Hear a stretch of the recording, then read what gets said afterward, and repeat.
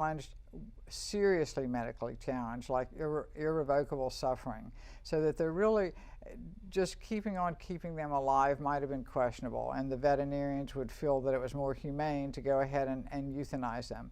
And then the others, when we have hearings about dangerous dogs, if a dog is declared dangerous, we're required to euthanize that animal. And all those numbers are included in our numbers. So we don't say, well, because it was a court order to euthanize, we take them out of our numbers. We don't do it that way. We just leave them in. And then there are other animals that come in that people turn them in because they've bitten a family member, or they've done something, or there's, they just feel like they can't handle them. We will offer those first to our rescue partners, because some of the rescue partners have trainers that work with them. They have experienced foster homes that will take a dog like that and work with it. It's not something we're really equipped to do in a shelter environment. Sure. So if we can't find someone who can take that dog and work with it, and if we think it's too dangerous to release to the public, we will humanely euthanize them. I imagine, especially in a shelter environment, might exacerbate a scenario because the animals are in a confined space, etc. But you just made me think of something. When you have an animal, cat, dog, horse, bunny, whatever, brought to the shelter for adoption, how do you learn the temperament of the animal so that you can very comfortably say to whomever comes in, don't put this in a house with other animals, this animal is fine around children? I mean, what's the process of vetting a shelter animal so that you are feeling comfortable with an adoption? Yeah, you're full of good questions. Oh, good. It is. Because, a lot of it has to do with the interview process if it's an owner surrender. Sure. So that we can get a lot of information. Some people might gild the lily a little bit and might not tell you everything you want to know, but our staff is pretty experienced in saying, well, what about if it's this way or that way, until they can get as much information as they can. And then some of it is by handling and just working with them while they're in the shelter, the staff and the volunteers. We're doing something in the shelters now that I think is really exciting. All of our staff and all of our volunteers are taking a fear-free shelter class. Now, that doesn't mean so that people won't be afraid. That's accepting the fact that when an animal comes into the shelter, they've never been there before. It sounds different, it looks different, it feels different. So the animals are likely going to be afraid in the beginning. So we try to do things just to calm them down and let them relax. And one of those is just, playing with them, giving them treats, welcoming them, giving them something to sleep on, so until they do settle down. And a lot of shelters don't really start examining dogs for temperament until they've been there for a while. And, been there 2 or 3 days, had a chance to relax, and then you can sort of see who that is. But, I'm very proud of our staff and our volunteers for taking this class, so they'll know how to welcome animals into the shelter, how to make them feel not fearful, and to feel like they're safe and they're okay. And we can't really tell them they're there temporarily, but if we get them out into a foster home or a home of their own quickly, then they're not set back by being sheltered for a long period of time. Okay, myth or fact? I was told at one point in time that when an animal is surrendered and then adopted again, that it has an even stronger attachment to its adopted family. Yeah, I could believe that, and it might depend on the particular dog, whether or not it's a dog's dog or a people dog. But I could see that, and I think I've heard that too, that they're just so grateful to be in a home and to be rescued, and that they make amazing pets. The other thing about getting one that's already been in a home, chances are pretty good. There's some house training, there's some manners that have been taught. And there might be a couple bad habits that you have to break too, but you start with a dog who already knows some things. And as much as I love puppies and as cute as they are, they can be a lot of work. I was going to say, the advantages of an older animal over, a darling little thing, because all small anybody's are cute. I mean, exactly. But they require an enormous amount of energy and effort. So definitely consider older animals when adopting. Because they're not.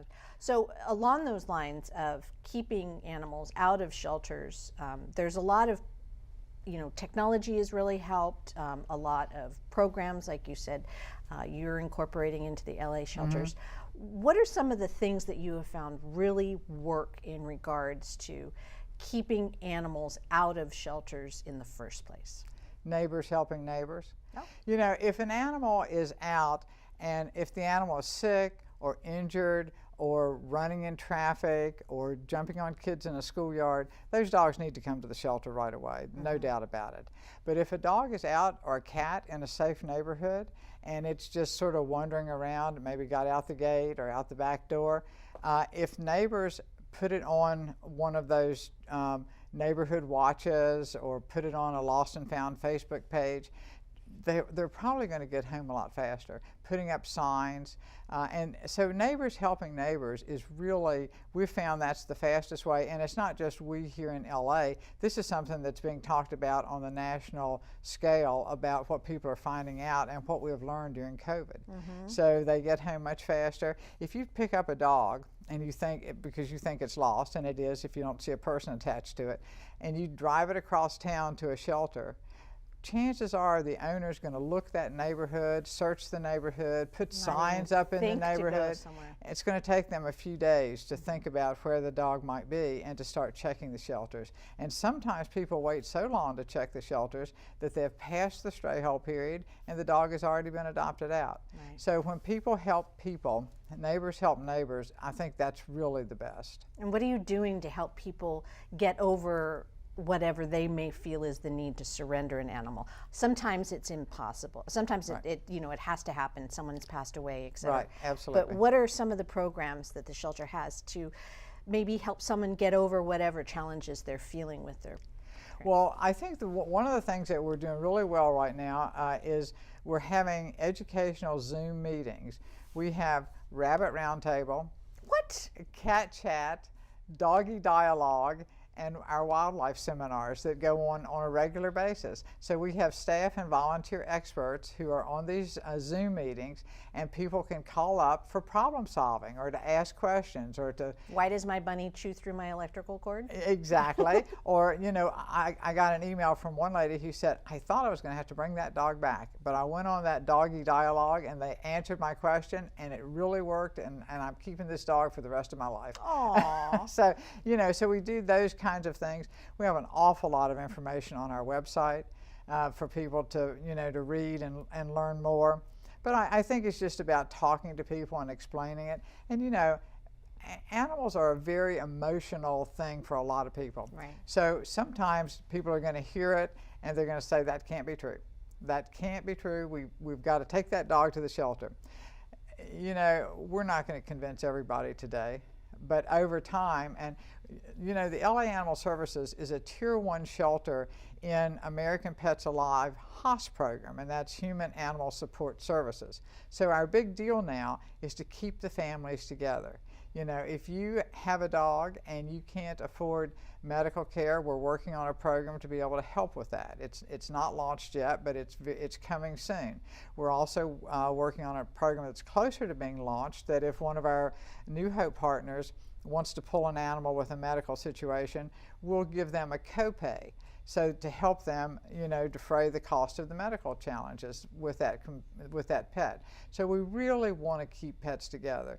I think the other exciting thing that's not quite here yet is a facial recognition program that Petco is developing, and apparently not only is it good facial recognition for dogs, but it works for cats too, which is really unique. So we're in line for being involved with that, so that to help people find their pets, or, you know, if somebody takes a picture and puts it up and says, you know, does anybody know who this animal is, through this facial recognition program, we may very well just get that one home. So you can map your animal's face. I mean, Yes, you'll yes. microchip them and then map their face. Right, exactly. So that's a lot, you know. I think sheltering is moving, and as it should, to be more of a help both ends of the leash.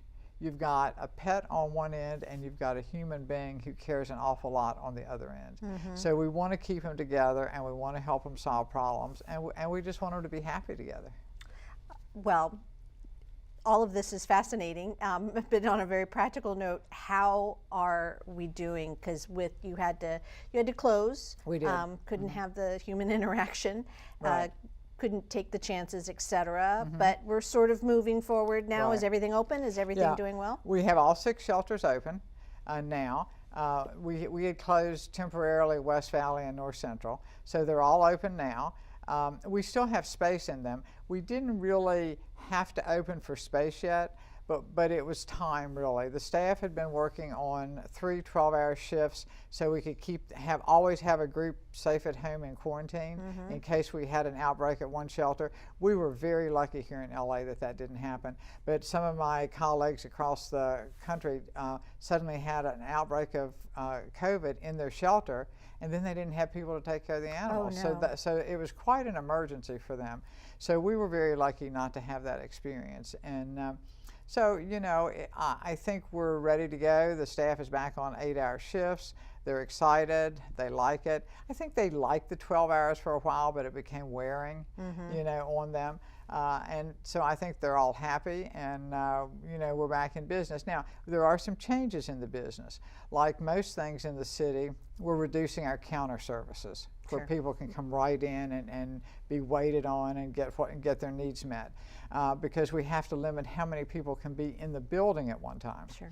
Similarly, our Director of Volunteer Services has had to design 6 different plans for volunteers because all the shelters are different sizes. So she can figure out the social distancing for how many volunteers can be in what part of the shelter with the number of staff that are also in there. So, you know, it's been quite sort of a little mathematical puzzle at some levels, but we're bringing the volunteers back. They're helping with enrichment programs and with taking pictures, and they help with the pet food pantry, which is another one of our services to help people. Is that going to and pets. continue? Yes, we actually doubled it. We were doing it twice a month. Now we're doing it weekly, and I think that needs to go on for a very long time. People need help, and we should help them. Does it extend beyond food, by the way? Is there kitty litter and leashes and that kind of things too? There is, and sometimes it varies. I mean, sometimes we get donations and people will say, how about, would you like all these toys to give out with the food? And of course we'll say yes, or leashes or beds or whatever. So we don't always, I wouldn't say our inventory is stable, but whatever we have, we will give to people to help them with their pets. And I think that's just so important. And so that's, and it's kind of fun. I mean, the volunteers who have been helping with that love it. And people are grateful for help. You know, it's wonderful.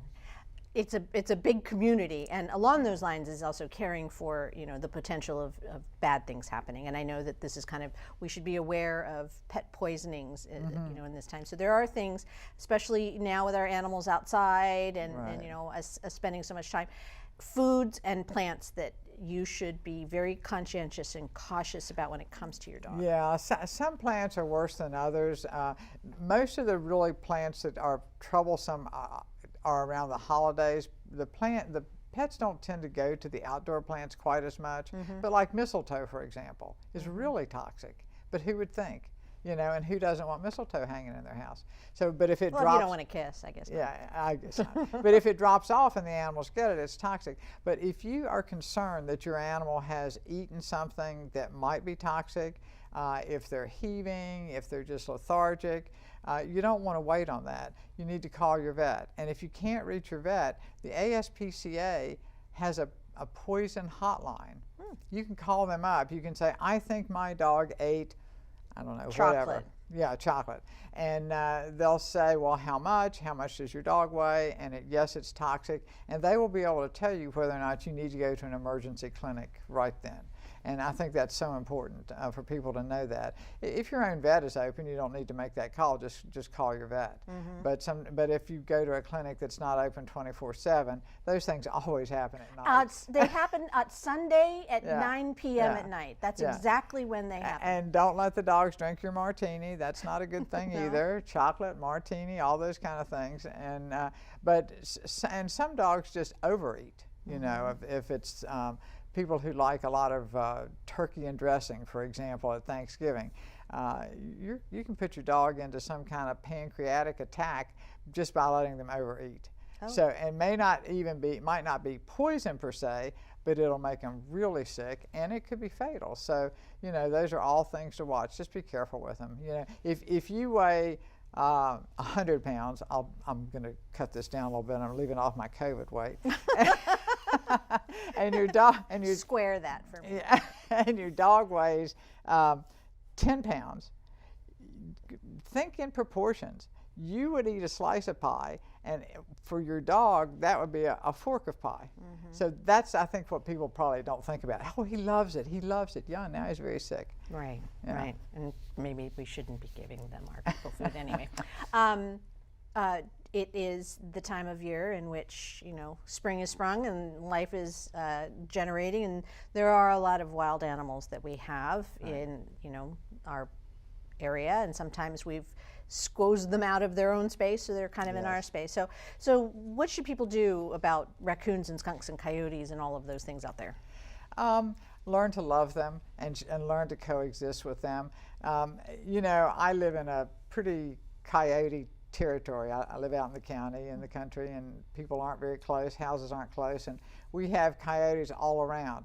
I have little dogs, and the cats are always indoors. The little dogs, I always go out with them, or I can send a big dog out with them. But you have to just be careful and know that they're there. And for the most part, they're kind of skittish animals. You can scare them away. We have lots of good material on the website about that. Raccoons are interesting. I think the big threat with raccoons and skunks really is sometimes they do get distemper, and they do carry distemper. So it's important to make sure you have your regular vaccines. Just talk to your veterinarian about what you should be vaccinating for every year and what the protocol should be. One of the things that I learned when I had a house in the city was that skunks really don't like the water hose.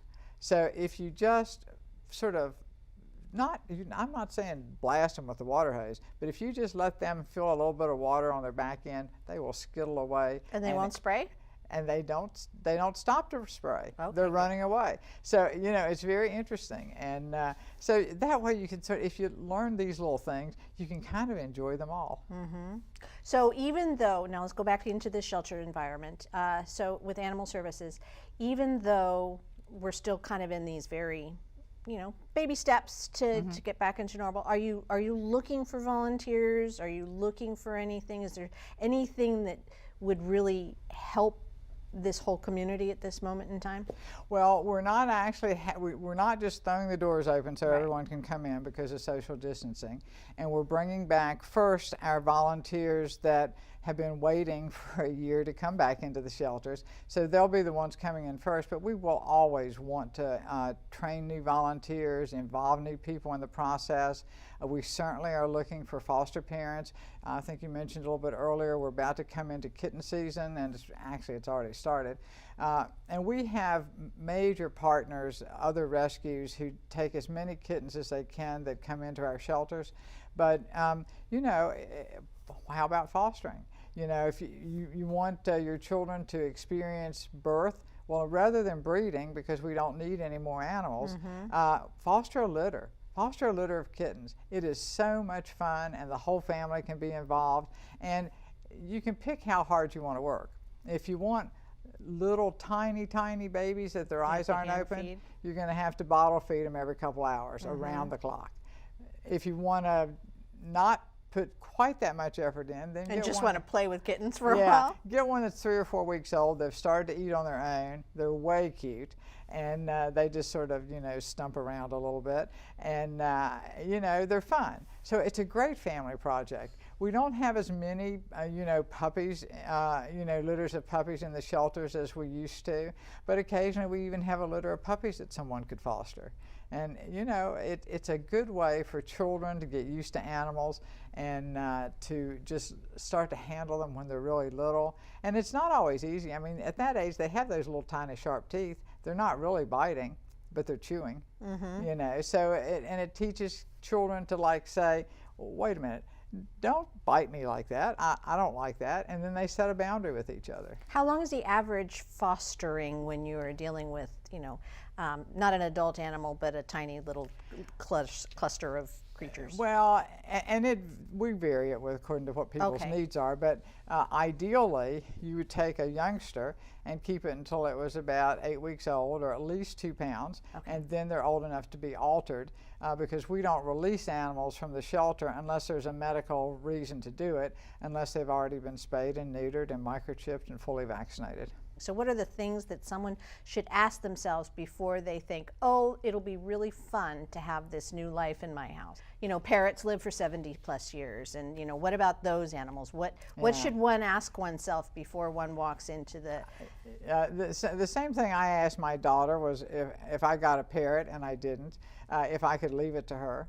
Oh. And, you know, because they do live a long time. So if I got a parrot now, chances would be very slim that I would outlive it. So I would have to have someone on standby who would be willing to adopt that parrot and take it. And the same thing is true. I mean, I even think that about my horse. I mean, you know, she's only 8 years old, and she might live to be 30 years. So I have to have a plan in place for what would happen to her when something happens to me. Sure. So I think that's true for all of them. One of the dogs that we adopted, she was actually a shelter dog, but she ended up with a rescue, and we adopted her from the rescue. They had my partner's daughter come and co-sign for us because we were so darn old. And I thought, you know, and Pam was like, what? And I'm like, it's okay. Do you want the dog? It's okay. Yeah, Things to but consider. I really respected the rescue for doing that. Yes.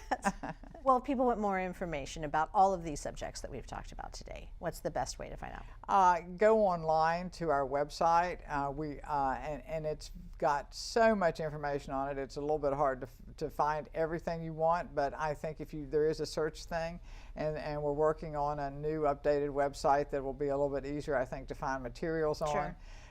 And that's one good way. I think, you know, this American Pets Alive and this HOS thing that we're part of, people can sit in on those Zoom meetings. I mean, if you want information about what's going on across the country and in Canada, information from 600 different shelters, go to some of those American Pets Alive webinars. They're great. The other place that has great webinars is UC Davis, wow, the Shelter Medicine Program. So there's a multitude of ways to get information, and we do have a resource manual on our Facebook, on our website, and that's been distributed to the council offices. All right. Be fun to be part of Cat Chat. All right. Thanks so much. Great to talk to you, Brenda. Thanks. Nice to see you again.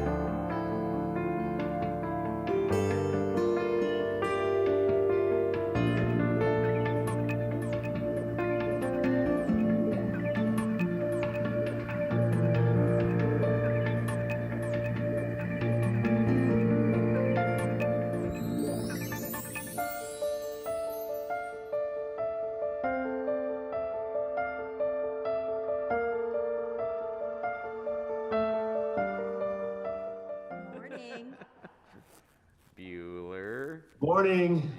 Good morning, members. Morning, everybody.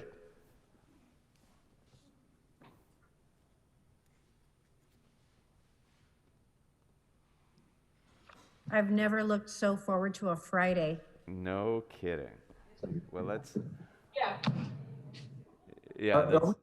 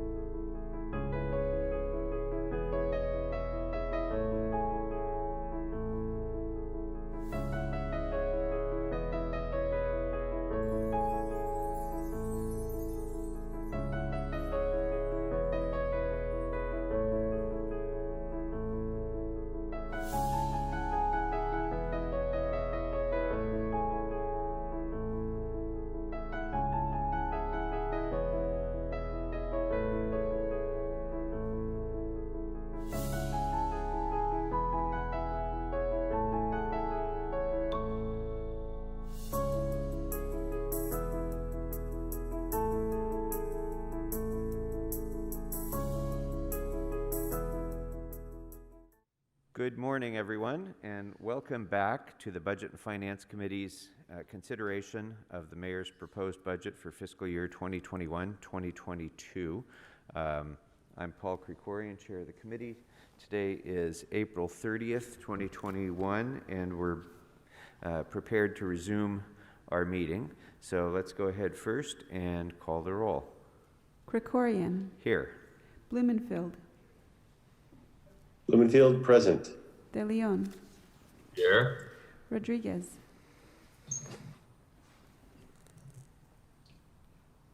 Here. Price. Here. 5 members present and a quorum, Mr. Chair. Thank you very much.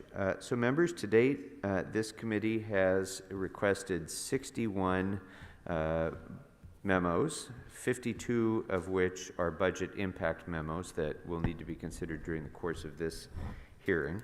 And you should have before you at this point, am I correct that members have before them the list of, Mr. Hale? That members have before them the list? Yeah, okay. So you should have before you the list of budget memos, and if you've had an opportunity to review those, just like to know if you have any suggestions, changes, clarifications that you wanted to make in any of the memos you've requested. Mr. Chair, I'm working on one right now. Okay.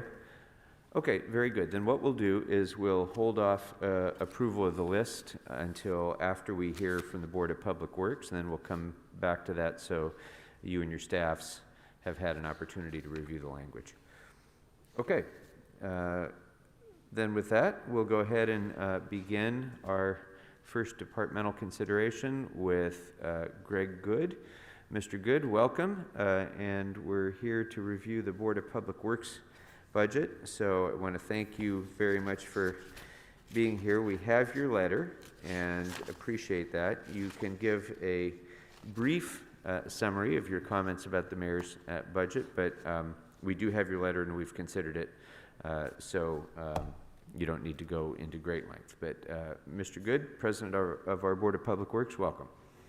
Thank you. Good morning, Chairman Krikorian. Good morning, Council Members Rodriguez, Blumenfield, De Leon, Price.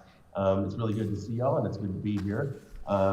It's an exciting opportunity to be on this side of the proverbial dais, and I'm looking forward to discussing the Mayor's proposed budget for the Board of Public Works.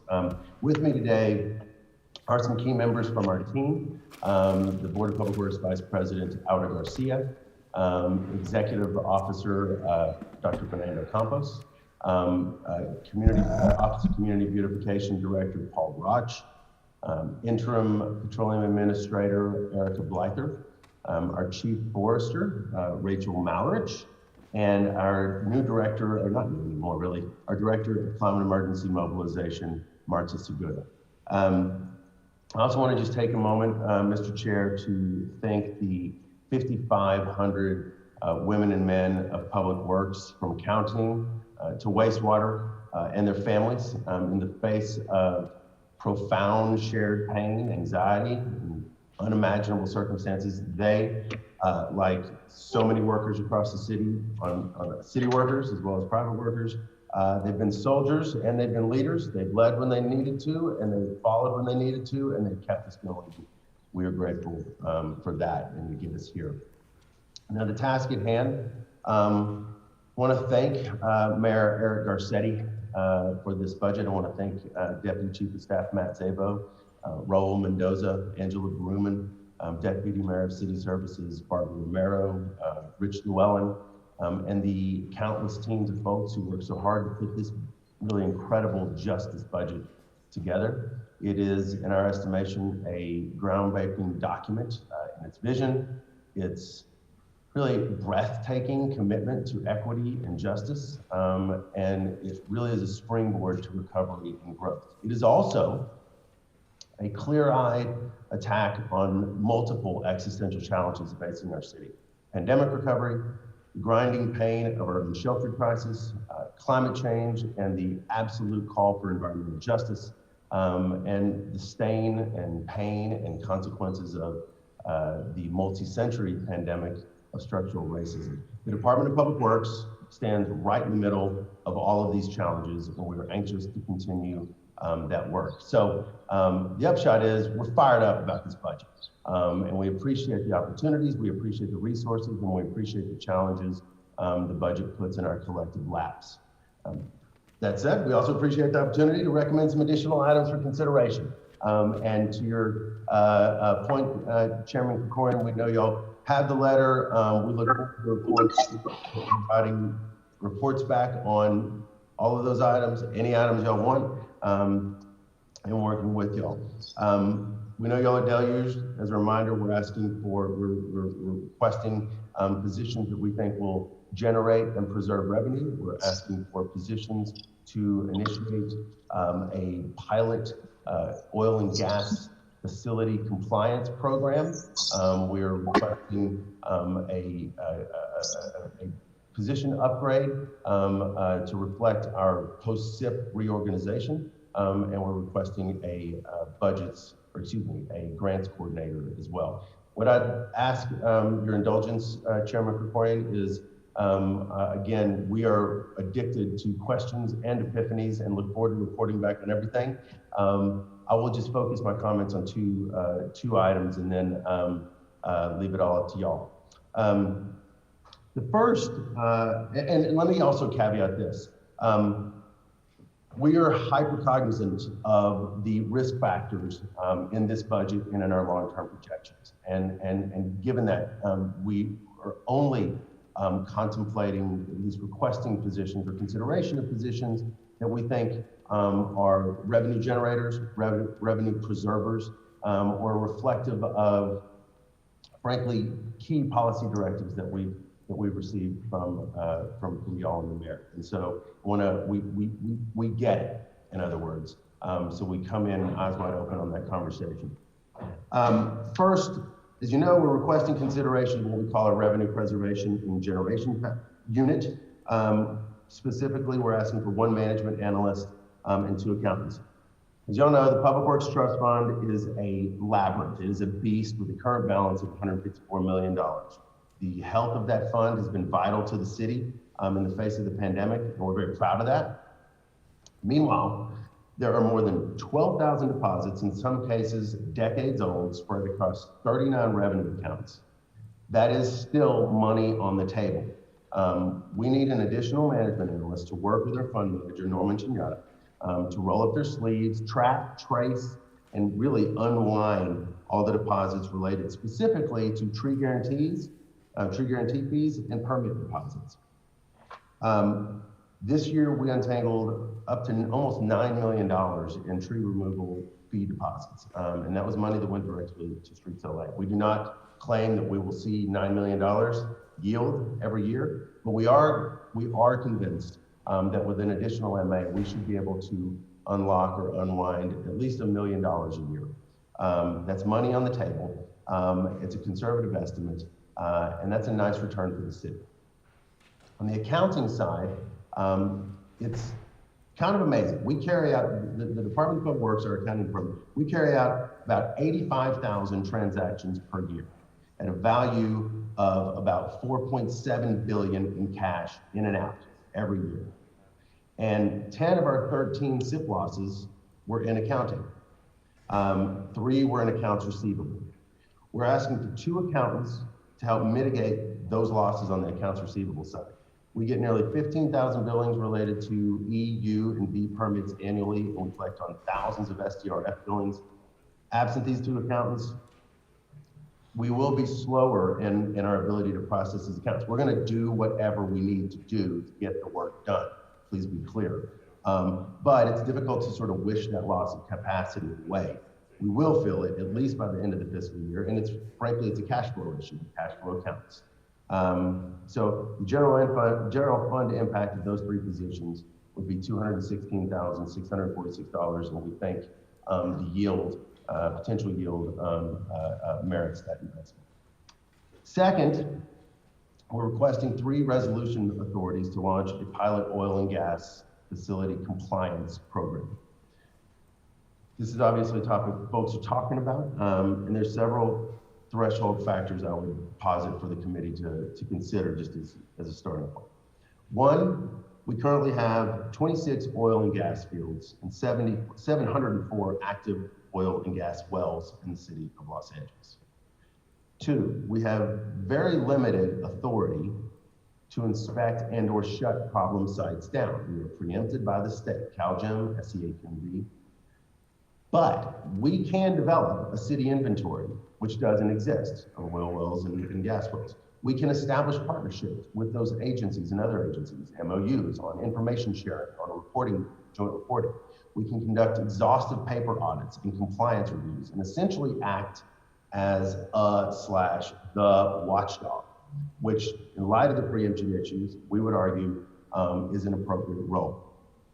3, council has instructed us to establish a program with a fee study to make it cost neutral. And toward that end, we've contracted with and engaged with a consultant. We're working with them and the city attorney so that eventually we have an ordinance and a fee study once it's approved by the CAO for the council and the mayor to consider. And 4, the Office of Petroleum and Natural Gas and Safety Administration has gone from 6 to 2 people over the course of the last couple of years. And the one person who was conducting sort of ad hoc compliance reviews was lost to SIP. So the proposal is that y'all front fund 3 resolution authorities, and I say front fund, 1 senior environmental engineer, 1 environmental specialist 3, 1 environmental specialist 2 for FY 21-22 to launch a pilot concurrent with finalizing a fee study, and then transition those positions into special funded positions once an ordinance and fee regime are adopted. General fund impact next year of those positions would be $348,495.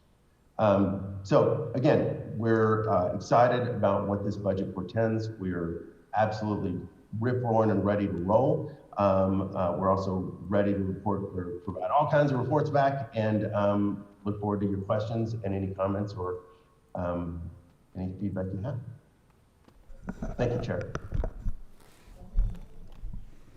Very good. Thank you very much, Mr. Good. Why don't we begin our questions today with Ms. Rodriguez. Thank you, Mr. Krikorian. Good to see everybody, and just had a couple of questions with respect to the new Clean LA program, how that's going to be stood up just within OCB, how some of the contractors, the existing contractors that do such an outstanding job for us, what's going to be the involvement and the method of contracting. Thank you for that question, Councilmember Rodriguez. It's good to see you. Yeah, we are excited about the program. And I'll eventually kick it over to Paul, but I will just say a couple things. One, the idea, and we are in motion right now, is that working closely with EWDD that has some initial training money that our existing, of our existing OCB contractors would work with EWDD and the workforce centers to recruit potentially young adults, but folks in communities who would then participate in a workforce training program for up to 300 to 400 hours, and then transition into full-time employment for the year. In that ideal world, they will actually do the work via those contractors, some of our existing contractors, in a radius of the communities that they exist, primarily based on clean stat data. In essence, going where the biggest need is. Paul, would you like to add anything to that? Just very quickly, yeah, we have 100 people that will be starting work in about 2 weeks, middle of May. They're going to start out working 400 hours with CRCD, which is one of our nonprofit CBOs, utilizing EWDD funds, and they would then be deployed out to the various agencies currently under contract with OCB. That would be sort of the first round. The second round would be another 100 that would begin in July, go through 400 hours of training, and then also be deployed out to the various contractors serving the city. So when you say that there's been 100 people already identified, that's explicitly through whatever EWDD has identified through their workforce centers in contract with CRCD to deploy? Not only with CRCD, but some of the other workforce centers as well. But yes, okay. The first 100 have been through EWDD lists that they have. Okay. Do you have are you tracking, or is EWDD tracking the demographic, the zip codes, what region of the city these individuals have been identified from?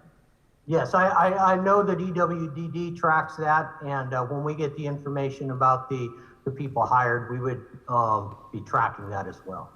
And Councilman, I'll just add, the budget also includes a senior management analyst to help facilitate this program, and we are absolutely going to put out exceedingly high premium on data, preemptive or pre and post, for sure. Yeah, I mean, again, just in contextually, this is exactly why we've advocated for the creation of a youth development department. There are a number of programs that are being stood up across this city without the evaluation metrics being consistently measuring the outcomes, assuring the equity in distribution of these employment opportunities, but even more importantly, so many different portals where individuals seeking these opportunities would have to pursue or discover them because we have no larger gateway in the city of Los Angeles, which we hope to rectify through the creation of that youth development department.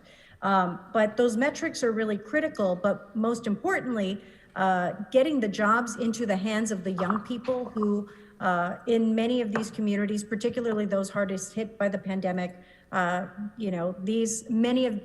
these are some of the jobs that were able to be sustained irrespective of the pandemic. And so they're a critical opportunity. However, they were also, again, for me, my biggest concern is just making sure that geographically that the opportunities are being made available, equitably across this city. And when I look at areas in my district, I think that information would be paramount, that even in this first tranche that's eligible in July, I'd like to see what those numbers are. So, so are you suggesting that this is data that we have to pursue from EWDD, even though this is funding and that's being provided through the Department of Public Works? No, we can provide. I mean, we will work with the EWD on that, but we will provide that data. And can. Okay. Will. Okay, and then the establishment of the pre-apprenticeship employment opportunities, and this again, I know is going to relate directly to potentially the OCB contracted work. Is that correct? Yes, ma'am. Yeah. And so what is the projected number of pre-apprenticeship opportunities that will be created as a result of this $1 million investment? Paul, you want to take that? Sure, council member. We're looking at probably about an additional 20 to 25 graffiti abatement personnel being brought on board this fiscal year, partially through the added graffiti funds in general, but then also through the pre-apprenticeship program, which is sort of part of the second part of the whole prevailing wage issue. So, you know, some of that has to depend on, you know, we're working out how many vehicles we may have to additionally obtain to support the additional personnel, but probably somewhere about 25 additional graffiti abatement personnel. Well, I mean, I guess I just want to understand, because, you know, we can establish these, I think to your point about the vehicles and all the additional support that needs to be aligned in order to effectuate the success of this outcome and this product.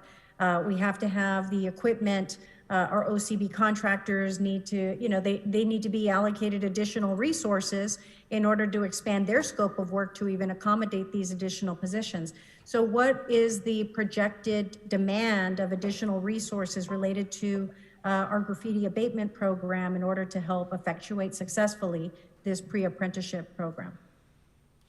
Right, council member. So yeah, obviously when you bring more graffiti abatement personnel on board, we're looking at additional supplies, paint, sandblasting equipment, vehicles and stuff like that. So we have been working with our contractors to obtain cost estimates as to how many additional personnel they can each bring on. And out of that, you know, how many of them would need a new vehicle or a new water blaster or something like that. So we are working with our contractors to obtain that information, and then we'll be sitting down and looking, okay, now we have this additional funds. How much has to go to sort of that infrastructure support, and how much can we utilize to hire new personnel? And that, sorry. Yeah, I mean, listen, they're all tied together inherently, and so I'd like to have a budget memo back on that so that we can reflect on the cost beyond this, because we will have to potentially grow the expenditures associated with the graffiti abatement program in order to accommodate. We don't want an apprenticeship program to nowhere. And so if, you know, you can online these potential job opportunities, but if we're not expanding the budget and service provided to the OCB contractors, then you're basically not providing the job opportunity that follows the apprenticeship.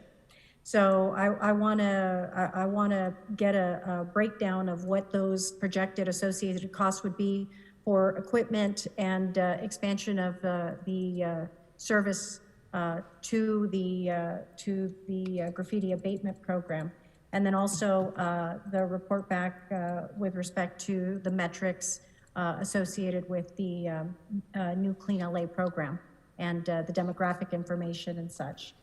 And I think that's it for me, Mr. Chair. Excellent. Thank you all very much. Thank you very much, Ms. Rodriguez. Let's go next to Mr. Blumenfield. Great, thank you. Nice to see you all here today, Public Works team. I get to work with you regularly, and Mr. Good, you're doing not just a good, but a very good job, so thank you. So I'm pleased about the city moving forward to make the oil and gas drilling a non-conforming use, to conduct the amortization study, to phase them out in Los Angeles. But in the interim, there's the need for stronger oversight over their operations. And as with many things, this isn't primarily a city function, it belongs to other regulatory agencies. So if you could tell me a little bit about the role the city can play in this oversight aspect of things, and exactly what the staffing is needed for this, and why is this needed pre-amortization study? Why wouldn't it just be part of the amortization study?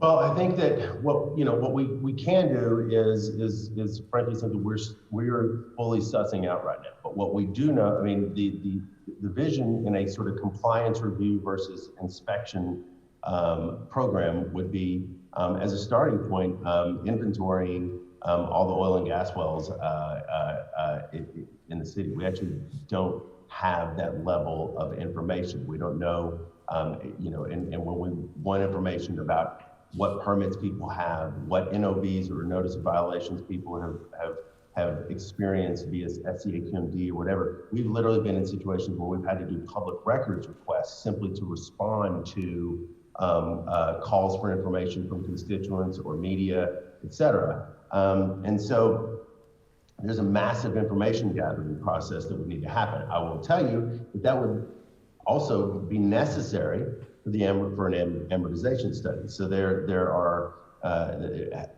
arguably healthy concurrent sort of things happening with that. The other thing that we're talking about and working with the city attorney on, and also hand this over to Erica or whatever she'd like to add, is we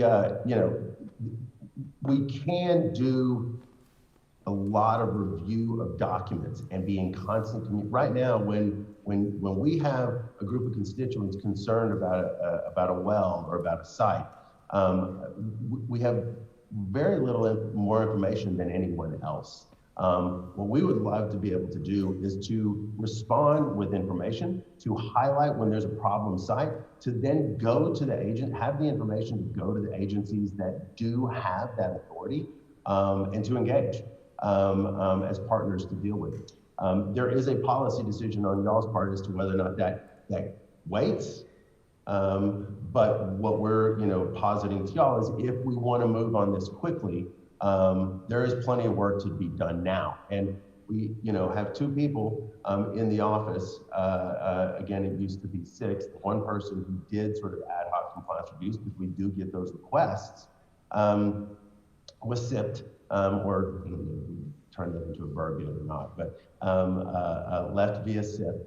And we're fairly empty-handed in that because those two people are all, it's a zero-sum game. Those two folks are buried with other things ranging from 41 pipeline franchise contracts to dealing with the different agencies that we work with, working on the policy stuff that y'all are working on. So Erica Blythe, our interim patrol administrator, is here as well. Erica, would you want to add anything to that?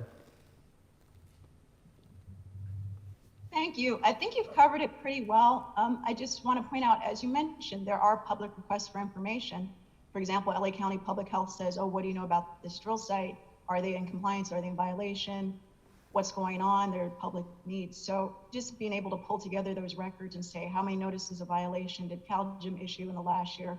Has AQMD done inspections? Have there been odor complaints from the neighbors? That's the sort of information we want to collect so we have a better picture of the drill sites overall.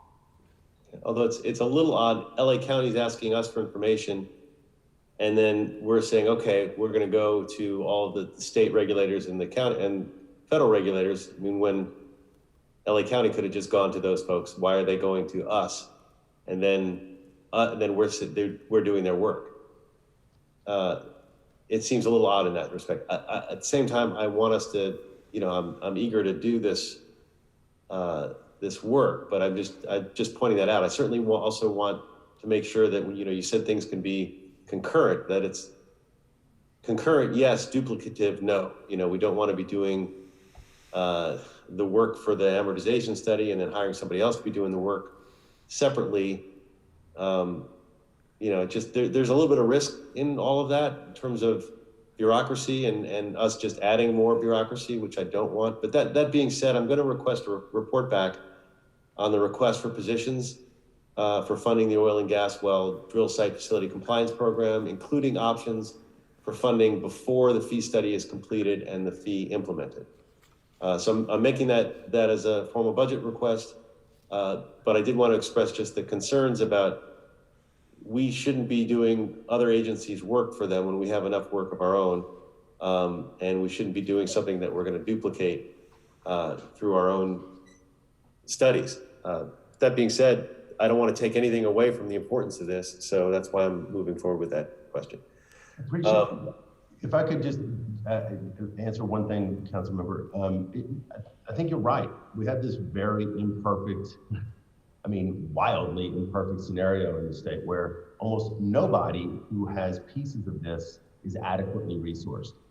And so, nobody, certainly not CalGEM, nobody. And so part of the auspices under which we're making this request is that, we happen to be, the home to over 700 wells and 26 drill sites. It is arguably in our interest, at the very least, to be a clearinghouse for information, to actually have that, even if it, in a perfect world wouldn't be, it is in our interest to have that information, and right now we do.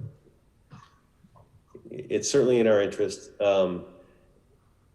And I want to move forward on it. As I said, we do a lot of things in the city, and our mission continues to get bigger and bigger because it's in our interest to do a lot of things, including, things that we do like defend people against deportation, which is really important to do, but arguably,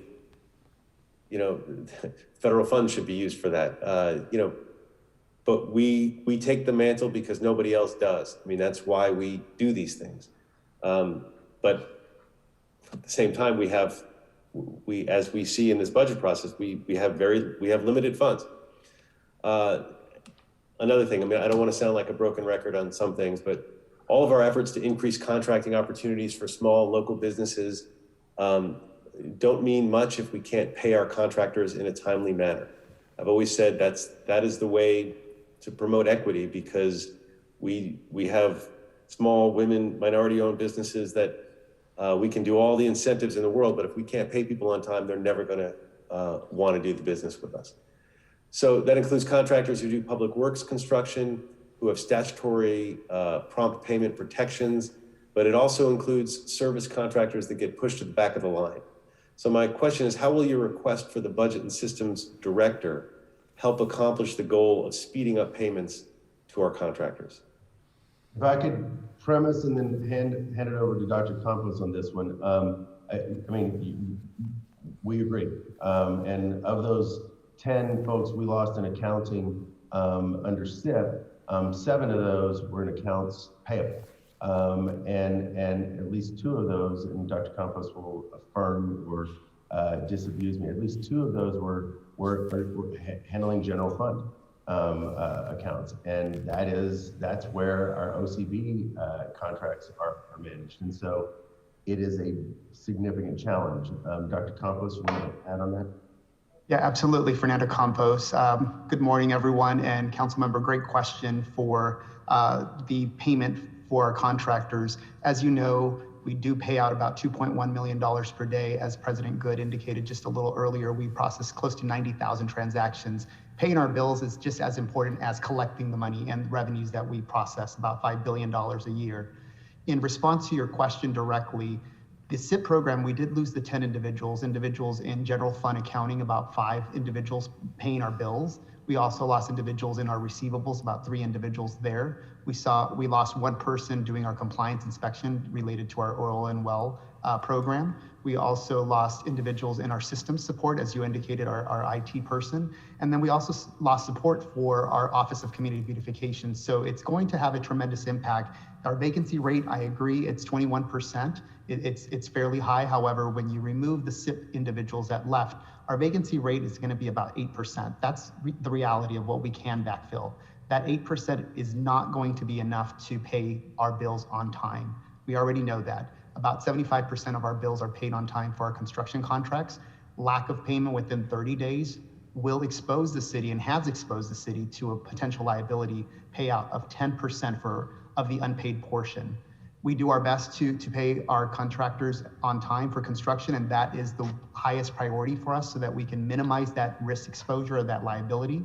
However, 60% of all the payments that we process are for personal services contract. These are local businesses, small businesses, minority-owned businesses, women-owned businesses, and they do go in line. However, when we have a construction contract, those individuals get pushed up. Otherwise, we will be penalized for not making the payment on time. So to your question, having those individuals in place, we'd lost 5 individuals for general accounting, and that is the area that is the biggest hit. 7 individuals out of the 10 are accounts payable. So we are in desperate need of individuals to process these contracts. We will do our best to continue making our payments on time. However, those that are small businesses, those that are local businesses, those are the individuals and firms that feel the actual, the delay, if you will, in payments. They're getting paid 45 days, 60 days, sometimes even 75 days. And as much as I don't like to say that, that is the reality. When we lose our individuals that are processing our contracts and processing our bills,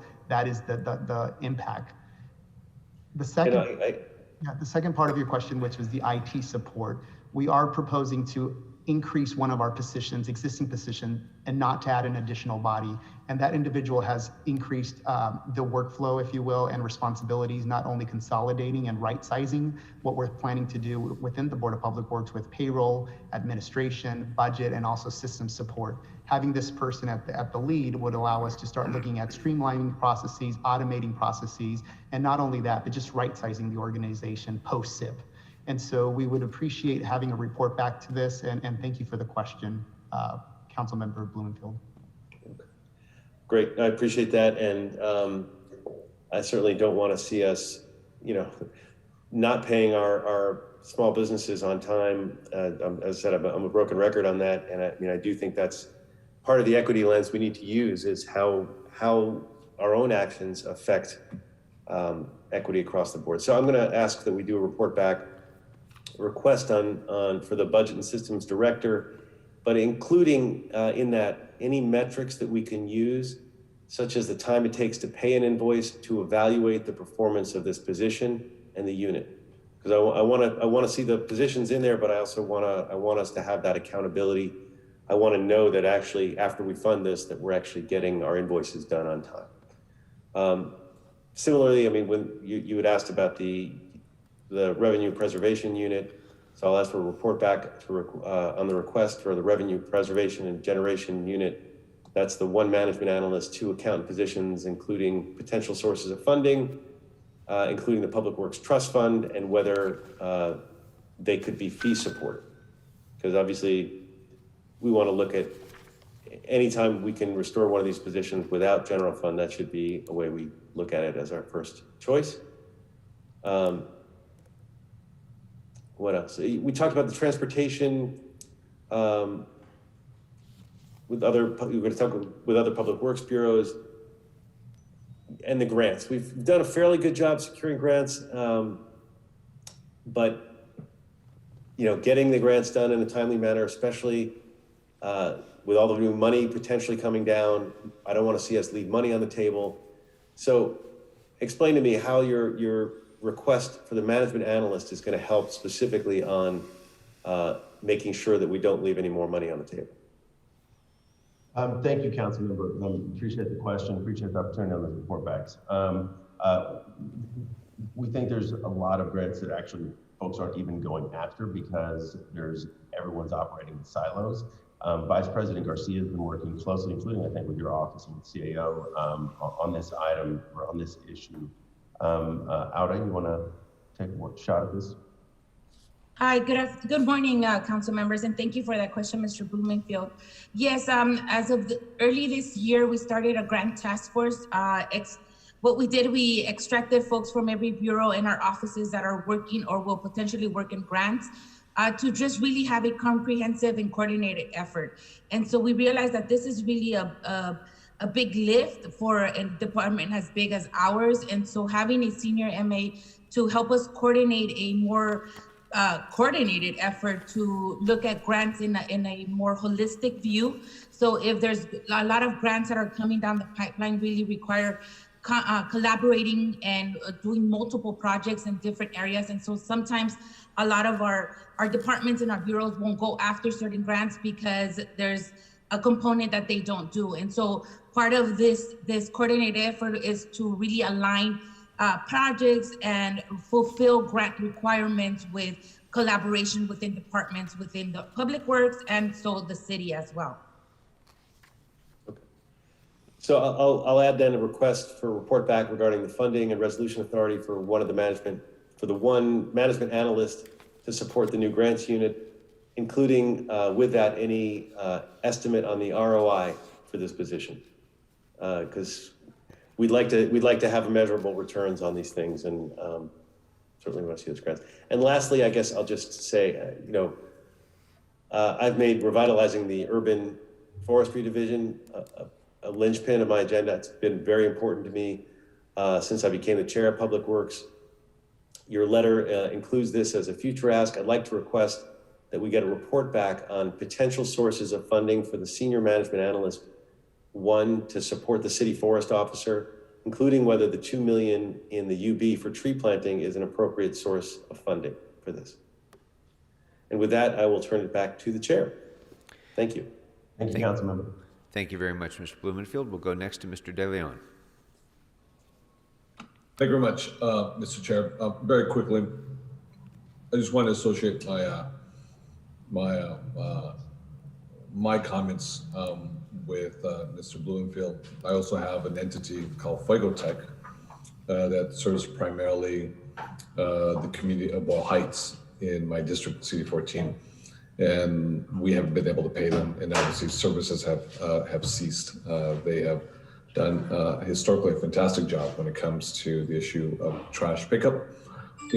We're a community like Ball Heights, and as of right now, those operations have ceased because of the dire circumstances given the budget. So I'd like to just, I know that Mr. Bloomfield did a report back, and just want to add my 2 cents to the report back as well. Very quickly, to respect our time, Greg, good to see you again, and all the good folks at Public Works. Just a really quick report back from the board on the staffing needs for oil and gas well and drill site facility compliance program, and how it can be funded this year and how it can move forward. So if we can get a report back from the board again on the staffing needs for oil and gas drill site, the oil wells, and the drill site facility compliance program. You got it. Thank you, Councilmember. We'll cut right to it. And then lastly, I just want to say one last thing is I do have a constituent who's very high maintenance, by the way, who lives in Eagle Rock by the name of Paul Rax. He's always calling on all the time. I don't know, Greg, if you can control him, but if you can, that'd be fantastic. I was going to say, is he high maintenance to you too? Because I don't know. Nate takes good care of me. Nate takes care of all my needs. Good to see you, Paul. I'll work on him, Councilmember. Okay. Thank you very much, Mr. Chair. Thanks a lot, guys. Bye-bye. Thank you. Mr. Price. Thank you, Mr. Chair. Greg and team, again, thanks for all you do. It's all about quality of life all over, especially in areas that have been neglected sometimes. So we appreciate your unique role. I know my colleague, Monica Rodriguez, is asking you for a report back on the graffiti abatement and apprentice job training programs. I support that totally. But just wondered, when are you going to be able to determine how many teams we can expect on the ground and what they're going to be doing? What's the timing for making that decision? Are you talking specifically, sir, about the apprenticeship program? Yes, yeah, the strike teams. Yeah, strike teams. Okay. So which is actually distinct even from the apprentice program. So I'll hand it over to Paul and add on if necessary. Yeah, Council Member, thank you. We're currently working with all of our contractors to get those determinations. So we would have that information. We're anticipating probably in the next 2 to 3 weeks or something like that, so that we'll be ready to start rolling right on July 1st with getting the additional positions. Yeah, time is of the essence, and we just want to make sure these services are being delivered in our neighborhoods as soon as possible. Absolutely. Our goal, Councilmember, is very much to be, pardon the phrase, full tilt boogie on July 1 with all of it, to be ready to roll as soon as, presuming that when the budget is formed. Well, we know this program, both programs really provide some opportunities for transitional workers. What role do target local hire? How can we incorporate that into a bedrock for recruiting on these programs? Well, on one level, I would say that it's actually all targeted local hire, because these contractors recruit from the communities they're based in. As you certainly know, Mark Wilson and CRDC do a masterful job with that. We think all of the contractors do. So in some ways, it's actually a writ large targeted local hire program. The other thing, though, that we're going to be looking at is, so with the apprenticeship, the pre-apprenticeship program, we're going to look forward to working with the trades on helping to help counsel those fresh pre-apprentices coming off of the year into apprenticeship programs, potentially with the trades, with the painters, and then we want to look at working with the contractors on and EWDD and personnel on how we can leverage the experience of these folks in these at least 1 year gigs, how to leverage that into an opportunity to at least be have the opportunity to engage in targeted local hire. It's just a population I think we want to target when we're talking about employment opportunities and bringing folks in. It's an opportunity to do that. Clean LA program, of course, is again something that's very important in our area. Dumping's been an issue. You've been on some tours with us around the district. You've seen it kind of firsthand. Talk more about the hiring and outreach on this program and how we can be even more effective.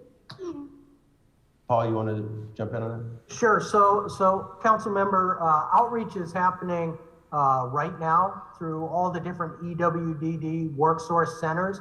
CRCD had an existing list of about 50 people on the list that were ready for those jobs right away. So we're halfway through our first goal of 100 employees beginning by middle of May. But we have been reaching out through the work source centers. We're going to get to 100 by the middle of May. So in the next 2 weeks, those people will be starting. They'll be working under CRCD for the initial 400 hours of work, and then being deployed out to the various contractors. And then we would start with another 100 employees. And we are also looking primarily through the work source centers as sort of that facilitator to bring us folks in. But some of our contractors are aware. I mean, obviously people in the communities know they're out there and doing the jobs, and come to them on a regular basis and say, hey, do you guys have a job? And so we're hoping that some of those folks, might be able to be kind of funneled into the program as well. Well, as I say, I look forward to seeing the report back that's been requested already, looking at the program and metrics so that we make sure the program is really being deployed in a way that's providing the most support for the community. I was interested to see the budget staffing position for climate change. It looks like we want to do some community engagement related to climate change. Can you kind of expand on that a little bit? Yes, sir. I'll hand this over to Marta in a second. I would just tell you that the sort of overview is the goal, as directed by council and by the mayor, is to really institutionalize the voice of frontline communities and how we address climate, and more specifically the impacts on the disproportionate impacts on vulnerable frontline communities and communities of colors and communities of color and indigenous communities. And so it really is a jumping out of the box endeavor in terms of really getting that voice. And Marta Segura, our director, is with us. Marta, you want to build a little bit? Sure. Thank you, Chair Krikorian and all the council members, and Mr. Councilmember Price for the question. I think the best way to understand the added value of the Climate Emergency Mobilization Office is to think about how these EJ and economic justice organizations from these various frontline communities have been pushing for, equity metrics, have been pushing for transparency, have been trying to get a seat at the table So they're well represented on the forthcoming commission once it's announced by council and the mayor, because it's going to be represented by these frontline communities, by these vulnerable communities, by indigenous communities, by labor, and also going to have experts from the city of Los Angeles who will be able to address, right, the questions that these commissioners will have on how the city will not just align with LA's Green New Deal, but put an extra equity focus on LA's Green New Deal and address certain priorities that this commission will develop from these community assemblies.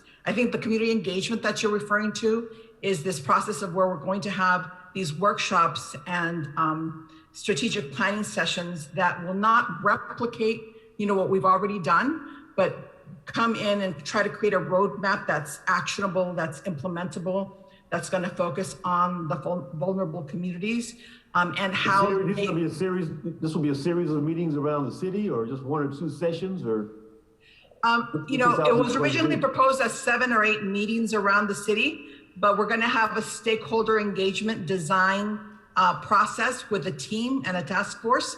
And then in that design team, we're going to actually drill down on how we, reach everyone in the city, right? Every community of the city, so that we're not missing vulnerable communities in the Valley. We're not missing vulnerable communities in South LA.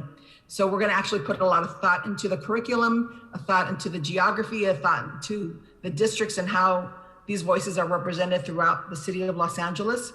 But they won't only be workshops, there'll be an input process, and a final report will go to the Climate Emergency Mobilization Commission, and they will create this roadmap to strategically address those issues. Say it's green workforce development. How do we make green workforce development more equitable?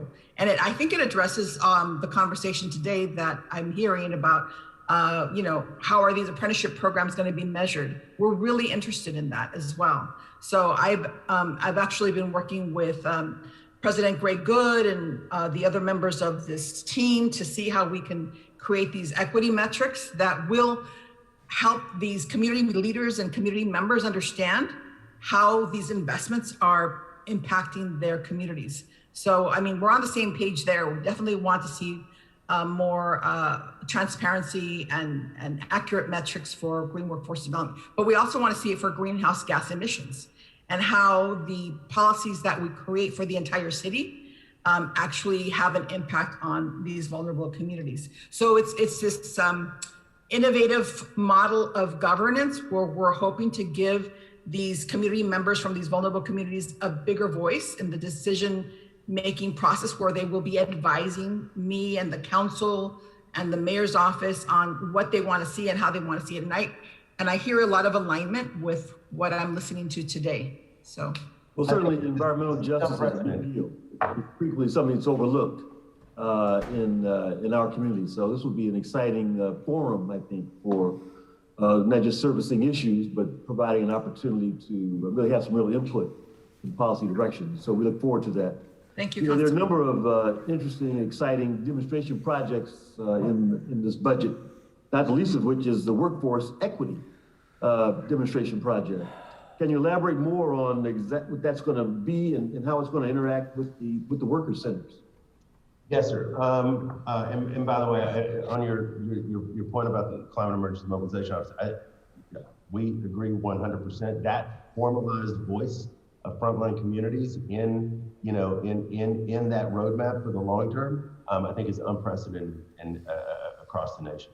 You don't see that happen, and we're excited about it. Right. With the Workforce Equity Demonstration Project, essentially the idea is that the city has done really great work in building the Targeted Local Hire Program, the Bridge to Jobs Program. The mayor's leadership has been tremendous. Council has been tremendous in that process. Personnel has done a great job. The city unions have been great partners. What we would like to do is to build on that. Simply put, we all,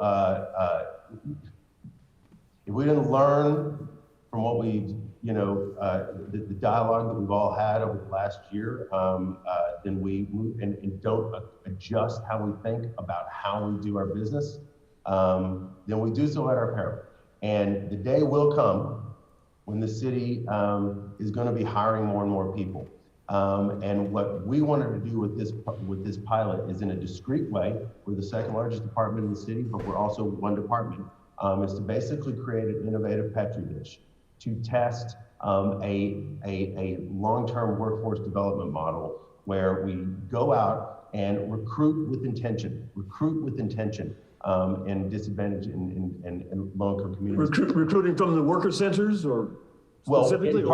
In partnerships, one of our partners right now is the Black Worker Center, along with the LA County Federation of Labor and the City Coalition of Unions. So working with them to not just sort of recruit randomly, but to actually, with the Black Worker Center, with the Fed, go out and recruit with real intention, and then to create a pathway, an apprentice type program where folks are not only learning specifically the curriculum of the jobs that they're looking at, but also almost like a city 101, so that they are actually learning what it means to be a city employee, what civil service is, what a CAO and a CLA are, so it's not such a sort of intimidating landscape folks are jumping into, and that once they matriculate through that process, they would not necessarily be required to do a civil service exam and be guaranteed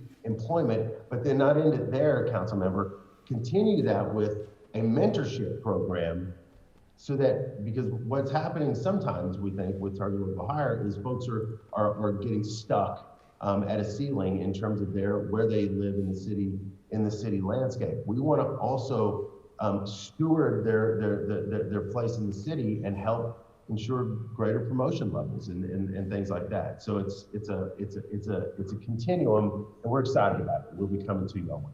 Yeah, it sounds like it's going to be a real exciting opportunity and a petri dish, as you say, for what's possible. So we like that. Lastly, local composting sites.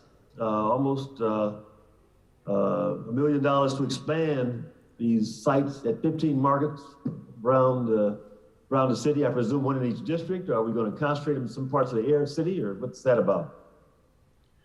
Well, at this point, I don't think we've actually, to be honest with you, Councilmember, figured out the geography on it. We'll work with sanitation, but what I would say is that the city and every city in the state of California, as you know, are looking at some very, very significant obligations under SB 1826 and SB 1383.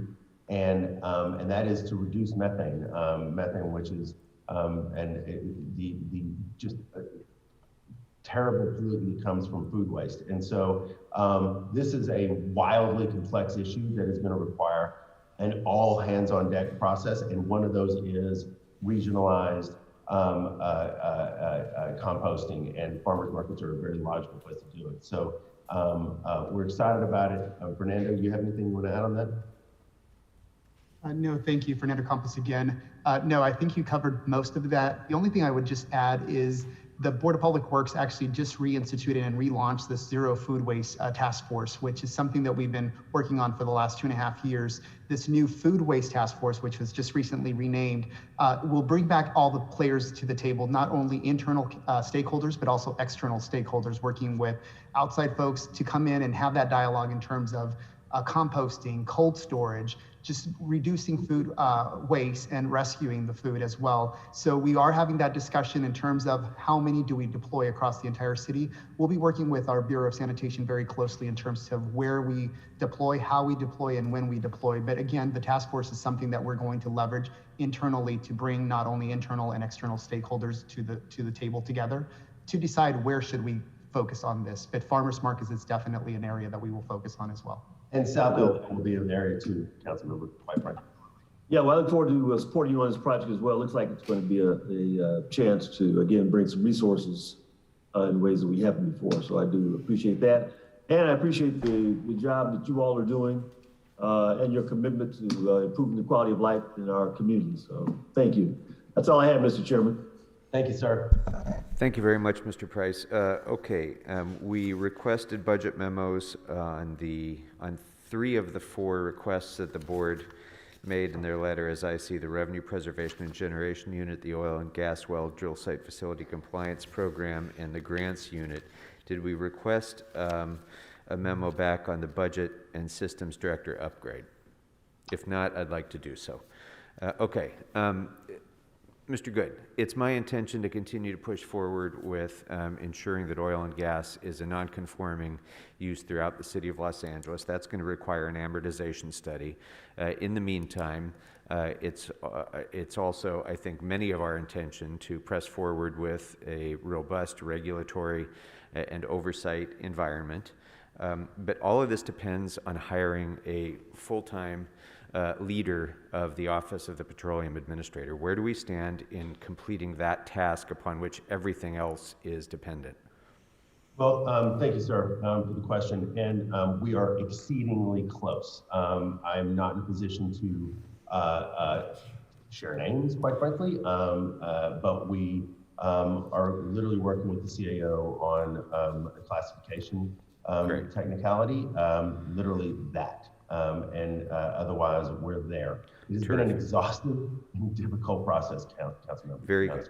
So that being the case, what is your view on where the funding for the amortization study should be housed? Someone has to administer that. I assume it to be the Petroleum Administrator. Is that consistent with your view as well? Yes, sir. I mean, I think an argument could be made that planning should be a part of that, or they may make an argument that it should be there. I think certainly when the city sets out to create an Office of Petroleum and Natural Gas Administration, an amortization study around the cost of the wells and the long-term value of them, logically would lie there. Okay. So I'd like to include in our reports back an analysis of the likely cost of a comprehensive oil and gas amortization study,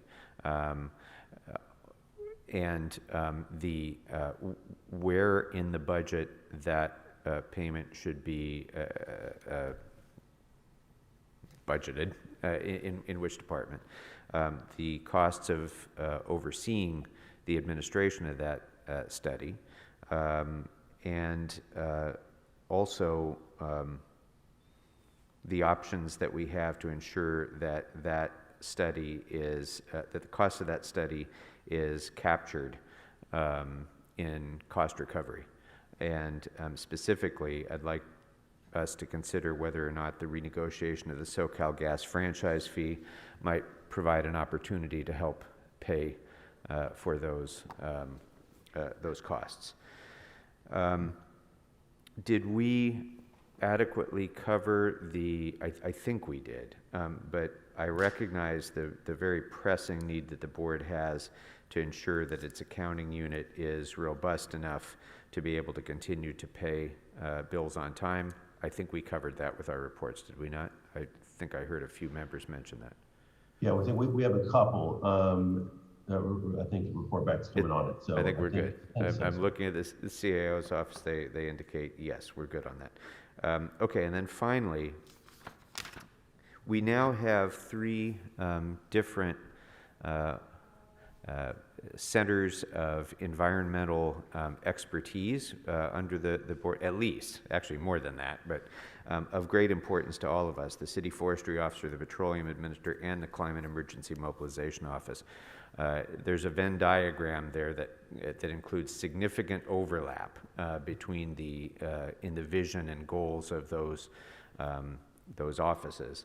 So I'd like to get from the board a report back that includes an organizational chart with mission statements for each, and how they're supported with resources, how they're supported with support staff, whether there are resources that can overlap, whether or not there are cost efficiencies that can be realized among the 3 offices that share such a common mission. And so that we can see everything in one place. So as we go through the budget memos and go through consideration of this memo, we can consider them all, instead of as siloed operations, as a holistic expenditure. Okay, and that's all I have. So I want to thank you all. Oh wait, let me just double check. Yes, that's all I have. Thank you all very much. I very much appreciate the tremendous work that you do that makes such a big difference in each of our districts, as well as, I mean, this is the, you know, think globally, act locally. The Board of Public Works is the manifestation of that. We're acting in a way that impacts all of our districts through you and impacts the quality of life, but also has a global impact. So thank you all very, very much for your service. All right, that brings us next to the Bureau of Contract Administration. Thank you, Mr. Chair. Thank you, council members. We really appreciate the opportunity. Always a pleasure, President Good. Thank you very much. Good luck today. All right. It's always a pleasure to welcome Mr. Reamer back to our committee. And thank you for your very succinct letter. We appreciate that there is not a lot in your letter that we need to discuss. Thank you. But we do, I think, all share the desire to thank you for your extraordinary leadership, because in everything that you've done for this city, you've given us great reason to have complete confidence in your work, and we want to thank you very much for that. So this may be the shortest of all the letters we've seen so far. Thank you, and hopefully that will inspire us. So we'd like to start first with Mr. Blumenfield. Oh, you know what? I'm sorry. I'm so sorry, Mr. Reamer. I should give you the opportunity, if you would like, to provide additional comments or anything else that you'd like to add outside of the scope of your letter. Well, good morning, Chairman Krikorian and committee members. And no need to apologize. You have had a long week, and I'm grateful for the opportunity to be here with you this morning. On behalf of the men and women of the Bureau of Contract Administration, I want to thank Mayor Eric Garcetti and his office for their leadership throughout this process, and certainly the partnership that we continue to enjoy with the CAO and his staff.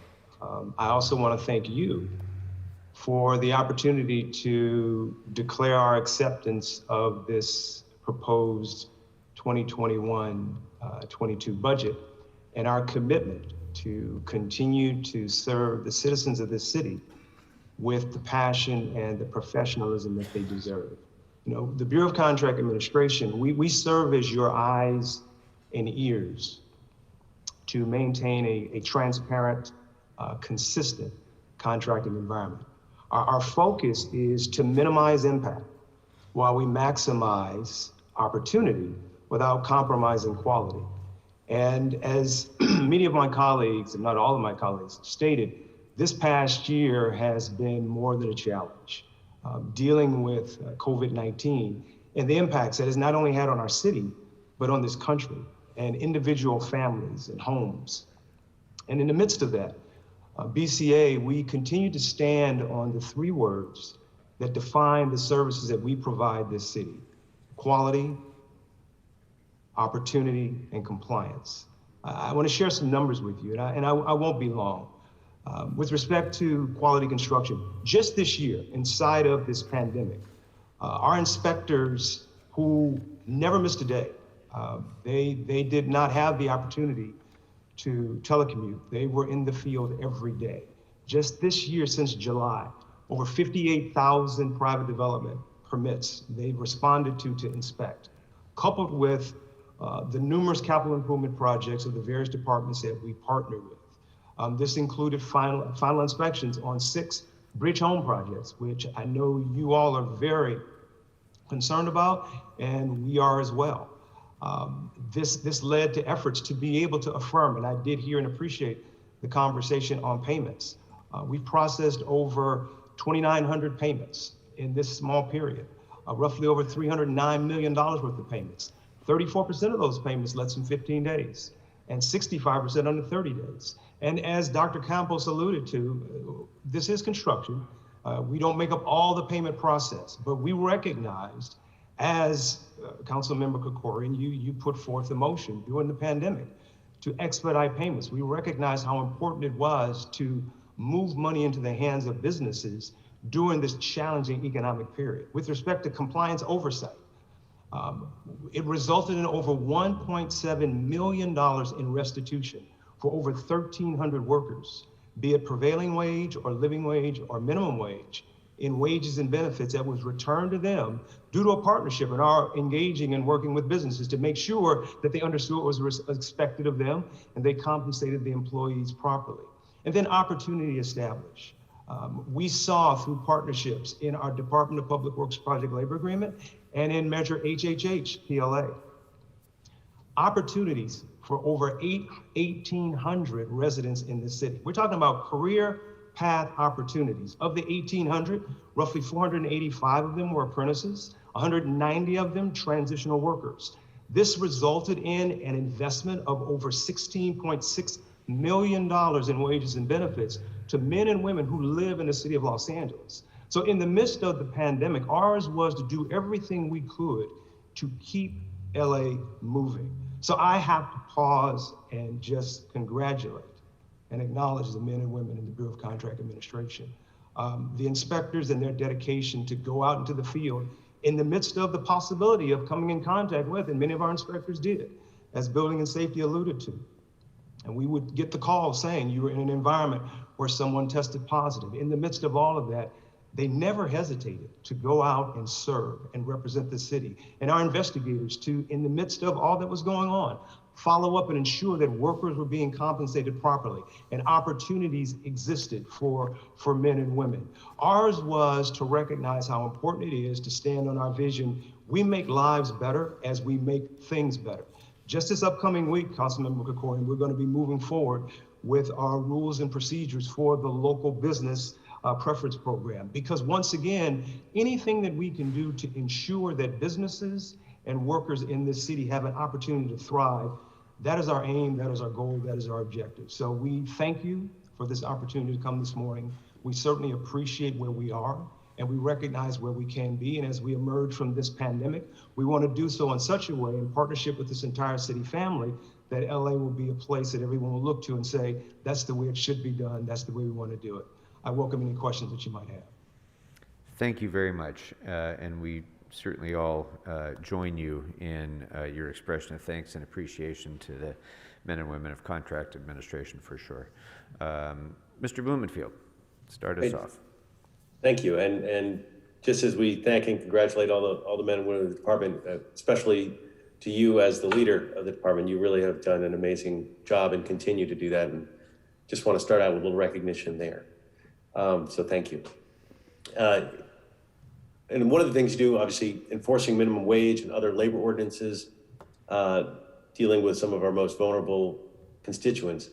Wanted to make sure, do you feel like you're adequately staffed and funded for this function, including outreach? I'm concerned about the 40% cut to our contractual services, and I want to know, get the assurance that we're good, and how can we be more proactive about enforcement, such as targeting problematic industries, and what would you need if we wanted to go that extra step?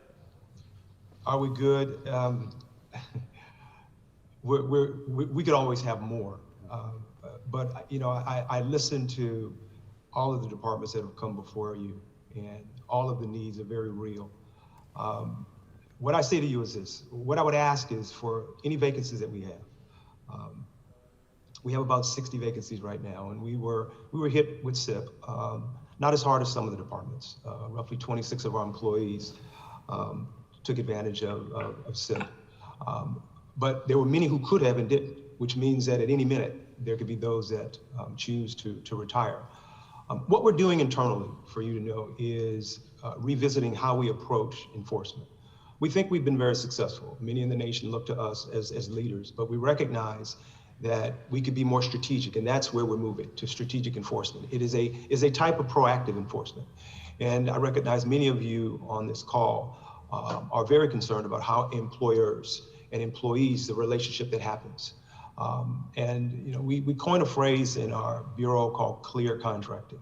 The notion of clear is to remain consistent in the environment where we work with a level playing field. And that playing field remaining level happens when people are being paid properly. So if I could preserve the opportunity to keep my positions filled, what I'd like to do is come back to you and in one of the FSRs to let you know how we are doing. I think we're good right now. I do hear you, and I appreciate your affirming that you'd like to see a type of proactive enforcement. We want to do that. We do this with a sensitivity and understanding that it is not to go after good businesses, but it is to educate those businesses that may not understand what we want to see, what is expected in the city of Los Angeles. We have an idea, both on the minimum wage side and the prevailing wage side, those sectors and those areas that we need to target. And so that's our pledge to you, and I'm willing to report back to the committee as often as you would like to see how we're doing in that effort. Another topic, we have the new Civil Human Rights and Equity Department, and they also have some investigative responsibilities. And while the types of laws that contracting versus human rights enforce is different, how do we ensure that the division of responsibility is clear and that we're taking advantages of opportunities for synergy? Because there could also be some overlap or duplication. It could be, but I would more align it to a parallel path where we are walking hand in hand, and there will be areas that the new department, and I won't say new any longer, they're in place, will need to do that won't necessarily affect wage and the theft with respect to be it time or paid sick leave. Yet there's evidence that suggests that this person was not given a fair shake. They were not treated properly. We are partnering with, and will continue to do so, all of our departments that have investigative responsibilities so as to strengthen our efforts. Many hands make light work. Right now, I don't see an overlap. Areas that we think they could better handle, we certainly will pass the baton to them. We do this in our federal and state partners with respect to the Department of Labor on the federal side and the Division of Labor Standards Enforcement with the state when it comes to wage enforcement. So I see a healthy opportunity here for us to be all encompassing to ensure that both the healthy businesses are protected in that level playing field, and those employees are definitely protected in that environment. Great. And last, I'll just maybe jump on my soapbox for a second, which is, I've got a couple of motions that advance equity and the fair treatment in the workplace, including the Equal Pay LA motion and the freelancers motion. The Equal Pay LA motion is the one that seeks to flip the script on gender-based and other bias wage claims. It requires large employers to affirmatively disclose information that would reveal any gender disparity in pay and explore what other enforcement tools might be needed, including resources from the Office of Wage Standards. And the freelance isn't free motion looks at whether we can add basic prompt payment requirements for those who hire freelancers and who aren't already covered by a written contract or collective bargaining agreement. Mm-hmm. Both of these are important to advancing economic equity for people who have historically been disadvantaged and taken advantage of in the workplace. And while there's not a budget ask at this time, I just wanted to highlight that as we come out of the pandemic, and I look forward to working with you and the department on these issues as we move forward. So thank you. Yeah, Councilmember, I applaud your concern and your passion to ensure that workers are treated fairly, and we certainly look forward to and welcome the opportunity to work with you on that. Thanks. Back to the chair. Thank you. Thank you. Mr. De Leon.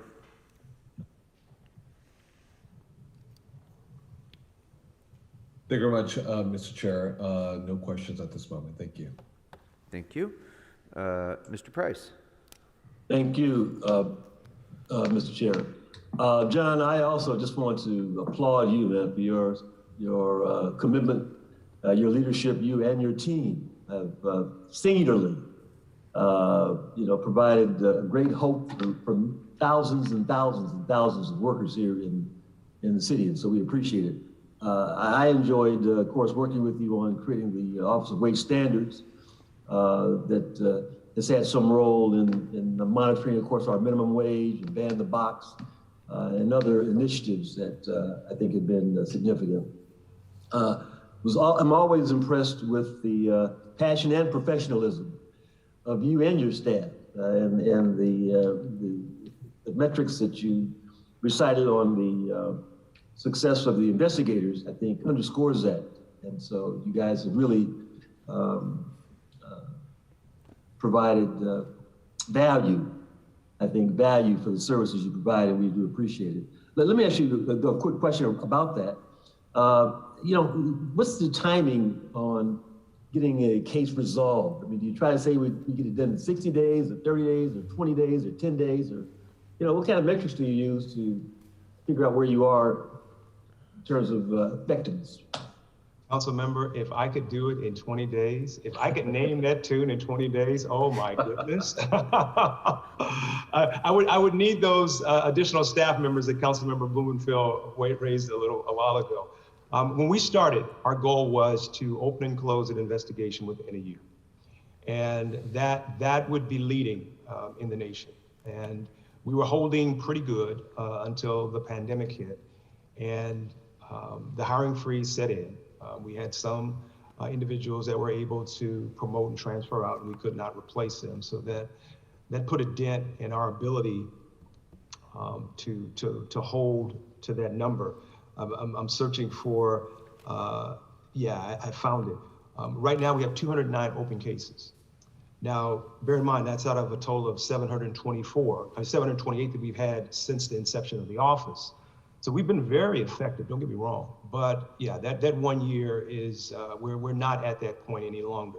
We're not two, but it's not where it used to be. Now, what we're hoping will happen is that our being able to fill our vacancies. One of the things that we've been asking for is to create a new classification, an investigator classification, along with an investigator training. We really believe that part of the challenge that we've had, which is a high turnover, we pull from the managed analyst class. And in doing so, no disrespect to the class, but many individuals in that class, they're looking to work in the CEO's office or with CLA or somewhere else. They're not necessarily wanting to do wage investigation or wage enforcement.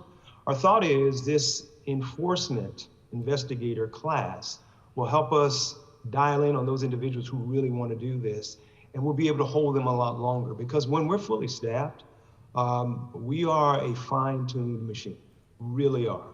The men and women do a phenomenal job in representing, I will say, not just the employees, but the employers in the city, making sure that that relationship stays healthy, because it needs to be healthy. We want our businesses to be strong, and we want our workers to be strong. So the two need each other, and making sure that there's a good understanding. We've been very, very successful. We've had enjoyed 100% with respect to our being able to secure restitution of wages, as the numbers speak to. So it's a little more than a year, but we're working on that, and hopefully we can fill our vacancies when managed hiring is gone.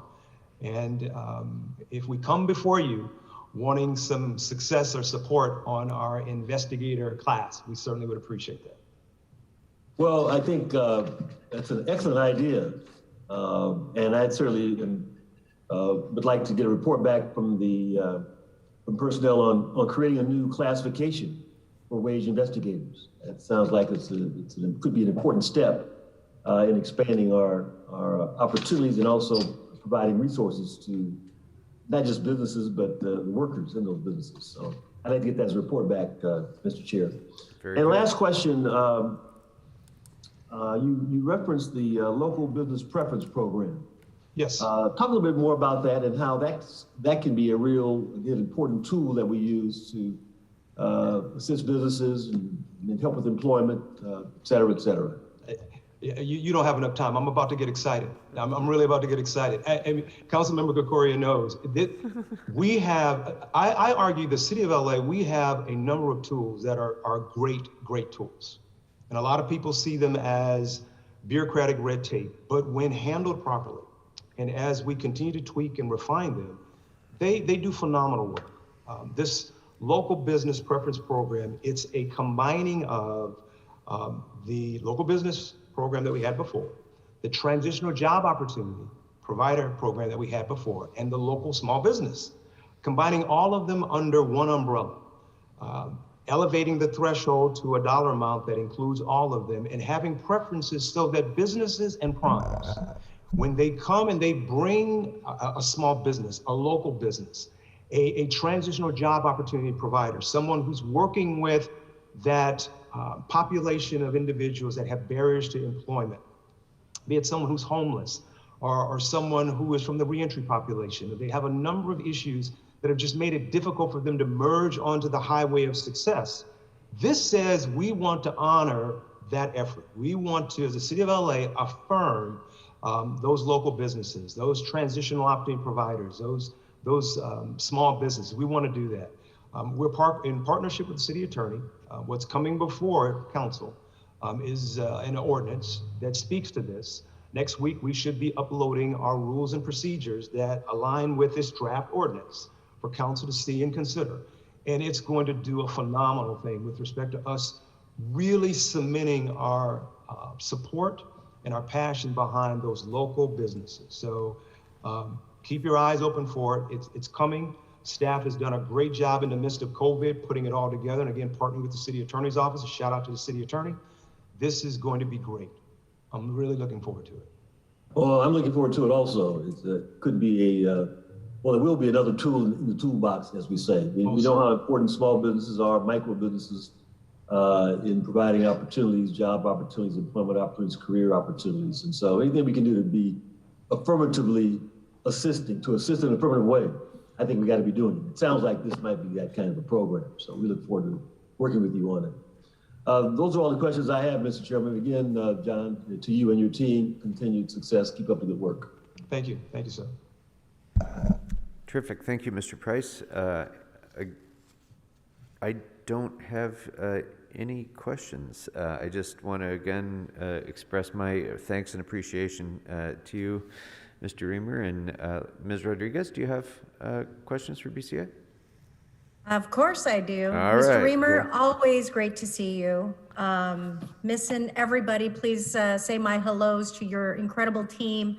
And I want to thank Mr. Blumenfield for his line of questions and Mr. Price for his request for a report. You know, what's critical, and I recognize the incredible humility in terms of recognizing the requests and needs of the rest of the city family, but you are a critical component to assuring the success and in the manner in which you and your team support so many efforts in the city. There's a variety of fronts, and you know, I don't want to take up any additional time talking about the opportunities for the investigators and the work that you all do with respect to wage theft and having that accountability in that role, but it's a critical role.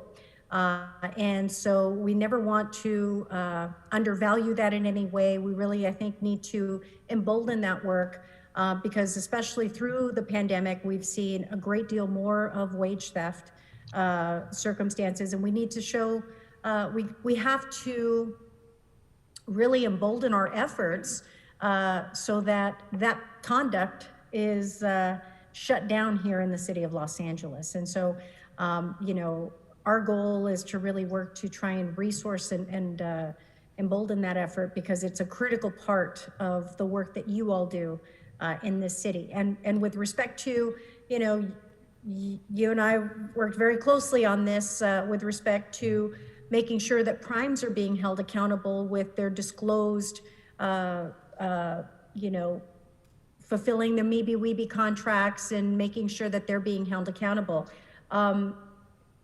I know the pandemic has made it very challenging, but what is the status of the Small Business Academy and its potential to grow and continue to advance opportunities for many more women and minority-owned businesses to understand what the process looks like to compete for contracts in the city of Los Angeles? Thank you, Council Member. And I can't help but take a minute to thank you for all of your support, both as your time as a commissioner and since you've been a council member. You have been passionately in support, not just of the small businesses, the minority and women-owned businesses, but also those individuals that have barriers to employment and ensuring, as you spoke earlier, with respect to apprenticeship opportunities. The Small Business Academy, yes, the pandemic, it put a wrench in our ability to come together as we were. So we've been shifting into a virtual world. We are still reaching out. We're still accessing LA academies, and we're working with our partners. And I just want to highlight and acknowledge DWP and LAWA and POLA and the Public Works family. It is a phenomenal partnership. We're going to be putting videos together to continue to educate our business community. And we want to come back when we can and resume having our classes because we recognize how important it is. We've had some great success stories in providing an opportunity for these smaller businesses to get a glimpse into not just the city of Los Angeles, but government contracting and how to be effective and successful. And so many of our graduates have not only been able to secure contracts with the city of LA, but the county, Metro, and other local agencies. So thank you again for your support, and we will keep you informed as to how we're doing. Please, because we need to continue to sustain that work. That is, sadly, the repeal of 209 was not successful. As a result, we need to continue to just make sure that we're providing that insight to help folks navigate a process so that they're not discouraged, so that we can continue to sustain the growth that we've seen with minority and women-owned businesses getting a piece of the contracting opportunities here in the city of Los Angeles.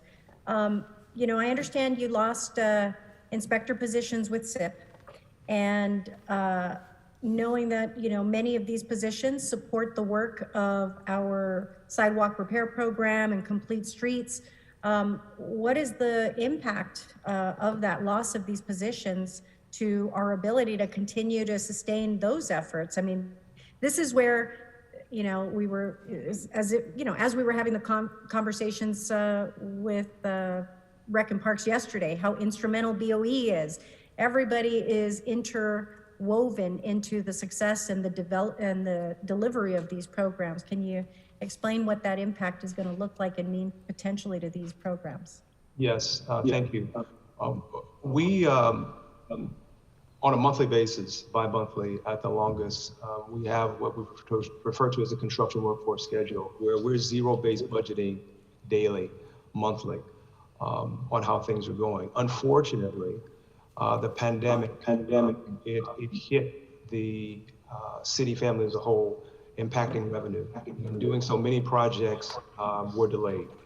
Because of that, going into this fiscal year, we are going to be okay. We're shifting resources to place our inspectors in those places of priority, to place our inspectors in those areas where we can maximize revenue recovery for the city. It's done a number of things. It's helped continue to bolster private development by being able to respond to the need there. So we're okay on those programs. And as the year continues, as things pick up, if necessary, and this is what we've shared with the mayor's office and the CAO, we will come back and explore the need to increase the number of staff. So I thank you for raising that issue. I agree, we are an integral part of the city's capital improvement program. Very proud of what we do to ensure that the work is done right and well, and then contractors are taken care of with respect to pay promptly.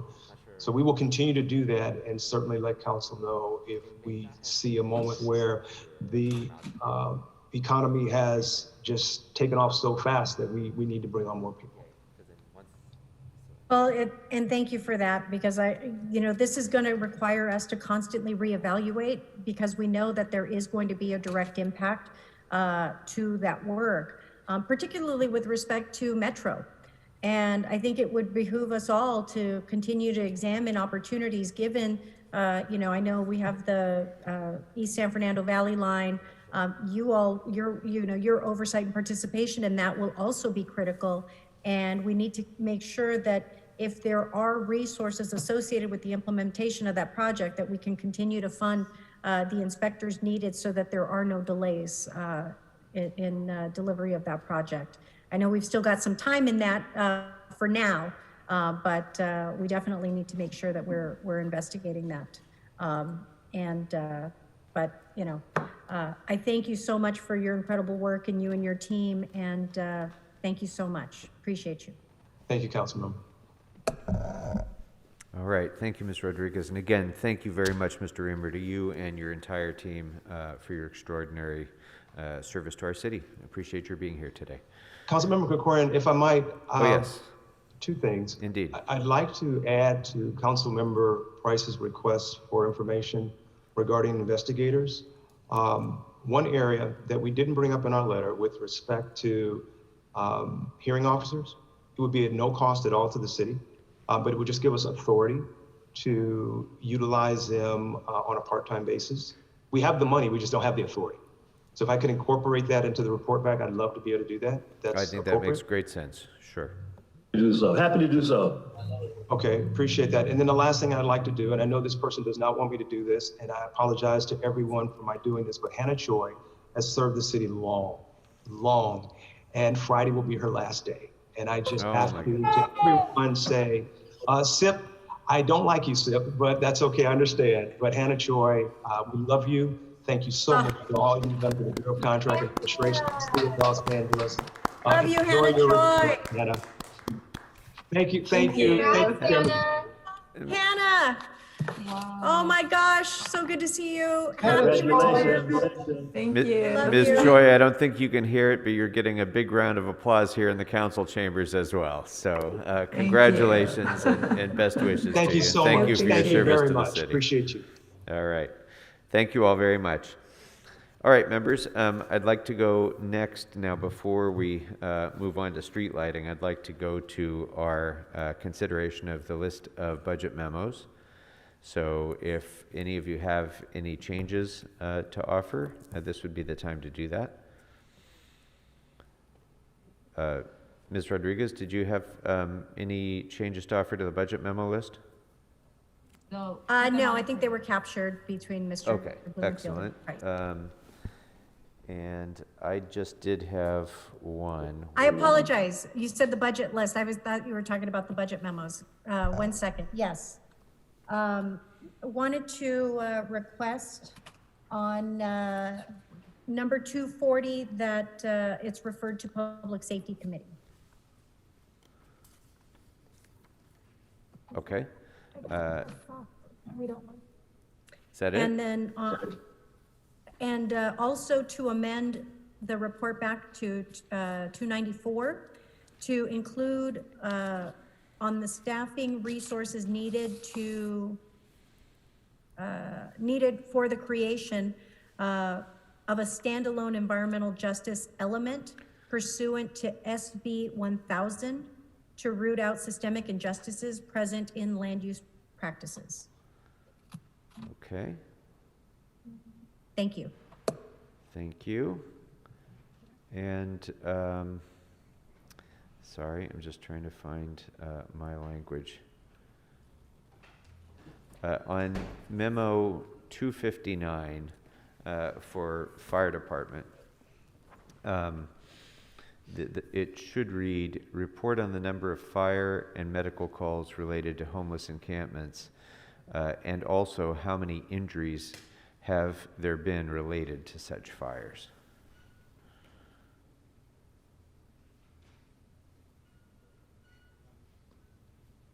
And, okay. Members, anything else? Any other changes to your proposed memos? Mr. De Leon. Yeah, thank you very much, Mr. Chair. Budget impact number 291.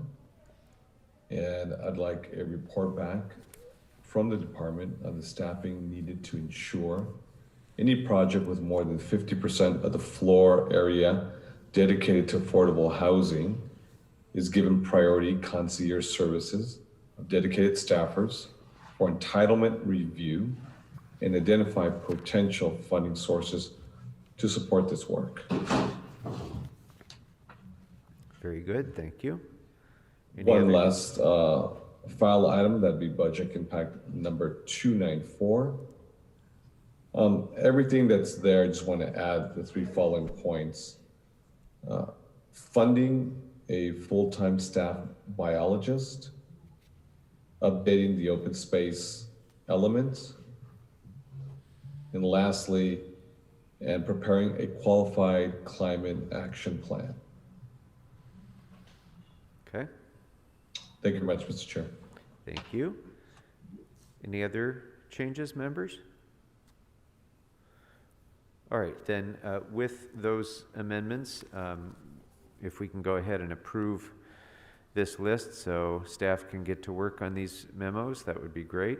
Mr. Blumenfield? Blumenfield, aye. Oh, I'm sorry. I just thought you were making the motion. So I I'll say was Mr. ready to vote. Blumenfield has moved and Mr. Price has I'll seconded. second. Or Ms. Perfect. Rodriguez has seconded. Let's go ahead and call the roll. Krikorian. Aye. Blumenfield. Blumenfield, already aye. De Leon. Aye. Rodriguez. Aye. Price. Aye, however you do it. 5 ayes. All right. Thank you all very much. That will bring up next the Bureau of Street Lighting. Mr. Sangling, welcome and congratulations. Thank you for your letter, which we've received. Happy to entertain any introductory comments you'd like to make about your budget, and then we'll go right into questions. Thank you so much, Chairman Krikorian, to the committee members for the opportunity to speak on the proposed budget. With me today are Megan Hackney, our Executive Officer, Kearney Marine, our Chief Engineer, and Annie Chow, our Acting Head of Admin. And I'd like to start off by thanking the hardworking members of BSL. As you just mentioned, I was recently appointed to the position, and they had to deal also with the transition and the pandemic, but not only managed to do the hard work, but do in ways that I'm incredibly proud of and the city should be as well. I'd like to thank the mayor and his team, Mr. Szabo, Ms. Home, Ms. Romero, and Mr. Mendoza for their hard work, and along with the CAO and his team for the justice budget and the support that they have put in, especially around the digital divide and technology within this bureau. I'm certain it was a roller coaster you like to ride only once.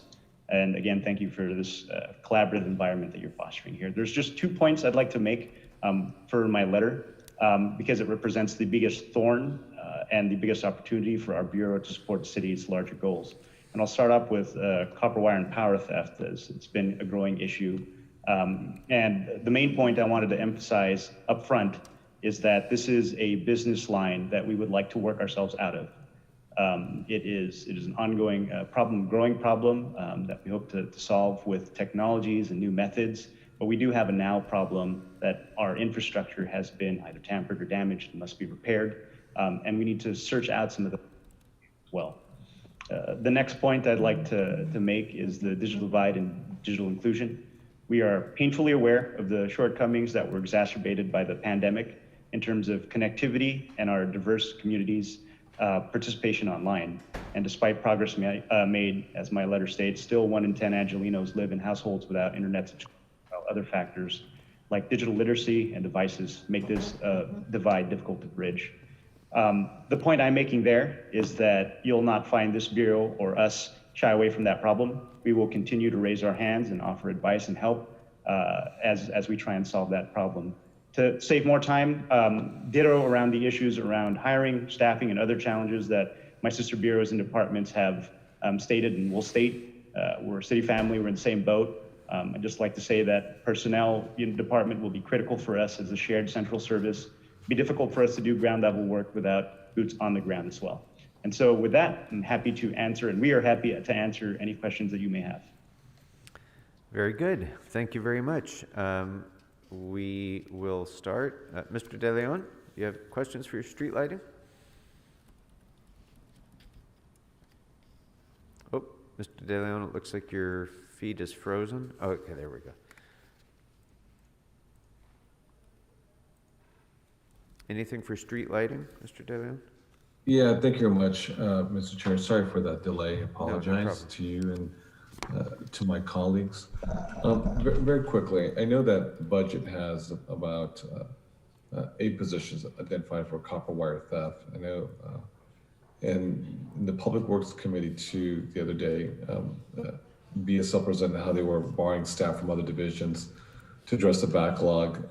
Just very quickly, And then I got some report backs, which is a quick question here. What additional staffing resources are going to be needed in order to address the backlog of light outages due to the copper wire theft? It's a really acute issue in downtown Los Angeles in particular. Yes, we're keenly aware of the issues in downtown. I live in downtown and walk it through, so I guess I'm the other Paul Rax in downtown. Council member. But as I walk to Public Works building, I see lights out as well. I see some of the damage that happened, so it's very near and dear to my heart as well. You know, in the previous report that we had detailed, we had additional positions. Essentially, right now, we have about 21 other positions that we're redeploying in addition to the 8.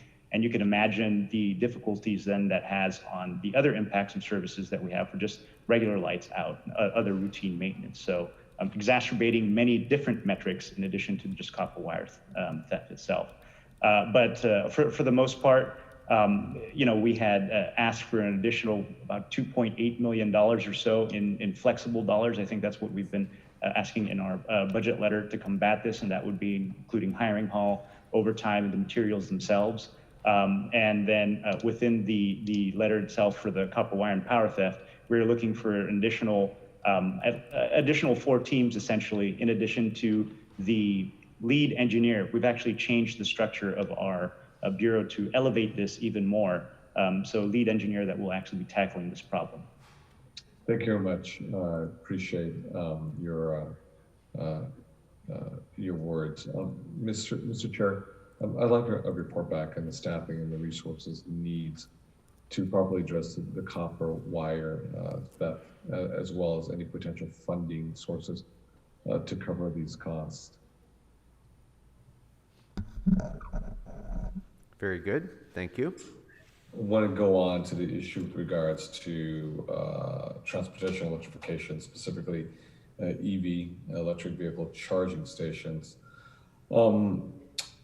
Listen, what would it take for the department to install level 3 DC chargers, the very fast ones, as opposed to the regular level 2 chargers?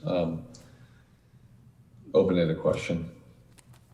Sure, and to that one, I think we'll have to get back to you. There's an order of magnitude for the dollars that it costs for the chargers themselves.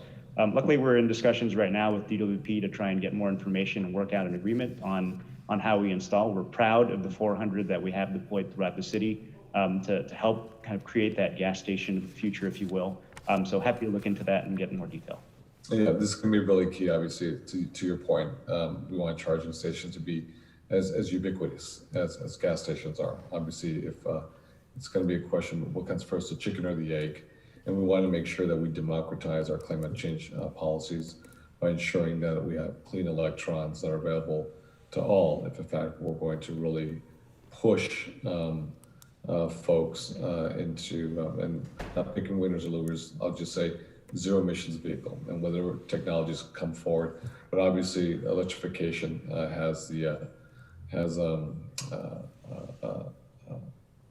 a lot of momentum, more so than any other technology right now when it comes to zero emissions vehicle. So lastly, on this issue, Mr. Chair, I would like a report back on restoring the MICLA dollars, for building EV charging stations on the public right of way. I'd also like this report to look at what resources are needed in order to install the level, as I said a few moments ago, the level 3 DC fast chargers as opposed to just the level 2 chargers. And that's it for me. Okay, thank you very much. Thank you much, Mr. Chair. Thank you much, Miguel. Thank you. We'll go next to Mr. Price, followed by Ms. Rodriguez. Thank you, Miguel, for your service, in your previous service and your current service. We appreciate it. And again, Bureau of Lighting, street lighting, again, is so critical to quality of life issues that we all care so much about. Another question on this asset management system I think you referred to. Again, the budget is proposing $1 million to manage the systems and deployment for construction and maintenance. How do you track you know, the lights go dim or there are outages? What's the process of tracking it? How do you monitor it? Are we up to date on it, or what's the current status? Sure. I think there are probably two answers to that question, in that some of it is actually smart cities related. So we have smart nodes that are installed in about 40,000 or so of our lights, and that gives us more real-time information, whether it's out, and can help us also do other things as we attach other technologies to it. So out of our larger portfolio of 220,000 lights, you know, we have a fraction that we have made smarter, and we hope to do more. That will give us some of that real-time information that you had referred to. 5%, less than 5% are smart now, or less than that, or? It's essentially like 20% of our network is. Okay, all right, well, that's a good start. Yeah, and it has been collaborated together by many different pilot projects, starting from Ed Ibrahimian and accelerated very much by Norma Isahakian as well. So lots of things that we're building on. We'd like to do more. And in fact, that's one of the things that we'll have to try and figure out. How do we actually get to the point where our entire network is as smart as can be? To the point that you brought up specifically on the asset management system, you know, we have one that is built in-house and is you know, towards the end of its life cycle development. And we have been contemplating its replacement. This will actually help improve then our operations. Will help it kind of tie into 311 and make sure that we actually get constituent information out. I think that's a really big pain point, if you will, just making sure that everyone understands what we're doing in-house and trying to relate it to incidents that have been filed in 311. And so those are some of the big changes that we're hoping in the system that will then also help with our smart assets and smart deployments, tying all those things together. Okay, great.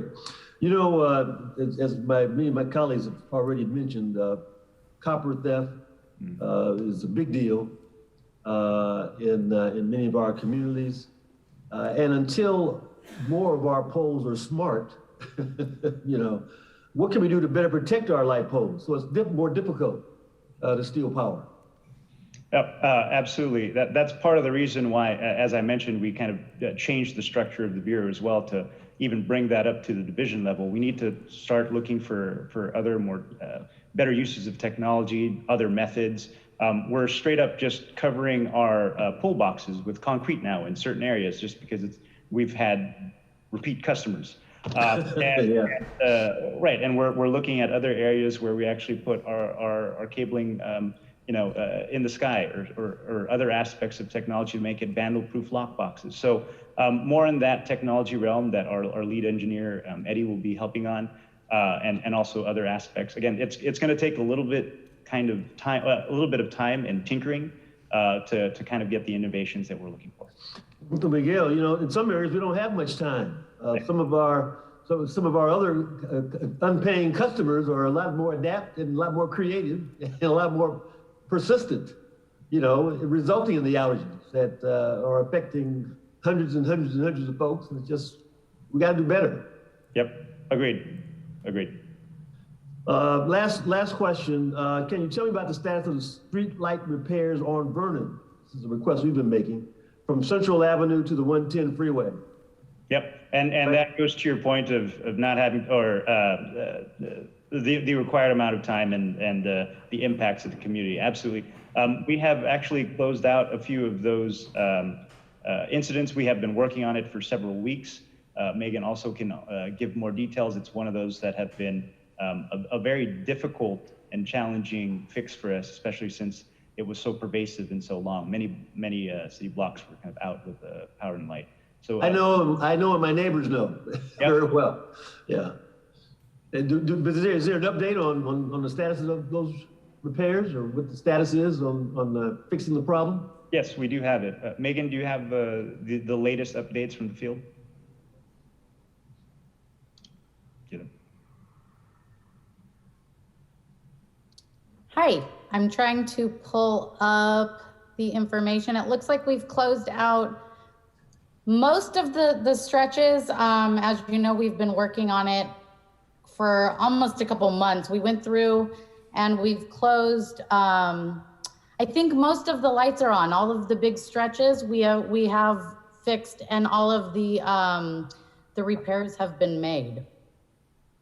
There may be a few here and there, which we'd have to look up individually. Yeah, well, I'm happy to get back to you with some specifics, because our deputies are still identifying some problem areas, and just to make sure we're in sync so we can get them corrected. Absolutely. Thank you, Mr. Chairman. That's all I have. Thank you very much, Mr. Price. Just a couple things. I know we're all interested in the copper wire theft issue, and we've already requested that report back. I see that there's an interface between that and some of the digital divide issues you've talked about too. For example, Verizon was supposed to be providing copper theft wire monitoring, as I understand it, as part of their arrangement in the use of our infrastructure. So, are there places that we can where we can find an overlap there between the use of our street pole infrastructure for digital access, and also improving our smart city technologies that allow us to monitor the copper wire theft? Absolutely. I think that's where we're hoping we would find some of the relief and measures that we would need in order to solve both problems.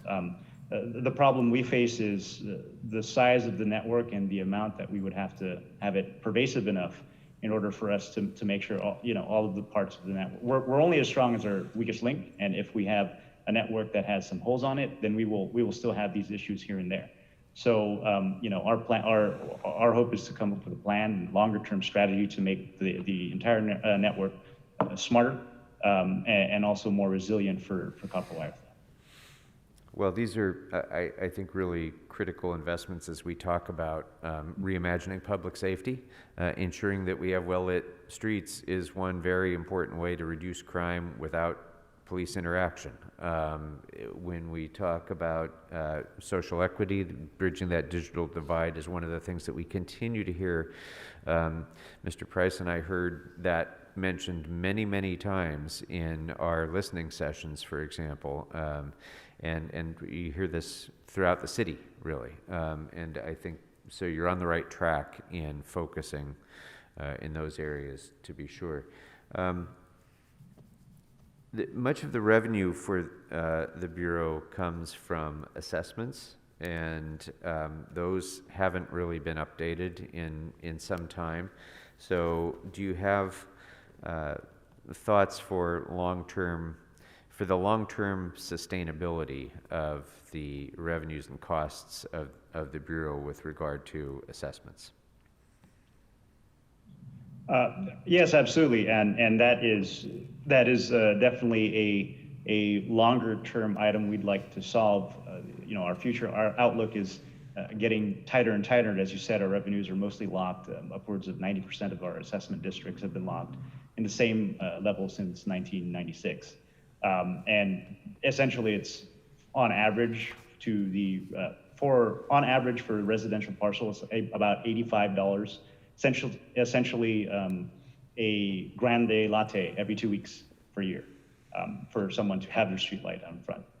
We've been prudent, and we have been doing many different things, like the LED conversion that was mentioned before this committee and other places. And that has dropped down our costs, but at some point we're going to have to look at right-sizing the assessment, especially in light of some of these new projects that we're talking about, some of these other values we can unlock out of our streetlights. And right now we're engaging in the process of engaging with a consultant to help us assist in that right path regarding the assessment. So you'll hear more of that as we are able to report on the progress of that consultant work. Great. I think that's very important to keep that modernized in terms of the assessment rates, because, and I will add, as much as I hate to even suggest this,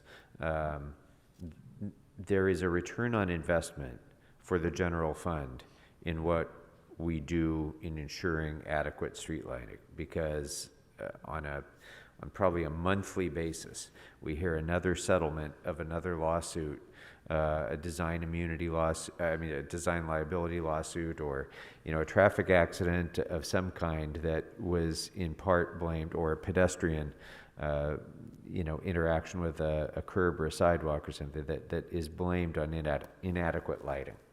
And so I think just from a risk management perspective, ensuring that we have adequate lighting throughout the city is going to be vitally important. And I would, I'm not going to ask for a report on any of that just now, but as you settle in, I would like to ask that you really focus your attention on identifying areas that, for public safety purposes, in terms of traffic and pedestrian and bicyclist safety, that we focus on those areas that need additional investment to ensure adequate lighting. And then finally, my annual question about the replacement of high voltage wiring. Where do we stand in completing that long project? As you've probably noticed in the budget, we have a continuation of some of the dollars in there. The good news is close to completion. There were some difficulties, especially with the pandemic last year, where we had difficulties in deployment and other resource issues. So some of the work has been delayed due to that. In addition, as we've looked through some of our records and just general discovery, we found an additional about 950 or so high voltage areas that we would have to convert. So some of the dollars are because of those new aspects that we will fix. So I will say that our intent and our will be to close that by the end of this coming fiscal year. Fantastic. That was the answer I was hoping to hear. Thank you very much. All right, Ms. Rodriguez? Thank you, Mr. Krikorian. I wanted to confirm, and Megan, I think you were here when it occurred, but didn't we change the assessments on new street lighting assessment districts back when Ed was here? So some of our we have other districts that are pre-Prop 218 that are in, and then everything moving forward that we've been establishing, or the other new ones, do have some of those, cost inflation. Correct. Yeah. So that was corrected. I just wanted to confirm that. Okay. With respect to the digital divide and co-location and smart poles, what's the status given, the conversation around equity? And clearly we've seen so many communities that were devastated and impacted and unable to have connectivity through the pandemic. Have you had an assessment on where the distribution of smart poles going forward and the co-location efforts are being deployed more eminently given what we saw as a result of this pandemic? Yes, we have that information available. I do not have it at my fingertips at the moment, but can share as well. We Terrific. look. Terrific. Would love to see that. And then finally, just going back to, I had introduced a motion given the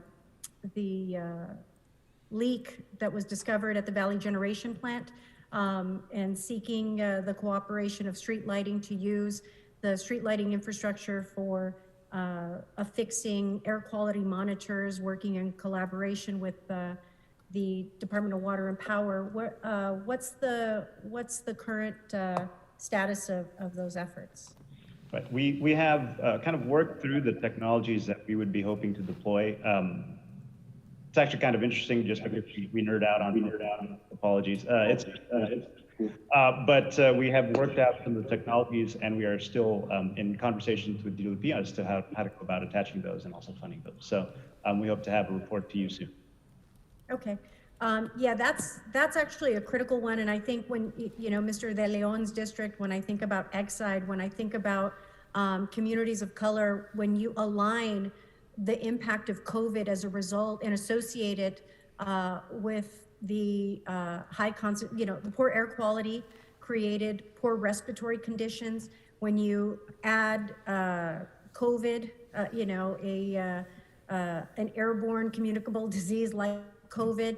It exacerbated the death rates in communities of color because of poor air quality conditions, which means that we have to do a far greater job to make sure that we are doing our due diligence, utilizing our own technology and infrastructure to help assure that we are helping to provide mitigating efforts, particularly with the operations of what the city is doing on its own. And so really look forward to seeing that come to fruition, because in the Northeast San Fernando Valley, we have certainly a lot of valley generating station as well.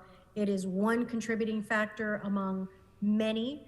The poor air quality conditions is one that we have to shed light on and help make sure that we have environmental justice in communities that are,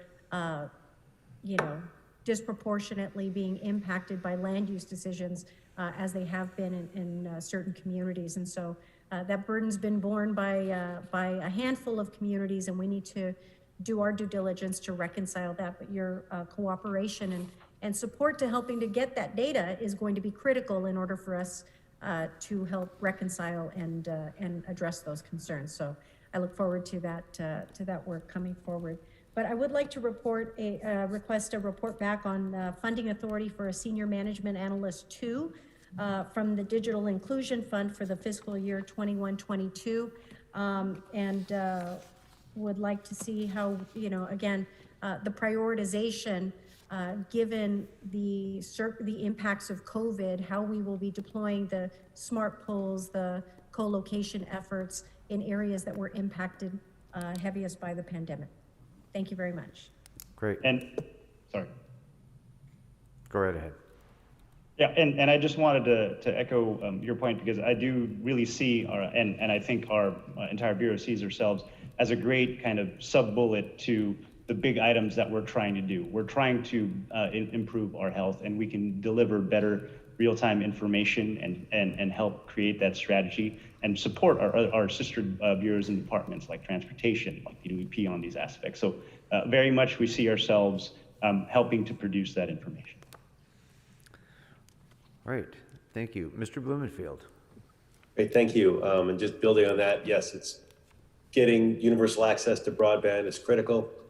And I'm glad the mayor's proposed budget allocates substantial funding. And so I certainly support Mr. Rodriguez's request. There's a one-time investment of $5 million proposed for digital inclusion work to be administered by the Bureau. How is that going to be spent? So I see that very much in line. I think we as the city, as your motion previously on digital divide and the city's plan on it, we're still formulating the exact details on it, but I do see that as a collaborative where we have programs and projects that are doing good right now that can be bolstered. So there is the library's Tech to Go program. There is our cycle at ITA.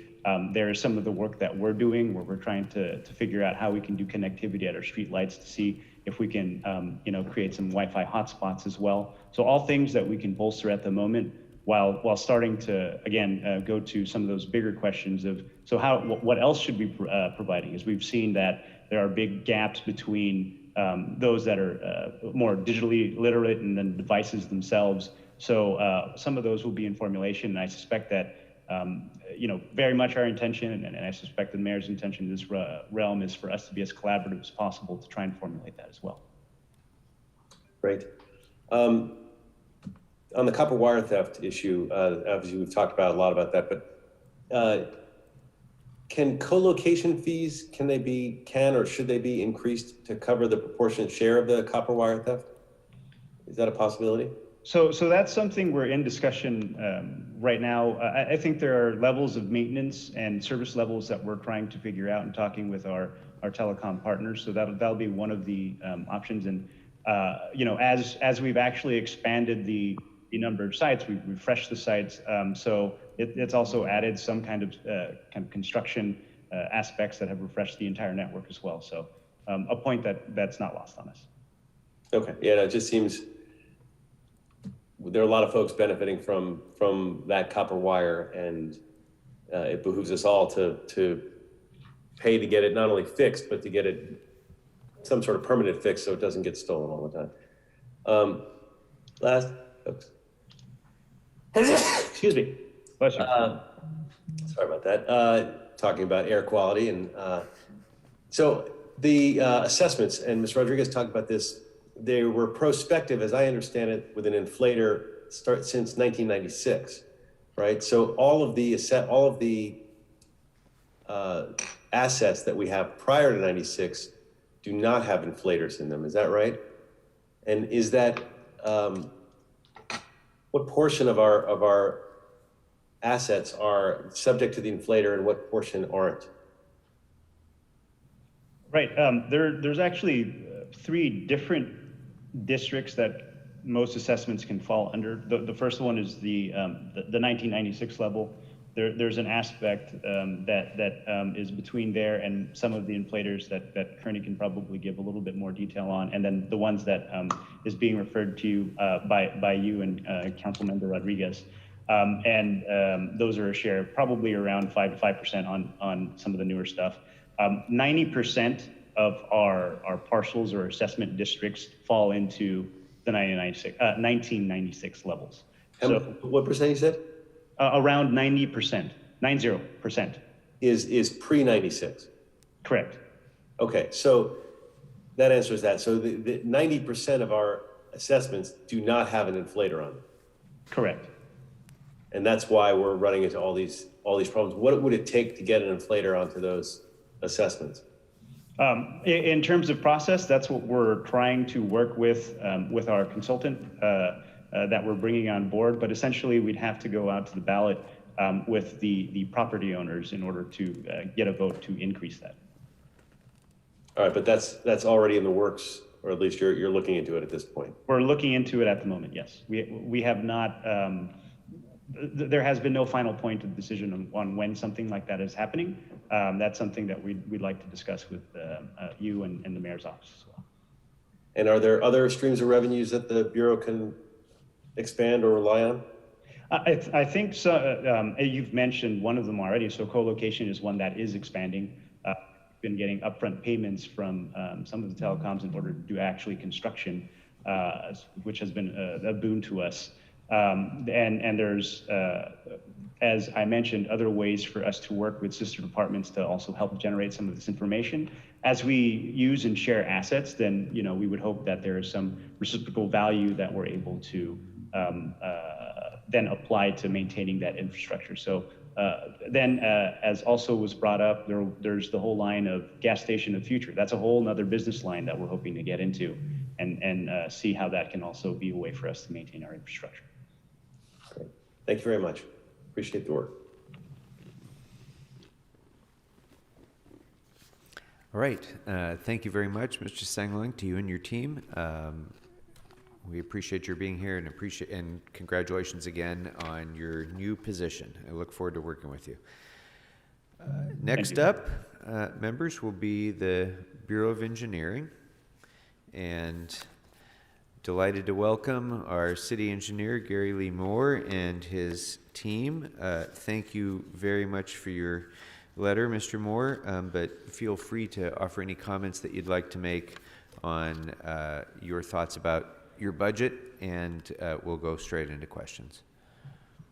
Thank you, Mr. Chair, and thank you to Mayor Garcetti and the City Administrative Officer, Rich Llewellyn, and their teams for all the work they did in preparing budget in these challenging times. I also want to thank this committee for all your time and the late nights and what you invest in the budget.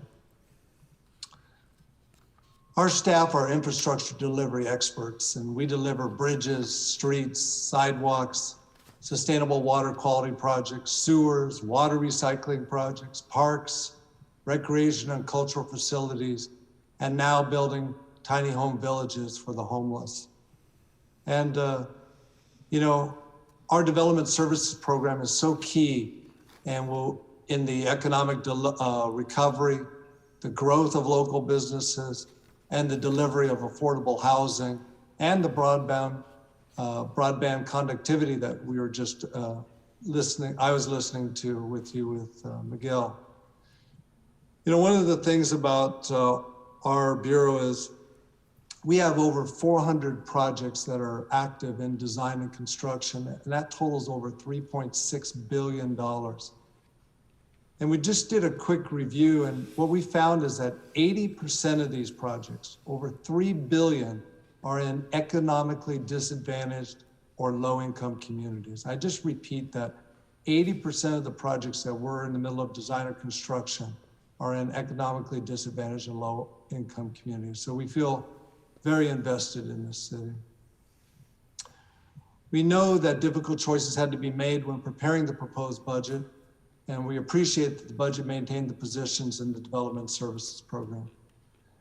You've heard this morning, you've heard over the last couple of days, my colleagues who've been impacted by SIP, that it definitely had an impact, and it had a significant impact on the Bureau of Engineering, especially in the public buildings and open spaces program, which had 22 of our 73 SIP position cuts. As a result, the program, we see an 18% reduction in staff. Additionally, in order to accommodate the reduced general fund salary budget, as of this time, the only solution we see is that we'll have to move seven public buildings and open space people to other programs. I think all of you know me well and know us well, that we always find ways to deliver, but these reductions will have some impact on the delivery of existing projects and the start of new projects. Once again, as my colleagues have said, the focus is on filling of the remaining vacancies to begin to train the new employees to take their place. And as a result, filling of vacancies is our #1 priority. We're also excited to see what we're seeing in Washington when it comes to the possibility of a new federal infrastructure bill. And we look forward to coming back before this committee to discuss the necessary staffing requirements. We're very hopeful that this will be the great investment will come to the city of Los Angeles. Subsequent to our budget letter, we did identify the need for one technical correction, and that's to delete one structural engineer resolution authority and restore one regular authority for structural engineer. And finally, I just want to thank the incredible team at the Bureau of Engineering that have worked so hard and continue to embrace and lead the use of technology to maximize productivity throughout this pandemic. And with that, I'm joined by the executive team. We'll be glad to answer any questions that you might have. Very good. Thank you very much, Mr. Moore. Let's start our questions off with Mr. Price.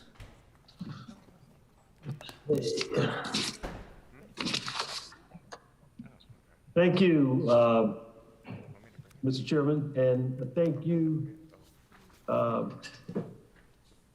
Mr. Moore, for all of your work and your commitment, you and the team. You are the city's engineer, and we appreciate that. As you know, my office has worked with your department on tunnel closures. It seems like that's a perennial discussion. Every year, the amount to complete the project increases. In this budget, there is additional funding allotted to finally finish the project.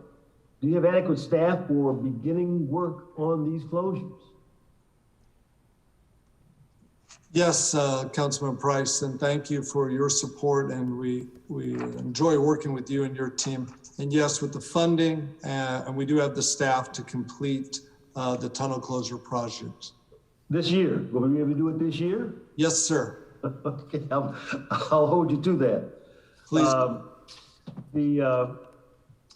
Another project, exciting project we're doing, of course, is Slauson Connect, and we really appreciate your involvement and your help bringing this project forward. I do have a budget memo that we'd like to get a memo on the Slauson Connect project in my district, outlining the funds that have been spent on geotechnical services and the CEQA analysis, as well as a breakdown of the cost to the department to prepare the necessary documents to complete the task order solicitation, as well as the RFP for the design build portion of this project.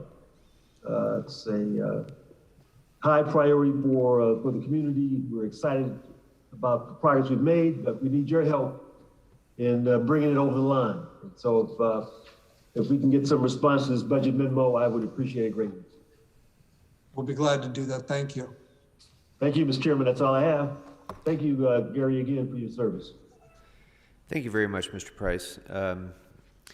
Mr. Moore, thank you so much, just as the representative of my district, as well as my role as budget chair. I can't thank you and the men and women of engineering enough for the impact that you have all had on our city. There's, you know, when you look around our city and you look at the infrastructure investment that has been made, and you realize that engineering touches 100% of it and make sure that it comes in a way that is well thought through and usually on time and on budget. Not always, I mean, you can't be perfect, but generally it is. And it's because of the leadership that you have exercised in this bureau, and also the mentorship that you've shown to so many other leaders in the bureau who also have followed your vision and your lead. And so I can't say enough good things about engineering. And I do just want to request a few budget memos back that have been concerns that have been raised. One is I'd like to request a budget memo back on BOE's work in support of wastewater funded projects with your recommendations on positions that should be used to support those projects that could be fully reimbursable by wastewater special funds. I'd like to ask for a memo back on engineering's support for the Capital and Technology Improvement Expenditure Program, and what additional positions, if any, are required to support the CTIEP work that is planned in the proposed budget. And I'd like to request that BOE report on the Development Services Program and what positions and resources may be necessary to ensure that we are able to keep pace with the work on public right-of-way permits. And I guess the other big thing that I wanted to ask you about, and I don't know that I need a report back, maybe you could just provide your comment now. We've worked together for many, many years on the comprehensive sidewalk replacement and repair program and compliance with the Willits settlement. Do you have the staffing and resources that you need to keep pace, not only with Willits, but with you know, the demand for repair and replacement that we get throughout the city? What do we need to provide you with that you don't already have in order to keep up with the constantly escalating investment that we're making under Willits in the comprehensive sidewalk repair program? Well, thank you once again for your support, and thank you for the question. I'll begin the answer, and then I'll see if our Deputy City Engineer, Julie Sauter, would like to add anything. I'm pleased to say that as part of the Willits settlement, the city is obligated in the current year to only spend $31 million. But the mayor actually, in the proposed budget, has added an additional $15 million. So almost a little over $45 million are targeted for sidewalks. As many here know, the city was for decades did not address their sidewalks. So I applaud this council and this mayor for their commitment and investment of sidewalks.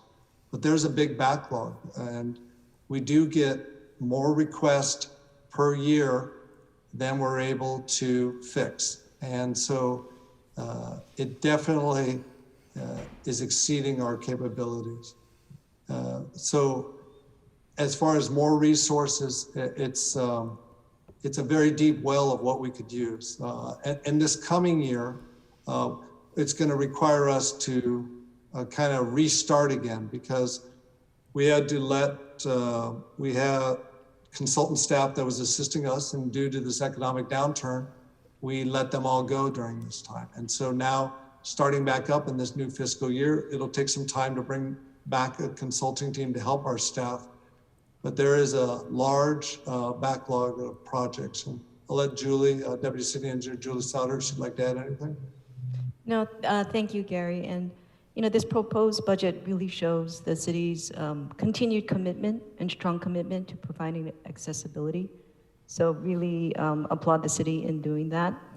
As Gary mentioned, we adjusted to the last year downturn and hit a pause in our program. So a lot of our focus in this coming year is to really regaining that momentum that we've created over the last 3 or 4 years.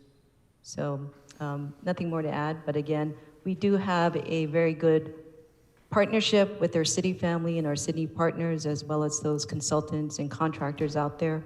So between this collaborative delivery with city staff and outside contractors, that's something that we really need to build up again. Great. Well, I think then I'd like to ask you to report back with the CAO on those resources that are necessary. I don't want to overcomplicate this, but I appreciate that the mayor has included funding beyond what would otherwise be required by Willits. And that being the case, I would just raise the fact that repairs of our sidewalks is not just about ensuring accessibility. It's also about ensuring equity. It's about encouraging active transportation. It's about improving the quality of life and aesthetics of our neighborhoods. It is about encouraging local businesses and encouraging economic development.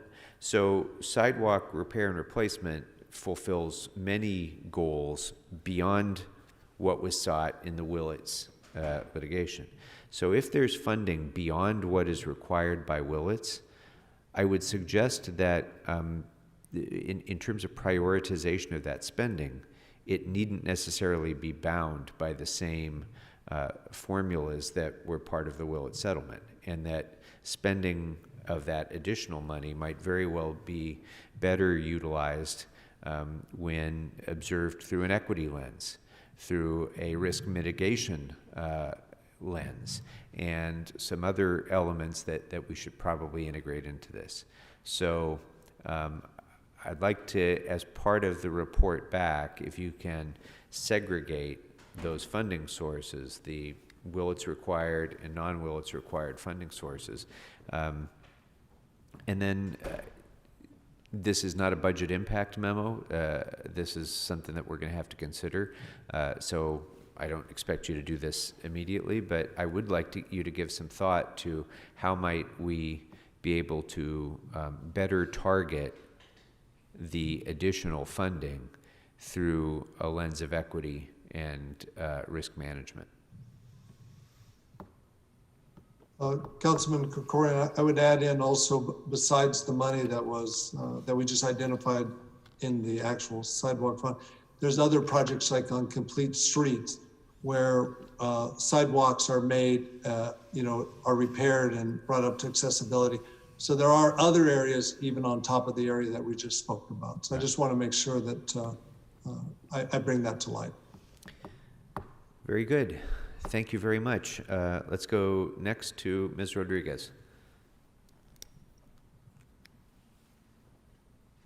Thank you, Mr. Krikorian. Gary, good to see you. Mr. Krikorian, you actually covered all the ground, I think, with the budget memos. And look, BOE is completely interconnected to all the programs, projects that we need to deliver in the city, whether it's with DOT, whether it's with Rec and Parks.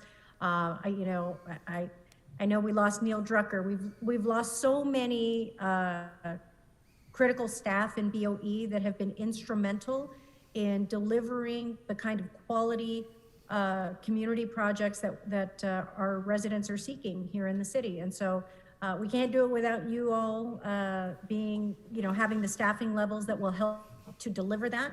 Resources are really great for funding projects, but absent the staff to implement it, it kind of doesn't, it defeats the purpose. I look forward to seeing all of these budget memos returned so that we can make sure that we can deliver on fulfilling those projects. Again, the work of this Bureau and the reputation is well earned. And it comes from great leadership. You have an outstanding team, Gary, and again, through your example, Deborah, and just all of your senior management. And you've done an outstanding job of succession planning as well. I still refer to your work as the model for what everyone in this city should be doing for succession planning. And and I want to just underscore, Mr. Krikorian made a comment about delivering projects on time and on budget. And I always reflect on the incredible success of our fire station bond, and that is as a result of the incredible project management skills that you all led. We were able to produce 2 additional fire stations with that. So you've done a hell of a job with the responsibilities that you've had, and I look forward to us engaging in this conversation further upon receipt of those budget memos to make sure that we can actually fulfill those projects that have been funded. But thank you. I just would be remiss if I didn't take that moment to say thank you all for your work. We appreciate you. Thank you so much, Councilwoman Rodriguez. We really appreciate the partnership with you. Thank you. Mr. Blumenfield. Great, thanks. Well, first, echo and amen to what Monica just said. I couldn't agree more, and what my colleagues are saying. As I've said a number of times also, as we emerge from the pandemic, the work that we have to do as a city hasn't gone away. And SIP was not intended to be a permanent reduction in the size of the workforce, but a tool to get us through the financial crisis. And this is especially true for special funded departments where failing to fill those positions can actually hurt the general fund reimbursements. And it also for fee supported or grant supported positions. And as I've also mentioned throughout this budget hearing, we need to be positioned to take advantage of additional federal money and state money that we know is coming in the form of infrastructure bills and whatnot. And so I'm looking forward to the report backs to make sure that we are able to take advantage of these opportunities, because a big part of that falls on you all. So put that out there, and my colleagues have covered that with the report backs. I was curious about BOE had some employees that were in off-budget positions that take advantage of the SIP, and the budget provides funding to departments for SIP employees, but not for some off-budget. What's the reason for this, and how does that work in this department? That kind of confused me. Councilman, I don't know why the budget, maybe somebody else could address it. I just know that we did not receive, we had 10 off-budget resolution authority positions that did not receive the funding for their SIP payouts. The budget did include for everybody else who received their SIP payouts, but not the off-budget resolution authorities.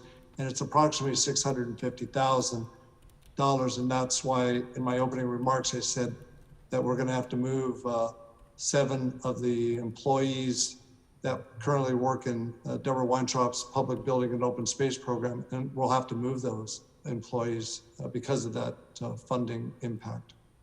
Yeah, I don't understand why they're treated. Maybe that's a question more for the CAO, I guess. How they're treated differently when they're not special funded, they're just off budget, and so I don't know how you treat that differently. But I don't know if the CAO is here to answer that, or I can save that question for later. I guess I'll save it for later. You guys also requested a position swap, is that right? And did we cover that? Because I certainly want to get a report back. I know we covered a lot of the financial ones, but make sure that we also include in the report backs your request to restore the regular authority structural engineer position and delete the reso authority structural for your position swap. I don't know why we wouldn't be able to do that. So we'll get a report back on that. I'm also happy to see funding for the award of of a contract for the LA River Path from Van Alden to Balboa. Extended beyond my district into the Sepulveda Basin. And that's a Measure M priority for the Valley, and it's Olympics related. That will lead to planned venues and will complete the river path across the entire West Valley. Is there a funding gap? How much of a funding gap remains for that construction, and what is the gap impact award of that contract? My understanding is for the project you just referenced, there's about a $17 million gap to complete for funding for construction. For the most part, all projects that I can think of always have all their funding awarded, all their identified before we award. If it's not actually identified, there's usually some type of recorded commitment that the city council says, it's our intention, working with the mayor, that it would be incorporated into the budget next year. But there's always an exception, but from all my experiences, that projects identify the funding at the time of award. Okay. And last, I want to thank BOE for the support of the Reseda Ice Rink.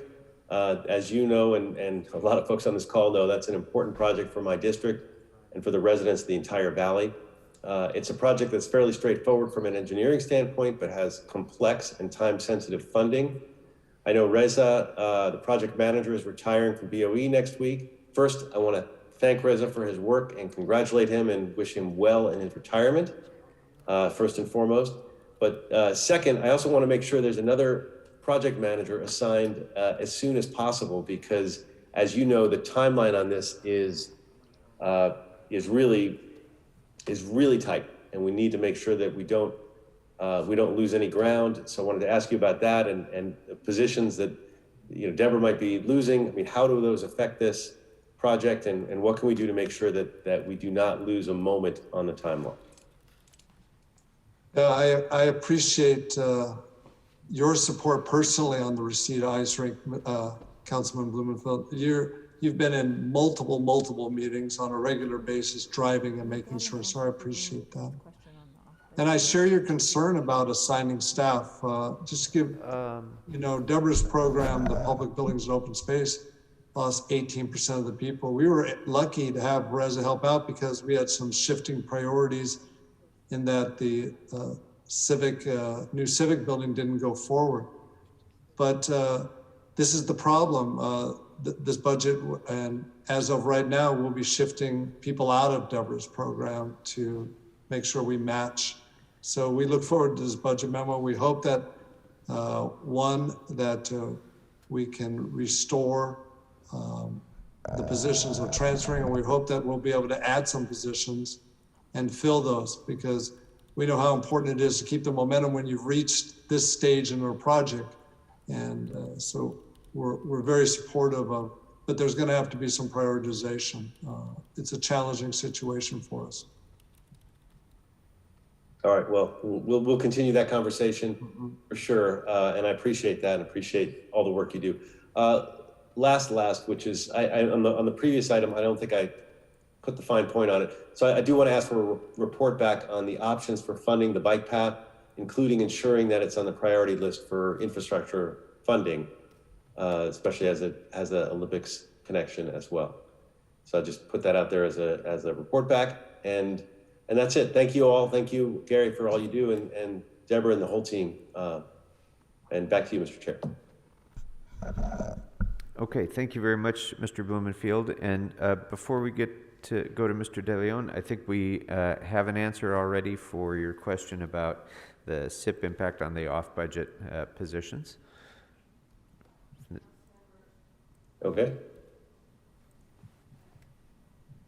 I need to switch mics. Okay. Councilmember, the off-budget positions are not funded in the budget. They're funded by an off-budget funding source. So it is presumed that that off-budget funding source would pay for the SIP payment. Therefore, we didn't budget it with the funds that we're budgeting in the budget, if that makes sense. Because the positions are not paid from the funds that we're putting in the budget today, they're funded external to the budget. And in general, every funding source that is paying for a position, their SIP retirement is paid from that same funding source. Now, we do have identified an issue that we may have with some federal funds not being able to pay that. We're assessing that, and to the extent that these positions fall in that category, we would deal with that in that bigger issue. Yeah, that was my follow-up, which is on some of these positions, they're not grant funded, they're not special funded. You know, they're I don't like on these where do these engineering positions get funded that are off budget? It can be from a variety of sources. The ones that Mr. Moore is speaking about, I don't know off the top of my head which ones they are. He may be able to articulate. Mr. Moore seems to know. Mr. Moore. I believe that 5 of the positions were from our Highway Bridge Program, federal funding, and 5 were from Proposition O, the 10 positions. Okay. And can those sources pay the SIP? We have just been notified that there may be a question on some of the federal funding sources as to whether or not they can pay this retirement benefit or not. We're assessing that issue, and we'll bring that forward as part of our FSR and as part of in response to the budget. For Prop O, we would have to go back and look, but I would expect that we could probably do that. Yeah, But so we have a few would have orphan to double SIPs around check. there, and we'll just have to make sure we find them a home. We will validate and get back to you. Great. Thank you so much. Appreciate it. All right. Appreciate it. Thank you very much. Thank you, Ms. Huber. Okay, let's go next to Mr. De Leon. Thank you very much, Mr. Chair, colleagues. Welcome, Gary, and I just want to say thank you to you, Gary, and for the excellent work that you and your team have done by determining how we go about streamlining the designs and permitting for the ADUs and the multifamily affordable housing. Really critical, you know, given the housing shortage and what is happening right now with our unhoused community members. So a very special thank you to you, Gary, and to your team. Mr. Chair, so we can make this very efficient, I'd like to get a report back on the resources needed to issue a task order of solicitation to hire a consultant to design standard plans for ADUs and to hire a consultant, obviously, for the ADUs, the multifamily housing, and to develop a set of recommendations for how the city can streamline the affordable housing development plan review process. I asked that this report also take a look at the using funding from the ADU Accelerator program as well. Very good. Okay. And lastly, I'd like a report back. I got it right here. Let's see. And this is for one of our colleagues, for our colleague, Mr. Bonin, a report back on the staffing needed and potential funding from cost recovery to process permit applications for on-street electrical vehicle charging infrastructure, including Blue LA expansion and private chargers. And if you let me know, Mr. Chair, or staff, if I need to repeat that one more time.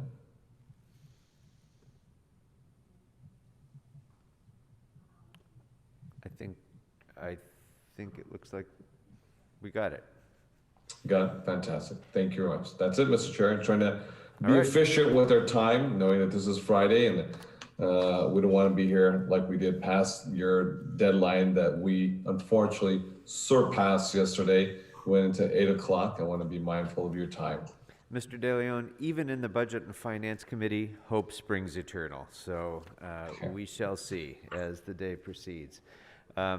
So with that, again, Mr. Moore, to you and your team, I think you heard the warm reception from all of us. We can't say enough good things about the men and women of engineering and your leadership. So thank you very much for being with us. Have a great weekend. And that will bring us next to Streets LA. So I'd like to welcome General Manager Adel Haj Khalil. We have received your letter. Thank you very much. And feel free to provide some brief comments about the mayor's budget, but we have all seen your letter. Great. Thank you, Mr. Chair. Thank you, council members. Happy Arbor Day for all of us and everyone. I'm proud of the work of the men and women of Streets LA, working hard every single day, day in and day out during the pandemic. They continue to deliver services, adapt, adjust as we are moving forward to continue providing services. We're very appreciative to the mayor and the CEO's office for their hard work on the budget. I'm glad that we've seen a restoration of a budget level to around the 1920 fiscal year budget.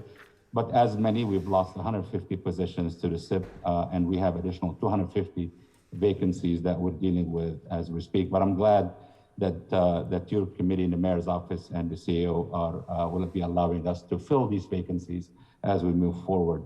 The budget supports our mission to enhance the quality of life for everyone and enhance services through integration, innovation, inclusion. We're very appreciative specifically for the funding for the asset management system.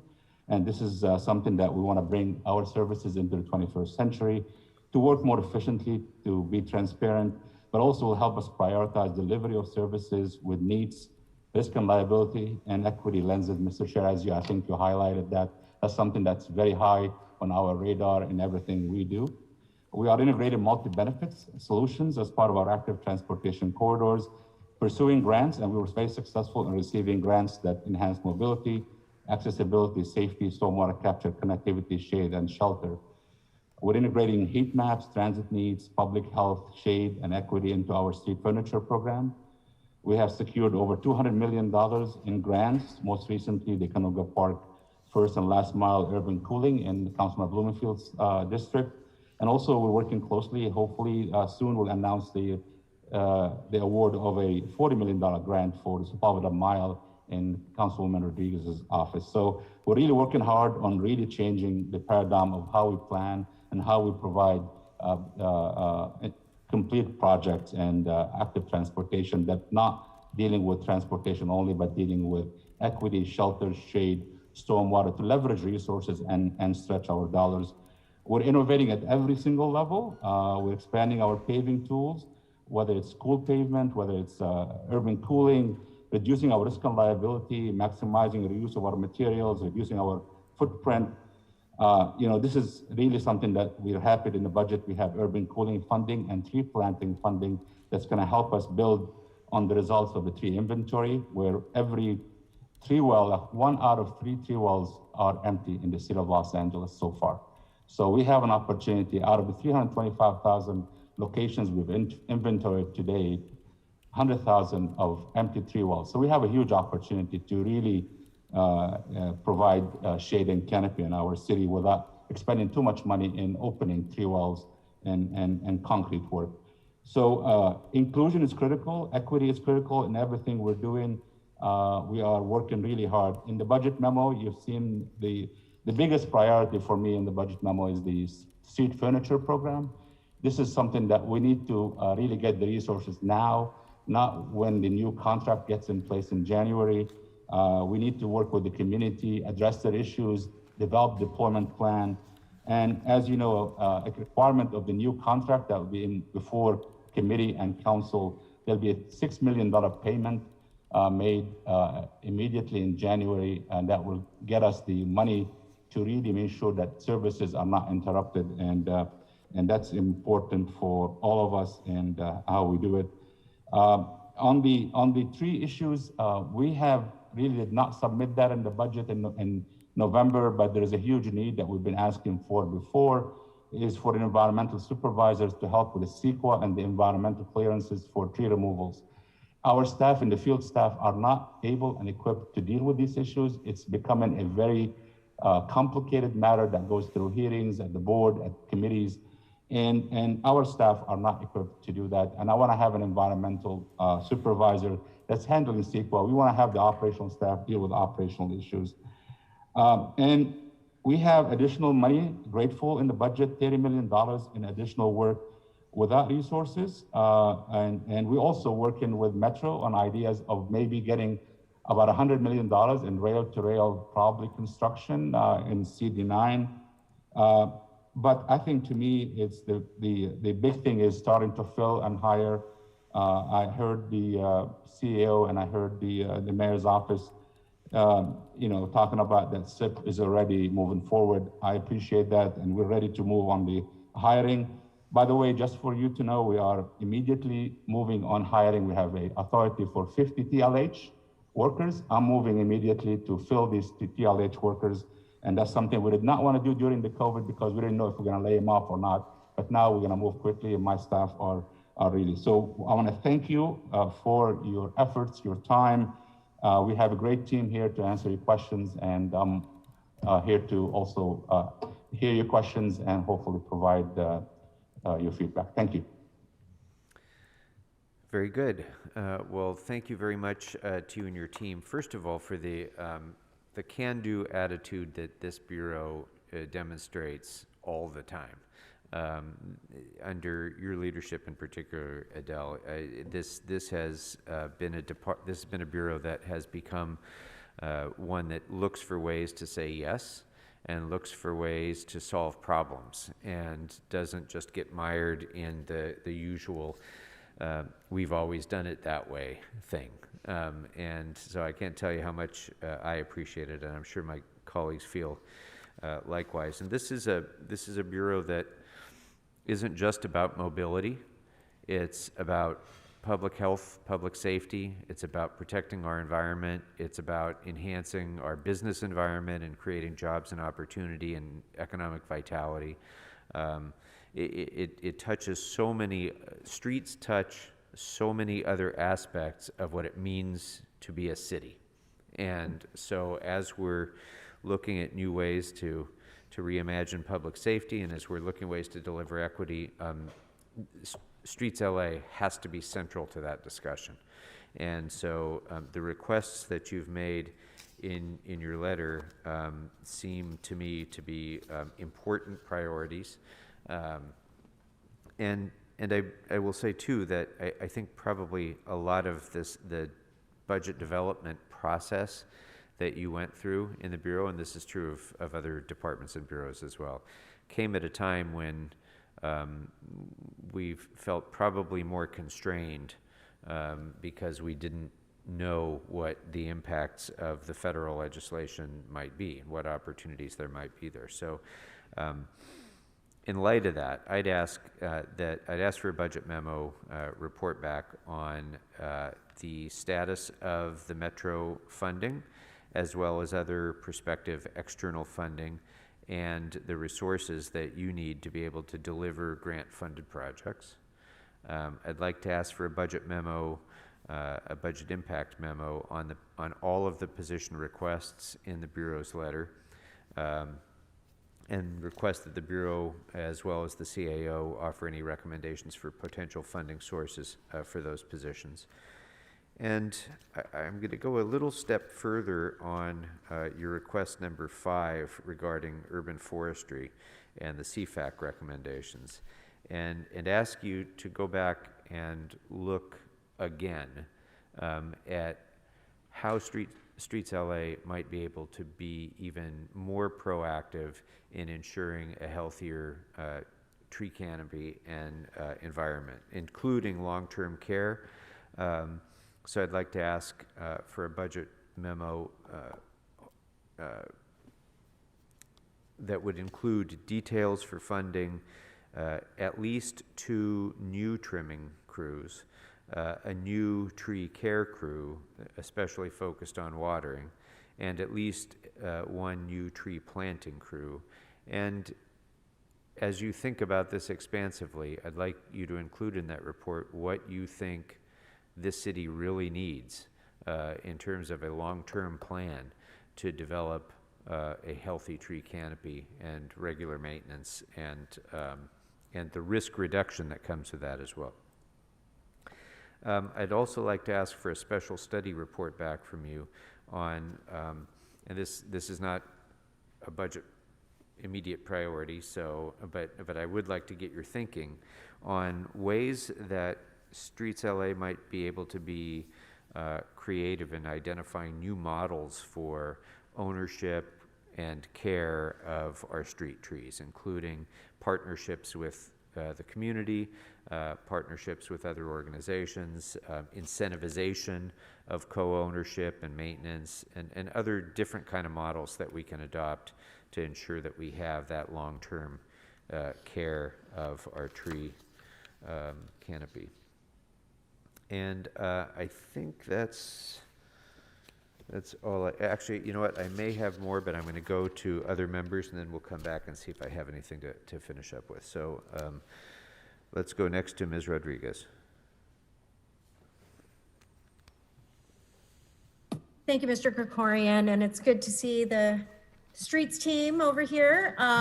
First of all, Adele, you know, you and your team have really brought this newfound energy to the work of this department, and I want to thank you all. Kevin and Martin, you know, you guys, you've been instrumental. I am so excited about Mission Mile. I can't wait. We're going to make some really big history if we can help get you the staff to help implement it. So, you know, we've got some really huge grant-funded opportunities that, you know, were successful as a result of, you know, your work and collaboration. And so I want to say thank you to you and your entire team. You know, you have led a great deal of work taking, you know, imparting the wisdom of your previous role in the Bureau of Sanitation, and integrated so much of that work with water recapture and stormwater efforts, and integrating that into the streets conversation. Is there any opportunities for us to, through either SCM or stormwater pollution abatement, find additional resources to supplement some of the staffing that you need that is helping to facilitate implementation of that work? Thank you. Thank you.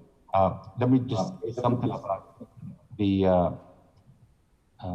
measure. I mean, this is one of the things I think the anchors of the future infrastructure has to be, whether it's the Biden infrastructure bill, the American Jobs Plan, or anything we do. What we have brought in Streets LA is a interest in leveraging resources and integrating everything together.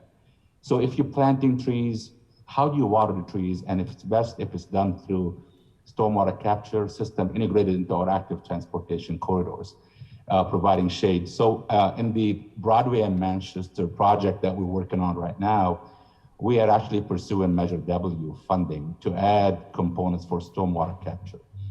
I would suggest, and we've asked in our budget, and we've continued to advocate for, there's a nexus between trees and stormwater capture.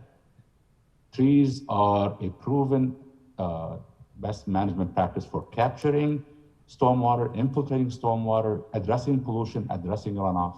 And I still think there is a huge opportunity for us to really double down on our investment in trees and stormwater benefits across our program to add trees from the Measure W funding. So I really think it's important that we not only talk integration, but bring funding from multiple sources, because the new reimagined infrastructure is one infrastructure. And I want to just echo that that's important for us to really look at how we can tap into the local Measure W return, but also the regional. So we're applying for the regional, but I think we need to invest more from the local, and because it's benefiting stormwater and water quality and compliance.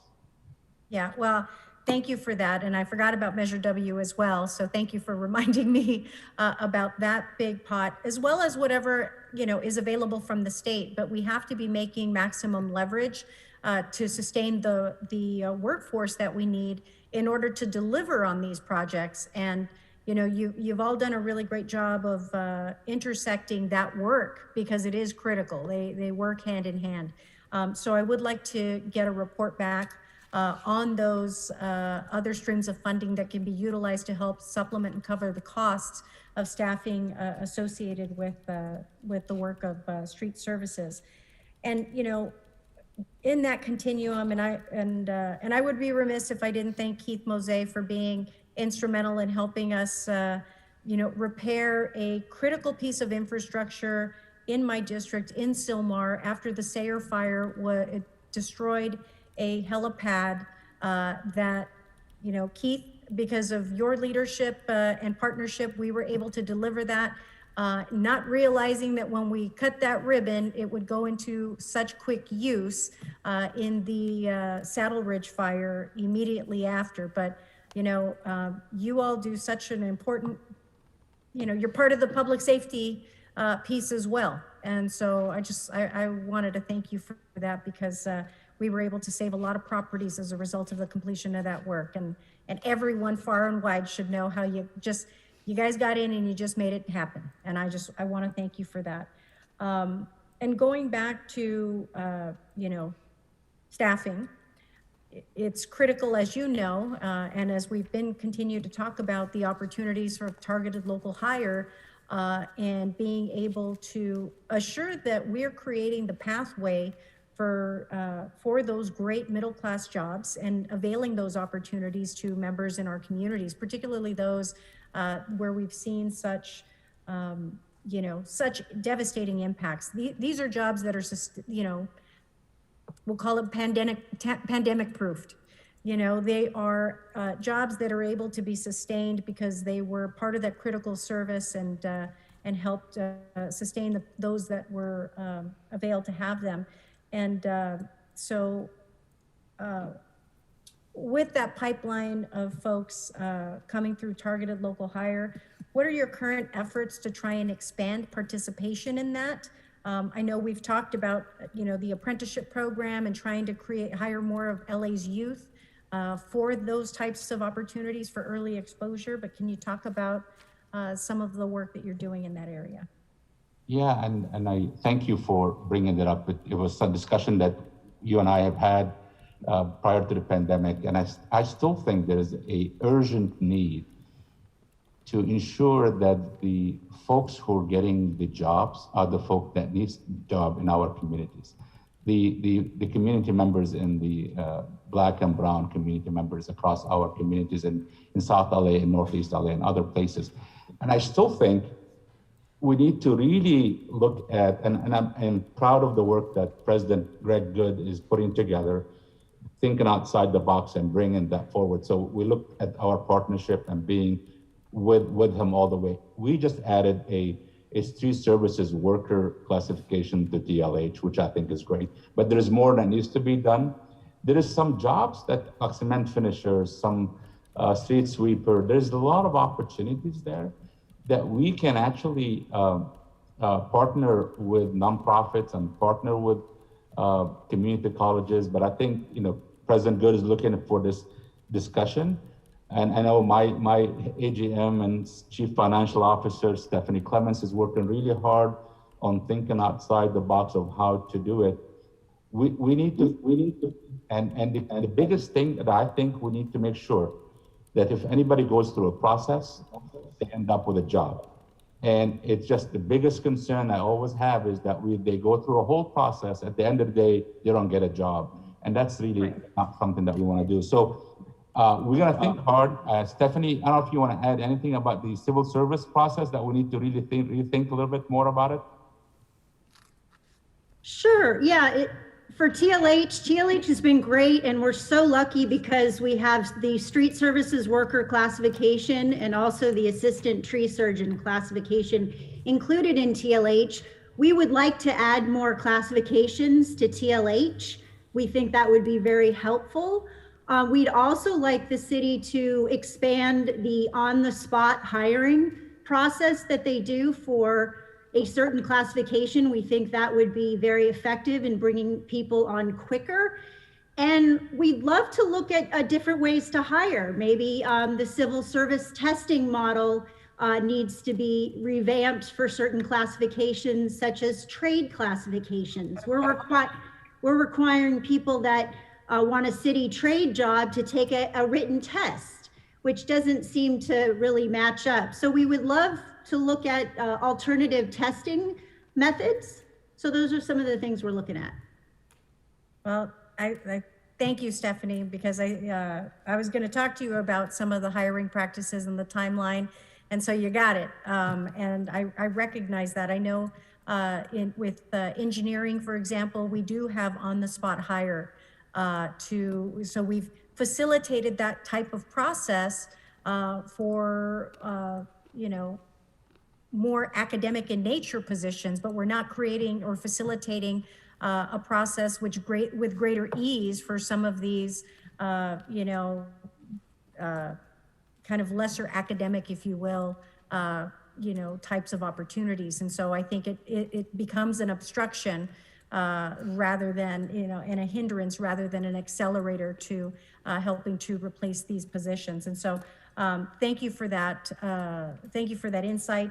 I'd like to also request a report back on the existing targeted local hire classifications that the Bureau currently uses and propose additional classifications and associated costs and timeline to implement that to expand the targeted local hire bridge to jobs program model. Also would like to have a report back regarding the hire on the spot model, which is also used for the civil engineer classifications within, I believe it's both Bureau of Engineering and BSL, I believe, if I'm not mistaken, used it, and what the associated cost would be for implementation. And to your point on testing, would also like a report back on a proposal to revise the testing process for essential trade classifications, such as converting to a performance test for essential trades and eliminating the traditional civil service sit-down testing. The report should identify appropriate classifications as well as costs to change this process. And I think, let me just double check my notes. I think we're good. I would just add that personnel department has to be, involved in this because they're going to have to quantify those things. Yeah. Of course. But first of all, I also wanted to just say Adele, to your point, when we were talking about these apprenticeship opportunities and then the pandemic hit, we're in agreement. We don't want these to be the pipeline to nowhere. And, we want to facilitate and connect the training opportunities and then follow suit with that potential for a job at the end of that line and that investment of time. So we appreciate that. And Greg, I didn't mean to leave you out and everyone else that's there, but thank you all again for your work. We appreciate you and thank you for the partnership. Thank you, Ms. Rodriguez. Next, we'll go to Mr. Blumenfield. Right, well, I'm just going to keep the build going because I agree with everything that has been said thus far by Mr. Krikorian, Ms. Rodriguez. You guys have been framing it perfectly. I'm incredibly grateful to Adele and the whole team. You guys have been doing a great job. And I get to work with you closely as the Public Works Chair. We were talking about targeted local hire. It was just 2 years ago, we were creating the tree surgeon targeted local hire, and we're moving additional positions. So this is an ongoing mission, and I love that we're looking at how we can expand it. So that's wonderful. And we talked a little bit about the urban forestry, the importance of it. This has been my song for a long time as well, about bringing our urban tree canopy up. And the last, prior to COVID, the conversation has always been about the trajectory needed to get us back to a regular cycle of maintenance. And we were way behind, and I want you to address this, because we were so far behind on that, it was embarrassing. And then we set a trajectory where if we got these crews, we would get onto this track. If you could tell me where we're at as far as our trajectory, what our cycle is now, and what our goal is for getting that cycle to be industry standard. Thank you, Councilman Bloomfield. Thank you for your leadership.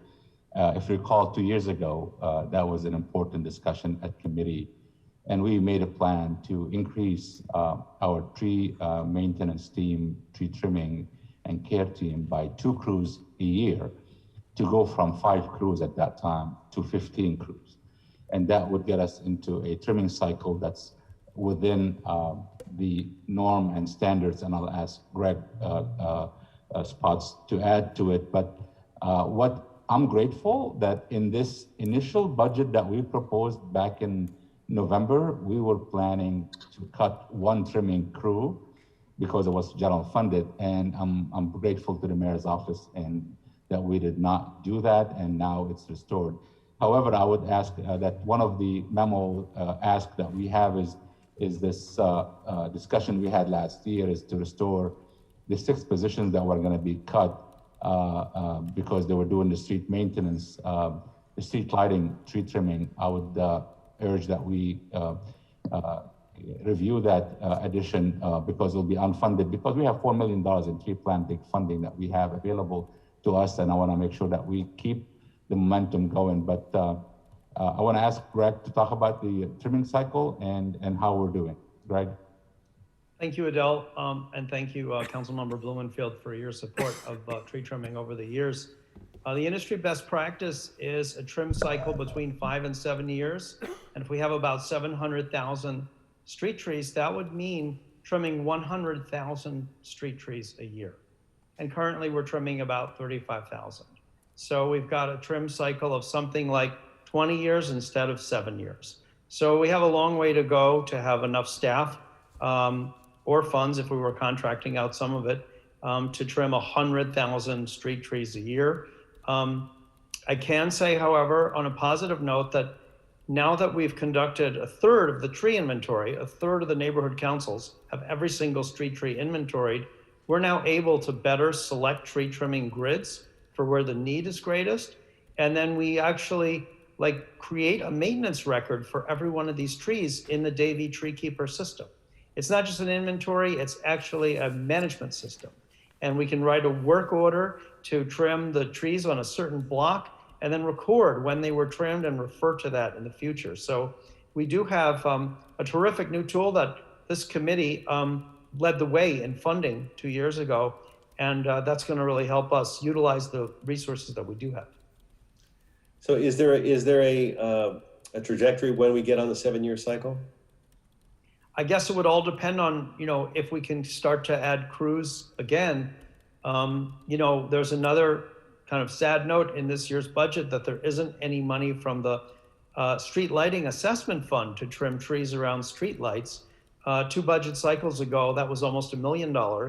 And last year it was about $500,000, and that's been zeroed out for this year. So that was providing supplemental trimming of up to 5,000 or more trees a year in the areas where we have street lights, and we want to make sure those lights aren't obstructed. So Councilman, we're halfway to that. You led the trajectory for 2 crews a year. We added 1 budget cycle, we added 2 crews, so we went from 5 to 7. What we need is 15, so we're halfway. So what we need to do is get back on that track to develop at least 2 crews a year over the next 5 years. We're behind a little bit just because of the COVID. So in this budget, there's no increase. We're just staying on the current level that we have. But I think it'll be great to add more.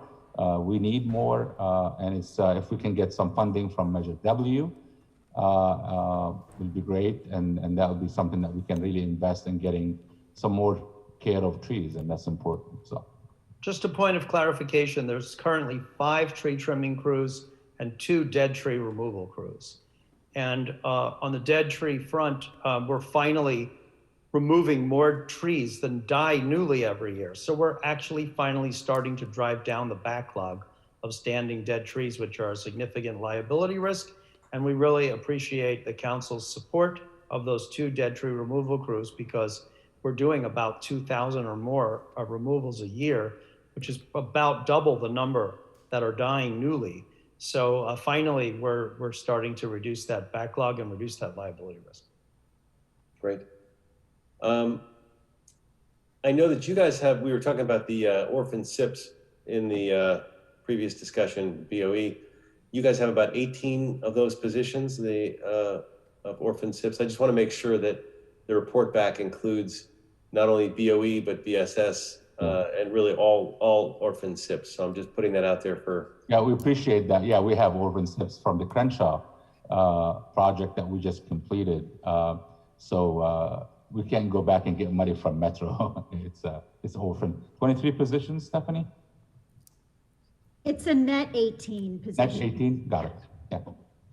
Yeah, well, I mean, I don't know how these were calculated into the overall numbers of cost savings and whatnot with the SIP, but whatever it is, we need to figure it out. So I just want to make sure that the request includes BSS as well as BOE and anywhere else there might be. Lastly, I mean, most topics were covered, but regarding street vending, the rollout of the street and vending permit required has kind of been overtaken by the pandemic. We temporarily extended the initial discount period because we only issued a very small number of permits.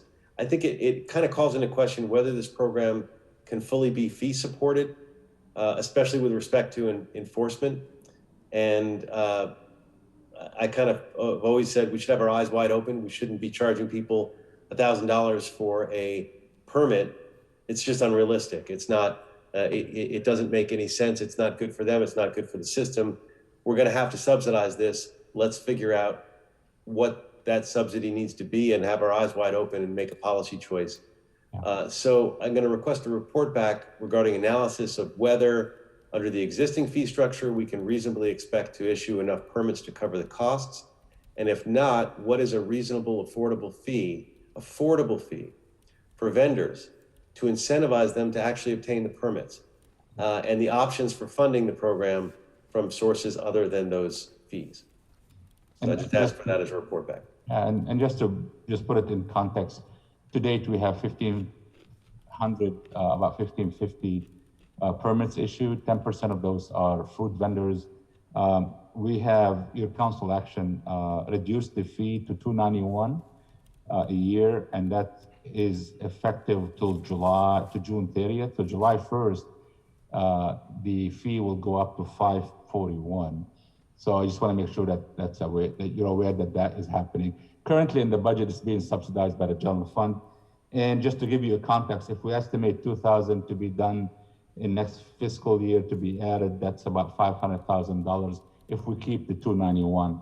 But I'm glad that we have some money in the budget for outreach, for getting working with the county on helping the vendors get their food permit and the food cart and many things that we're going to be working closely with the mayor's office, Councilman Price's office, and your office on how we do this. And we'll be happy to report back. But I'm glad that we have some additional funding for outreach, additional funding for us to look at this. And I agree with you. The goal is to have everyone with a permit and everyone follow the rules and regulations. And we will need to work also on getting them the ability to get a food permit. And that's a county issue that we're finally cracking that issue, and we're working closely with them on that one. So thank you. We'll report back.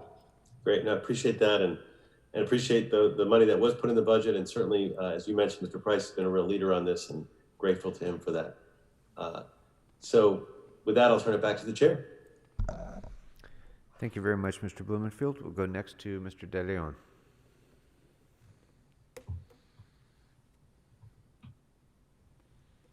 Thank you very much, Mr. Chair. A couple things. One is I will get actually, I got a quick question here. And Adele, welcome. I'm glad to see that the funding was added to plant the 1,900 trees in the neighborhoods, especially the neighborhoods that need it the most. Obviously, shade to deal with the hot islands that exist because of all the concrete and the asphalt in our most vulnerable neighborhoods throughout the city, but obviously, especially in Northeast LA and Ball Heights. I want to see do you have funding that's going to cover the sidewalks that don't have parkways, that we're just dealing with concrete? Yeah, I mean, we're gonna really, a couple of things, and thank you for the question. It's important for me that one thing that we're working also with the Bureau of Street Lighting to do a partnership, because as they're looking for assessment for street lights, I'm trying to change it into an assessment for street lights and shade.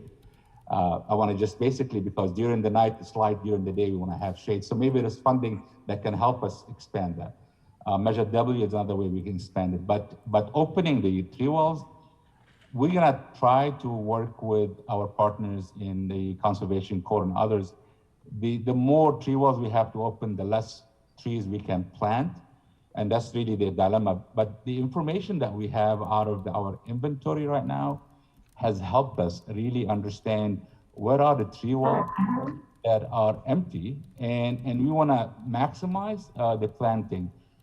So Greg Spots, who led an effort to do urban cooling, not only cool pavement, but now we're transforming it into shade and shelter and transforming communities, including a project in your district, Councilman, and also in Northeast Valley and different parts of the city. We have 8 projects closely we have that we're moving forward. It's already done an analysis using heat maps, using investigation to identify what's needed. And in these 8 projects, 2/3 of the trees that are needed have empty tree wells, and 1/3 needed to be opened up. So just to give you a concept. So yes, we will, it's all based on equity. It's all based on where the need is. And if we need to open a tree well, we want to do it and use our nonprofit partners in the community partners to do that. But the more trees that we have to open the wells for, the less that we can plant. 1,900 is a small portion out of what we need, but it's in good direction. And there is more money in our UB for additional 2.1 million that may also help us even double down and figure that out. So we're gonna work hard, but I think having data and having information on heat maps, I mean, this is something that I brought into Streets LA, is using data, using information to help us surgically and identify what we need to do. So we have maps on heat maps, tree canopy, inventory, all these things are coming together to help us launch a holistic solution. So if we need to do cuts, we're gonna do cuts with our partners in Conservation Corps, but we're gonna try to maximize filling these empty tree wells if we can. And hopefully that answers the question. Thank you much. It does. Thank you much, Adele. Mr. Chair, on the subject of trees, but not specifically to the question I just asked, I would like a report back on additional staffing needs to review the tree removal permits, and if any additional positions are needed that can be covered from permit revenues.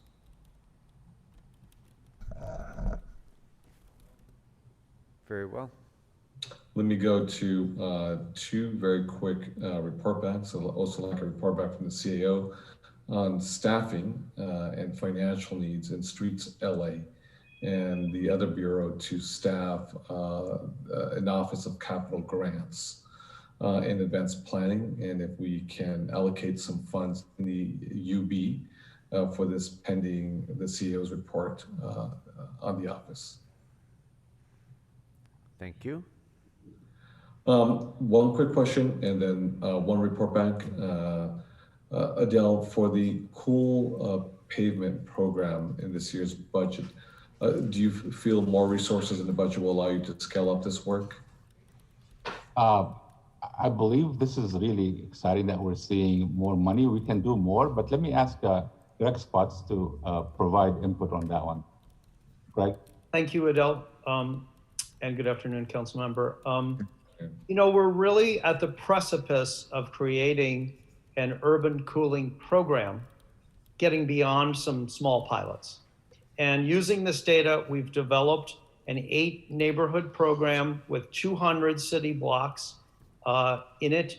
That would be about 64 lane miles of cool pavement and about 1,900 trees, which would include 600 new tree wells cut out of the sidewalk. And that entire program would cost about $8 million. Mayor's budget proposal with different pots of money seems to get us about 2/3 of the way there. And we will encumber the $2 million for urban cooling in the current fiscal year's budget in the next month. So we're very, very encouraged. The more money that can come in, the more of these communities we can build into the program. But we're very, very excited that there seems to be a steady and substantial commitment to rolling this out as a real program at scale. And Greg, I'm going to ask an obvious question, but just a straight answer. We know what the cooling our streets, what the benefits.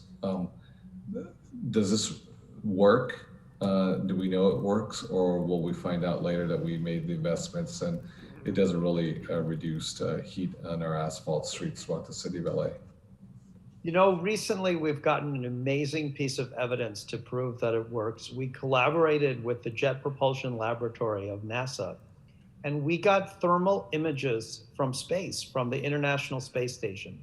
And the thermal camera on the International Space Station detects the cool pavement neighborhood in Councilmember Blumenfield's district in Winnetka.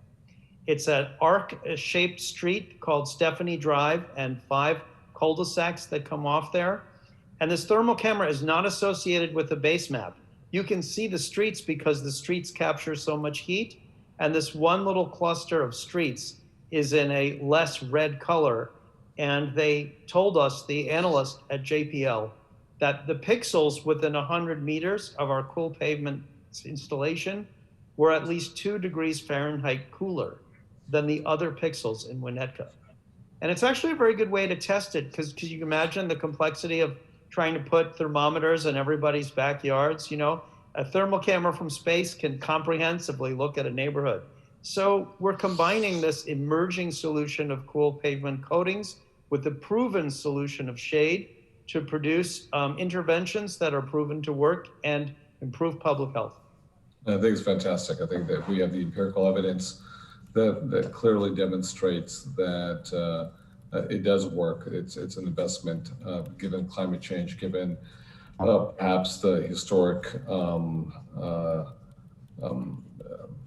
decision-making of the city leaders and commissioners of the past, where for some reason parks and open space and trees and shade were not of the highest priority, but rather strip malls, cement, concrete, and asphalt were. We can have an opportunity to, if it's not going to have green, it's not going to be green grass that grows underneath our children's feet. At the very least, you know, when it comes to asphalt, you know, streets throughout the city of LA, that we can cool them down dramatically, especially with increased temperature. So I think it's really exciting. Just to add one thing is, even we're pushing the envelope to do more collaboration. So we started discussion recently as part of this this new effort to urban cooling, which was not just cool pavement, now it's everything, that we're talking to the Parks Department, Rec and Parks, and seeing a linkage, because it's really, that connection has to be connecting people to schools, people to parks, and using the parks as a connectivity. So we're working the extra mile, because I use the term, and I'm very proud to say that what we're doing here is connecting the dots, the minds, and the hearts. And sometimes I use a drops. But so what we're doing is really pushing, and when you measure it, when we apply this, and we with Councilman Blumenfield, we're out in the field measuring the temperature. I mean, it's clear. If you take the temperature of an asphalt, black asphalt, it's somewhere around 20 degrees more than the cool pavement. And over time, it goes down to 12 degrees. Combine that with shade, it's gonna make, you know, a 20-degree difference for the people walking, for people exercising. It's health, it's community, it's what we need now. And I'm proud of the work that Greg and his team has done. And with your support, this is the future. I'm just excited about how we are reimagining our streets, our infrastructure, our communities, to make it more walkable, safe, and accessible. At the end of the day, it's all about climate and the future for all of us. So I'm proud of the work, and thank you for asking that question. No doubt. You know, we already live in a cool city. We'll just make it cooler, you know. Mr. De Leon, I bought my own heat gun after all this at Home Depot for like $10, and I go out and I show people the streets on my own at different times. So it's great, and you can see it for yourself. You come to the 3rd District. I'll take my heat gun with us, and I'll show it to you. It's great. Let's do it. I'm gonna surely take you up on it. I know when I go over the 101 freeway, it's a lot hotter, without question. And I think that I definitely will take you up on that, and I'll go to your district, you and us together with a cold glass of water and your heat gun walking down the streets, taking temperature checks of the street, of the pavement. So that's great. One last thing, Adele, is I want to add is obviously the correlation between those communities, because of economics, because of planning, because of decision making by government officials, both elected and non-elected. Some communities, as we know, are much harder than others. Obviously, Woodland Hills is the hottest part of the city of LA, unquestionably. And we have other areas that are less hot, but a lot of other areas that are very vulnerable, have less trees. And then again, because of planning, a lot of concrete, asphalt, cement. So we want to make sure that, through an equity lens, right, that the Cool Neighborhoods program, as we cool those pavements, are done through the lens of equity in those vulnerable communities. Last point, through the chair, I would like to report back in the mid-year with a status report on the project. And based on its first $2 million, what funding would be needed to really ensure that the Cool Neighborhoods program is done throughout the city of LA. Very good. Thank you. And Bob, I'm going to take you up on that. All right. Thank you, Mr. De Leon. Thank you. And next we'll go to Mr. Price. Thank you, Mr. Chairman. Adele, hats off again to you and your team.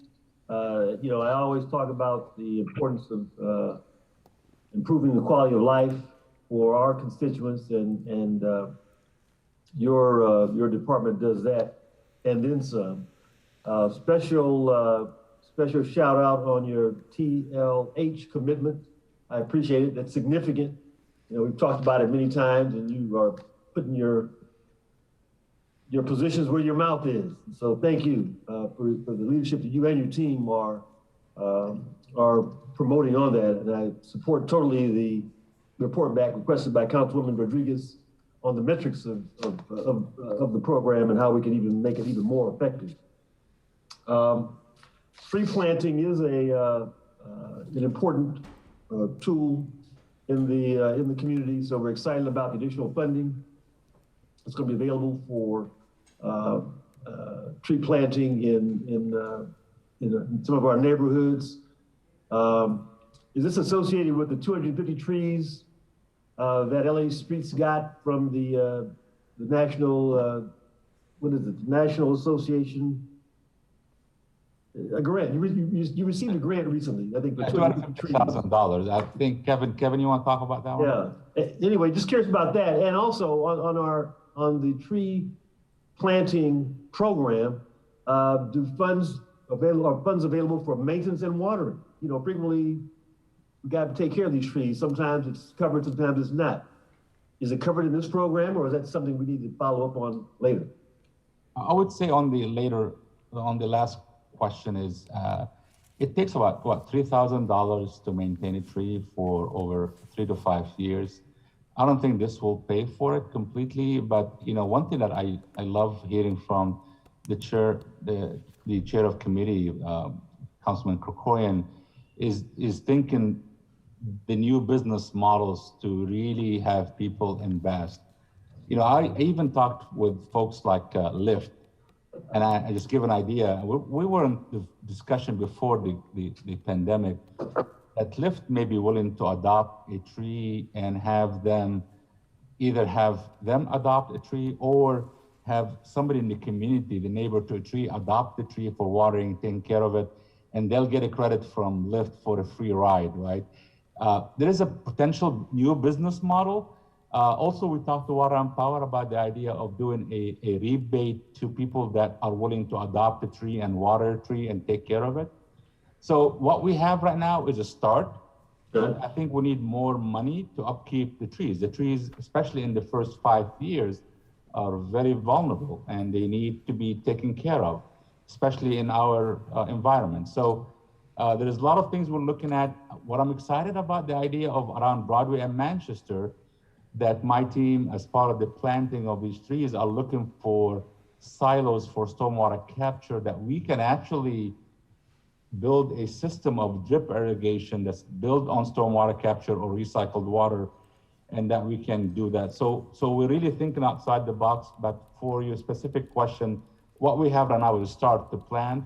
We don't have enough money to take care of the watering, etc. But we'll work hard on doing it, and I think there's a report back on the whole staffing needs, so we can include that as part of the report back. Great, we do appreciate that. You know, in my district, we certainly are focused on getting trees planted. Frequently, however, trees are rotting and they've been destroyed. They need to be removed. And again, frequently, it takes a long time to get some response. Again, the question is, how can we process these requests in a more expeditious manner? And you think this is something that the revised tree ordinance can address? It's a couple of exciting things that we've been doing is that we are in the inventory process of trees. We are actually inventorying the health of the tree. So, and if a tree is dead or diseased, we are actually reporting it for action. So we're no longer just waiting for people to report that. So we're trying to be proactive. Do we have enough people? I think Greg mentioned that our dead tree removal is catching up with the backlog. But also we're trying to really integrate our crews that if they're doing trimming and they see a tree that needs to be removed because it's a dead tree or a stump, they can do that at the same time. We're trying to get that integration as much as possible because that's gonna make it more efficient. So we're gonna continue working on it. We are watching the backlog. Greg, you can talk about how closely you watch it every single day. And hopefully we can, more resources will help. But for now, I think it's the inventory is really giving us a good eye on the health of our tree canopy, our trees in the city, and allowing us to be proactive in how we respond. No, I agree. I think the inventory is going to be an important tool for us. And with your attention to it, I think we'll improve those responses, and we appreciate it. Let me shift to street vending for a minute and appreciate the line of questions that my colleague Bob Blumenfeld asked. We know he has been a tireless supporter of the program with the special attention to how we pay for it and the responsibility of the vendors. Talk a little bit about the impact of COVID-19. We know that we have put enforcement sort of on a hiatus. We've also offered vendors a chance for a refund on the fees that they paid. Can you give us any update on how that progressed? How many vendors took advantage of it? How much money was? Sure, I'll have Martin Schlegel and answer that, but I want to talk about really a partnership that we really have put together with our vending community. We have a stakeholder regular meeting with our vending advocates and vending community to continue working together because all of us support vendors.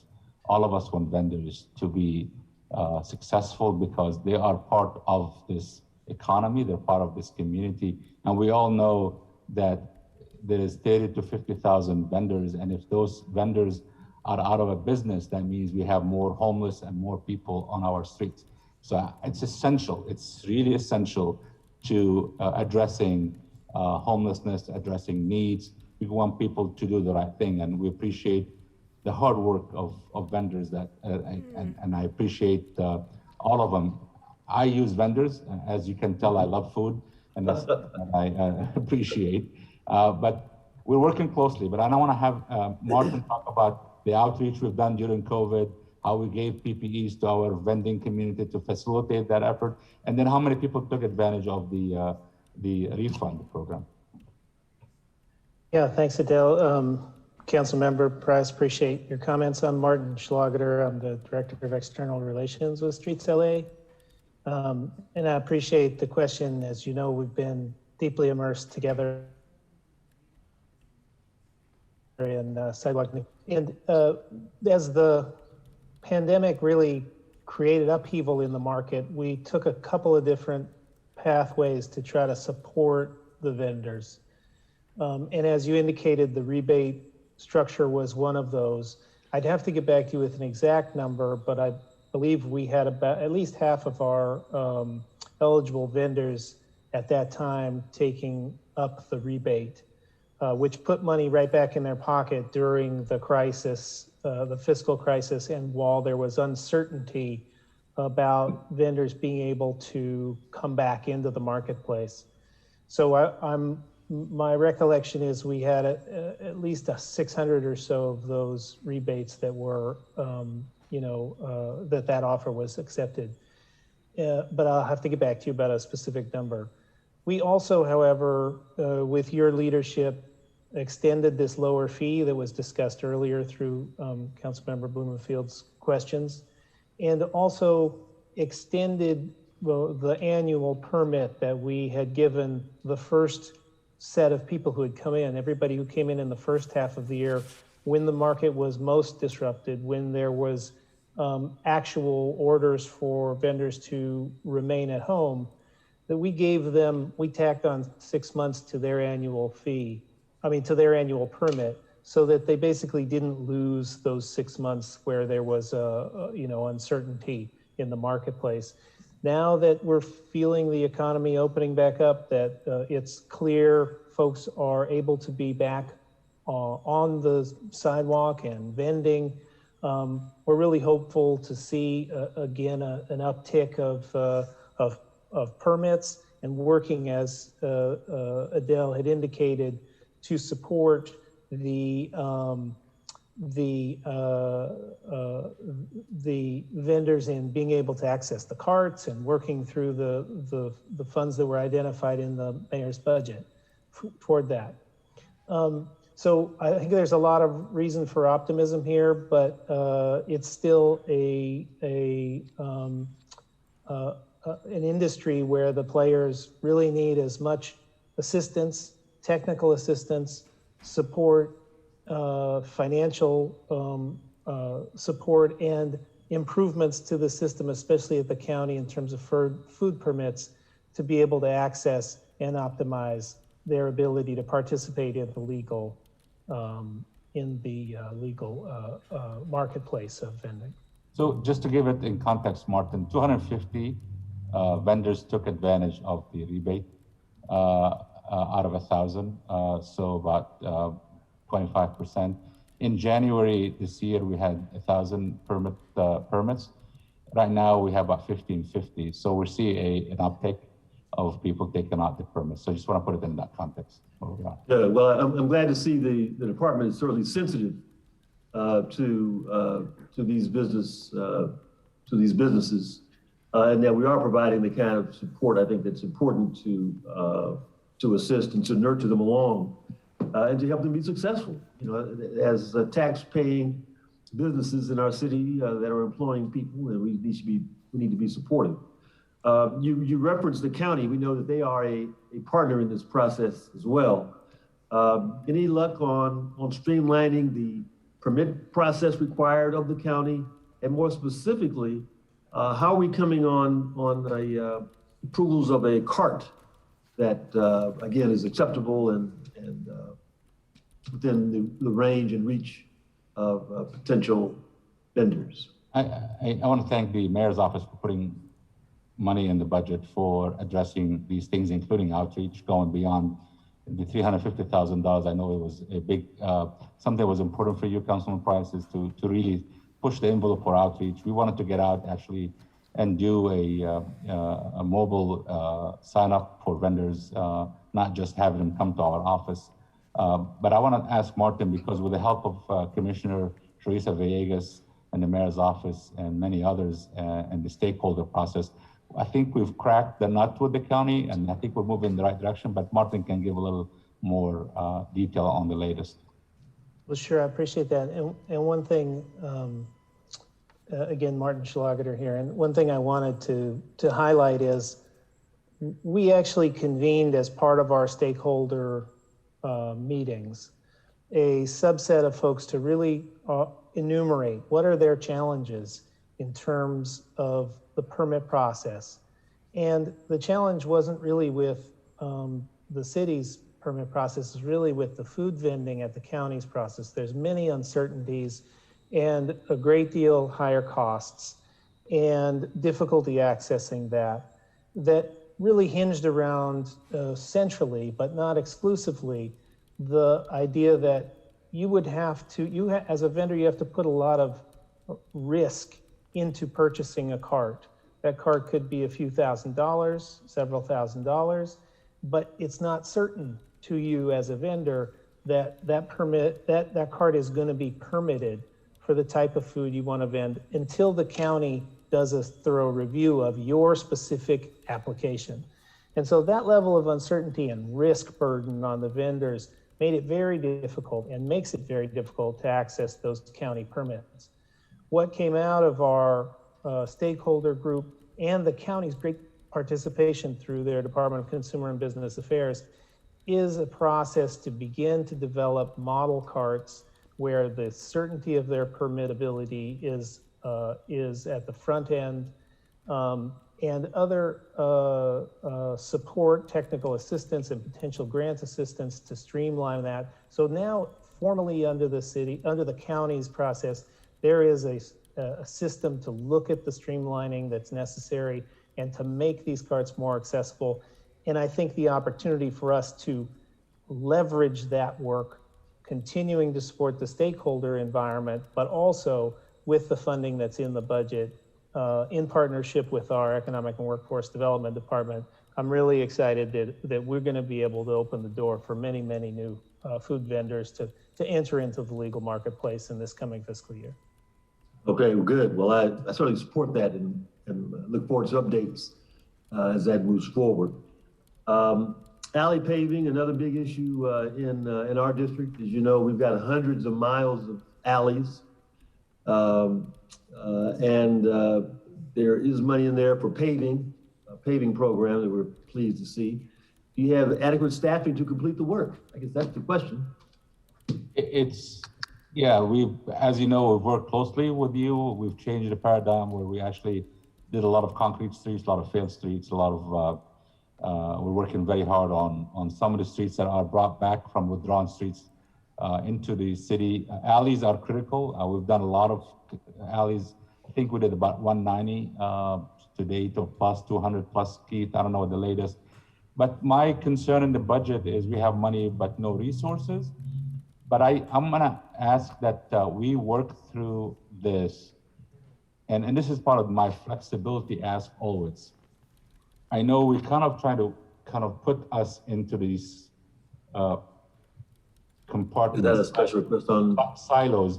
So what I'm trying to do is saying, give us the flexibility to find where is the need and where is the most benefit, because it's really about risk and liability. It's really about what the community wants. It's all that. So I hate for us to just, I'm trying to get away from saying, give me 10 alleys, give me 5 concrete streets and 5 failed streets and 1 withdrawn and 10 paving and 5 sealing.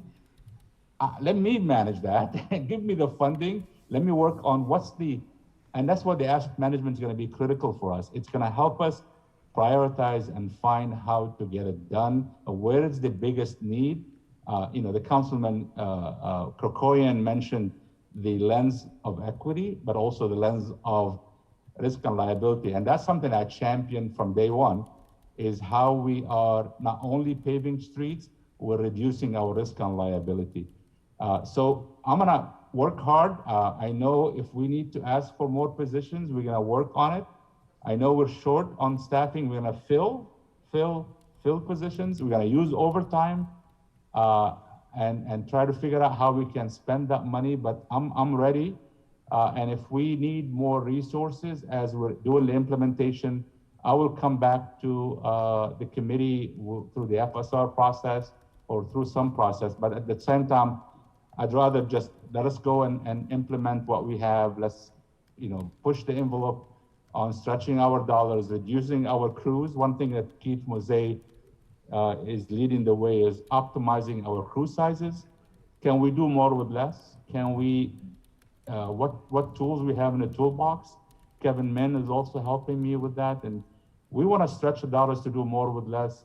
But I want to be able to have the ability as the general manager, as the person that most knowledgeable about the information, to be able to decide where to invest the money to reduce the risk and liability, to enhance communities and provide equity. So I'm gonna work with all of you on this. This is something that's dear to me.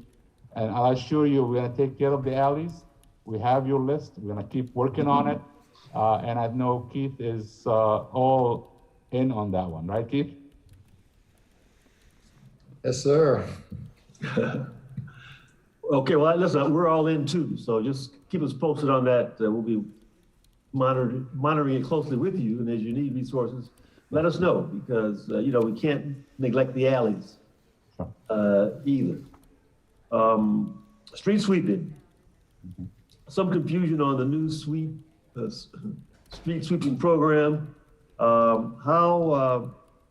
we planning on resume the program what it was pre-COVID, or what's the plan now for moving forward?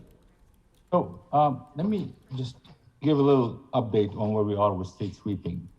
You've heard me for a number of years talk about the need for us to change and optimize our street sweeping program. There is 40% of the city is being swept, that was being swept on a weekly basis, and 60% of the city was not being touched. In your community, there's commercial corridors that people tell us, don't sweep the residential, go sweep the commercial. And it's not a route that we have. So I've been working, and I asked the committee here for funding to do this optimization. But with the reduction, with not having the resources, we did not stop. We digitized our routes. We actually are working with different ways to really do more with less. And the idea we had is if we can cut the frequency of sweeping instead of weekly to every other week, we can stretch the resources to cover most of the city. So when the SIP process hit us, when the retirement hit us, we lost a large number of staff, I think 16 to 18 street sweepers out of the 100, that made it impossible for us to continue servicing the weekly. So that was for me an opportunity to say, instead of trying to have people guess when we're gonna come sweep, we wanted to create a process. So thinking ahead where we're going, I felt that we should go to the every other week sweeping to, one, get the process moving into this long-term optimization to have every street swept in the city. And the second thing is to get us where we need to go and have reliability for the community and for our enforcement, parking enforcement. So the good news is we have actually created a new service that people now can sign up on our website at streetsla.lacity.org. What is that? You know, street sweeping near me. You can find out when is the sweeper coming to you. We're doing it, sweeping is done first Mondays, third Monday, or second Monday, fourth Monday, and we have actually communicated this. These schedules are available on our website. We're communicating as much as we can to everyone. We've done an outreach. But the good news about this is we are actually covering more streets outside the normal sweeping that we were not touching before. We're sweeping commercial corridors, sweeping areas that are high trash. We're sweeping bike lanes. So Greg, you want to just add to more of that and how our goal is not to go back to any levels. Even if we get the resources, I want to get to this long-term optimization to get us to where we need to get to. And this is a great opportunity to start the process. And you know, we made lemonade out of lemons here, which I think is a good thing. It's not something that we should be shying away from it. Greg, you want to talk a little bit more about it? Thank you, Adele. Yes, it is a complex situation. You know, there were 265 positions in this program in fiscal year 6-7, 15 years ago. Before the pandemic, there were 112 authorized positions in this program. And in the proposed budget, after the deletion of the 16 SIP retirements, there's only 93 positions in this program. So it is, you know, down to a very small level compared to the 265 people we had cleaning the city was 15 years ago. Nevertheless, we're doing the best with what we have. We've got 30,000 people that signed up for the email notifications about when the sweeper is coming. We launched that March 1st. We started emailing out those notifications in mid-April. And on each day, we're sending out 10,000 emails to people saying your sweeper's coming tomorrow. And then we tell them the morning of that it's coming also. So there is a good option for people to, keep up to date as to whether they're first and third or second and fourth. Because the resources we lost to SIP was substantial enough that we had to stop doing it weekly, but it didn't cut our resources in half. It has freed up the ability to sweep some non-posted routes, and we've swept about 260 unposted routes on a monthly basis in March and April, places that wouldn't have ordinarily been swept using the resources that we have. We're focusing on downtown LA, the Great Streets corridors, and the on-street bike lane network. We do think that at some point when the budget improves, it would be very helpful to add some motor sweeper operators to this program. I mean, we have equipment that sits every day because we don't have enough operators now. And as we add back, like Adele said, we'd love to keep expanding the universe of streets that get regular sweeping rather than return to biweekly. And we are in communication with a couple of key communities where maybe biweekly isn't enough. And if we have to add some spot additional cleanings in those couple of places where biweekly doesn't work, we're flexible and willing to do so. We'll come back and report to committee too, Public Works Committee, maybe on the status of that one, if it's okay with the councilman too. No, that's completely okay. And I certainly appreciate the fact that it's weekly or bi-weekly. Our neighbors just want to know. They want to have some certainty. And while, you've got 10,000 folks online, I don't know how many of those are from CD9 or in underserved areas, who are so ready to hop on to find out what's going to be coming down the pike. So I think we just got to be figuring out some other ways to communicate with our neighbors on a regular basis, with some predictability about what they can expect in terms of the street sweeping services. But we're excited to know that you are expanding the outreach to some unserved areas or traditionally unserved areas. Let's just hope that we can make that more comprehensive as it moves forward. On power washing and weed abatement, again, this is a issue that we have on many of our corridors. The question is, do you have adequate funding to address the requests for weed abatement and for power washing when they come up? Maybe we can report back on that one if it's okay. We do that report back if you don't mind. All right, I'll accept that.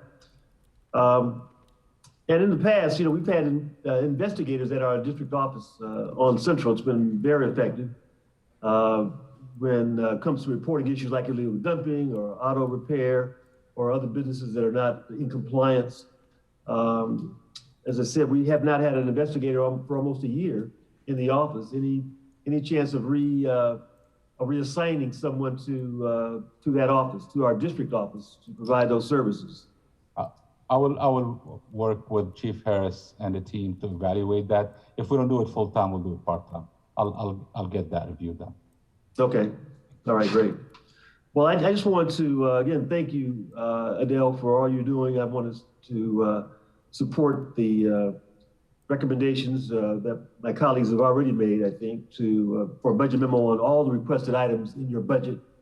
We think that those positions are critical, and so we want to be supportive of them. We want to, I would like to get a budget memo, as I just referenced, on weed abatement and power washing, sidewalks on our major corridors in CD9, as you indicated you could provide, and also a budget memo on resources necessary to have BSS investigators in our district office on Central Avenue. Thank you, Adele. Thank you. Thank you, team, and thank you, Mr. Chairman. All right, thank you very much, Mr. Price. A couple more quick things. First, the asset management and advanced planning funds that are identified on page 628 of the Blue Book. I'd like to get a report back from the CAO in consultation with Street Services on whether there are operational or cost efficiencies that can be had by integrating that asset management system with GSDs and also other asset management processes that are in place or being proposed for street lighting and transportation. With regard to street sweeping, Adele, you just mentioned your optimization plan. Appreciate that. On behalf of the Council President, I'd like to request a report back on the resources needed to update and plan the optimization of the Streets LA sweeping program toward sweeping more areas of the city, particularly disadvantaged communities. This would include updating the fleet and related technology and achieving greater water quality benefits.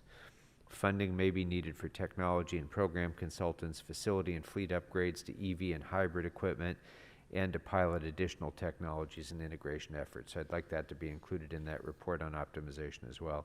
And as long as we're talking about optimizing street sweeping, I'd also like to get in that report a status update on my long pending request to change street sweeping routes around elementary schools to avoid drop-off and pickup times.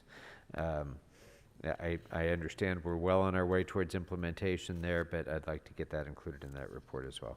Also, on behalf of CD6, the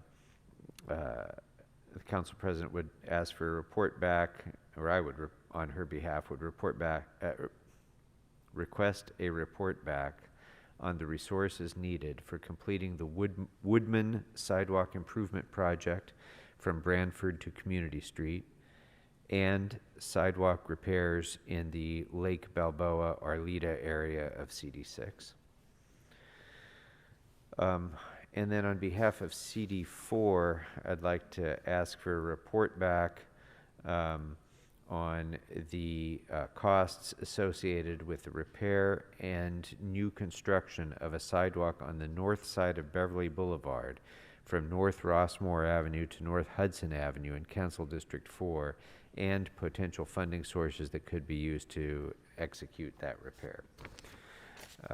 And then lastly, I would like to get, well, I'm not sure if I need to ask for a report back. Maybe you could just tell me.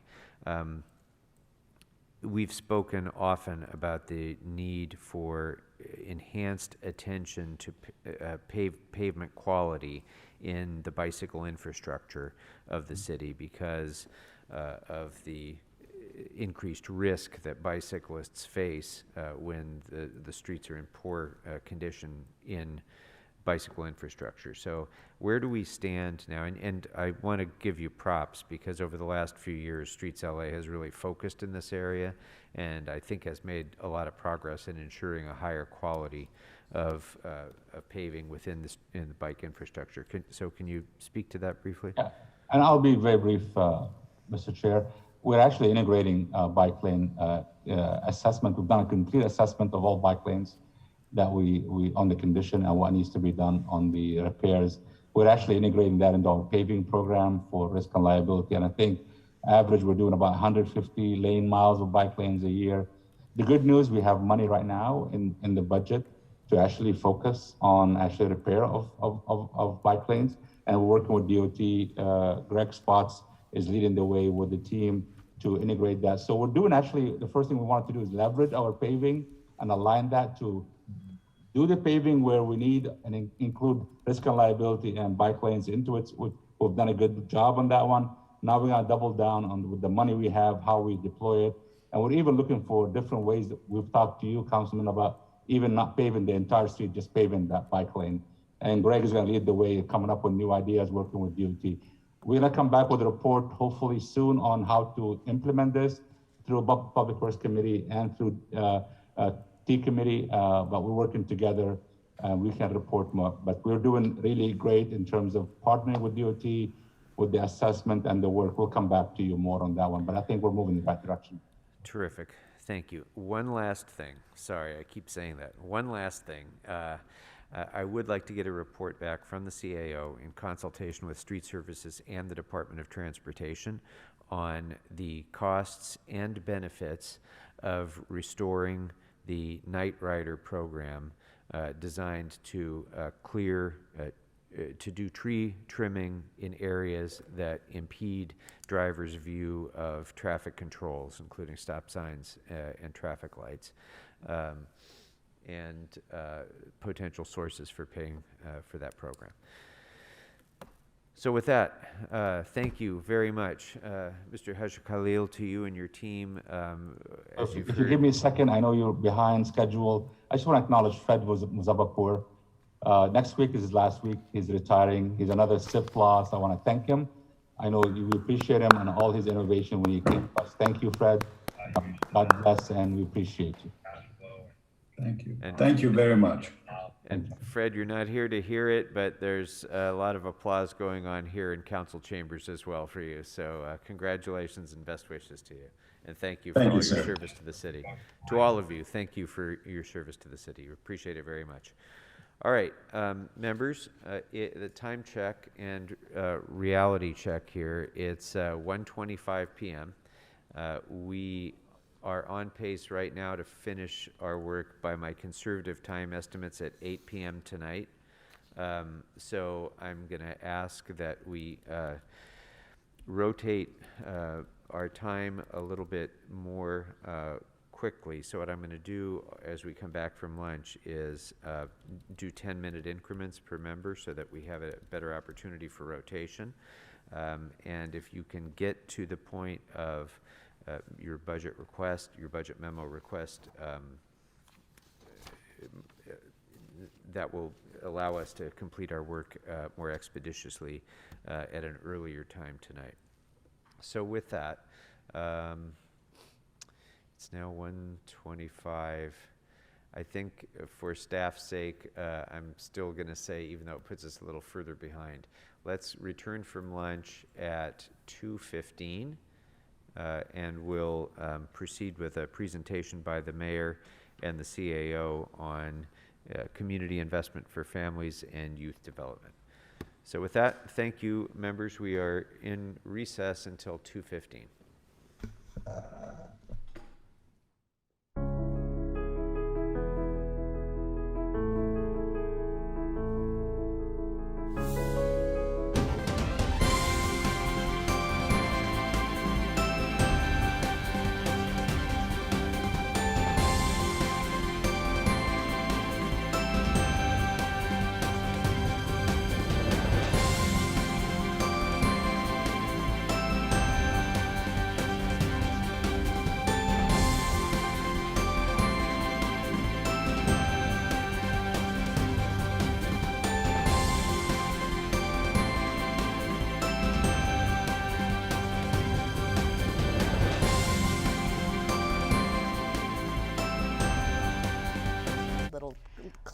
cluster of creatures? Well, and we vary it according to what people's needs are, but ideally you would take a youngster and keep it until it was about 8 weeks old, or at least 2 pounds, and then they're old enough to be altered, because we don't release animals from the shelter unless there's a medical reason to do it, unless they've already been spayed and neutered and microchipped and fully vaccinated. So what are the things that someone should ask themselves before they think, oh, it'll be really fun to have this new life in my house? You know, parrots live for 70 plus years, and you know, what about those animals? What should one ask oneself before one walks into the... The same thing I asked my daughter was if I got a parrot, and I didn't, if I could leave it to her. And, you know, because they do live a long time. So if I got a parrot now, chances would be very slim that I would outlive it. So I would have to have someone on standby who would be willing to adopt that parrot and take it. And the same thing is true. I mean, I even think that about my horse. I mean, you know, she's only 8 years old, and she might live to be 30 years. So I have to have a plan in place for what would happen to her when something happens to me. Sure. So I think that's true for all of them. One of the dogs that we adopted, she was actually a shelter dog, but she ended up with a rescue, and we adopted her from the rescue. They had my partner's daughter come and co-sign for us because we were so darn old. And I thought, you know, and Pam was like, what? And I'm like, it's okay. Do you want the dog? It's okay. Yeah, Things to but I consider. really respected the rescue for doing that. Yes. Well, if people want more information about all of these subjects that we've talked about today, what's the best way to find out? Go online to our website. And it's got so much information on it. It's a little bit hard to find everything you want, but I think if there is a search thing, and we're working on a new updated website that will be a little bit easier, I think, to find materials on. Sure. And that's one good way. I think, you know, this American Pets Alive and this HOS thing that we're part of, people can sit in on those Zoom meetings. I mean, if you want information about what's going on across the country and in Canada, information from 600 different shelters, go to some of those American Pets Alive webinars. They're great.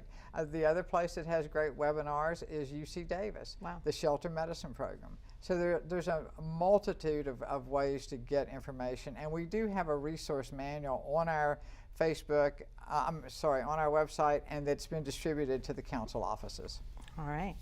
Be fun to be part of Cat Chat. All right, thanks so much. Great to talk to you, Brenda. Thanks, nice to see you again.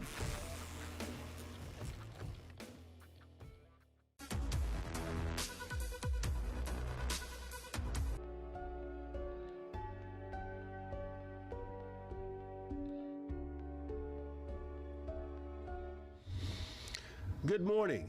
I'm Councilman Curran Price, and I just want to welcome you to our ribbon cutting today for our Central Avenue Angels Walk. We are just so excited to have community members, family, friends, neighbors here to celebrate. And as we commemorate an important area of not just the city's history, but African-American history. African-American history in the city of Los Angeles. So much of it on Central Avenue. And so we're just really excited to be here today. You know, it's been some time since we started planning this project. And so to be at this point now is just a real celebration. Now, some of you may say, well, gee whiz, what is Angels Walk Central Avenue? Well, you know, in short, it's going to be a walking trail on Central Avenue, roughly from Adams to Vernon. It's going to tell the story of LA by taking you back in time, and to commemorate locations, individuals, events, and the legacies of people that have played just such an important role in our community and in the history that we enjoy. Central Avenue is certainly a multicultural, multi-ethnic, vibrant community in South LA, and I'm honored to represent the area in the 9th Council District. It's real exciting to partner with Angels Walk LA to highlight some of these historic sites and cultural and historic roots in our community. You know, similar to the Jazz District in New York, famed contemporary jazz musician Wynton Marsalis said that Central Avenue was like 52nd Street in LA. But certainly for many decades, Central Avenue has been the heart and soul of the black community in Los Angeles. The corridor was home to a wide variety of black-owned businesses, including shops and stores and restaurants, financial institutions, entertainment venues, you name it. You could find it on Central Avenue. It was a neighborhood that largely developed out of the trials and tribulations that came from the housing restrictions that were, and the other injustices that were a part of LA at that time, you know. There was a point when African Americans couldn't go west of Central Avenue, couldn't find a place to live. And so it was a real barrier. Central Avenue also was once widely known as the epicenter of West Coast jazz. And we celebrate that, of course, every summer with the Central Avenue Jazz Festival. It's an event that attracts folks from all over the city, all over the country. And again, we are proud to have that here in our community. But through the self-guided walking tour, you're going to come across several nationally registered historic landmarks, like the Dunbar Hotel, a little further down the street, that served as a gathering place for African American musicians and community leaders in the 20s and the 30s and in the 40s. Another prominent landmark you're going to pass is the Lincoln Theater, which opened in 1927 to, again, accommodate the African American community. It was nicknamed the West Coast Apollo back in the day. But again, featured performances by legendary entertainers, Billie Holiday, Nat King Cole, Duke Ellington, Sammy Davis Jr., just to name a few. That is the Lincoln Theater. And today I'm excited to share with you the news that the Lincoln Theater has a new owner. My office was successful in identifying 100% of the financing, which made it possible for the Coalition for Responsible Community Development to purchase the theater. And I'm looking forward to seeing the treasured landmark as a performance venue coming back into its original grandeur. Yeah, let's give it up for CRCD. You're going to also learn the history of the 28th Street Y. 28th Street Y, where we are today. Again, one of three landmark properties designed by Paul R. Williams. You know, the YMCA provided a safe space for people of color, especially our younger people, to access a public swimming pool, gymnasium, and dozens of dormitory rooms.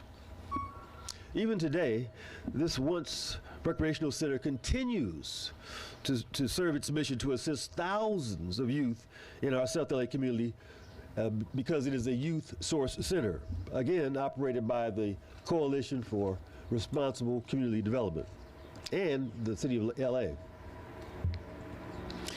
There are a total of 15 different stanchions, in addition to the 61 other sites, such as the Central Avenue Jazz Park and the eateries like the 27th Street Bakery along this 1.5 mile stretch.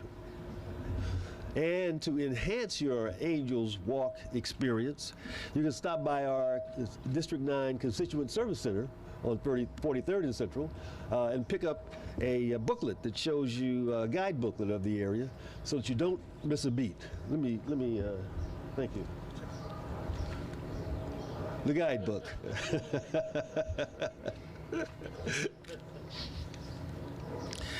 You know, this community has changed significantly over the years, and so there very few of our neighbors and our residents remember that Central Avenue heyday.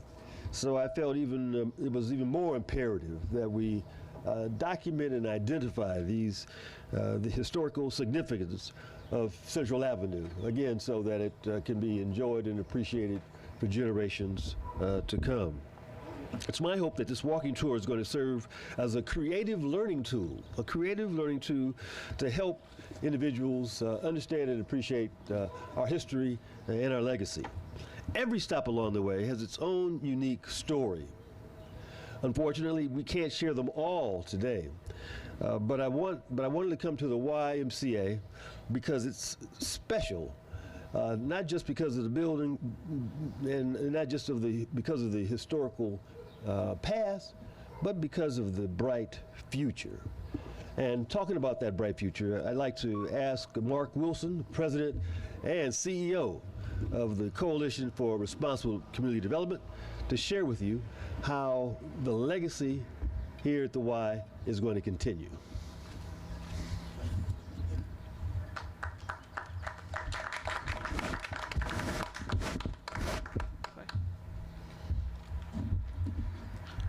Thank you very much, Councilman. I promise to keep it brief because I can get excited talking about this very special project. I just want to thank the councilman for his vision and support in ensuring that the history and legacy of African American contributions, not only to South LA, but throughout the city, continues to be remembered through this very special project. I'm so excited that we're doing the unveiling of Paul William Stanton in front of one of many historic beauties that he created and helped design throughout the city of Los Angeles, the historic 28th Street YMCA. For those that don't know, this historic building was built in 1928.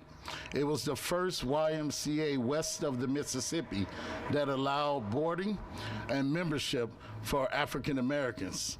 And today, for years since 1928, it served as a beacon of the neighborhood to provide resources to young people in this community. Many of them are here now who grew up utilizing the services of this YMCA, and I'm proud today that CRCD, or Coalition for Responsible Community Development, continues that legacy, providing much needed employment and employment placement services, leadership development, and educational services in partnership with Los Angeles Trade Tech Community College. What has been built here through the vision of the councilman is partnership, is collaboration, is how we continue to make the future bright for South LA.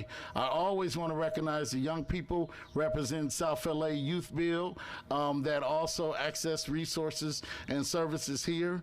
That's what CRCD is about. And I'm proud to stand here in front of you and thank you again, Councilman. I do want to give a shout out to some of the other historical Stantons that'll be going up. I see Mr. Michael Dolphin here, who's representing his family's legacy with Dolphins of Hollywood, a very famous record store that was in the area.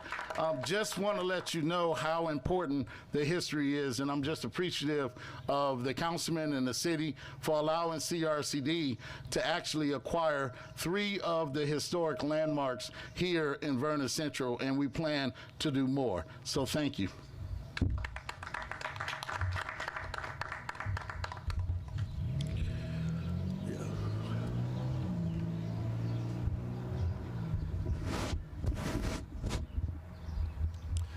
Thank you, Mark. A real leader in our community.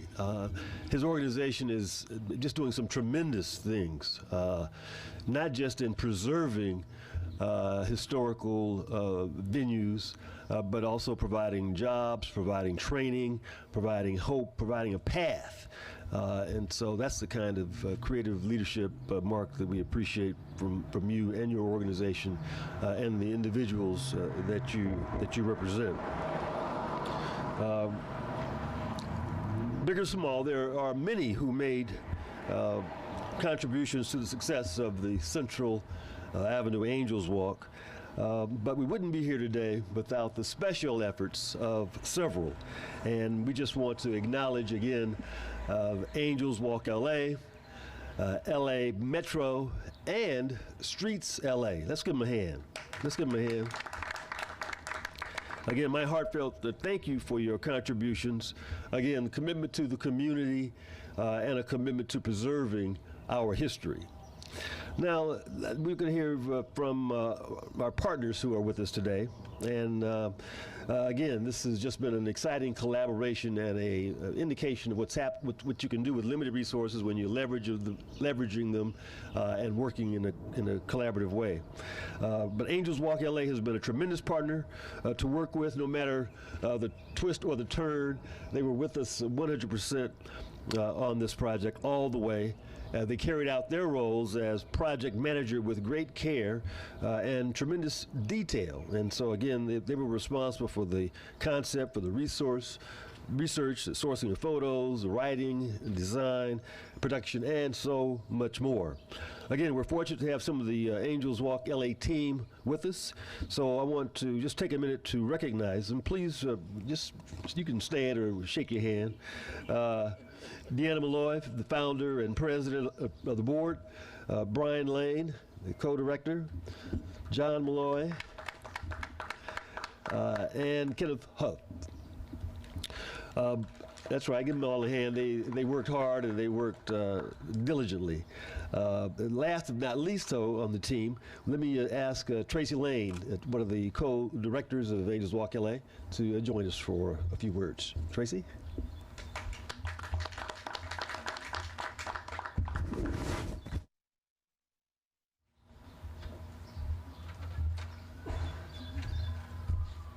Good morning.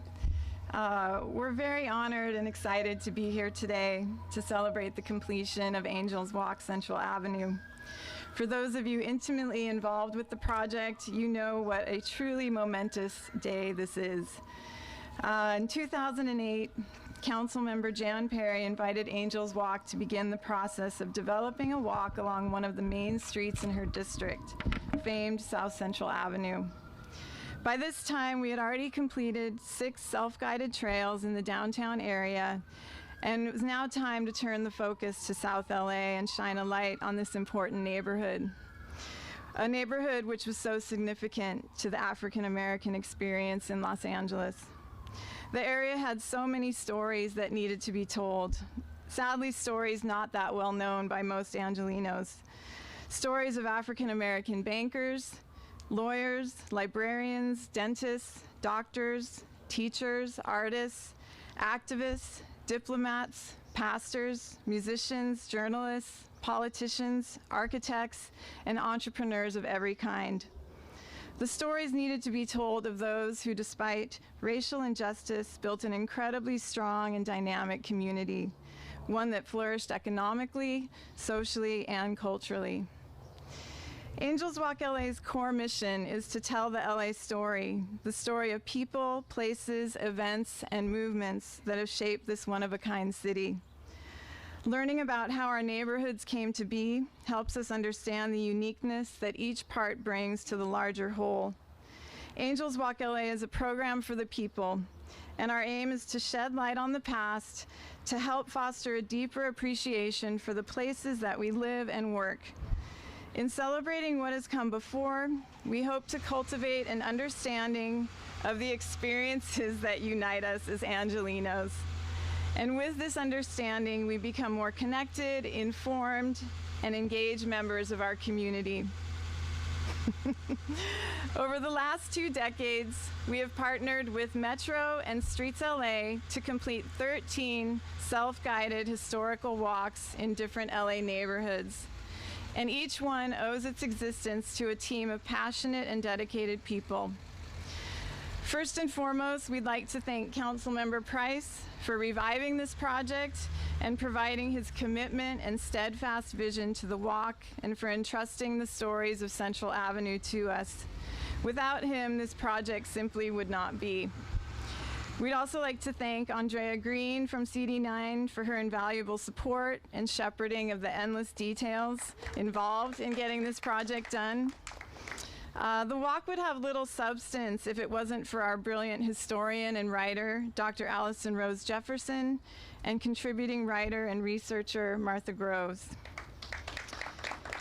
We'd also like to thank Clint Bowers, Cherie Franklin, Pastor Epps, Valerie McDonald, the Dolphin family, and the late Gregory Everett, whose connection to this community enhances the richness of the project. In closing, we'd like to recognize the founder of Angels Walk LA, Deanna Malloy, who 25 years ago had a vision for creating a more walkable city, a city where everyone would be able to learn about its history and architectural treasures. Angels Walk Central Avenue commemorates so many important stories from its past, and our hope is that it inspires and educates residents and visitors alike for many, many years to come. Thank you so much.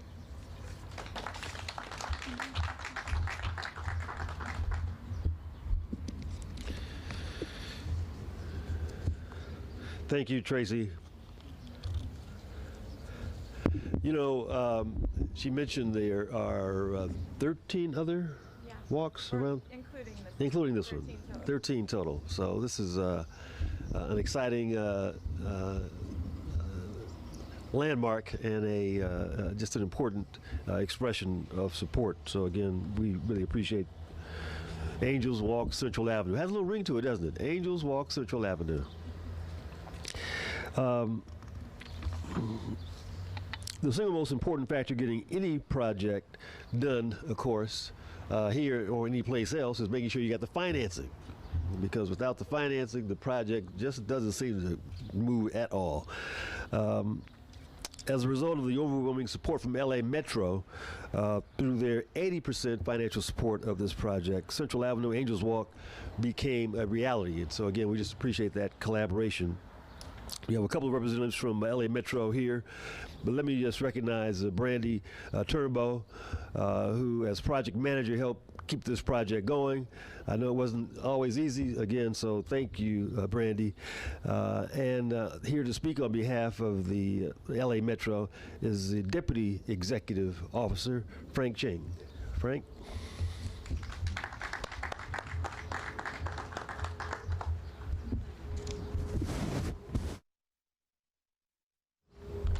Thank you and good morning. Humbled to be here. Metro is proud to be partner with the City of Los Angeles by providing funding resource to support the Central Avenue Walk LA project. This project actually was funded by our 2011 Call for Projects competition grant program. Our Call for Project grant program is committed to funding projects like this to improve mobility and Angelenos and promoting active engagement with our surrounding communities. These projects highlight transportation linkage and spotlighting walking an important mobility mode, what we call active transportation. Active transportation is walking. Walking is active transportation. Projects like this one also offer the opportunity to demonstrate the culture and significance of these corridors. The project celebrates the reach of South Los Angeles through a guide walking book, not only from the hard copy, but also digitally too. So because nowadays, who doesn't use their phone as their personal computer and use digitally that guide ourselves to do whatever we need to do, including active transportation. At the County Transportation Authority, it is not only Metro's priority commitment, but it's also our mission to support improving our communities. Certainly, year 2020 was not an easy year, but completion of project like this symbolizing our recovery and bouncing back of Angelenos. It also celebrates the diverse culture of Los Angeles County region and encourage walking as an enjoyable active transportation as a mobility option. On behalf of Metro, I would like to especially thank Councilmember Price and his staff, City of Los Angeles departments, and everyone here today. Thank you. I'm sorry? You said it was digitally available? AngelsWalkLA.org. AngelsWalkLA.org. All right? Thank you.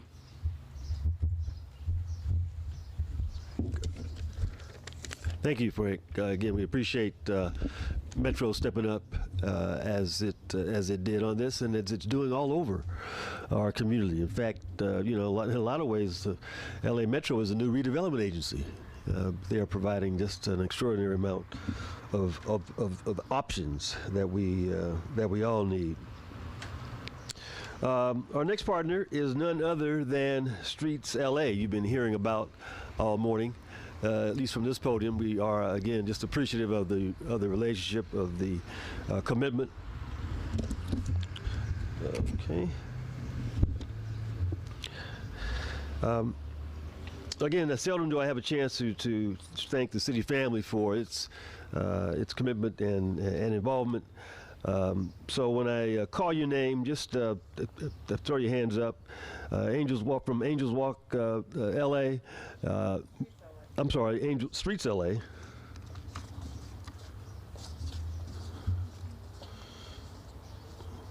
Yes.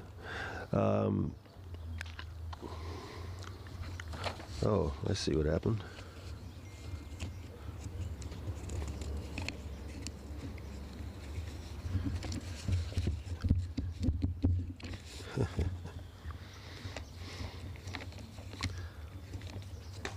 Call this technical difficulties. Okay. Great. Seldom do I have an opportunity to thank the city family for its work and its commitment. Again, we just appreciate the involvement. Let me thank Streets LA for their particular attention to detail and support. Jaime Munoz, the civil engineer on the project, and Suni Rappel, the design build manager on the project. Did a tremendous job. But at this time, I want to bring up Al Bazizi, the engineering services managing division manager representing Streets LA, who really made this project happen. Al?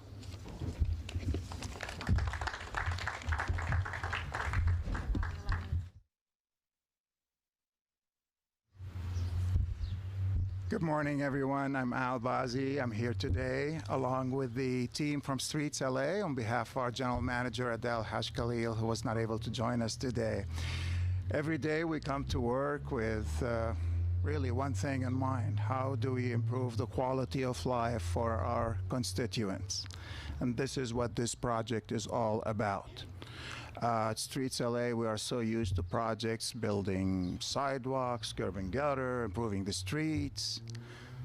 That's why this project is so unique. It complements all that. It's a service. It provides information to our constituents who live here, to our visitors, to learn what this community has to offer, what the businesses offer, what it's all about. I'm so proud of the Streets LA team for the work that they do. Would like to acknowledge our AGM who joined us today, Mr. Keith Mose, Jaime Munoz, Sunil Rajpal, Mike Allman from our construction division, Jerry Carapino, who along with the partnership with Walk LA that have been able to deliver this project. We delivered it through a design build method. It was designed and constructed all in-house by city staff. Under the leadership of Councilman Price and his staff, we were able to provide 15 footings, pads, stanchions, prepare and print 50,000 guides. That's going to give an opportunity to all the visitors and the constituents to learn about the heritage of this community, the experience, the culture, give them an opportunity to do that. We are very honored to be part of this project, and thank you for giving us the opportunity to be here. Thank you for coming out.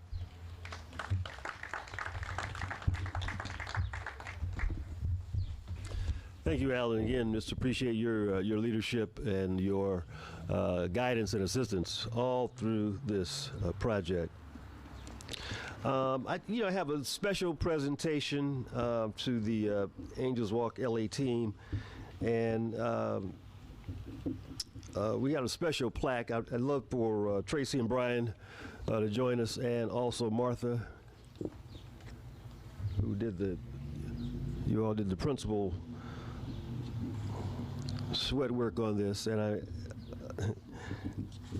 I again just want to give special recognition to the primary writers, researchers, designers.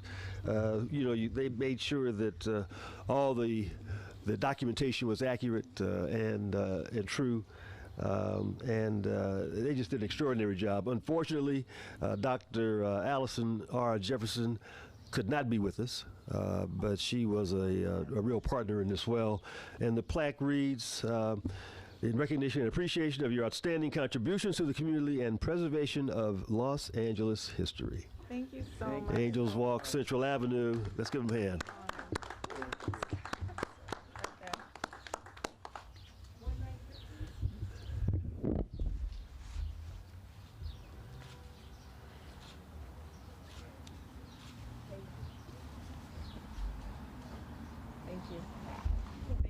Thank you. And again, another special thanks to Andrea Green from my office who did the extraordinary job of coordination. Andrea, thank you for your efforts as well.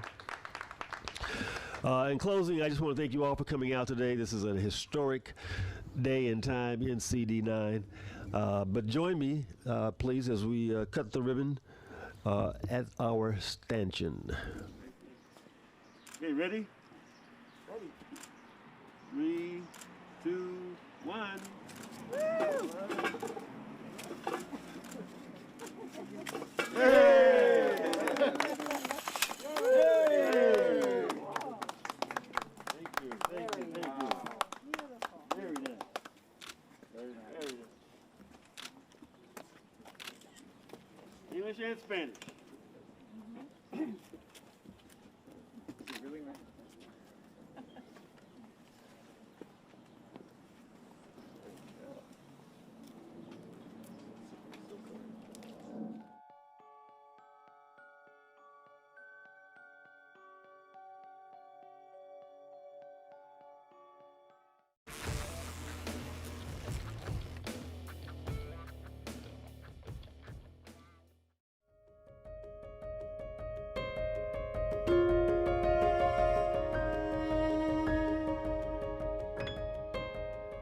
Los Angeles was a beacon on the hill for so many, including black people that were migrants.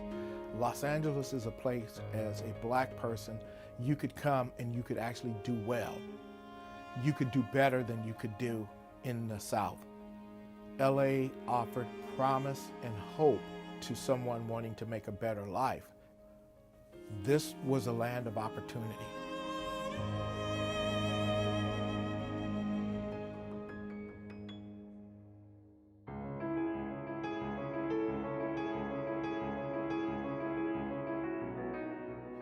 When I think of Robert William Stewart, I think of where he came from, what he overcame. Robert William Stewart was born a slave in Kentucky in 1850. He worked his way across the United States, and in 1889 was appointed one of the first 2 African-American police officers in Los Angeles. And he was probably also one of the first 2 police officers, African-American police officers in the state of California.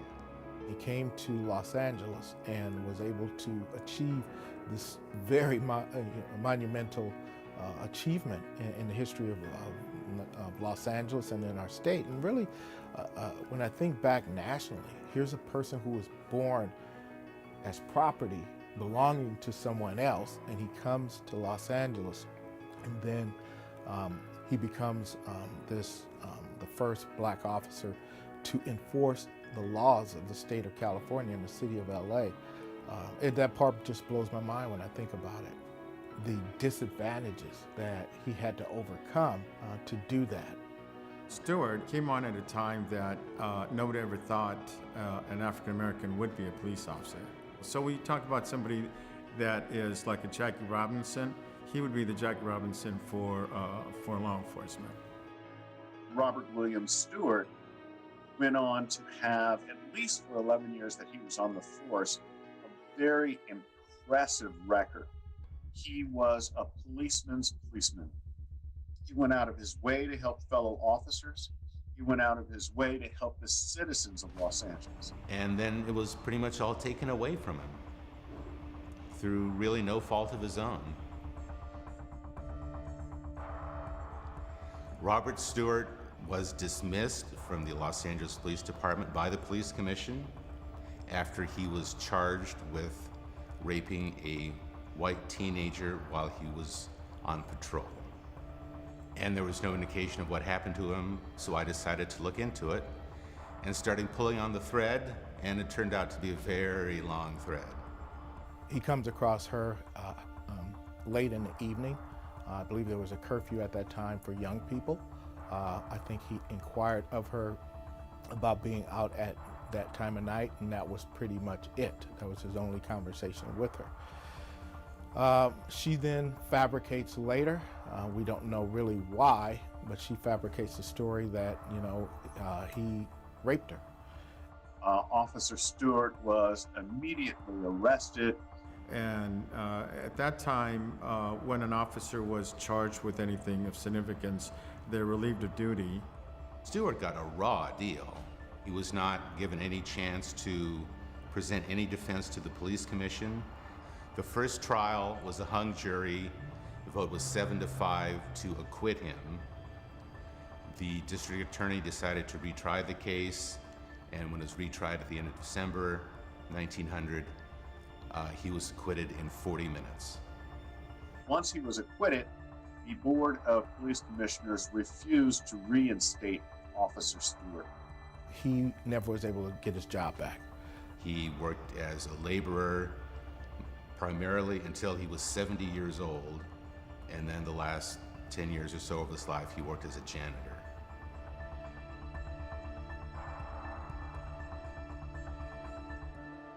It has taken 120 years for us to recognize that an injustice was done to Officer Stewart. For over 100 years, we didn't know about this guy. And how does that happen? You know, how does his story get buried? And here we are in 2021 trying to make it right. What does it mean to us today moving forward to ceremoniously reappoint him, which was done yesterday by the Board of Police Commissioners, allowing him to retire in good standing?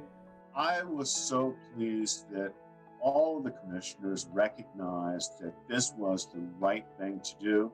Having the police commission vote to restore Stewart undoes what their predecessors did 120 years ago. Just by virtue of what Mike Moore was willing to do, it's like, I'm gonna make this public. We're gonna do what we can here to correct this and make it right. We're gonna reinstate him. We're gonna honorably retire him. He's done his part. We have righted a wrong, a social and historical wrong that can only be explained by systemic racism at that time. When I was 27 years old, my great aunt blurted out the great family secret that my father was Jewish. And I subsequently learned that when he and his sister went to Point Furman Elementary School in San Pedro during World War II, they had to run home from school every day because the other kids called them dirty Jews and threw rocks at them. So I might not be black, I might not be descended from slaves, but I have some personal feeling for what he went through. We're still dealing with this 10,000-pound elephant in the room called race. Race played a factor in how he was treated then, and race plays a factor as to how black people and other people of color are treated today. Yeah, what happened to Robert Stewart makes some certain people feel uncomfortable, and it should.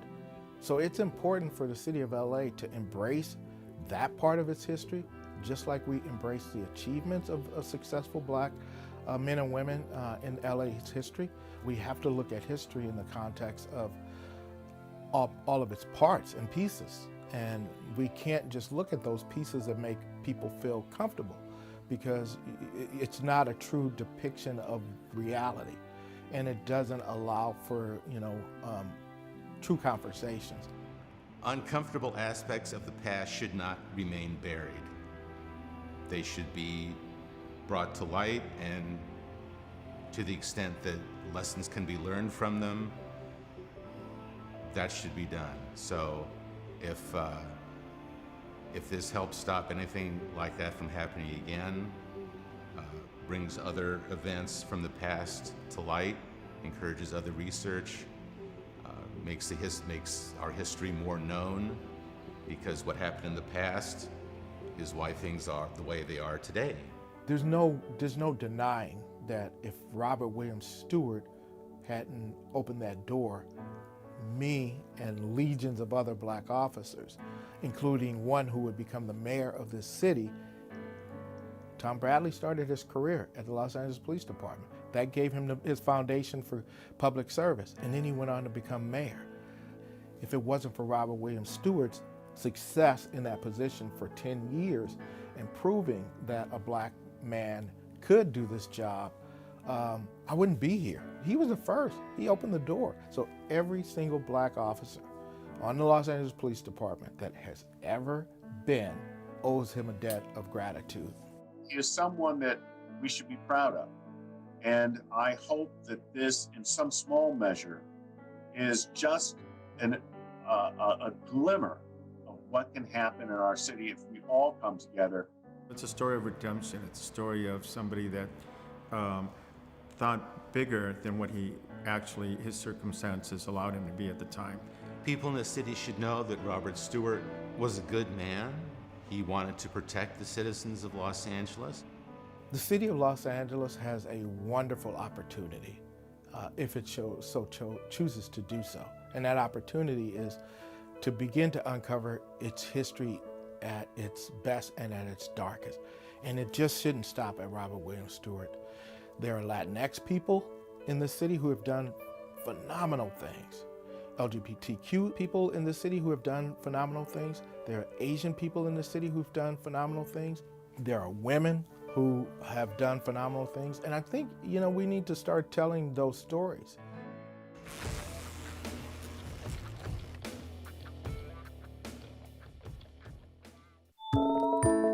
My name is Richard Krause. I'm a librarian subject specialist in the Business and Economic Department of the Central Library in downtown LA for the Los Angeles Public Library. One important element, I think, of what we do is the fact that in some ways we're kind of a history department. In advertising, we used to have the people from Mad Men would come down and research our books there, so that was kind of fun sometimes. So the example that I decided to bring today was the Sears Roebuck catalog. And the Sears Roebuck catalogs are in many ways a reflection of Americana, middle-class American life from the late 1800s, around 1890 or so, all the way up to 1993 when they stopped publishing them. And the LA Public Library has a good selection of them. Some of them are reproductions, some of them are original actual catalogs that people donated to us, and some of them, like this one from 1961, is a special edition that Sears would print for large public libraries because they wanted to preserve their record. So that's why we have some of these. And so in many ways, I think of Sears Roebuck as being the old 20th century version of what we consider Amazon to be today. And so Sears Roebuck would sell virtually almost anything. In the very early days, you could buy a house from Sears Roebuck. They would do prefabricated factory-made housing. You could buy that. They had horse and buggy carriages in the days before the automobile. And then in addition, you can get a sense of fashion. For example, this is what the preppy young adults were wearing back in 1961. Something I remember growing up with is the mimeograph machine. This is something that my teacher would used to use when they made handouts in class. And then another example here would be the television sets. And here back in those days, television sets were actually considered a piece of furniture, so they created an entire set that could be placed in your living room and look very nice. And so that's just a little sampling of what Sears Roebuck catalog has, and I think it provides a good slice of life. It's a good way of looking at consumer trends, fashion, technology, what American daily life was like. And in modern times, I think someone who's an author or a playwright or someone doing stage design, they could look at these catalogs and get a sense of what people were wearing, what they were doing, and what life was like.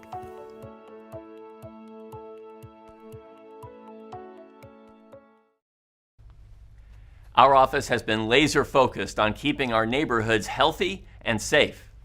A key to that effort was my tripling of the very effective neighborhood prosecutor program.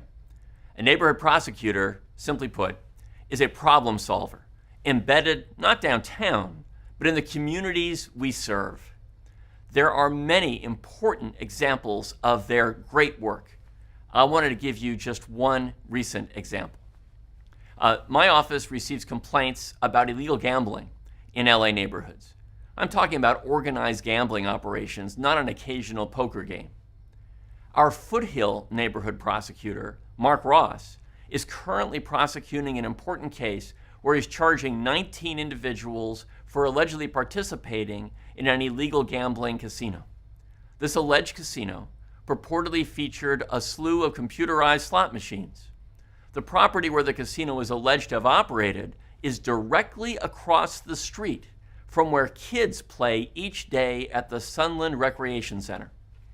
Why is it important to crack down on an alleged illegal casino in a neighborhood? Would you want one across the street from your children's neighborhood park?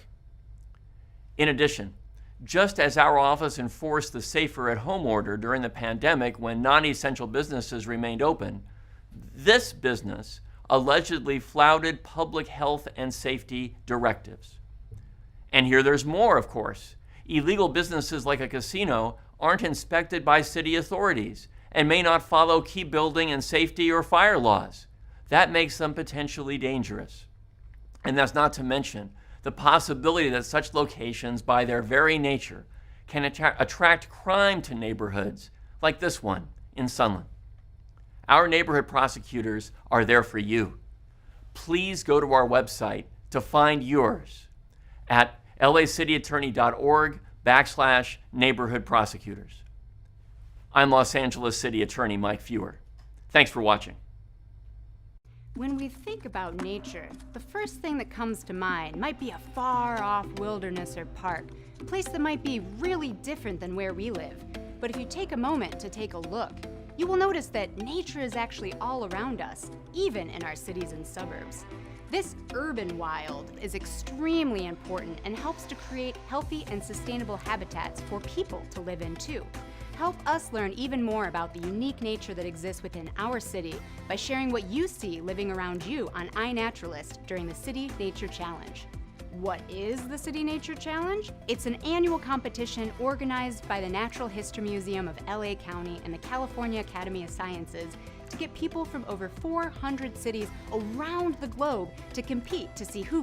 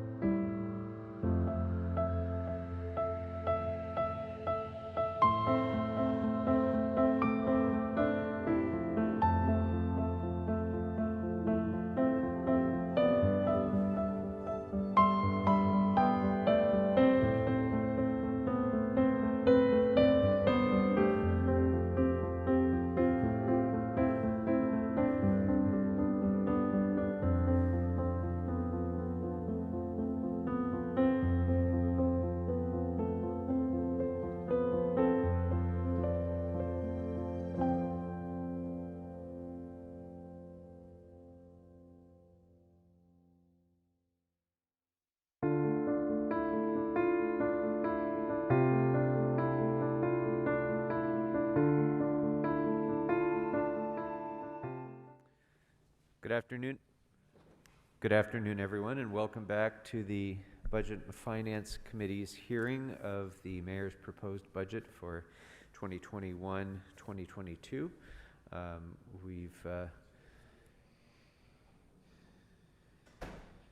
guess we should go ahead and take roll now that we're back from our brief recess for lunch. Krikorian. Here. Blumenfield. Blumenfield present. De Leon. Here. Rodriguez. Here. Price. Here. 5 members present, Mr. Chair. Very good. Thank you very much. So, members, we're ready to move forward with community investment for families and youth development. This is a little bit of an unusual circumstance for our committee because both of these presentations relate to new departments that have not yet been fully developed by the City Council. We're going through a little bit of an unusual procedure of actually having the CAO and the Mayor's budget team, I believe, presenting on these items and available to answer any questions that we may have at this point. I would just, of course, remind us that significant policy development needs to be done on both of these issues by the full City Council. There will be ample opportunity to do all of that as we move forward. So with that, I'd like to ask who do we have presenting on this? Oh, Mr. Szabo is here, very good. So we have with us Mr. Szabo, Mr. Mendoza, and Mr. Llewellyn, are you in on this too, or not? Okay. Well, I'll hand it over to Mr. Szabo to start with. Okay, thank you very much, Mr. Chair, and mindful of not only the time, but mindful of your previous comment that significant work still needs to be done by the council in these departments. I'll give a very brief overview of what the mayor proposed, and then we'll turn it over to your questions. So for the Community Investment and Families Department, pursuant to an October 2020 motion from Council President Martinez, Councilmember Rodriguez, and Councilmember O'Farrell, the mayor is proposing in this budget the establishment of a new Community Investment in Families Department. The proposed goals of the department include supporting the city's poverty reduction objectives and to enhance economic resilience for low-income families, particularly those hurt most by the pandemic's devastating impacts. The department will also leverage grant and city funds to support the city's most vulnerable residents through existing programs and new initiatives. The mayor's proposing that the department's responsibilities include administration of existing programs which are currently housed in HSID, including the Family Source Centers, domestic violence and human trafficking shelters, children's savings accounts, and homelessness prevention. The mayor is proposing that the new department also maintain administration of the consolidated plan. New initiatives could include improving access to financial literacy and childcare services. And the mayor is also proposing that the guaranteed basic income pilot be housed in the new department, or be administered by the new department. We are proposing the new department begin with 71 positions. We're proposing a transfer of 50 positions from HSID that would support community investment programs previously under the Consolidated Planning and Program Operations Division at the proposed to be former Housing and Community Investment Department, or the Los Angeles Housing Department. We are proposing 21 new positions, including a new general manager, assistant general manager, and other positions to enhance services and provide administrative support to the department. We are proposing a $14.1 million total budget. I will leave it at that and turn it over to your questions unless the CAO has anything to add. I guess the first observation that I would have is this department would be assuming the responsibilities over administering the con plan and ensuring HUD compliance and all of the other things that are currently being done within that part of HSID. So one of the challenges here is making sure that as this department is, if you will, split, that we ensure that we have adequate resources and personnel to be able to perform all of the compliance work and management and oversight of the con plan in a way that is going to be effective. I assume that you've drilled down on that and you believe that it is, but that would be my first concern. Yes, sir, we have, and that is in part why we are proposing the addition of 21 positions to make sure that there's appropriate administrative support. We did ask Abigail Marquez to join the conversation, as she is currently the AGM over those programs, if you have questions about assurance of continuity of service. Okay. Ms. Marquez, any thoughts to add to that issue? I will add that remains a priority for us as well. And we did identify those critical positions. Those are the positions that support the administrative functions of the new department, including the accounting functions, the contracts and procurement, which are critical to the success of the department. As you well know, council members, this department does have oversight of the CDBG resources primarily, and the comp plan in general, but primarily the CDBG resources and the programs that are supported by the Community Development Block Grant, which includes the Family Source System, the Domestic Violence Shelter System, which also require program oversight and monitoring. So yes, that analysis has been done. These are very conservative positions that we've requested, and we will continue to make adjustments. The last thing I'll say is that we don't anticipate that if this is adopted, the new department would be operational effective July 1st. So we will continue to work together under the HSID umbrella to ensure that we're executing contracts in a timely manner and avoiding any possible disruption to city services and contracts. We don't want to create that for any of our contractors. Great. Thank you. So back in, I think it was in December, this committee directed the CAO and the CLA to report back with a draft budget for the new, then called Department for Families, Children, and Community Investment. And part of those instructions were also to report back on an evaluation of the pending recommendations of the Executive Task Force on Youth Development, which we'll talk about, I guess, separately in just a moment. But there is, again, policy development that needs to be done in figuring out how these departments interface, overlap, support each other, and have their vision and responsibilities divided up. So I would like to just ask, has that draft budget based on the recommendations of the Executive Task Force on Youth Development already been done, or is that still a work in progress?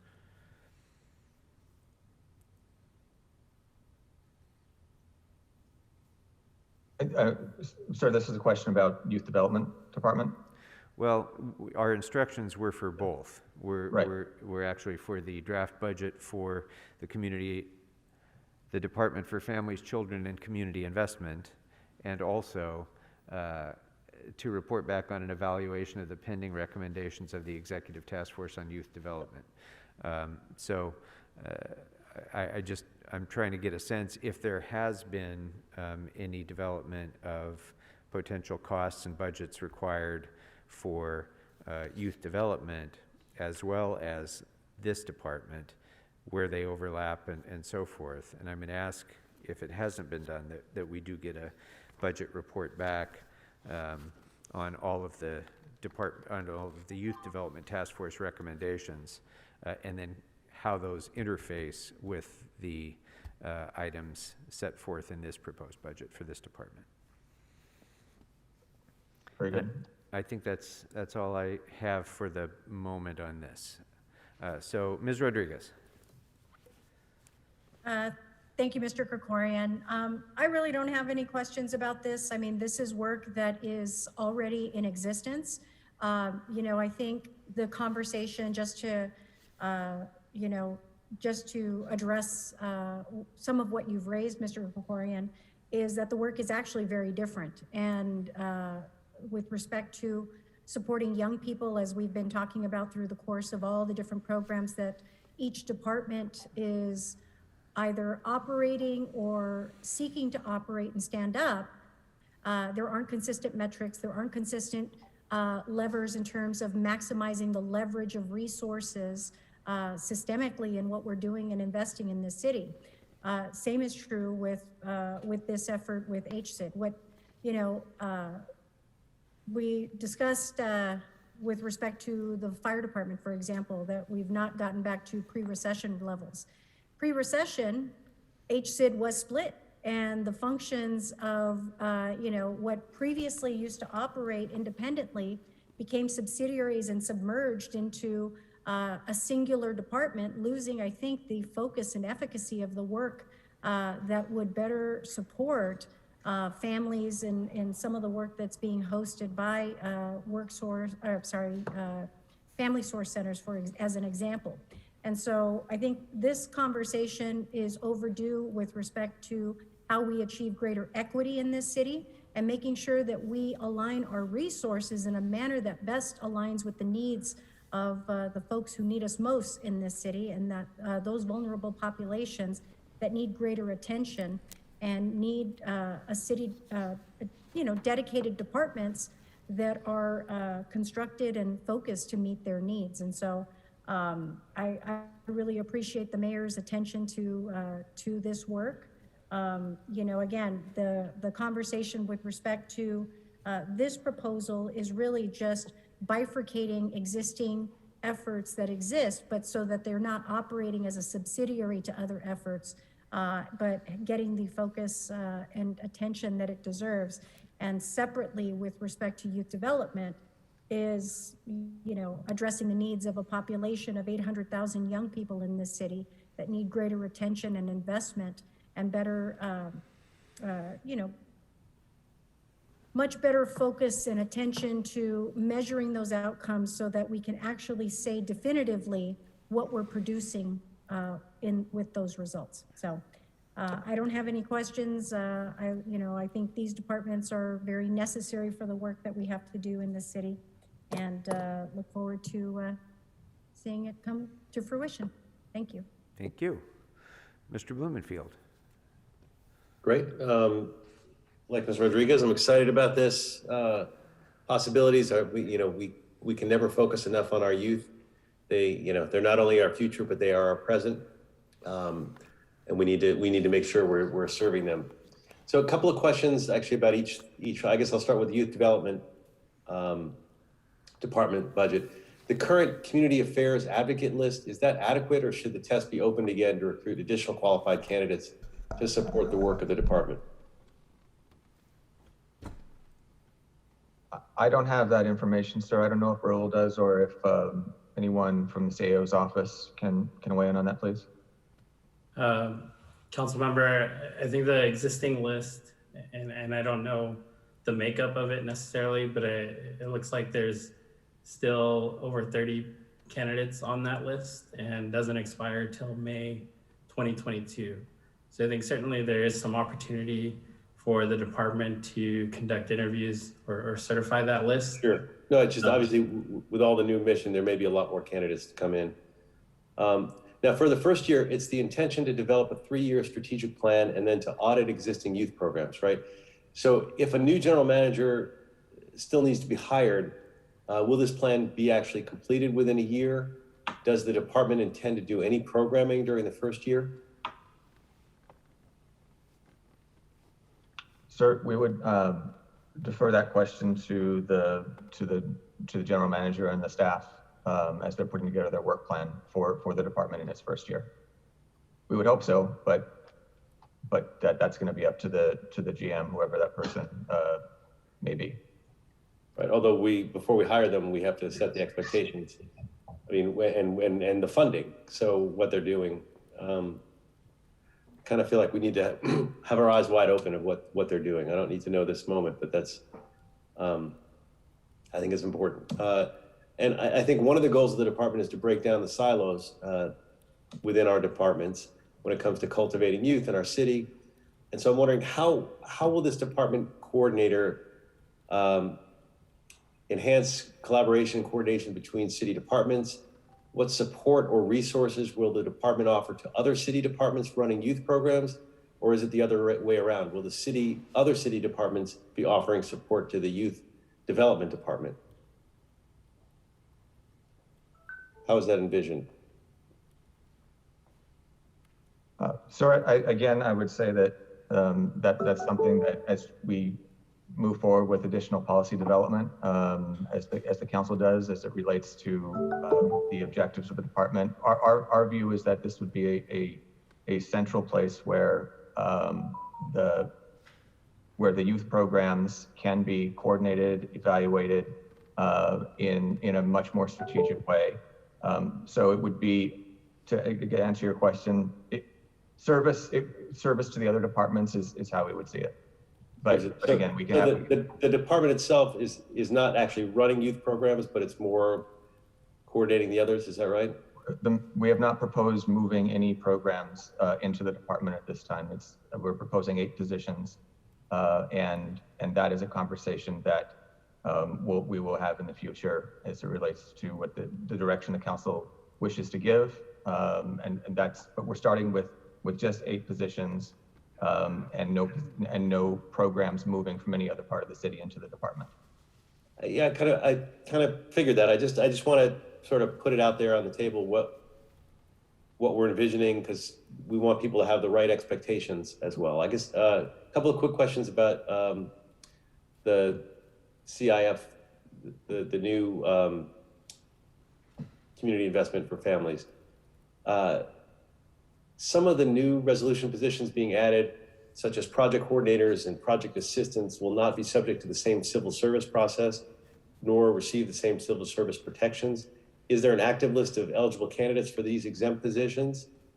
And if there's not, does this delay the department's ability to get up and running? I can answer that, Matt. Please. So thank you for the question, council member. These exempt positions are currently filled, and we are requesting new resolution authority for the positions. They're 100% grant funded, and they support the family source system, the domestic violence shelter system. So these are filled positions currently that we request to transfer to the new department. And what programs they're working on? The programs that you just mentioned. Okay. Yes. And then you talked about the family source centers. I work very closely with the Canoga Park Family Source Center, and I just want to make sure there's not going to be any disruptions of services or delays in communication. If we need to contact someone at the Family Source Center, is our contact changed? Will he or she be at the HSID office, or will we have to wait for that person to get a new phone number? How's all that going to work and be seamless? Yeah, thank you. I first want to acknowledge your support of the family source system. I know you have a relationship with the center in your district, but you've been supportive of the system as a whole. And again, I want to ensure or emphasize that the continuity of services is our priority. We understand how critical the family source services have been, especially in this last year. So we've already communicated this potential change to the family source executive directors. We will be meeting next week with the domestic violence shelter agencies. And again, we're starting to prepare if this were to become adopted in the next month or so, what steps we need to take. We're also already reaching out to the city attorney to seek some guidance on whether or not we need to amend contracts once we execute, because we do intend to execute contracts early July, starting the fiscal year for the continuation of these services. So I don't anticipate any of the service contracts or the points of contact at the agencies to change unless there's a turnover at that particular agency, sure, which sometimes does happen. Of course. Okay. And then lastly, just about the exciting basic income program, which we're trying to model here in Los Angeles, so that ideally the state or the feds will ultimately pick that up. When is that actually going to be rolled out, and do we have the resources to make sure that that happens without delay? We are really excited about the guaranteed basic income work. We've been following this work for a couple of years now, and in the recent weeks have engaged with a number of stakeholders and research academic institutions that have been supporting other cities to prepare for the launch of a GBI program here in the city of LA. We are going to be releasing a report, council member, that will lay out the framework for a guaranteed basic income program that will address most of the questions that we know have been raised already by a few of the council offices. And you know, on the staffing end, I will say that we will need some additional staff support for proper oversight of the program. The program is now a $30 million program. It includes the $24 million that has been allocated by the mayor in the budget and the $6 million that was previously allocated by Councilmember Price. And we are talking to other council offices as well that are interested in this work. So we have one position that we have already requested and it's been approved. It's also been subject to the hiring freeze, despite the position being 100% grant funded. And we will be requesting, or we'd like to request 2 additional positions to support the work. There is a research component, and the research has also been funded in the budget at the amount of $3 million, and that's separate from the amount that's been allocated to support the monthly payments for at least 2,500 families at this point. Right. But I want to make sure we ask for a report back on the funding for those positions. So, great, thank you. Thank you. That's it, Mr. Chair. Thank you. Thank you. Mr. Price. Thank you, Mr. Chairman. Abigail and team, just want to say thank you for your ongoing services. This is an exciting opportunity as we chart some new ground with a new department, and appreciate the leadership of Councilwoman Rodriguez in making sure that occurs. And I'm also a firm believer, firm supporter in the concept. A third of my population is under 18. And so we are all anxiously awaiting the establishment of this department, and look forward to working closely with it. Also excited about the fact that this department is going to be implementing the Guaranteed Basic Income Program. A lot of excitement, not just around the city, around the state, and around the country about it. And we want to make sure that you have the support you need to make this program successful. So I'm going to be joining with others with some budget memos to just make sure that staffing is adequate as we move forward. In addition, however, the homeless prevention is going to be a big issue.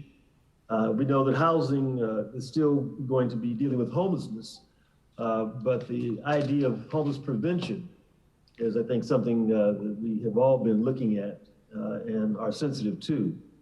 You know, the solid ground program that we pioneered through the Family Source Centers, I think, certainly demonstrated some remarkable success, and we want that to continue.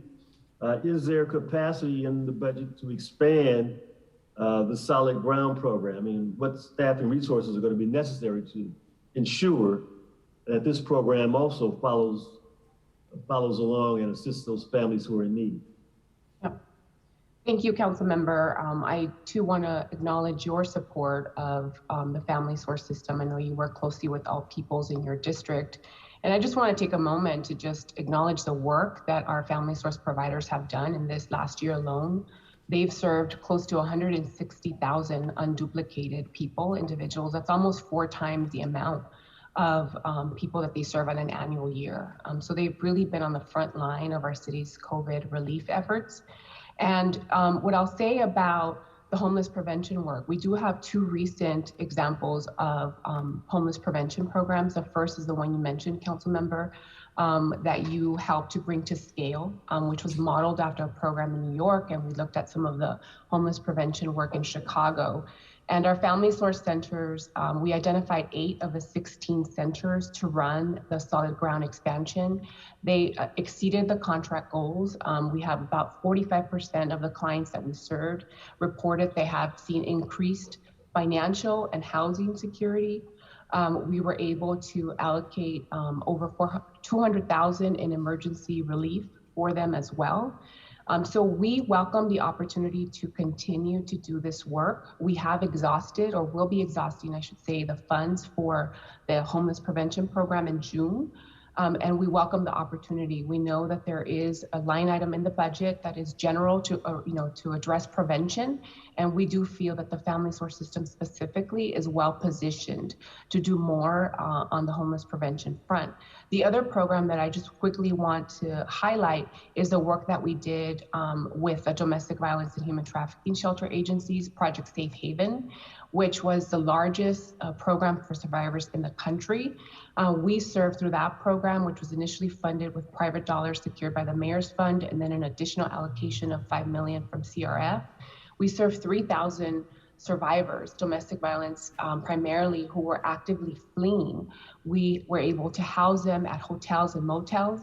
And what's really remarkable about this work is that we were able to transition close to 97% of these client survivors into safe and stable housing. And so we did that in partnership with our domestic violence shelter agencies, which again, I just really want to acknowledge their tremendous work in this last year to support this population. So we all know that the domestic violence population represents a significant percentage of the homeless population. There's a lot of overlap there. So we again feel that with these two systems, we're well positioned to do more prevention work. Okay, great.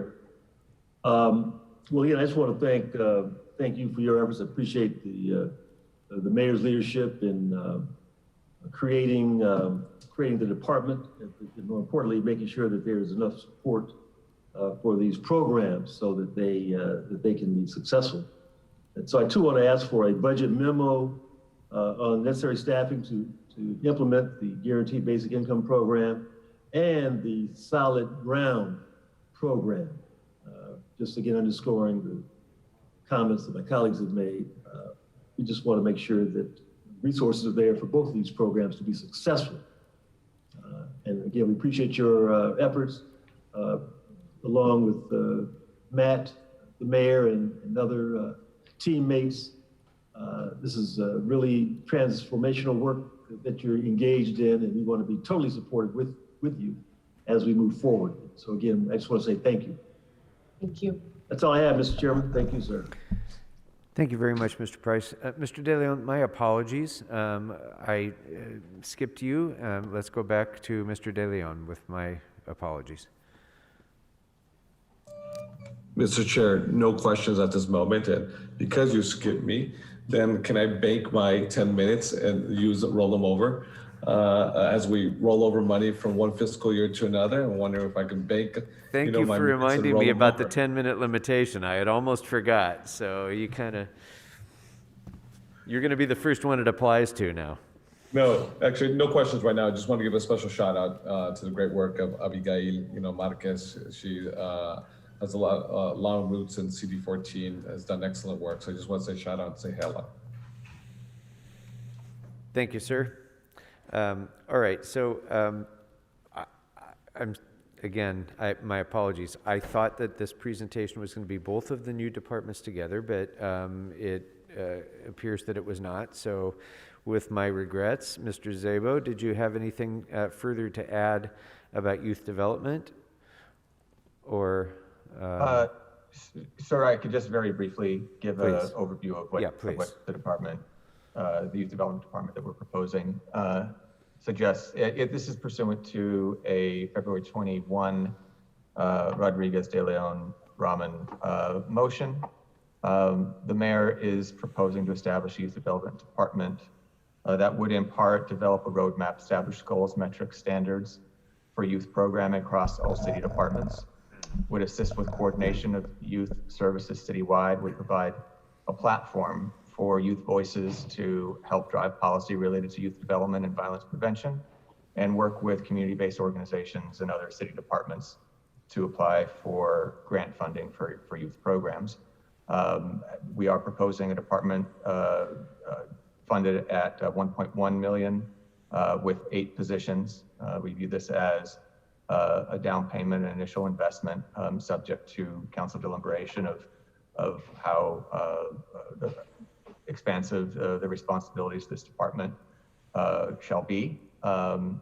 But we did, the mayor does believe that getting this off the ground in the manner proposed is a responsible starting point. Great, thank you, as do I, and thanks to the mayor, because this is, you know, a matter of urgency for, I think, for many of us. And what happens often is by the time our policy development process is done, it's already the next budget year and there's no budget for it. And so even though this is an unusual circumstance and not the way we typically do things, I think having the tracks of budget and policy making going on at the same time is probably sound. So thank you. And let's go first on this topic to Ms. Rodriguez. Thank you so much, Mr. Krikorian. And I think because I felt a little bit that the conversation got conflated, and I wanted to just make sure that we understood the conversations. It's you know, it's far easier to delineate the roles and responsibilities on functions that already exist within a different department versus standing up a new department, which is actually going to do the deep evaluation and work with respect to some of the ongoing funding that we have. And, you know, and thankfully, as a result of all of the work, and I want to thank Mr. Price for being a seconder on the motion to actually create the Youth Development Task Force, which comprised, you know, many members, appointments from across the city, engaged in a citywide engagement process, inviting that participation from a cross-section and diversity of backgrounds from service providers and young people and parents to talk about what the needs were as it related to young people, and young people being defined by the ages of 10 to 25. We've seen in this city a lot of investments for the recreational programs, and we've seen very, in some cases, disjointed efforts as it relates to programmatic efforts that are spread out amongst 26 different departments. And as you know, Mr. Krikorian, as we've seen, sadly, payouts with liabilities claims associated with perhaps some of the programs that are not being rolled out consistently in this city. We need to do a much better job of making sure that we are standing up programs that are evaluated, that are measured, that young people in this city have a concierge service, if you will, of opportunities and options and knowing how to access them. As they're distributed amongst 26 different departments with no metrics, what we have seen is contracting obligations, for example, that created circumstances like what we saw with YPI, that benefited from contracts with GRID, with EWDD, with a variety of service providers, and yet then collapsed with some of those resources being misappropriated. And our young people were left without service. We're trying to help make sure that we have accountability and that we're able to tell the right, explain and maximize our leverage with resources that we know that are going to be coming down, particularly with respect to violence prevention efforts. With GRID having a portion of general fund dollars that are to be invested in youth development, making sure that we're making thoughtful investments with those dollars and expanding those resources and leveraging them off of other potential opportunities that come, and much of which will also come from the state and the federal government, as we are seeing now. It's really, we're primed at a moment in time to really start engaging in this work. And so, the work of the Youth Development Task Force, I think, helps to do a really great job of outlining where our needs are. And our first step is getting the staff dedicated to focusing on that very work. Because at this time, what we have is each department independently navigating their own ideas and efforts without a constructive plan that truly meets the needs of what young people want to see in this city, based on their voice and informed by their voice and their participation in this process. So, you know, for me, I'm truly very grateful that the mayor has seen this opportunity. I do believe that what we need in terms of greater accountability will also involve, you know, the auditing that is going to be necessary with the ongoing programs that we have.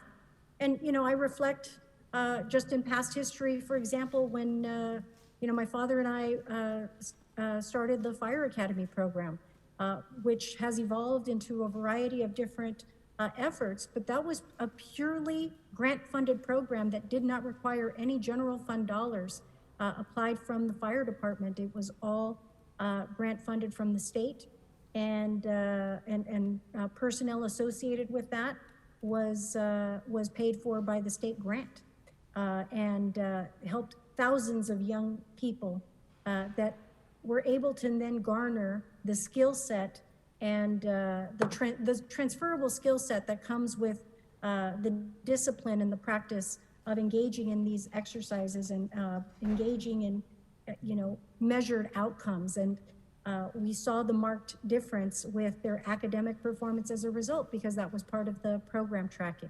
So those are some of the accountability metrics that I believe that will be derived upon us really further delineating as policymakers the work that this department will do.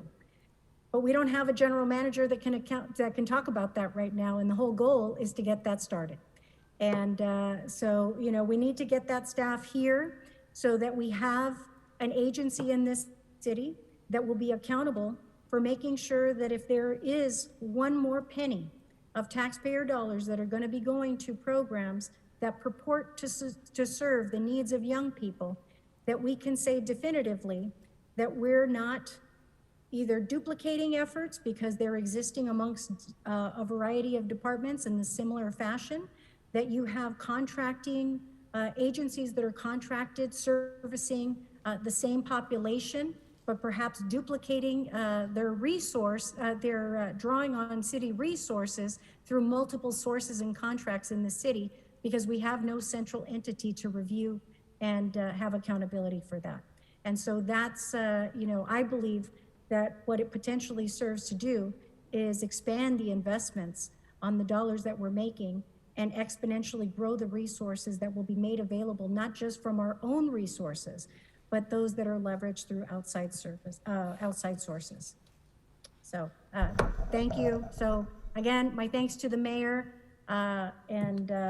you know, I think the delineating that policy work is, this is the work that we're going to be doing concurrently, but thankfully, because of the hard work of the Youth Development Task Force, we've got a roadmap to start. And so I'm grateful to them for helping to develop that, because so often, you know, it's not been done in a vacuum. It's been done with a lot of community engagement, and it's greatly, I think, informed this process. Thank you. All right, thank you. Members, anything else on youth development? Mr. Blumenfield. I just want to give a nod to Monica for her leadership on the Youth Development Task Force. You know, just really been driving this and deserve a lot of credit for that. And just look forward to the recommendations coming as effective programming, measurable metrics. Those are going to be the key. So I'm looking forward to it. That's it. Thank you. Thank you. Mr. De Leon. Yeah, Mr. Chair, no questions, but I also want to add to what Mr. Blumenfield said, and to so many folks, and recognize and congratulate the determination, the laser focus of Councilwoman Monica Rodriguez. This is her brainchild. She was ferocious in her advocacy for young women and young men, and I got to tip off my hat and just recognize, you know, her hard work. This is just the beginning for this youth department, and I just want to say thank you very much, Ms. Rodriguez, for your leadership. Thank you. Mr. Price, anything else on youth development? Nothing else, just to say that, you know, as I said, a third of my population is under 18, man. So you got a lot of eyes and ears anxiously waiting to see how we can more effectively put resources together to help families and kids. So I'm totally supportive. Thank you. So again, just to clarify, I mentioned it before, but as we had asked for this back in December, just to put a finer point on it, I would like to request that the CAO develop cost estimates for the recommendations of the Youth Development Task Force as indicated in their report of January 22nd, 2021. All right. Thank you very much. Thank you all for jumping in the middle. We appreciate it very much. Let's go next to the Housing Department. Hold on a second. Yes, so we're going to go to Housing next.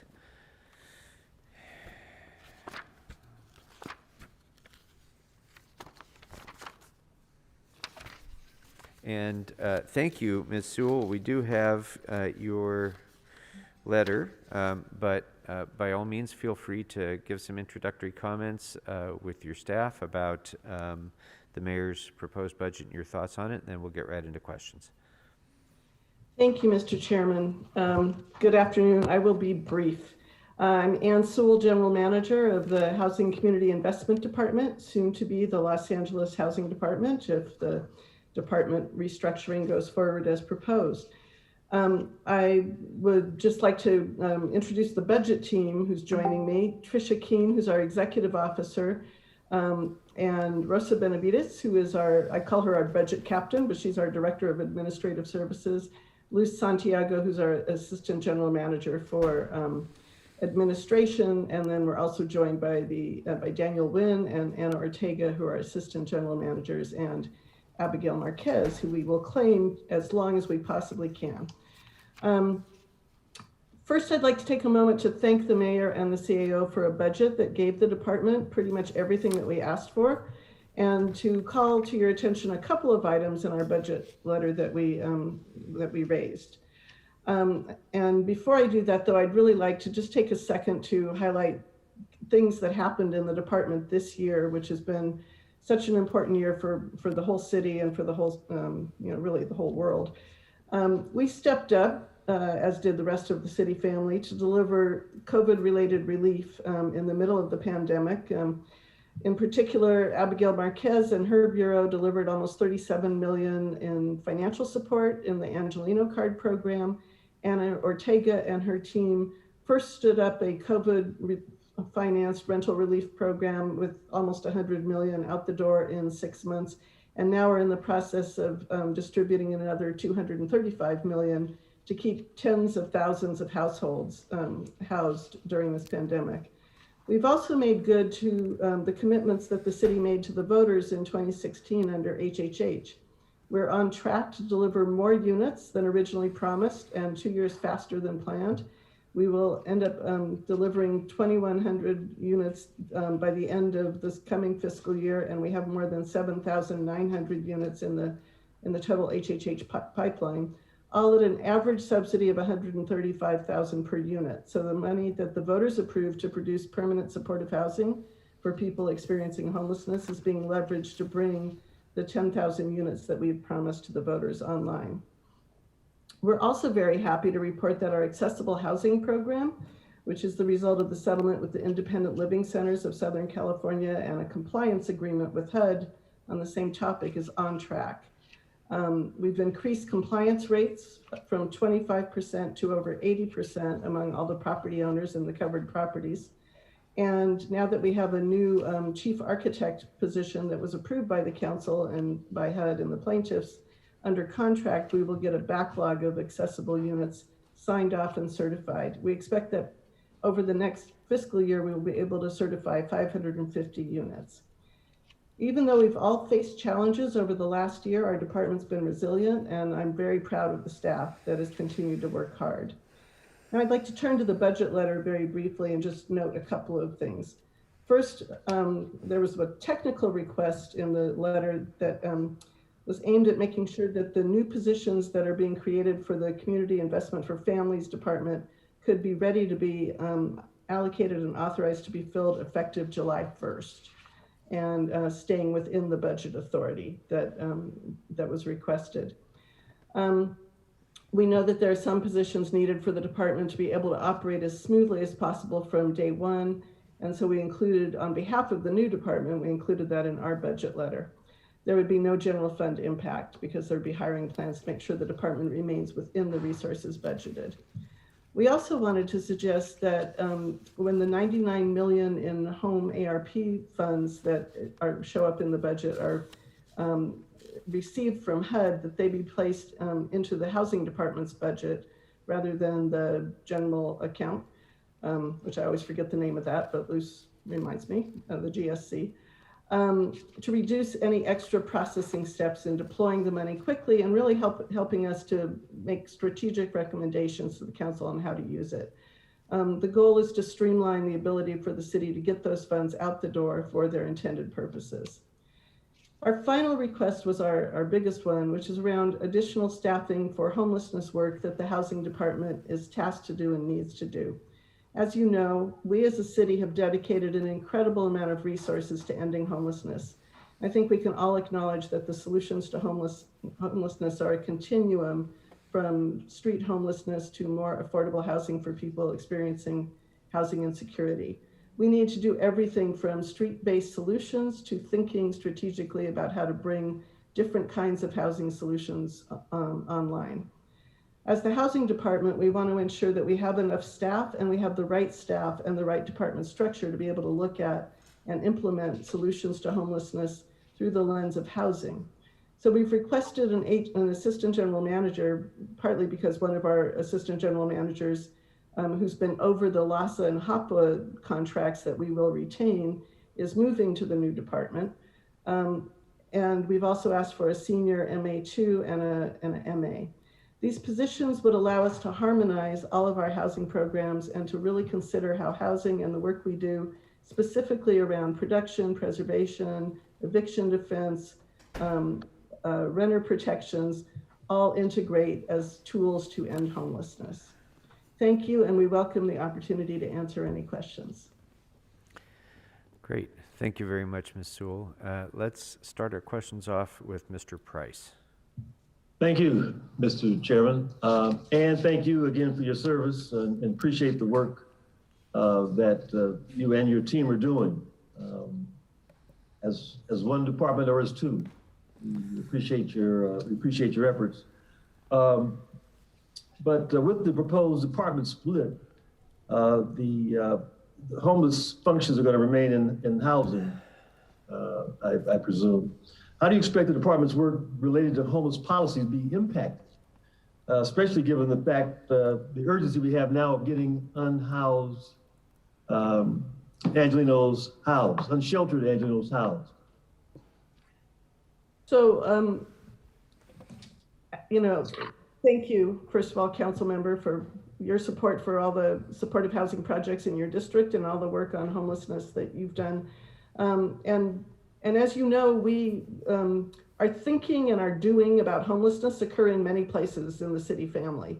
And specifically in the housing department, we are involved in producing permanent housing, producing affordable housing for people likely to fall into homelessness, and also in several areas around, basically homelessness prevention. We have one of the largest emergency rent programs in the country. We have the rent stabilization program. We specifically have been managing the Lassa and HAPA contracts in the department and will continue to do so. What we haven't had a whole lot of, and what I realized, when I came to the city 10 months ago, is we haven't really, except for Abigail and myself, except at the AGM level, we haven't had a whole lot of people involved in any of the policy work around homelessness or sort of the thinking about what happens. We're coming up on the end of HHH. How do we turn that corner? What happens next?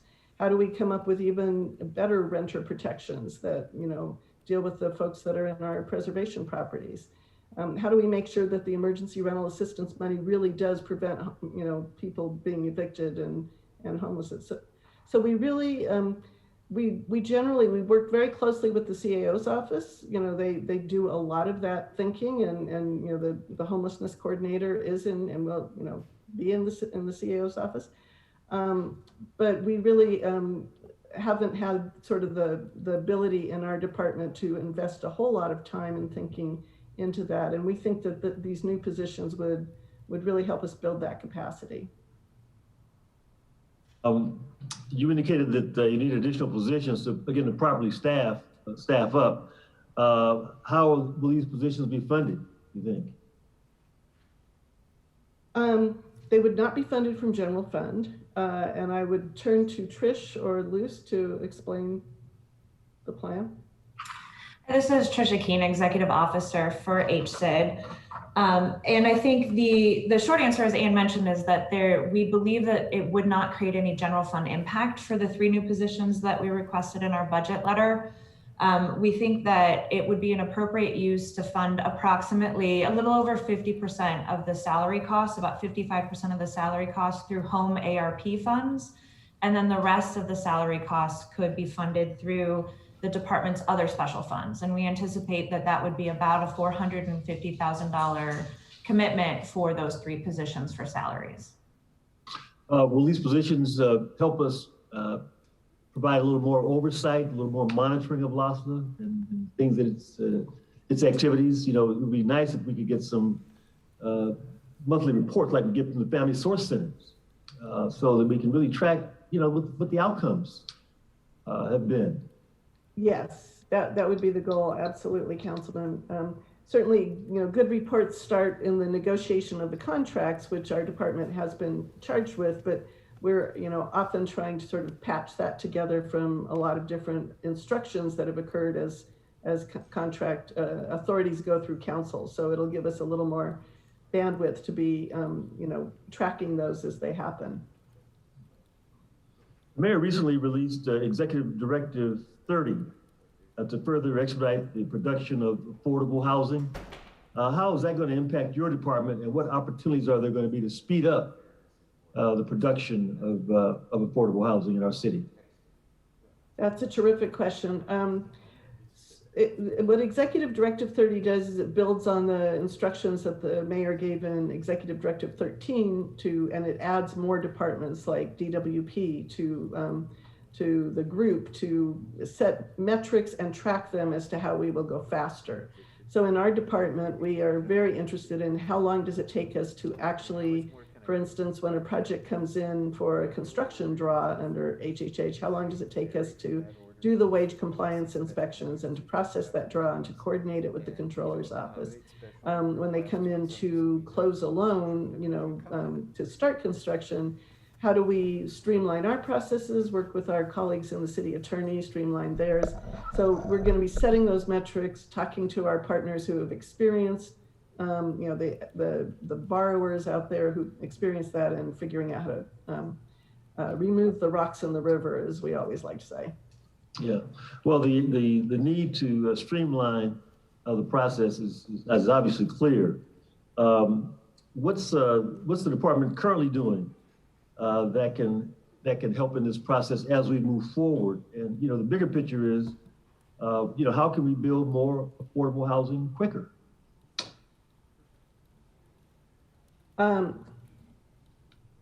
So in a lot of ways, the whole affordable housing production thing is a conveyor belt. Project comes in, they apply to us for money, and we take it on a route. If it's HHH, we take it through the Citizens Oversight Committee, and then Homelessness and Poverty, and then the council.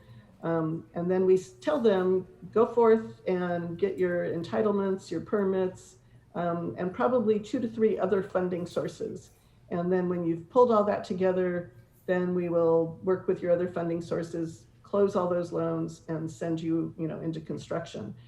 So we're doing a couple of things. We just asked the council, it's actually on its way to you, it's gone through Homelessness and Poverty, to allow us to increase the HHH loan limits. Now that we are clearly going to be over our production goals for HHH, we feel like we have a little more, we've always had a reason to go as quickly as we could, but we also have a little more latitude to maybe invest more per unit. We don't have to stretch the dollars by sending people to 3 other funding sources. Maybe 1 other funding source would be enough.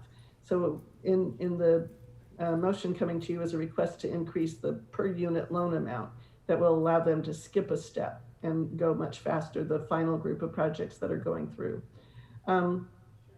So that's one of the things we're doing. Internally, we definitely, HHH, I wasn't here at the time, but the story that I'm told is we really didn't add to the staff. We basically kind of stretched as far as we could with what we had.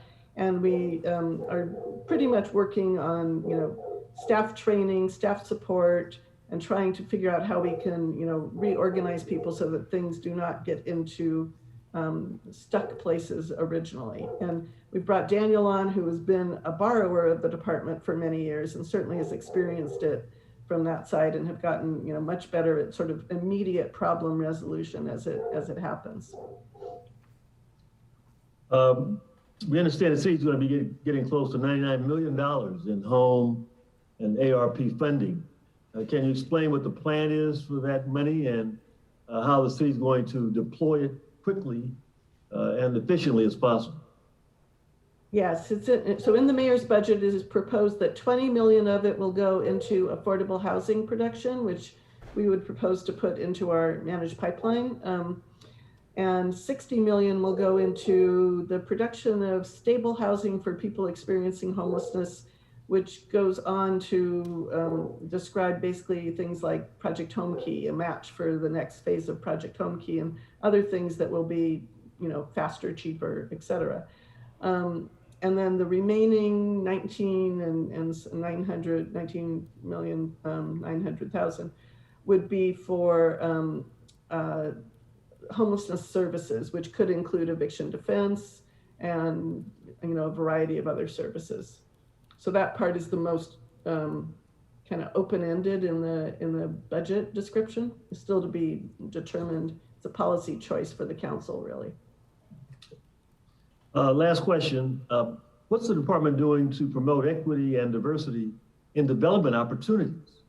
What's the department specifically doing to open up opportunities for a larger pool of developers, including women and minority-owned firms? Yeah, thank you for that question. So we, when we started HHH, we kind of threw the doors open, because speed really mattered. We wanted to bring as many projects in as possible, and we did get, some new developers, but what we also got was some of the same old developers doing more projects. So we used to have a limit of no more than 6 projects per developer in the pipeline at one time, and the pipeline is defined as from when you applied to the city until your project is done with construction. So you can have 100 projects that have been in occupancy for 30 years. That's not a limit, but in that period of time of getting your money together and building, the limit was 6. With HHH, we added another 7, and so we have fairly big concentration with some of our developer partners, which in some ways is great. Some of them are excellent, or most of them are really good developer partners. But it also doesn't make much room in the regular program for letting new people in. So in the guidelines that went to the council for the managed pipeline, we dropped that number back down to 7. And that will create a little more room going forward for different people to come in. And then we actually had a good conversation with some of your staff about maybe there's a way to affirmatively incentivize developers to take on partners, new nonprofits led by people of color, new for-profit developers, if they get maybe an exemption to that limit, if they bring in a partner that's neighborhood-based or a CHODO or something like that. So I think that as we bring the next managed pipeline guidelines to you, that would be something we'd like to discuss with the council. Well, it's something we'd be very interested in supporting. It's again important that we have a large pool of qualified developers. We're not suggesting anyone that's unqualified. But we know there's a larger pool of qualified professionals who haven't had an opportunity, who would like to participate in this process, who just, for whatever the reasons, have not been able to break in, if you will. So I think anything we can do affirmatively to broaden the field, increase greater diversity, provides us with better product. So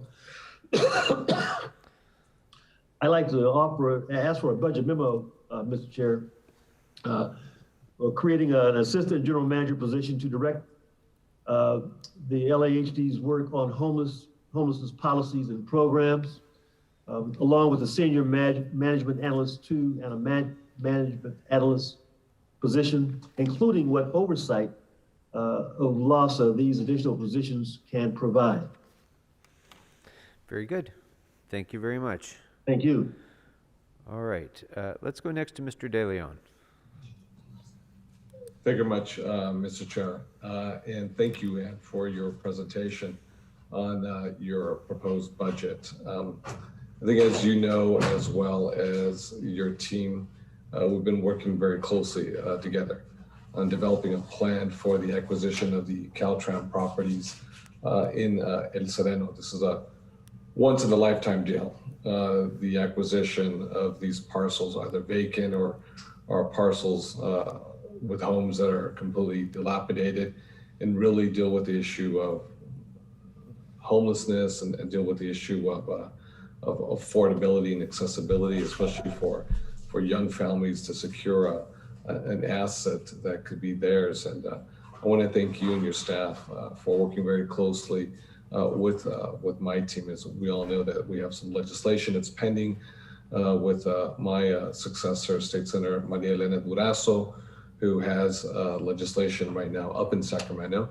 that will facilitate that transaction for us in the city of LA. So just very quickly, Mr. Chair, I would like a report back, specifically a report back identifying funding to purchase these vacant parcels and homes for use as affordable housing.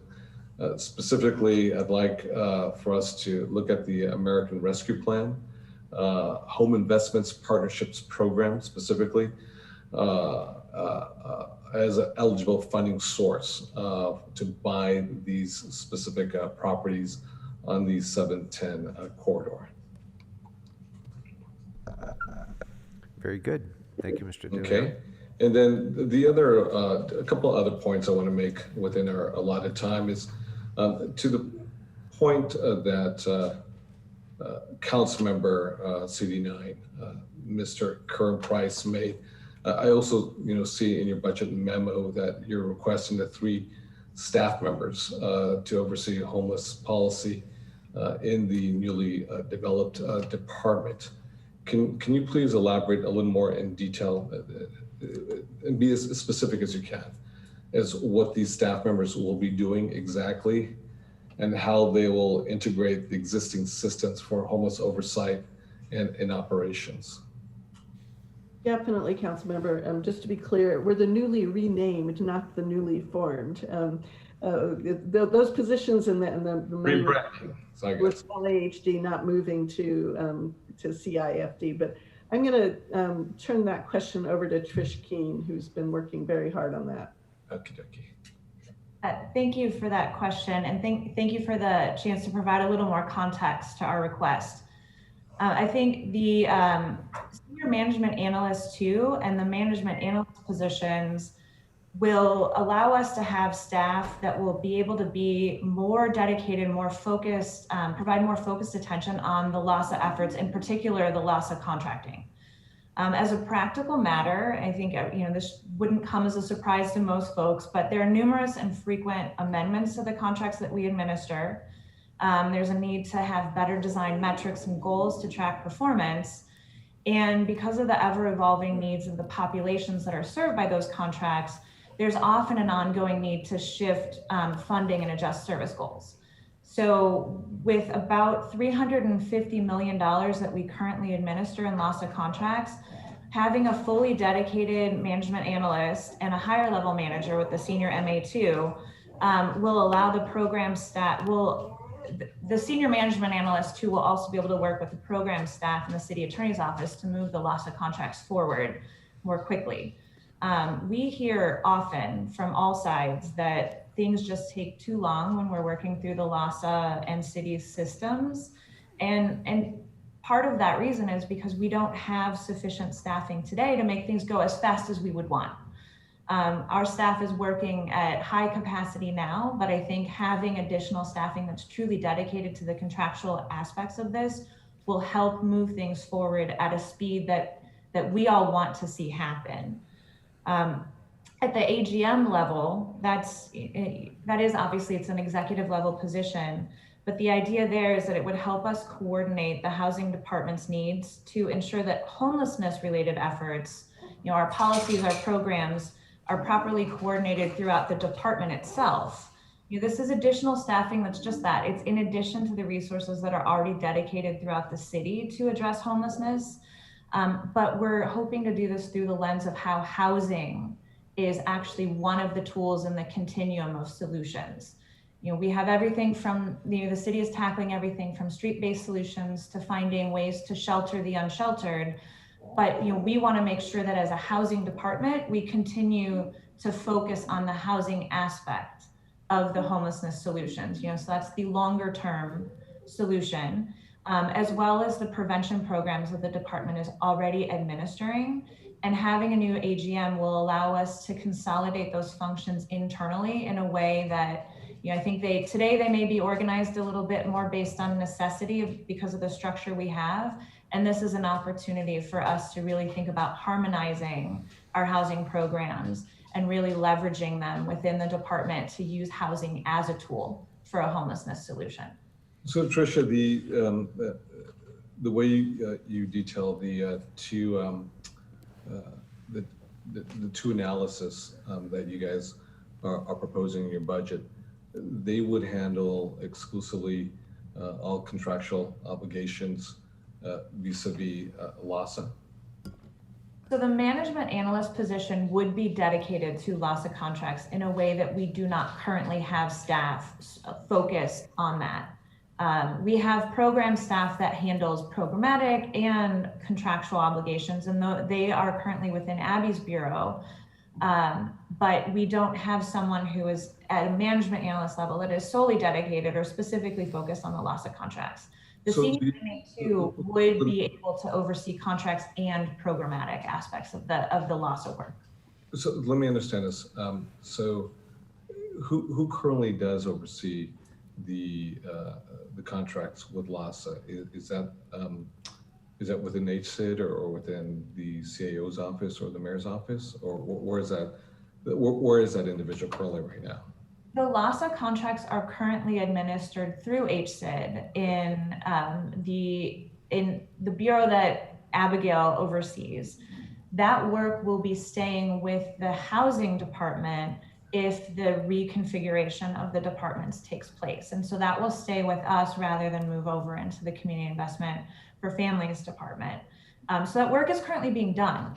I think the issue that we're raising through this is that work is being done by incredibly dedicated staff who are working at capacity, but are also responsible for other aspects of Lassa related and homelessness policy related work and programmatic work. And so this is a chance to expand the staffing resources so that we can really dedicate the resources we know we need. Because I think it goes without saying that we're all hoping we could do more and we could do more faster. And this would give us additional tools to do that. So above and beyond what the current workload is right now? Pardon me? Above and beyond what the current workload is right now? Correct. Okay. And if I can just add, Councilmember, this may help just to give you some context as well. When we started this work 5 years ago under this configuration, the Lassa contract amount or the total that the city was allocating at that point was about $25 million. And we're now at close to $350 million in funding across multiple contracts, multiple funding sources. And we don't have the staff. So that's the comparison. If you look at the last 5 years, we have increased significantly the amount. So it requires additional staff to ensure proper oversight. Okay.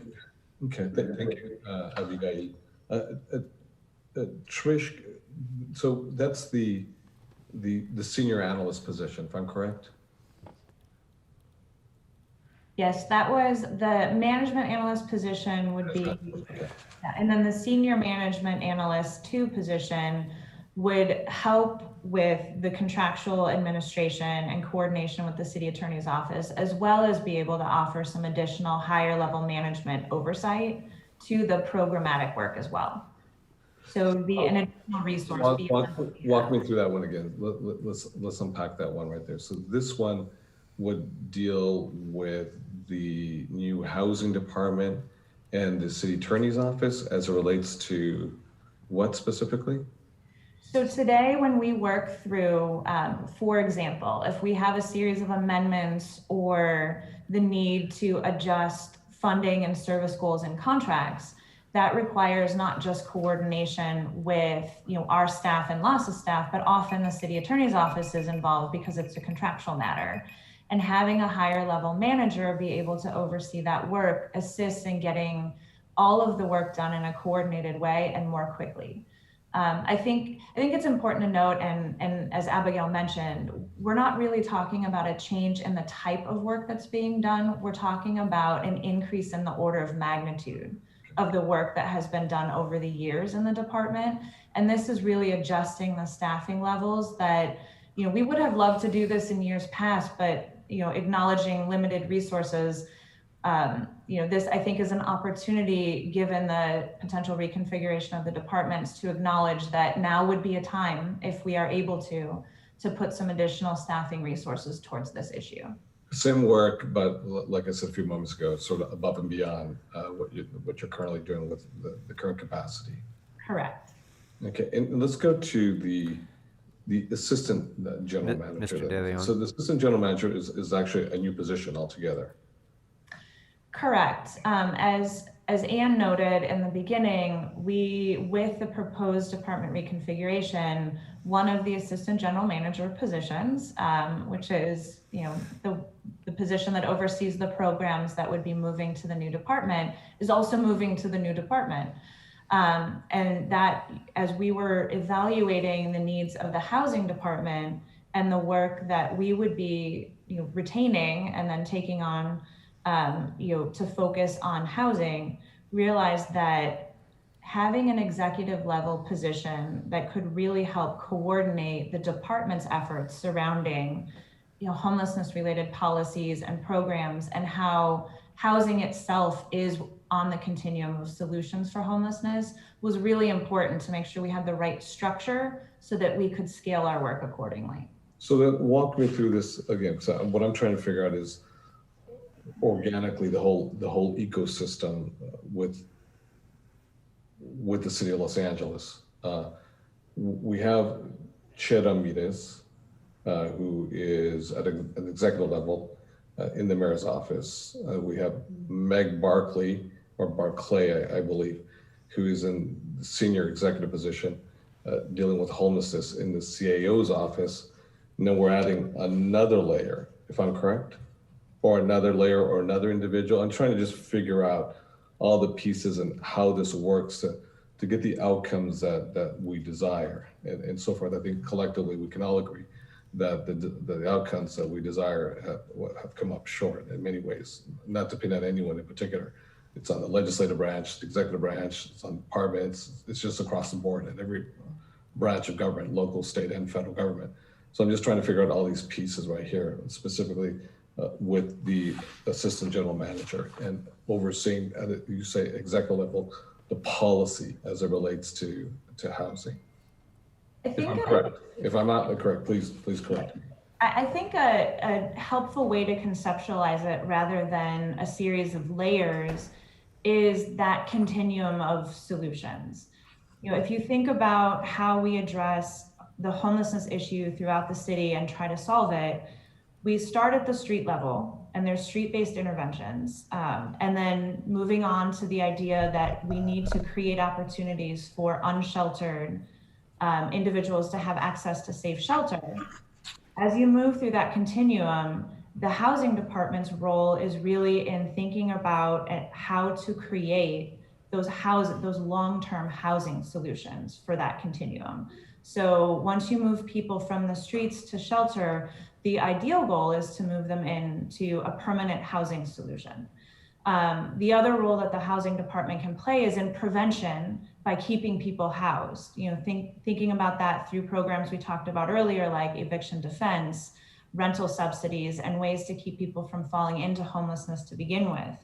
And I think at this point, it's important for context to think about there are over 275,000 households in our city that pay more than half of their income for housing costs. And homelessness experts talk regularly about how we're housing 207 people per day, but 220 are falling into homelessness. And while some are coming from institutions or have mental or physical health conditions, most of the people who are newly homeless because of economic conditions, simply because they can't afford housing. And I understand the root causes. I agree with everything you're saying, Trish. We're on the same page, 100%. What I'm just trying to get to specifically is the proposal, and the reason why I ask, because we got 3 positions that you guys are asking for a budget augmentation specifically, and that's why I want to get into the weeds and the details. And obviously between now and I think next week, we'll go more into details whether it's warranted or not.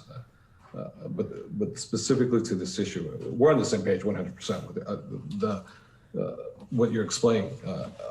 But what would this specific executive assistant general manager do? The thing is, I'm just concerned about empire building, and it doesn't make a difference if it's HSID or the new LA housing department or any other department, it's LAPD, LAFD, whatever, across the board. So I just want to be very specific about this specific assistant general manager. So, Mr. De Leon, if I may make a recommendation, because we're a little past time, since I think someone requested the report back on that position, can I ask that report include, with specificity, the roles and responsibilities of each one of the positions that Mr. De Leon just described across departments, so that and an organizational chart about that, so that because it's an important point that too often the policymakers in the council and otherwise are not clear on who has what part of the puzzle. And I think that's the point, right? So, and that there may be inefficiencies and overlap in that. So if you could encompass that in the report back, and I'm so sorry, Mr. De Leon, I didn't mean to interrupt. It's just that I want us to keep rotating around. I will come back to you if you need more. Agree with that, 100%. We'll go with that. Just give me 30 seconds on 2 report backs, one for Councilwoman Nithya Rahman, very specifically, Mr. Chair, which is a report back on the technical resources needed to upgrade the online rental registry program to include the features such as online portal for renters and landlords that will allow renters to receive valuable information regarding their rights, requires landlords to report evictions and records and repeat code violations by landlords. That's and then the last report back is a report back on how we can expand the handy work program to assist more seniors through this program. Okay. Okay. Thank you, Tricia. I appreciate it. Thank you, Ann. All right. Thank you. And we'll go next to Mr. Blumenfield. You're mixing it up a little bit there. Okay. Well, everybody's on the clock now. I forgot to, Mr. De Leon himself reminded me to do this, and I. Usually Monica. And then he blew through his 10 minutes. Yeah. No, usually Monica was next, then I'm after her, but it's all good. A couple of follow-ups and then a couple of questions. I was getting a little lost in all the contract stuff. You're saying Lassa, because and I know this happens. I get confused when, like in my own district, we had recently a safe parking lot, and there was paperwork going back and forth between Lassa and then the NVCS, which was a service provider, and then HSID, and it was a lot of back and forth. So how does that, who's responsible at the end of the day? And why do we have so many cooks in the kitchen when it comes to these contracting? And if you're contracting for something like this, what's Lassa's role as the middle person in that?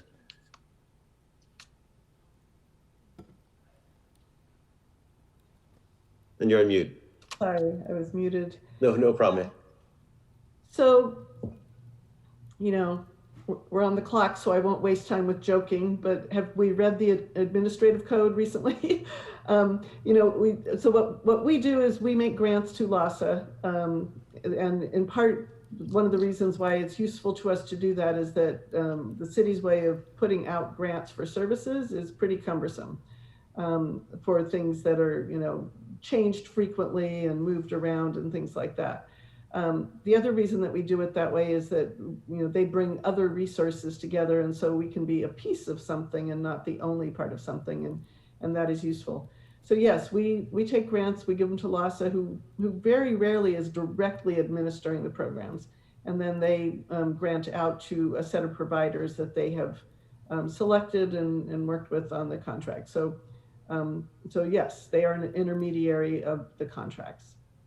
Yeah, I mean, I would love to clean this up a little bit. As you said, it's the administrative code, but because in that whole situation, then when we as a council office are asking for, and we'll talk to Lassa about this, are asking for information, it's sort of, we're no longer necessarily the client, and then but now I'm hearing it kind of all the way goes back to the city anyway. So I don't know exactly the answer here. It feels like there may be too much bureaucracy in this system, and I would love to get a report of how you think it could be streamlined, because, and maybe it can't, but maybe it can. I mean, it's been a consistent concern that I've heard through a lot, that there's just a lot of bureaucracy to get through for these contracts, and along the way, the more bureaucracy, everyone takes a bite out of something, and then our giant amount of money for homelessness is pretty much, you know, it gets diminished, and you know, we have lots of concerns over the funding anyway, even like Triple H projects being so expensive, and I understand a lot of the reasons. Speaking of the Triple H, you mentioned that we were over our production of Triple H goals, and I didn't realize that. So could you elaborate on that? How many completed or in the pipeline units do we have? Wasn't our goal 10,000 and we're at somewhere in the 7,000 range? Sorry, I always have to refer to the chart I've pinned to my wall. So yes, our goal, you probably remember that our goal with HHH was to add 7,000 units to the 3,000 that we would normally, you know, produce with our managed pipeline funds over a 10-year period, so for a total of 10,000. So the HHH money was going to fund 7,000 units, and right now in the pipeline of 125 projects, we have 8,031 units. Of those, well, this changes every month, but basically it looks like 703 are completed and either in occupancy or moving forward, 703 units. We have another 27, almost 2,800 units that have already started construction.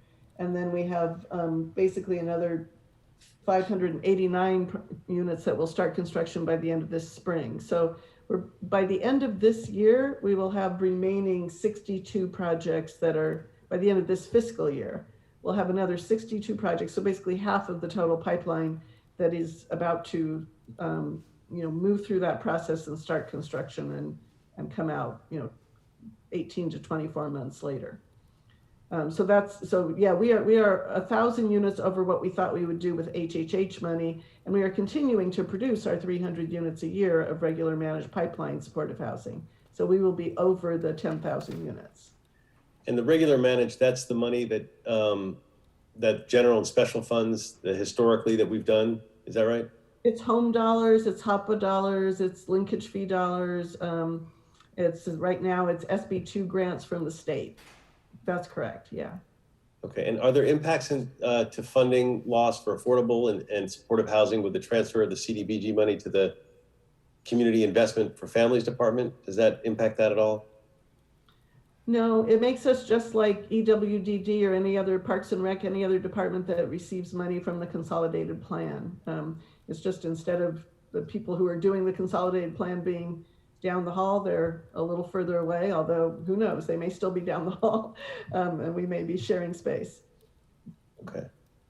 How much funding do we need to meet the overall, the RENA, the Regional Housing Needs Assessment goal for affordable housing?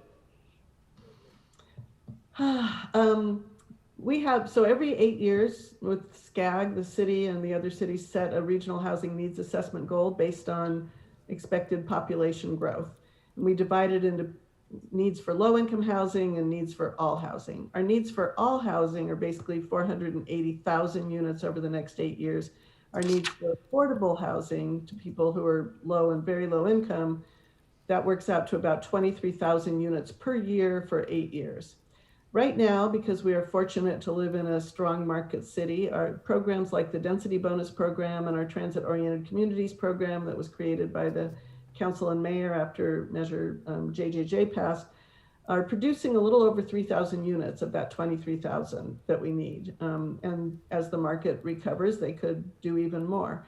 But that leaves us with 20,000 units, and we're right now producing maybe 1,200. So it's a big jump of 23,000 more units a year to produce. The number, all you have to do is, it would be simple math, except the way that we do it right now is we put 135,000 roughly of our own money in, and then other players in the county and the state put in their money, and slowly the project goes through that conveyor belt.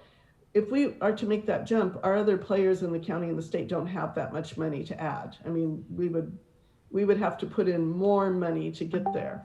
So really our system, we can expand a little bit, and we certainly are advocating for more money from the state, more money from the county, but we are going to need to be looking for a different way to do housing production that gets us there, without having to put in, because it works out to something like $2 billion a year. And I don't even want to tell you that because that sounds pretty nutty. But it's what we need to get to if we were going to subsidize all those units. One of the places, and this is where another AGM is sometimes helpful to think about how do you make these curves. One of the places that we're going looks very hopeful that the federal government will start putting a whole lot more in the rental voucher program administered by HACLA, the Section 8 program.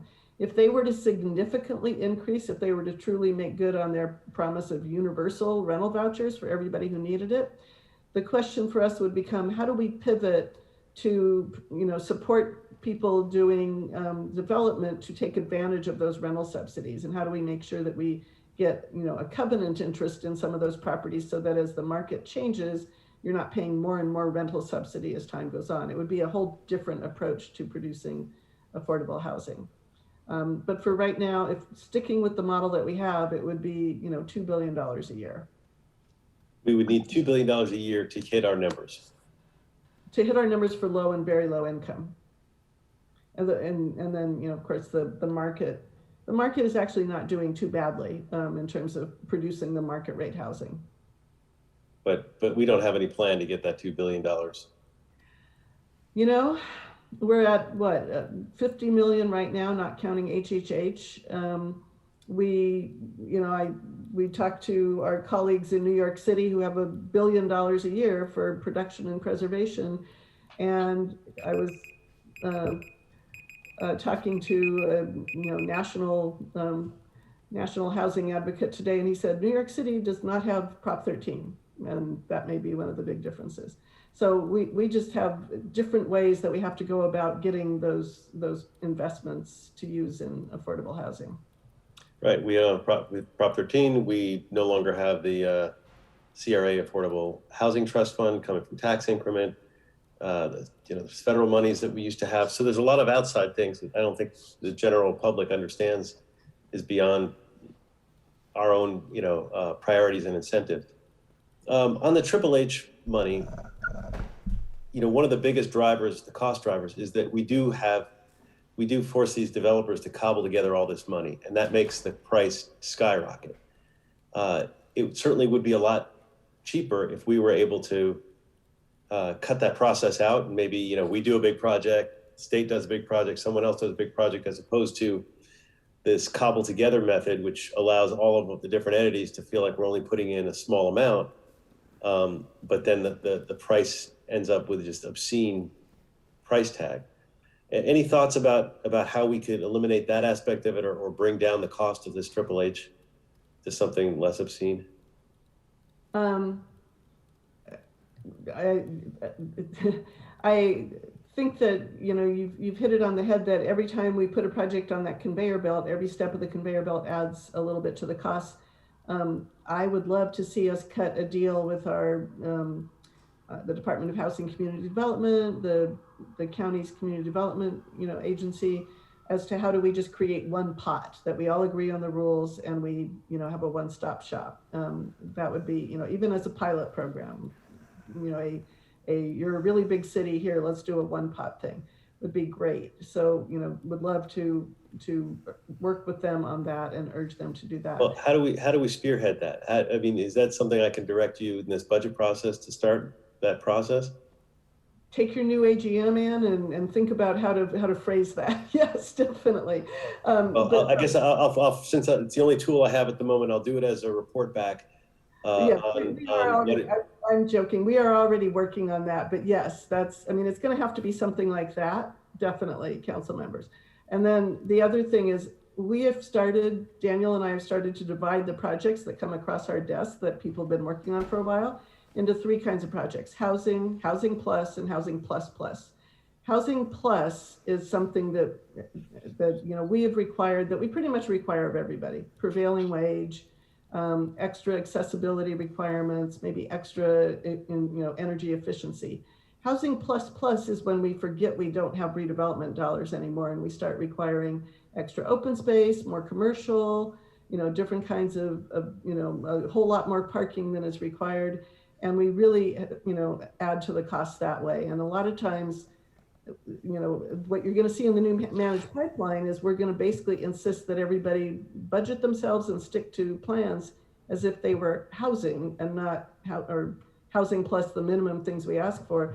And that may mean that we're having more conversations about, we've got to kind of be tough on ourselves about not asking for the additional plus things that would be really great to have, but add to the cost of housing. Or if we want to do those and they're being paid for out of some other source, then we just acknowledge that. What about, the congregate housing? it's so clearly Mr. a solution, and we have such a difficult time getting it funded. I have a pet peeve when I put together, I had gotten a developer to agree to sell us a property that nobody had moved into. This was when the Triple H innovation funds came. We got a nonprofit developer to put together a proposal where they would have the Golden Girls kind of seniors living together, and then you'd have friends on the duplexes, and it could have flipped the script, and we could have changed a luxury building into an affordable building by simply allowing congregate housing. And the developer was even willing to take, instead of the $14 million, to take $9.5 million with a tax write-off between him and the IRS.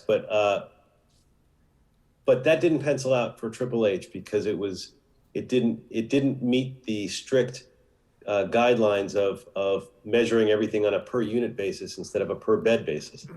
So how do we get projects like that clearly are needed, and like that project could have overnight, had us 70 plus people housed overnight in a building that was already built.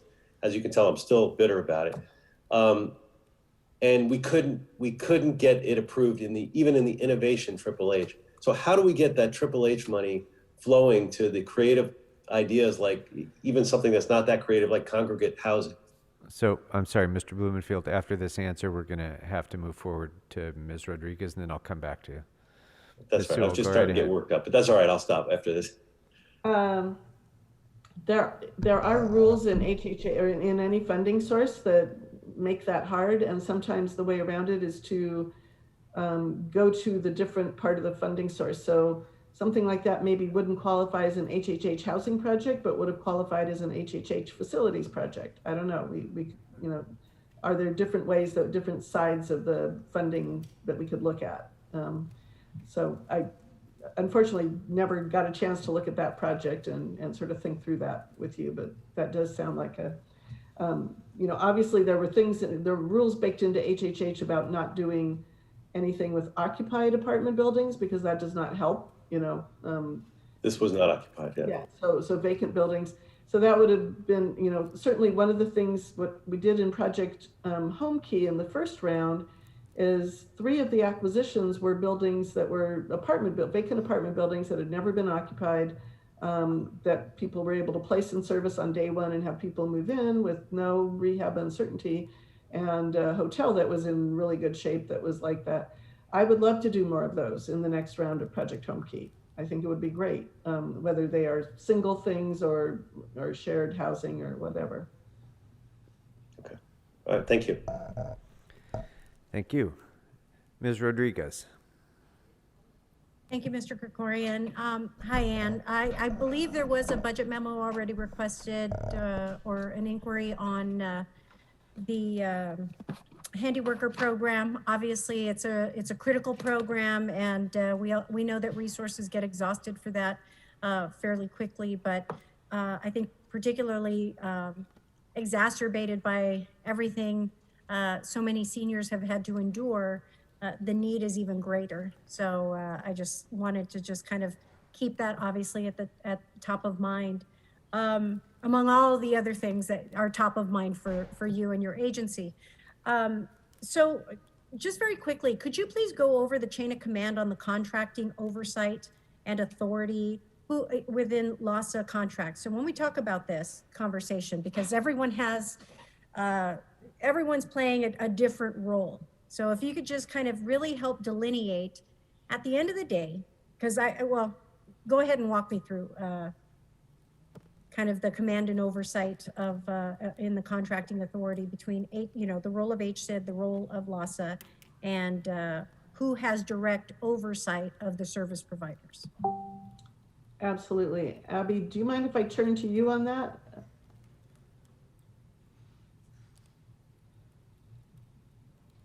Sorry, I was trying to unmute myself, and I will solicit the input also from our colleagues in the contracts unit. So our primary role is to ensure that we are transferring funds that are authorized by the mayor and council to the Homeless Services Authority as quickly and efficiently as possible. That is our primary role. And so we work with the council offices, the CAO, when there is a motion that is introduced. We then amend the corresponding contract that is associated with the body of work that is outlined in the motion. We work with Lassa. Most times, Lassa has their own government affairs person who's tracking all of the city council motions, but we also, within my bureau, we notify Lassa immediately if there is a motion, or sometimes we know in advance. We'd like to always know in advance so that we can better prepare. It doesn't always happen, but when we do know in advance, we immediately reach out to Lassa and begin to outline the scope of work that needs to be included as part of that contract execution. That is usually where we take the most time in negotiating the scope of work. And so that we have been working with Lassa. We have a working group, and we will be presenting, I know that our general manager will be presenting a few recommendations on how we can streamline our working relationship with Lassa so that we can move contracts even quicker. So once we have the scope of work finalized, we then turn over that contract to our contracts team. So HSID has a separate division within the department that is responsible for the execution of contracts. They work with the city attorney, and oftentimes, again, it includes coordination with our team and the contracts team and the city attorney's office. City attorney then reviews the scope of work. They will not review the scope until the decisions have been finalized on the funding amounts and the scope of work. But again, they've been very flexible. Everyone, I will say, understands the urgency, and we have prioritized Lassa contracts, even in this department, I will say, above any contracts. And just to give you some context, my bureau alone has over 100 contracts that we're responsible for. And Lassa contracts are right now 20 contracts. We have 20 different, But when you say that you have 100 contracts, are you talking about exclusively related to Lassa? No, those are just the family source contracts. So we're responsible for all of those. So just wanted to give you a comparison. We have 10 existing contracts with Lassa right now. And we have already administered 15 contract amendments, 50 invoices that really span across over 100 programs. So that's where we spend the majority of the time, is finalizing the scope of work. Once the contract is executed, there is also some involvement on the Lassa team, and then with our Lassa, with the commission, the Lassa commission. So there are several steps, but I will say that we have really prioritized Lassa contracts, and we're not delaying the execution of contracts. No, it's not the question of whether or not there's delays. It's not any of that stuff. I'm just, I'm trying to really just kind of, we're having lots of conversations around homelessness. We need to talk about the efficacy of contracting. And we need to talk about, which I think my colleagues have indicated their frustration with. And I know Mr. Blumenfield and I have had some shared experiences with this, but the accountability and oversight with respect to those that are contracted to provide service. And so my question is, do you have direct oversight and authority over those that are contracted to provide that service, or are you an intermediary to that process? I don't know if, Anne, you want to answer that, but I would describe us as the latter. So, and I guess that's why what I want to really do when we talk about allocating additional budget authorities for funding contract oversight, we want to be really clear about where we want to prioritize that to engender the outcomes that we desire with respect to holding and having accountability for the outreach services or whatever, whatever that really at the end of the day dictates, whether it's safe parking, whatever those circumstances are, because while I can appreciate and respect the volume and workload of amongst all the contracting, when we talk about the need to accelerate the work that we're doing with respect to homelessness, we really have to reflect aligning our resources in that manner and in a manner that provides the greatest outcome, but more so the greatest accountability with the work that needs to be done at the street level. And so I just want to make sure that we're aligning those resources accordingly, because I do know, Lassa is coming up next. We have been having conversations about the contract oversight authorities with respect to their needs as well. And I just want to be clear about how we allocate resources for this work in an appropriate manner so that we don't conflate or confuse where we're going to get the accountability that we're all seeking to have in this process. And so if you're telling me is that it's more of an intermediary role, that, because it sounds like it's like a transmittal of, okay, this is what the council says that they want, guys, and whatever. Now we're going to give it to you, Lassa. We're going to explain it to you. Okay, we're going to have our folks vet this and the city attorney. It's a far different role than, at the ground level where we're trying to hold these contractors who are supposed to be at the street level delivering those services, having accountability for that. So, I would like to have just a budget memo that comes back with really outlining the budget, the funding for contract oversight, so that we can have really clear delineation of the roles associated with that oversight and that work. I think that's really important, so that we can have we can be very clear-eyed when we have these conversations, because I think it gets conflated, as it relates to a lot of these conversations. It's very unclear and it's very murky, and we need to go in eyes wide open in these conversations with how we're allocating resources to which department and what that will deliver for us with respect to the work that we're seeking. So, so that's just on that issue. And then, look, affordable housing, I get it. Tricia, everything you said, yes, 1,000%. I recognize, the need for more affordable housing. Policy decisions that this council will or will not make will either, take us a step closer, take us a step farther. We got a lot of work to do on all of this stuff, but look forward to working with you all to help deliver that for the people of Los Angeles. And Mr. Chair, I've concluded my time. Thank you very much. Thank you very much, Ms. Rodriguez. You were on time and under budget, so thank you very much for that. A couple of just kind of quick thoughts.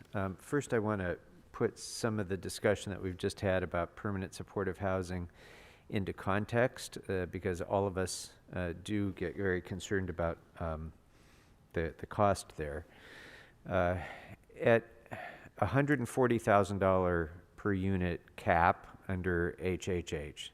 I mean, we always hear about the $600,000 a door and so on, but under HHH we're capped at $140 per unit. Is that right, Ann? So if you multiply that times 40,000 people currently homeless in the city of Los Angeles, forget about our surrounding cities, just in the city of Los Angeles itself, you come to something close to $6 billion, which is essentially the entirety of the general fund budget, just to put it into a context.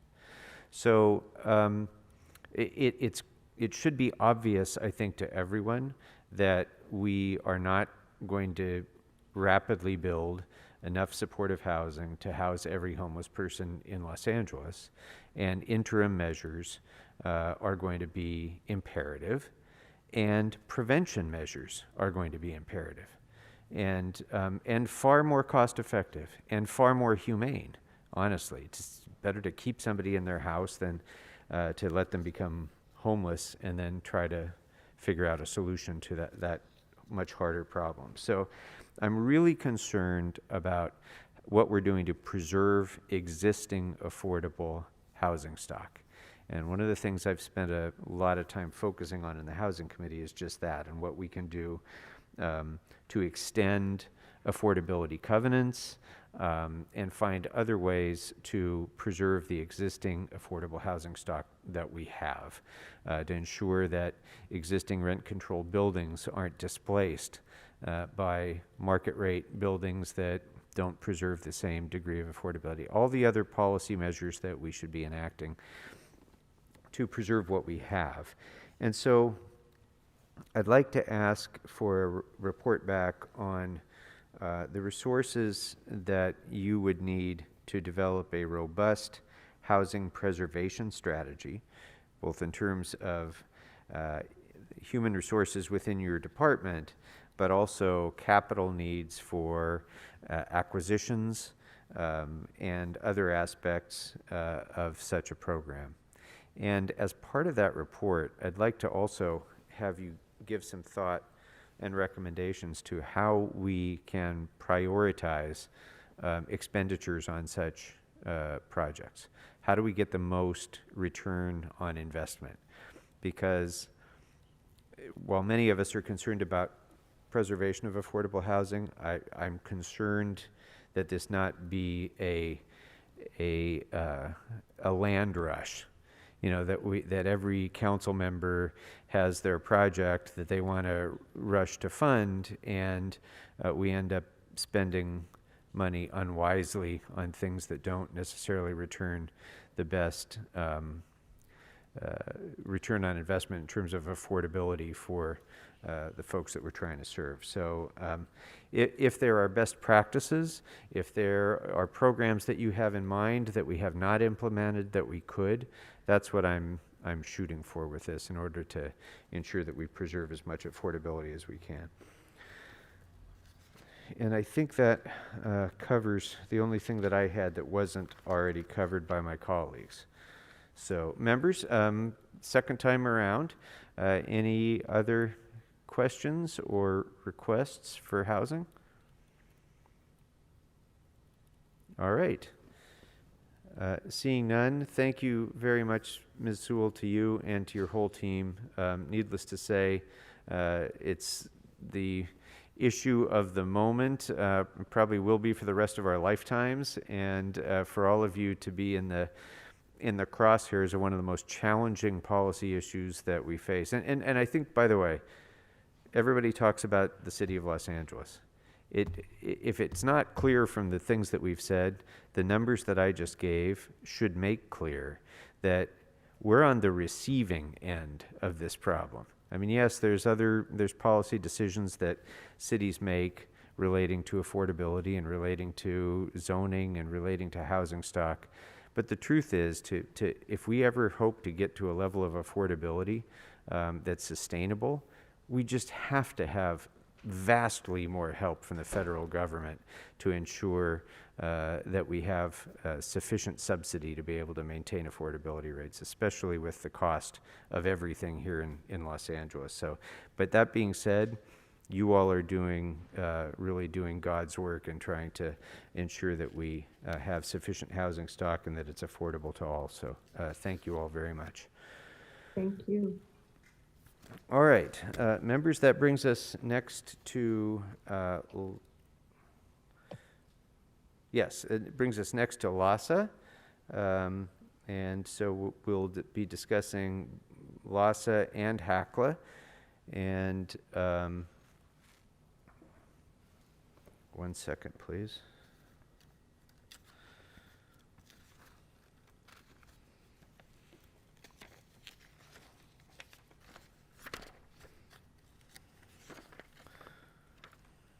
Okay. Ms. Marston, welcome. We do have your memo and chart, so thank you for providing that. I'm happy to hear any initial thoughts that you'd like to offer about the mayor's proposed budget, and then we'll get right into questions.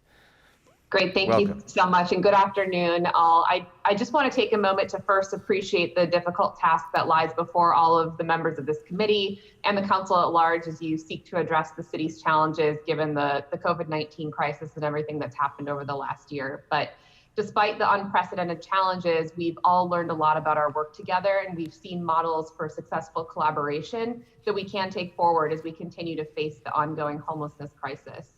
And through our partnership with all parts of the city, Lassa was able to support the opening of 5,300 new interim and permanent housing interventions that contributed to the city's roadmap goals. And that's far more beds or interventions than we've opened in any single previous year. And of course, would be remiss not to recognize the tireless efforts of CAO to keep us all on track. But all of this also means that we had a 73% increase in the number of contracts that Lassa was administering since March of 2020. So we've done all of this while simultaneously decreasing the time that it takes Lassa to pay providers. And just as reference, in 2018, it took us about 41 days to pay providers. This year, it's taking us 12 days or less to pay our providers. We've also worked diligently to make it easier for community partners to work with Lassa and have adjusted our requirements to make sure we have flexibility and equity at the core of our system capacity building. And in the last year, we've brought on 18 new service provider agencies through Project Roomkey and the COVID-19 recovery plan to assist with delivering services to our unhoused neighbors. And none of this would have happened without your leadership, constant communication and collaboration between the city council offices, other city partners, county partners, state service provider, federal, and many more. And I also want to thank and acknowledge in particular the assistance and collaboration we've received from the council president's office to work council-wide on policies related to Project Roomkey and the roadmap. There are a few efforts I'd just like to highlight that exemplify how we've all collaborated this year to achieve the new goals. Project Roomkey has served nearly 8,000 COVID vulnerable people experiencing homelessness across LA County since the program launched. And that represents the fastest scale up of our interim housing system that we've ever seen. And within the city, at its peak, there were about 2,000 contracted rooms for Project Roomkey that served over 2,200 people. And while we were scaling down, once FEMA announced its 100% reimbursement, we're now scaling back up and have about 1,800 contracted rooms, and about 1,400 of those are paid for by the city. And we all know Project Roomkey is about so much more than a hotel room. We have case management, employment, housing navigation, legal services. And because of this, we've already moved nearly 1,000 Project Roomkey participants into permanent housing. And additionally, Lassa has been closely coordinating with our partners at the county and our service providers to get vaccines for our unhoused neighbors. And as of last week, 19,854 vaccine doses had been administered to our unhoused neighbors. And despite the challenges that COVID brought to our system, Lassa remains focused on bringing greater accountability and transparency to all of our systems.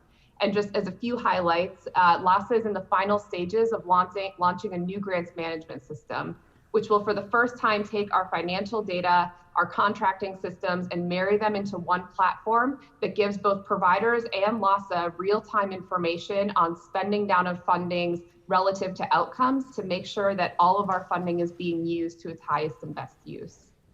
We've also launched 6 public-facing data dashboards that provide real-time occupancy and demographic data for specific programs like a bridge home, winter shelter, and encampments.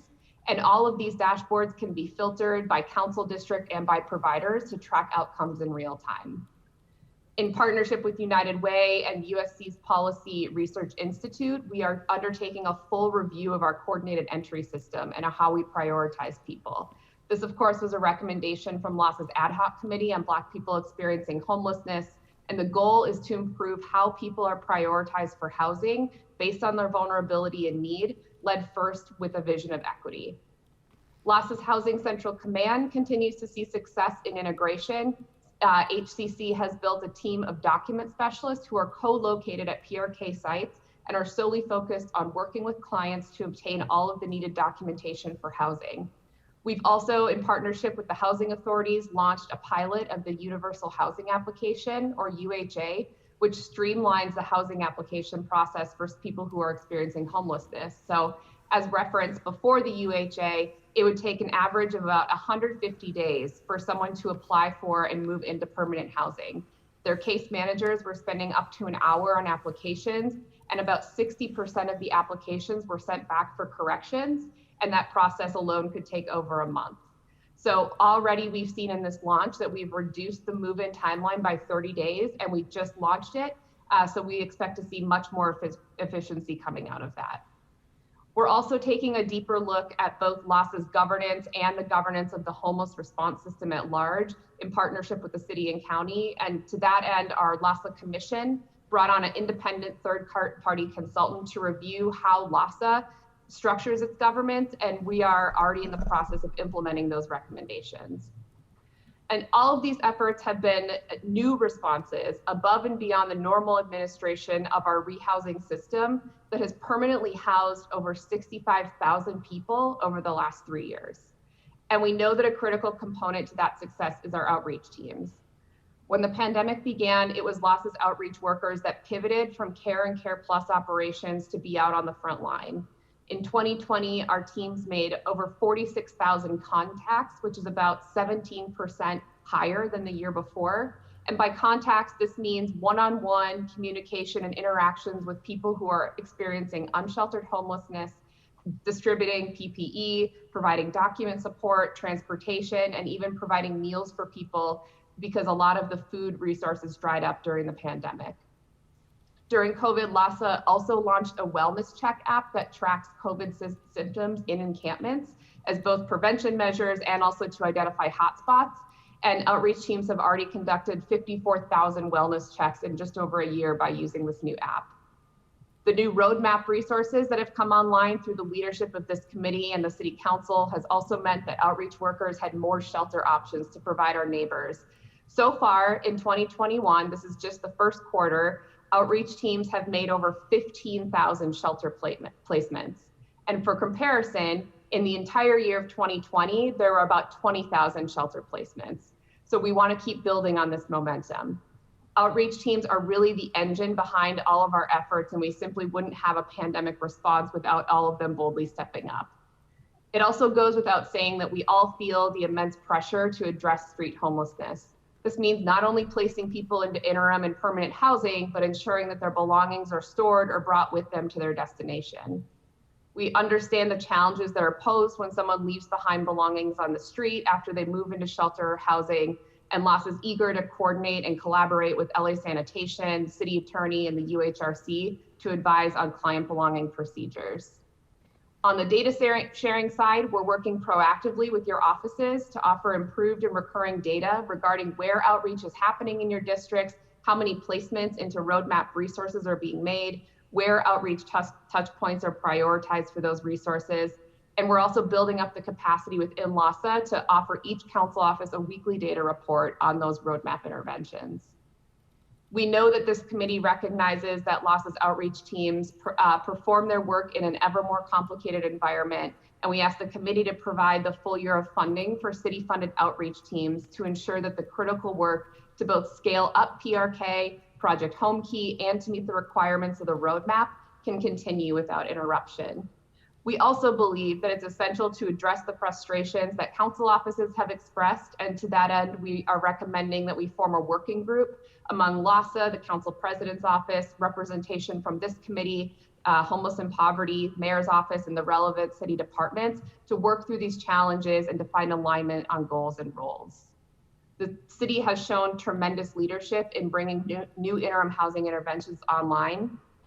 And these efforts, as we were just discussing earlier, have also highlighted the ongoing need for the city to fund permanent housing interventions.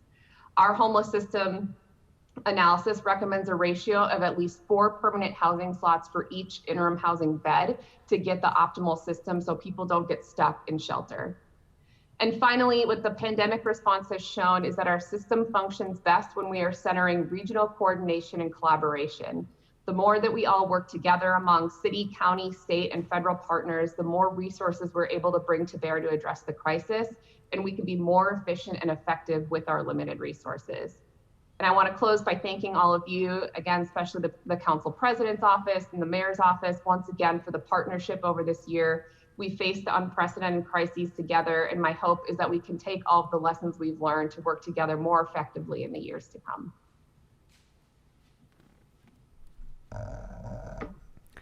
Very good. Thank you very much. Let's start our questions with Ms. Rodriguez, please. Thank you so much, Mr. Gregorian. Hi, Heidi. Good to see you and your team. I know it's Jose, but it says Nathaniel, I think. Yeah, that's Nathaniel. He looks like Jose. Yeah, okay. He gets mixed up. But good to see everyone. And you know, Heidi, and I just, for, you know, and I've said this to you before, and I want, you know, we would be remiss, and I would be remiss if I didn't always acknowledge the contributions and progress that have been achieved under your leadership. You know, I've said it many times, you know, previously, after meetings with Lassa, I wanted to run my head through a door, but, you know, you have really advanced the work along with your team in a very thoughtful manner. And it's difficult given that, you know, the challenges that you inherited. But I know just through our conversations and collaborations, you know, identifying, you know, problems associated with the homeless count. You know, some of the course corrections that we had, getting the data on the outreach work and what's happening, all of these things we've been, you know, working very constructively. So I want to thank you for all of those efforts and commend you for your leadership in helping to achieve that. You know, we were just having a conversation, you know, preceding you about contract administration and oversight with respect to the roles associated with outreach contracts specifically, or just, you know, HSID's role with contract management and oversight. But could you just provide some additional clarity for those that may not be aware in terms of, you know, who ultimately has, who's going to hold the, you know, those that are contracted for service accountable for the work that needs to be completed as part of those contract obligations?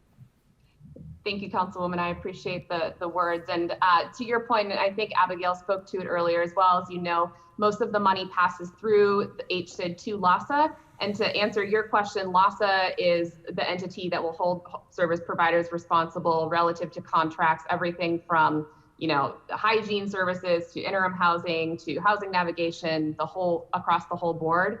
Also why we're building out our electronic grants management systems and merging all of our systems so we have one picture in real time at all times that shows us who's behind, who's ahead, And bringing on more providers gives us the flexibility to move money around as needed to make sure that it's going to its highest and best use.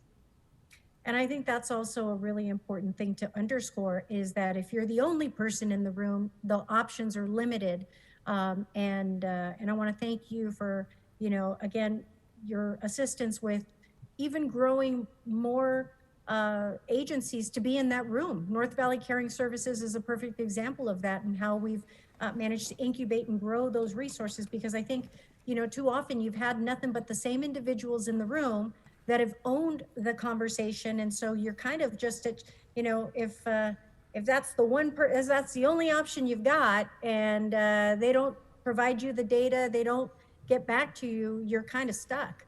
And so I think it's also really important that when we talk about the need for outreach and growing it, we have to really grow our capacity, because there's really only been a handful of providers that have ever existed in this space. And so we've been kind of, really, stuck between a rock and a hard place on our options. So if you're not really content with the outcome, what is your alternative? And I think that's been part of the problem. And so, I recognize that there's just the struggle, this inherent struggle associated with that.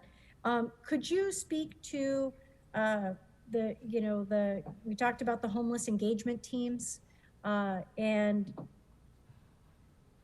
are they fully staffed? What is the staffing levels for the homeless engagement teams that are contracted through the city resources? If there are still positions available that required to be hired, and this is just, again, if we could just talk about those associated with the funding that is derived from the city budget. Yeah, absolutely. And we're working on some documents to give more clarity to how outreach is funded, but I think in the city example, it's the easiest right now, because when it comes to city funding, Lassa itself is the service provider for city-funded outreach. Our outreach teams are staffed up. There are 2 people per team. Our roadmap resources, those new teams that are assigned to council districts, are almost staffed up. Majority are already online. So those are operating fully. And again, those are direct with Lassa. When you see other outreach teams out there with service providers, generally those are funded through the county and administered through the county through Measure H, Department of Mental Health, Health Services, et cetera. So we create an overarching structure to coordinate all the outreach to the best that ability. But in terms of the city specifically and the resources you direct, that comes directly to Lassa.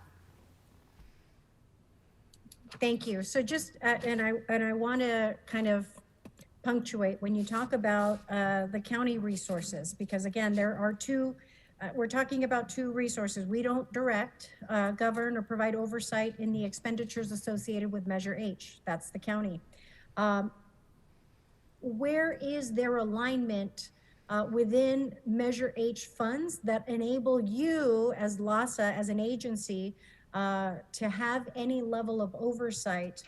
Do you have all oversight in administration of Measure H dollars associated funding outreach, or are there circumstances where there are gaps? I hope that made sense. It did.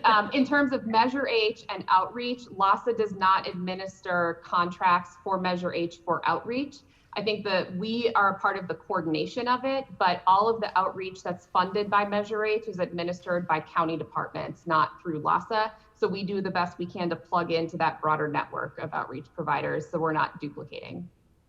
So, so just to be clear then, so those that are contracted through other county departments not being accountable to you, you can't help. How challenging is it for you to align the outreach strategy associated with contracts that are not accountable to you? The coordination itself is a strong partnership, but I think the distinction is the goal of outreach, because there's multiple goals. There's the reactive, where we're really trying to, the care and care plus, where we're managing the conditions on the street because we have too many people living outdoors. A lot of the structure that the county takes through their departments is a proactive, so they're not focused as much on the visibility, but they're focused on going to targeted encampments that need those health services, and they're going there more repeatedly. So it's more about where and how they're deployed. And then we make sure through our coordinated HMIS system that we're all talking to each other and not duplicating services. So in that work, you guys are aligning in terms of a strategy with respect to the homeless roadmap on those outreach locations? Yeah, we're deploying our roadmap resources, and as we see a need for mental health and health services, some of that enhanced care, we're working with the county to try to get those teams pulled in, but our ability to direct that is limited. It's really based on partnership and trying to coordinate with them to get those services to those encampments. So you have to ask, just like we have to ask, right. In order for them to fulfill that obligation. Correct. Okay, I just want to be clear. And so can you speak to any of the service delivery or contracting impacts, the tranched funding in terms of the way that outreach and some of this work has been allocated in this budget in this manner, what the potential implications might be in terms of our outreach obligations and work that needs to happen as it relates to the homeless roadmap and fulfilling any obligations associated with Judge Carter's impending orders? Yeah, absolutely. And as I mentioned already, just in the first 4 months of this year, there's been over 15,000 placements into emergency shelter. That's work happening with our outreach teams. And as we're bringing more resources online and priorities are shifting, whether it's through Judge Carter or the roadmap or other initiatives, our ability to pivot is greater when we have the resources that we can pivot, as opposed to trying to influence other funders to also pivot their resources. So our biggest concern is making sure that we can continue building the momentum and don't have a gap in services, so we can be responsive and help the city reach its goals. Terrific, thank you. I would like to request a budget memo to report back on the feasibility of restructuring the funding to Lassa for the homeless engagement teams into 2 6-month funding periods in place of the 3 and 9 months proposed in the budget, so that we can have some continuity. I'm kind of interested in seeing if we can make that happen. But also, I just want to also thank you. One of the other items I want to see, and if my colleagues haven't seen it yet, those dashboards are terrific. And we've been looking for something like that for a long time, and I know it's still kind of still got the new car smell, but it is a welcomed dashboard to really reflect, in real time, what our housing occupancies are with respect to some of these placements, and that I know is critical. It's so much of what we're seeking, so that we can have those conversations and we know what's available, what's not. Just wanted to say thank you for that. And I can't recall if you were in our H&P meeting when we had DMH there, and they says, oh, you can look, if you click on our website, you're going to see real-time data. And I said, your real-time data hasn't been updated in 3 years. So I was very excited to see yours being current. Thank you for that. And we have plans right now. We have about 4 others in development for other types of programs that you'll be able to see on live dashboards. Terrific. And with that, Mr. Krikorian, I've concluded. Thank you so much, everyone. Very good. Thank you very much. Mr. Blumenfield? Great, thank you. And following Ms. Rodriguez, I often want to echo what she said, and I do in this case as well, and appreciate the work that you're doing, and recognize that you've taken over a difficult, a very challenging position in an almost impossible situation. First, just a quick follow-up. You mentioned there were consultants that were talking to you about governance, and that some of those things you've already implemented. What other things do the consultants recommend? Is that a public document that we can get a hold of to see what was recommended and what's been implemented? Absolutely. We presented on it to the Homeless and Poverty Committee, and we'll make sure that you get copies of the report as well. The recommendations varied from things that are within Lassa's control directly and not. So we've moved forward on implementing things like modernizing how we procure for contracts to make it faster, easier, not only to receive a contract, but to partner with Lassa. In addition to the grants management system that I referenced, and our strategic plan that's looking at our entire organization and shifting it so that we can become a system administrator, as opposed to historically we were really just administering grants. And so we're reorganizing our entire internal structure, and we can get you updates on all of that when we submit the report to you as well. Sure, I'd love to see that as part of the report. And you also mentioned the weekly roadmaps that you think we're close to being able to see that weekly report on the data. When do you think that will actually happen? It's rolling out by council district now, depending on the mapping. So our goal would be in the next 30 to 60 days. Some offices are further along because we've already started that reporting. And as we continue to do it, we'll be able to provide the weekly reports. So we're working on those as fast as we can to get those automated for you. Great. And by the way, I appreciate the committee that you're talking about putting together and working with the council to establish that working group. I think that's important. I know in the past there's been about 5 different motions over the last six months or so with various council members, asking, urging for that kind of collaboration. There was one about comprehensive outreach protocols, Care Plus, unarmed responses, outreach presentation, Measure H. So I'm glad that that's coming to fruition as well. And certainly, as Mr. Rodriguez said, if we need to have a little bit more time on the outreach to make that happen, that's okay. But we're eager to see that, to see some sort of progress there. And whenever we make that extension, it works for me. But I just want to see us progress. The rapid rehousing, this was the big topic last year's budget, and where there was about 90 million and the council president specifically limited it to 30 to try to create more accountability. Where are we on that? And, do we have enough funding at the moment for all the rapid rehousing that we can actually get? All of us agree rapid rehousing is ideal if we can make it happen. Mm-hmm. So the funding you're referring to, Councilman, I believe is the federal ESG dollars that came through the city that I believe it was about $30 million that came to Lassa for the roadmap resources. Rapid rehousing was one of those interventions. So far, there have been over 850 placements through rapid rehousing with those dollars. And to your question about the greater need, as we are looking at our numbers of Project Room Key and Home Key relative to the funding we have for either rapid rehousing or housing placements, we have about 2,000 individuals who don't have some sort of housing intervention attached to them who are in Project Room Key. Because of the funding issue. So we do have a gap, but that's on the federal side as opposed to the general fund side. Is a gap in funding or it's a gap in being able to find the units? Funding, attaching the dollars to a person so they can go look for a unit.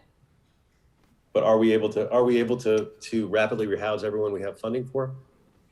It's not a perfect science. It certainly takes time, as you know. We've made 850 placements so far, and we'll continue to work on that, both through programs like our Lease Up program and others.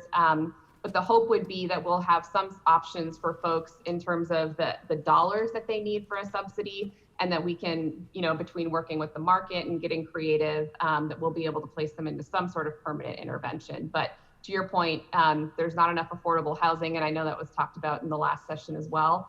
So we're doing everything we can to think creatively about ways to permanently house folks given the market. Right, and we had not to belabor, we had for our roadmap deadline to get the extra $8 million from the county. One of the pieces we relied on was rapid rehousing, but we did not hit that mark. Mm-hmm. Right. We ended up, at the last minute, we were able to get enough to hit the mark, but it was actually not, the rapid rehousing fell off. So I still am concerned about that. And I mean, I see it as the ideal and trying to get more, master leases and that kind of thing to make it happen. But it hasn't panned out the way we want it to yet. It's not as fast as we would like. And one thing I would note that's a recent success for us is the county has now authorized our providers to use Measure H to master lease buildings. So one of the things in Councilman Price's district that was really great was master leasing a motel that folks were able to move into, and we want to scale that. So we can now work with providers to use funding to master lease sites to move people in at a much greater scale. Okay. Another thing, we want to remove any barriers to entry to housing. And for some, one of those barriers is a lack of storage can become an issue. And I know you talked about that. In addition to funding for more regional storage, I know my staff will be working with Lassa and our service provider, Hope of the Valley, to figure out how Lassa can partner in providing this service to individuals transitioning off the street. Are there any issues that you foresee or resources Lassa will need to be an effective partner and support our service providers as they work to serve these clients with this storage? Yeah, we certainly want to be a part of the solution in that. I think one thing we've learned as a best practice, whether it's Lassa, sanitation, or others, is that the closer that the storage is to the individual, the more likely they'll take us up on it. And so we should think creatively about how we get storage locations that are nearby, because folks don't always have cars and transportation. So they'll be more willing to voluntarily store their belongings that are over the limit for shelter. Yeah. You had mentioned partnering with sanitation and UHRC. I also want to make sure we're also partnering with the service providers because that's the key to this. When it comes to storage, I don't really love the idea that sanitation is in the middle of this. They tend to deal with waste and garbage and not somebody's belongings. It's more of just the fact that they're the ones who, have the resources to do it, but it's the wrong message. And so I'd love for us to figure out, to work storage, and it really should be it shouldn't be driven by sanitation. It should be driven by Lassa and service providers who are, viewing it as a service, not as an alternative to throwing something away. So that's and perhaps city attorney can be a part of that as well, because I know there's liabilities, but we want to be a part of the solution and do what we can. Okay. So, toward that end, I want to get a report back on Lassa's stated role in providing storage services. And I know what Lassa feels their role is in storage, and to get more insight into what you're already doing and what you can do. So as part of a report back on that. Another issue, Project Room Key. There's $43 million in this budget dedicated to Project Room Key for GSD, personnel, and Lassa to extend and expand non-congregate shelters at hotels and motels. What's Lassa's role in this? And I'm more interested in who is the lead in this.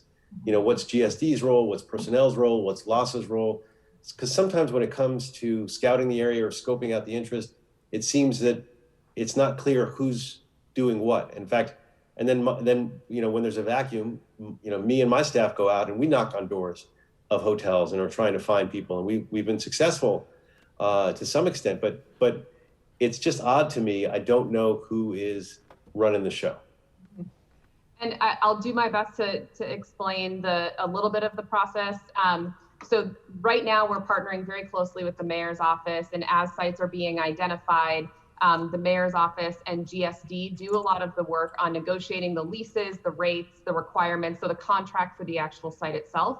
Once that's set, Lassa is contracted, and we pull in the service provider, the security, the food, the nursing, and then we are responsible for overseeing the service provider in the day-to-day operations of the site, including filling the site. So we have document specialists that are on site doing a lot of that case management work. We're also going, and we have site coordinators who are going out to make sure that operations are running smoothly. So once the lease is secured for a hotel, that's really where Lassa takes over the operations and oversees the service provider to make sure they have what they need.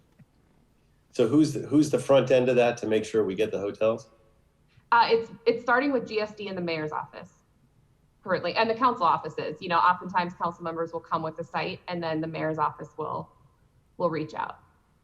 The CAO also plays a role in it as well, in working with the sites.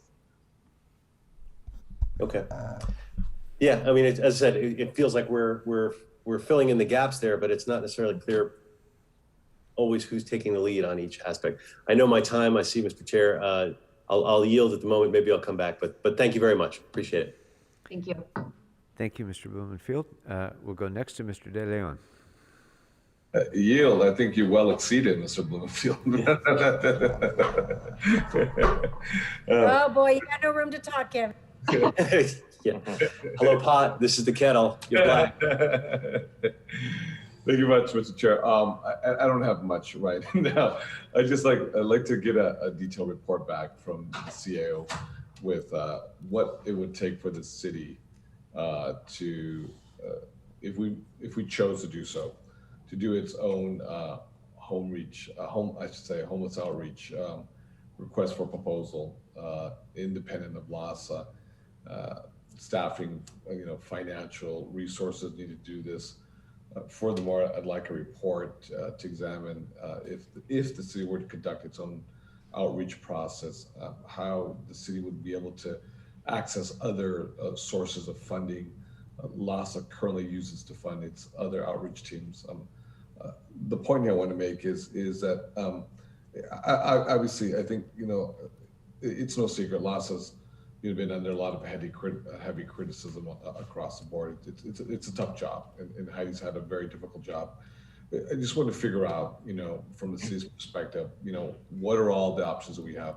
At the end of the day, we may conclude that Lassa is the best option that we have out there, and that they're doing a hell of a job, and they need a lot more resources and more clarity because the joint powers authority between the county and the city on paper, theoretically, it sounds good, but the actual output and the outcomes may be something dramatically different when you have so many bosses that you're dealing with. So I want to put that out there for a report back. Other than that, that's just pretty much it. And I'm looking forward to listening to the questions from my other colleagues. Thank you very much, Mr. De Leon. We'll go next to Mr. Price. Thank you, Mr. Chairman. And Heidi, I too just want to say thank you. You got a tough job, you and your team. I know you've had some tough conversations with council offices, with supervisor offices, all across the board with neighbors and residents. And so we don't envy the task. We know it's difficult, but we just want to work with you to make sure we're doing the best job we can do, or the best job that can be done. It's really, I think, important that you're starting to roll out the dashboard. I just saw it moments ago, the first one, and I think it's an important start. But we just need, obviously, we need to have more information on a regular basis so that we can make decisions and kind of understand how our resources are being used and where the real challenges are. But information like, how many people have been housed and where they're housed and the services they're being offered, and, how many folks are on the streets that didn't accept services or that did accept services. That becomes just a regular part of the reporting that we do, so we have a better understanding and a better appreciation for obstacles and opportunities, because they both are very, very important. A part of the data that we need certainly is centered around outreach. My colleagues have already commented, I think, eloquently on that. But the fact is we got outreach workers from Lassa, we got outreach workers from community organizations, we got outreach workers for the city, for the county. How do we ensure that these teams are working together and are being coordinated in a way that we're not just reporting the same encampments over and over again? Yeah, that's a great question. And part of the work that Measure H funds is outreach coordination. And so what that means is Lassa service providers and all of the county agencies have a joint process for coordinating outreach activities. So we know where each other are going, but we also have a shared data system so we can see what's going on and who's kind of working with whom from a case management perspective and others. It's not a perfect model because we have so many people doing outreach and we have so many people who are unhoused. But that said, we actually had an independent report done of that strategy through Measure H to look at the coordination to see how we're doing on it. and they were actually lifting up the coordination efforts as best practices because of how well, given the complexities, we were able to not duplicate and streamline the work that we're all doing collectively in the system.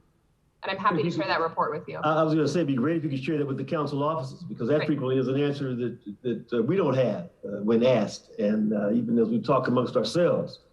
But it's just critically important to kind of know who's on first, who's doing what. And if we've got some dashboards now that can help us track that, we just want to know, where they are. Some of these issues, of course, that I'm bringing up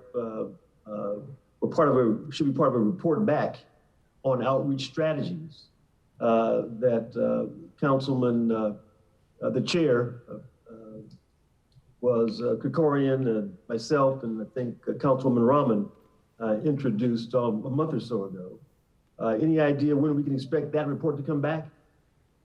I will double check with my team. I know we just met with CLA about that last week, and it's in progress. So if I could report back on the date, I just don't have it off the top of my head. Okay. And basically, I just think our issues, at least my issue, just boils down to communication. I know that a lot of the council officers feel the same way. That we're not communicating, not getting the kind of communication we need from Lassa. And I've talked about this to you and your staff privately. It's certainly no secret. Oftentimes that we don't know what's happening on the ground or at the leadership level. And so again, at the risk of repeating something already said, how can we improve the communication between Lassa and the city? So in addition to the dashboards that Lassa has put out, we're also starting in May going to be sending a at least monthly update to each council office that outlines, like, here's the big system things that Lassa's doing, here are the city specific things to give you a picture, but then also to give you any of the reports that we're submitting to HSID or to the CAO, trying to compile everything for you in one place, because there is a lot of different communication channels, and it might give you too much information, but I would rather have that than have folks feel like you don't know what's going on. So I hope that improves some of the gaps in the questions. And then of course, we're always open to scheduling recurring meetings and updates with your team and coming out to your district and working with you on particular challenges too. We want to be good partners and be responsive. So anything that we can do to increase communication, we're all about. Yeah, well, again, we just look forward to the cooperation and collaboration. We got to have both. That's right. If we're really serious about solving the problem. So I appreciate your efforts, and let's continue working together. Thank you. Thank you, Mr. Chairman. Thank you, Mr. Price, and let me just attach myself to Mr. Price's comments.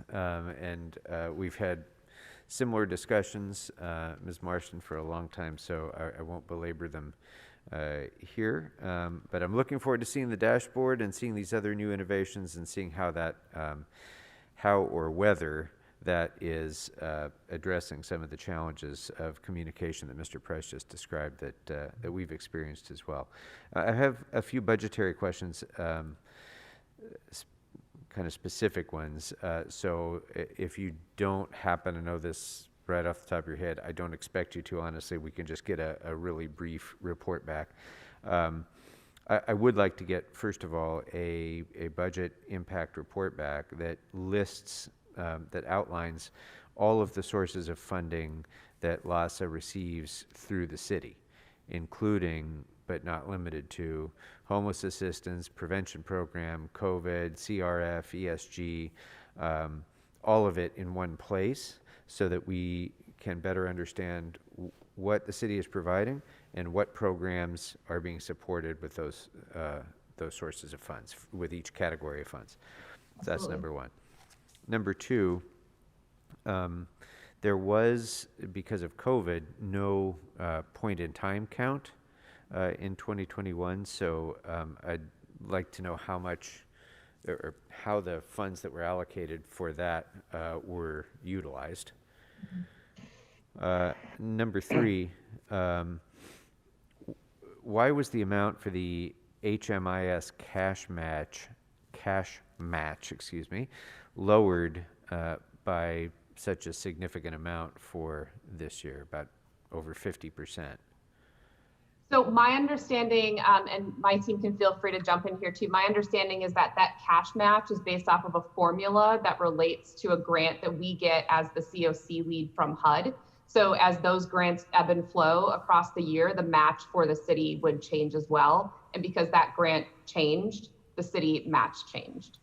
And so the change in the grant was just policy, budgetary, it wasn't algorithmic?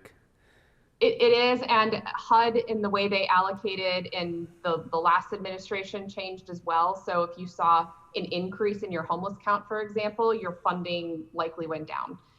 So we saw that impact across the board, and HUD is adjusting all of their methodology now, but that was part of the challenge from the last. If your homeless count goes up, your funding to address homelessness goes down? In some cases, yes, for our grant. Work only that the federal government could do. Okay. Yeah, in the Blue Book, there's an assumption of $3 million cash balance that would be available at year end of this fiscal year, which is being rolled over into the 2021-22 homeless budget. I'm wondering what the source of that savings is and what line items in last year's budget incurred those savings or underspending, and how those items are funded for 21 and 22. That may be more a question for the CAO, but I'd like to get that reported back as well. And then, for HACLA, actually, I wanted to ask about Section 8. In the federal relief package, or in anything that's likely to occur in the near future, are we expecting any significant increase in the number of Section 8 vouchers that will become available to Los Angeles? Yes, good afternoon, council members. I'm Carlos Van Natter, Director of Section 8 at HACLA. And most immediately, through the American Rescue Plan, HACLA is expecting to receive some emergency housing vouchers. HUD is to notify all housing authorities by May 10th of their allocations. We're expecting to receive a number of around 1,200. It could be more, it could be less. HUD wants to distribute those vouchers equally as much as possible across the country, while also taking into account an area's need and capacity. So we feel we would do well on those metrics. So we're waiting to hear exactly how many of those vouchers we'll receive, but we're expecting to hear about those very short. Okay, and so I assume whatever we do get will be allocated towards the extraordinarily long wait list that we already have for people who are waiting for Section 8 vouchers.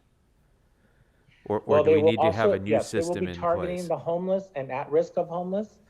So they could be folks off of our wait list. They could be people through the coordinated entry system. They could be people through rapid rehousing.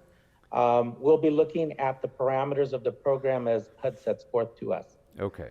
The key here to me is that we have a system in place so that if that becomes available, it's immediately utilized and the vouchers get out immediately to those who are eligible for them. And then that brings me to my next point, which is since we enacted the ordinance barring discrimination based on voucher payment in Los Angeles, have you detected a change in the degree of utility of Section 8 vouchers in Los Angeles? Have we reduced the problem that we had where people had vouchers and couldn't utilize them? Yes, that's a source of income ordinance. It's been very difficult to actually measure its impact on our voucher holders. We have some anecdotal examples of landlords now accepting or at least considering a Section 8 voucher holder when they think about who they want to rent their vacancy to, but we have not seen a significant increase in the use of vouchers because of that ordinance. Okay, then I'd like to get a report back from the CAO and from HACLA with recommendations on enforcement or other processes that need to be implemented in order to ensure greater effectiveness of that prohibition on discrimination based on voucher payment. Okay. And then finally, if I can go back to you, Ms. Marston, for a minute, I just wanted to follow up on Mr. Blumenfield's question about rapid rehousing, because I think you said 850 had been placed. So we funded enough for 3,000 placements. I really want to understand why we didn't place 3,000 people already. A lot of it has to do with the market, as Councilman Blumenfeld noted. So those, the slots, if you will, so one rapid rehousing slot, they're all allocated to individuals.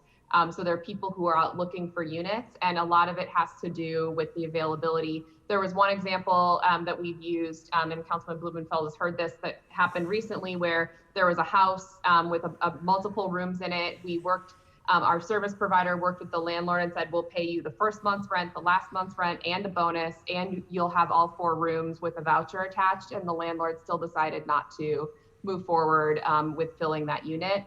So that while it's not source of income discrimination, there is still the stigma. So we're working to incentivize landlords.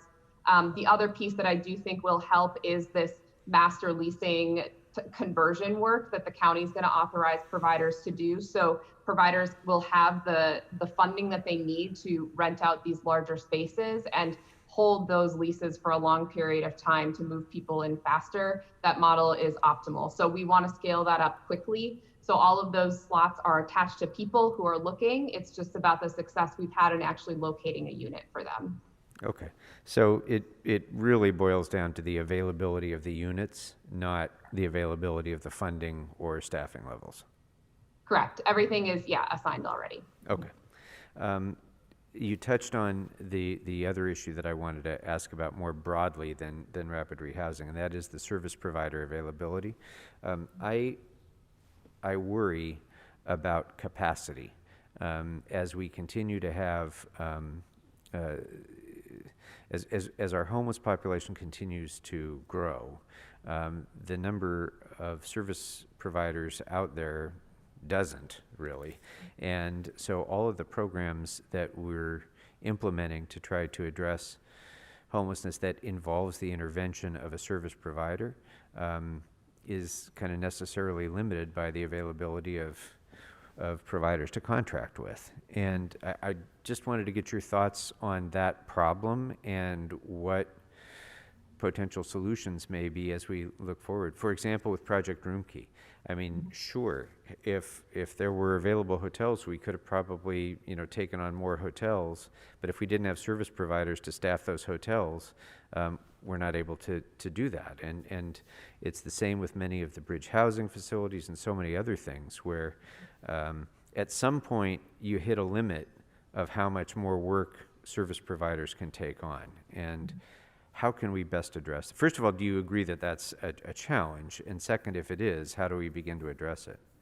Yeah, it's absolutely a challenge, and in particular when we're talking about nonprofits, because even in the city of LA, we've brought on 12 new nonprofits just to serve the city of LA, but it's not as easy as just giving them a contract. There's a lot of work that Lassa does to train their staff, to help with capacity building, to teach them how to administer the funding and do the reporting. And so on our end, we are figuring out as many ways as possible to take the administrative burden off of the backs of the nonprofits and put it onto Lassa so that they can focus on delivering the services. So our electronic grants management system is an example of that, but there's so much more that we need to do to continue to build that capacity. So we're talking with providers about how could we help centralize HR functions to help them bring more staff online quickly and create shadowing programs with small agencies shadowing large agencies and learning from that. So it's a whole body of work that we have. And I think that you're exactly right. And it's a concern that I have too, because there just aren't a lot of nonprofits out there who we're not already working with.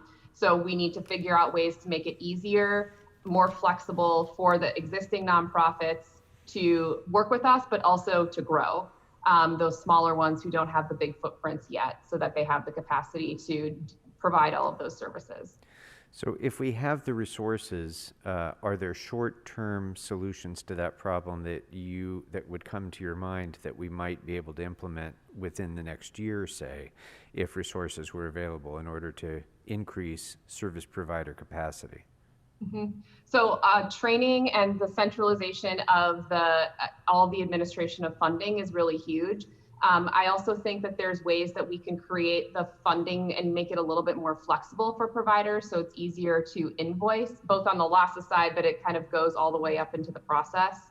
The other piece that we're starting to look at is what I referenced earlier in the document specialists. So these are Lassa staff, but they are actually co-located and essentially on loan to the sites that they operate in Project Roomkey to take the work of collecting documents. I mean, Social Security Administration was essentially closed during COVID, but you still need a Social Security card to move into housing. The amount of work that it takes to just get somebody's Social Security card is tremendous. So our implanting of staff on site has been a really great way to streamline that, take the work off case managers so they can do the trust building that's needed.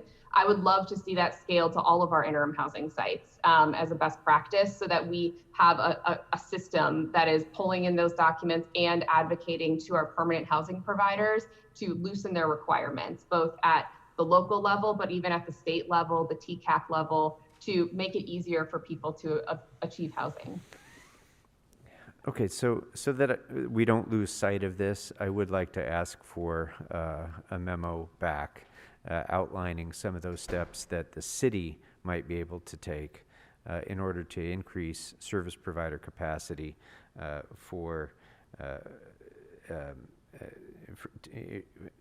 in the context of including but not limited to bridge housing, supportive housing, rapid rehousing, Project Roomkey, and Project Homekey. So, all right, and then I wanted to go back to Mr. Price. Mr. Price, you had another question? A question for HACLA, and again, just appreciate the role and the service. You know, HACLA is responsible for Section 8 vouchers, and we know that's a very valuable commodity in the world of housing. And I don't know if you answered this earlier, but if you could give us an idea of how many vouchers that we receive in a year, and talk about how they're distributed. Who decides who gets what? Right. Okay, well, at the Housing Authority, we assist over 58,000 families with Section 8. And a third of those resources, 22,000 of them, serve homeless and chronically homeless people through our permanent. 22,000. We get 22,000 a year, for example. No, those are our overall resources. Okay. As a matter of fact, we haven't received any new resources within the past few years, other than some allocations for our HUD-VASH program for veterans, and other than our continuum of care program for the disabled. We haven't received any regular Section 8 vouchers in many years, and that's why these emergency housing vouchers through the American Rescue Plan are very exciting. Also, how many of those will we receive? Well, we're expecting around 1,200, but we won't know until May 10th when HUD actually tells us the allocation that we're receiving at HACLA. Coming up also, there are some housing stabilization vouchers in the 2021 HUD budget that they still need to allocate to the housing authorities. We're hoping to receive some of those. In the president's infrastructure bill, there are additional housing vouchers in there. So if that moves forward, we hope to receive some from that source. And also in the 2022 HUD budget, the president has proposed a 15% increase in the HUD budget, which would translate into more vouchers. So we're expecting within the next 12 months to receive a significant number of new vouchers, more than we have received in quite some time. Well, I'd like to get a report back on the various Section 8 vouchers that you're going to be receiving, as well as a plan for distribution. You know, how are we going to match up vouchers with the recipients? Just some idea of what that strategy looks like. Okay. And then lastly, I'm sorry, Mr. Price, Mr. Price, I'm sorry, if you wouldn't mind, could we expand that and not limit it to just Section 8, but all federal housing vouchers? I think it's an Yeah, important. that's fine. report back. I'll accept that. Thank you. Okay. Yeah. Prior to the pandemic, we know there was a fix-up, cleanup, modernization effort going on at Pueblo del Rio. The question is, what's the status of that effort? And the Avalon Garden residents are asking, when are they going to get their properties fixed up? Well, that's on the public housing side of our house. I'm in the Section 8 area, but I can certainly find out and report back to you on that. Thank you. That's all I got, Mr. President. Mr. Chairman, thank you. Thank you very much. Thank you all very much. I appreciate, as members have said, this is, you probably have the most challenging work in Los Angeles right now, so we very much appreciate the work that you're doing and your participation with us today and your commitment to continuing to make sure that we work collectively more effectively and help to meet the challenge of our time. So thank you all very much. Thank you. Have a good day. All right, members, that brings us next to the Bureau of Sanitation. And they're popping on screen. Mr. Saldivar, welcome to you and your team. Happy to have you here. We have received your excellent letter and presentation, which is thorough, and we've had an opportunity to see that, but I think certainly the work that you're doing merits you're taking a little bit of time to give some of your thoughts about the mayor's proposed budget and what you may still feel that is not included that would be important, and then we'll go right into questions. Thank you so much, Chair Krikorian, council members. Good afternoon, late afternoon, that is. I'm Enrique Carlos Zaldivar, Director and General Manager of LA San. I want to convey to you how pleased LA San and our nearly 3,500 employees are to start to put this pandemic behind us, and equally pleased with the remarkable change in our fiscal landscape. Thank you and Mayor Garcetti for your tireless efforts as you have led the city and led all of us through this crisis. Mayor Garcetti's proposed budget for LA San includes a new principal environmental engineer to lead our Measure W watershed program. As you know, this is a program of opportunity to safeguard the water quality of our water bodies, an opportunity to relieve local flooding choke points, and most importantly, to create healthy ecosystems in our communities, particularly those where environmental justice has been long in coming. Clearly, a top priority for the mayor and your council is to provide adequate services for the unsheltered. Their proposed budget includes 50 new additional staff for our care and our Care Plus program that will significantly boost our reach and our depth of services. Being a large department, we are never short of challenges. Our Solid Resources program is currently facing a fiscal challenge that could soon translate into a service challenge where our ability to ensure reliable and uninterrupted trash and recycling services to city residents could be questionable. I have been so proud, as I know you are, of our frontline staff who have worked through it all without any hesitation, always keeping the best interest of our customers, our residents at the forefront. I want to thank them and all of my staff at LA San for being so committed. Our CFO, Lisa Maury, will speak to our specific requests, Mr. Chair Krikorian.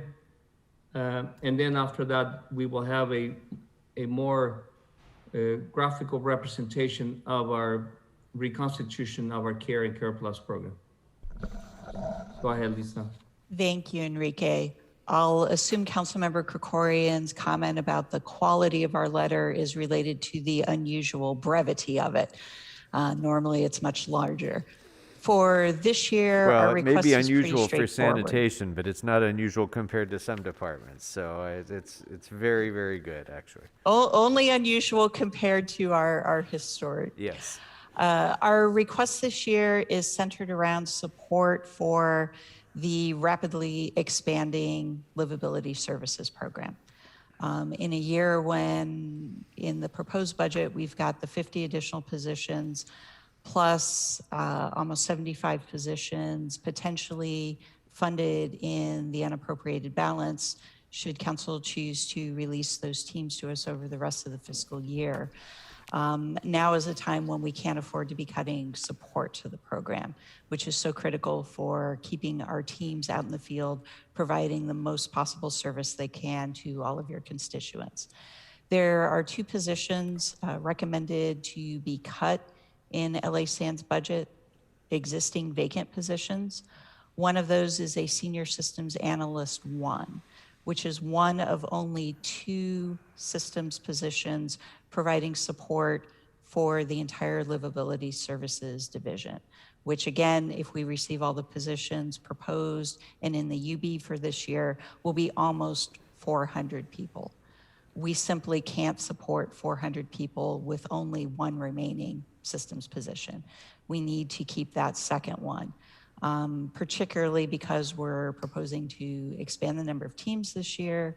There's also positions in the budget for us to roll out a regional storage program. A key component of that will be having an inventory system so that we can track where and when we collect materials and where they are being stored so that we can reunite people with their belongings. The second support position that's being proposed to be cut is a vacant service coordinator. Again, this is the ideal classification to help us increase our communication with the council offices, with the mayor's office, with UHRC during a year when there are going to be significant changes to the program.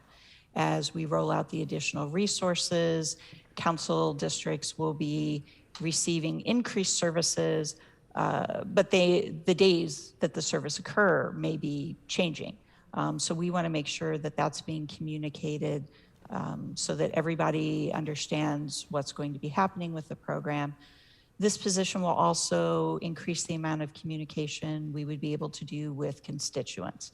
We still receive a significant number of our service requests that are dealt with by livability services directly from constituents, either through our own customer care center, or my LA 311 app, or sometimes referred to us from your council offices. Right now, we really don't have staff to be able to communicate back to those customers and let them know what the status of their request is. Due to the complications of this program, the need to do postings before we can do cleanups, the need to coordinate with other agencies if the items being reported are on somebody else's property, such as Caltrans. A lot of that leads to delays in us servicing the customer requests. And right now we don't have the staffing to be able to report back to them, which increases their frustration, which I know comes back to the council offices sometimes. So we respectfully request that both of those positions remain in our budget so we can fill them and provide the additional support for the livability services program. Now I'll turn it over to the folks that are actually running that program and providing service. Thank you, Lisa. Good afternoon, Mr. Chair, council members. My name is Gabe Miranda. I'm the division manager for Livability Services Division with LA Sanitation and Environment. We prepared a slide deck to provide some details as it relates to our Care and Care Plus programs, as it relates to the expansion of Care Plus and the proposed positions. But first, we're going to start with a little bit of historical data as it relates to some of the enhanced services that we've been providing within the program since the onset of the global pandemic. And with that, I'm going to turn it over to Assistant Division Manager Domingo Orozco, and he can provide some updates there. And then I'll follow up on the expansion and proposed deployment model. Thank you, Gabe. Good afternoon, Mr. Chair, honorable members. Domingo Orozco, Assistant Division Manager, LA Sanitation and Environment. Very quickly provide an overview of our Care Plus programs. First and foremost, within a bridge home, special cleaning zones, LA San provides a once a week comprehensive cleaning and sanitization along with a suite of enhanced services, which I will describe shortly. Further, ABH special cleaning zones receive twice a week spot cleaning services to ensure the zones receive the services that they need. Secondly, the citywide Care Plus teams are providing spot cleaning services to each council district at a minimum of once a week. These services address health hazards through line of sight work.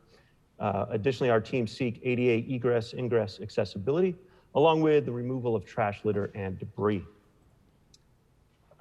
When servicing an ABH special cleaning zone, LA San coordinates with LAFD, Lassa, the Unified Homeless Response Center, to provide the following enhanced services. It's the Care Plus comprehensive cleaning per the ABH postings. The mobile hygiene units, which provide shower and sanitary services, are deployed to these locations, in which we've provided over 24,000 showers to date. LA Fire Department is also deploying their mobile COVID testing when it's available. And Lassa conducts extended outreach and engagement. Additionally, through this program, we provide a tent exchange and distribution component, which has really been a successful part of our mission that we've added. Also, additionally, in response to COVID-19, we've also began a distribution of sanitary kits. And this includes masks, gloves, hand sanitizers. And today we've distributed well over 2,400 kits. Additionally, we deploy Easy Up tents, and this assists us with maintaining social distancing. We expect that these services will expand to include additional components in the future. And currently, the scheduling process for Care Plus services citywide, it's constantly straining under the weight of increasing demands. Constantly, resources are shifted to address immediate needs. LA San will develop a streamlined, data-driven process for scheduling and addressing priorities. This process will be simplified, predictable, and most importantly, transparent to those whom we serve. The previously mentioned senior systems analyst position will provide a critical data infrastructure support component for the entirety of LSD. This includes the CleanStat Street indexing system.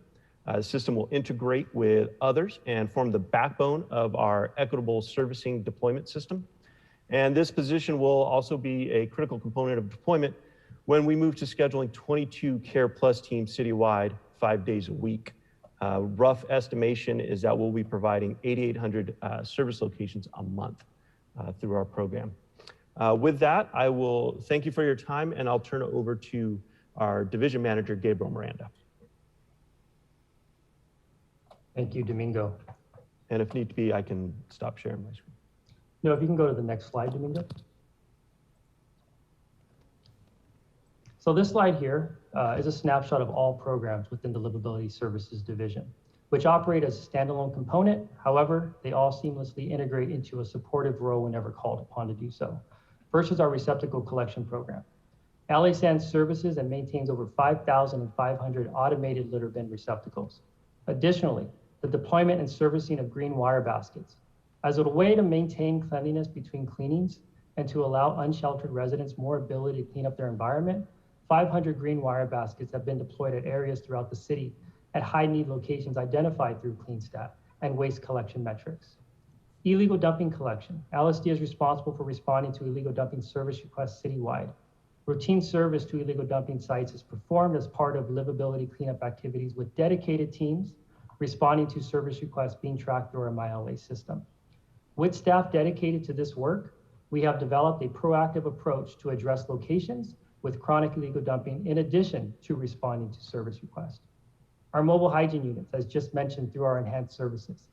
This has been a big component and a platform of these services that we're providing.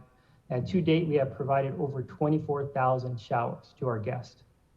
Our CleanStat program, which is a street-by-street assessment to collect data used to determine cleanliness of the city streets. And lastly, our personal property storage expansion. With the expansion of Care Plus, it's vital that we have capacity and storage regionally throughout the city to ensure that we can continue to do the important work that we're doing. So this slide is a snapshot of our historical, current, and proposed deployment. Our previous deployment model, which launched on October 1st of 2019, consisted of 5 regional deployment yards, 17 care teams, one dedicated to each council district, who also performed things such as wire basket collection, one dedicated to the LA River, and one citywide team. 13 Care Plus teams, with 3 teams dedicated to focused service zones, 3 dedicated to a bridge home zones, and 7 citywide teams. And these 7 citywide teams were also responsible for responding to illegal dumping, as I just mentioned. We've deployed 6 mobile hygiene units and our receptacle and clean stat programs, respectively. Due to the budget constraints, including the hiring freeze, our current deployment consists of a reduced capacity, going from 13 Care Plus teams to 11, and a reduction of 17 care teams to 4 care teams, which currently are all dedicated to bridge home zones. The receptacle collection and illegal dumping services remain intact and actually operate with dedicated staffing to service the receptacles citywide and respond to the dumping throughout the city.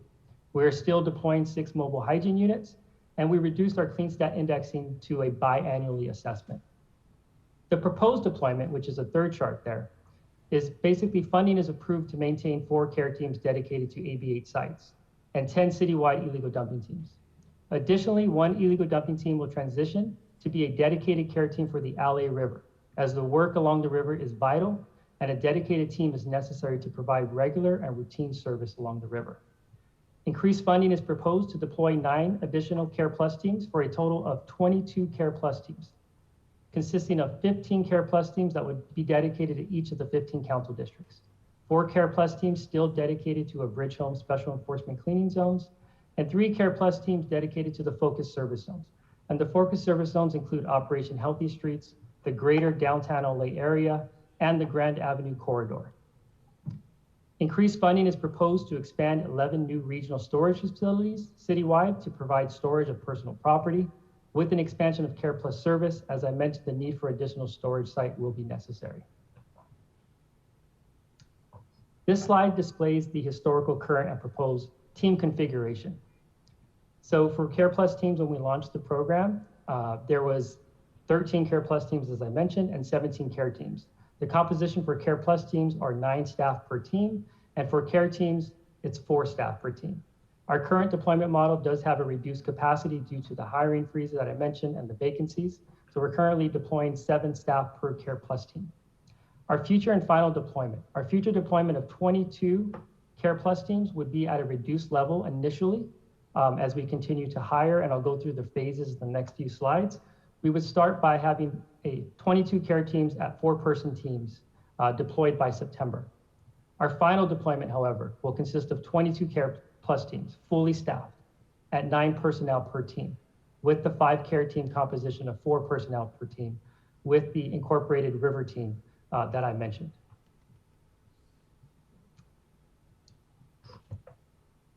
So this is a recap of the proposed deployment, so we can go to the next slide. So these are the phases laid out. First phase, LSD will fill existing positions, first focusing on vacancies and reassignments. Second phase, prepare to deploy 15 reduced staff Care Plus teams at 4-person teams by September. Third phase, begin hiring storage personnel on July 1st and deploying the regional storage facilities. And the final phase will be continuing to hire and get each of the Care Plus teams at a capacity of full capacity, 9 personnel per team.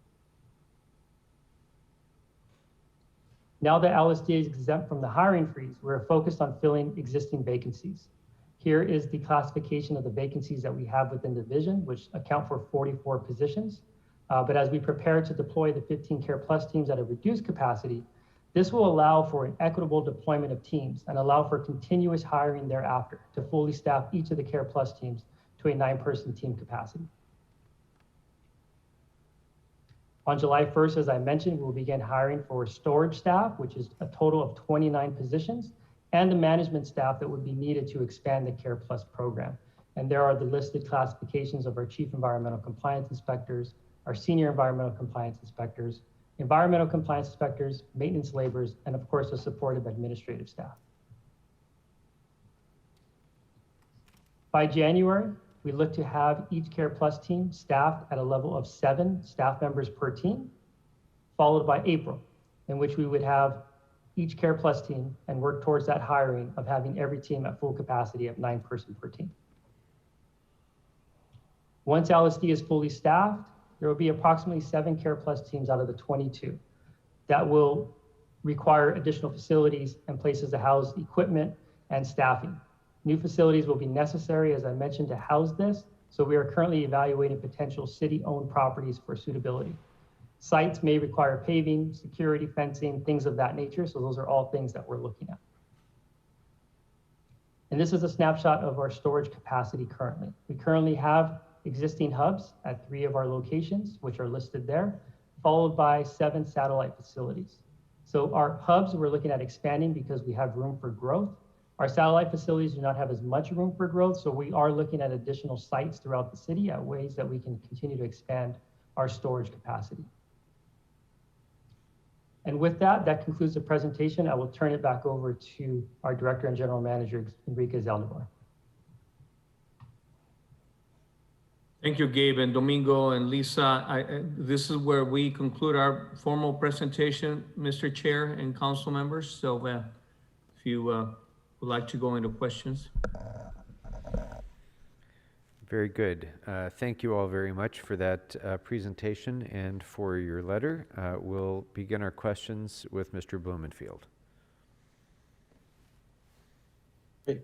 Thank you. And Enrique and team, you guys, you do amazing work, and the workload is just going up and up. And so I appreciate that. Don't have a lot of questions, just a couple of quick things. Although famous last words, right? Storage program. We talk about creating a viable storage program. It's especially important for a lot of reasons. I'm talking about for homelessness. And some people are reluctant to go into housing if there isn't room for their possessions. And we need to remove that barrier to get people to go into housing. When people move into housing, same time, we can't let them leave their possessions on the street where they appear to be abandoned, or, and they just continue to contribute to blight, even though we've already housed someone. So the concern for my district is that the facilities won't be located close enough to my district. And as I was saying earlier to Lassa, I actually think this is a mission that's better suited for, Lassa or a service provider. It's not really, in a way, it shouldn't really be part of sanitation. It's not about waste. It's about personal storage for people. But at the moment, you guys are tasked with it because you have the capability and have taken it on. So I give you the credit for that. At the same time, I think in the ideal world, it wouldn't be in your purview. But so I wanted to ask you about the issue about locating the storage close enough. I'm worried about, is it going to be close enough in my district to be a viable option for people who are experiencing homelessness? And also, is the storage that you're envisioning, is it voluntary or involuntary? And how will the sanitation workers work with Lassa and the service providers to get people to use the storage? Yeah, let me take the first crack, Councilmember Blumenfield. And I don't know where we would be if we were not the nimble organization that we are proud to be.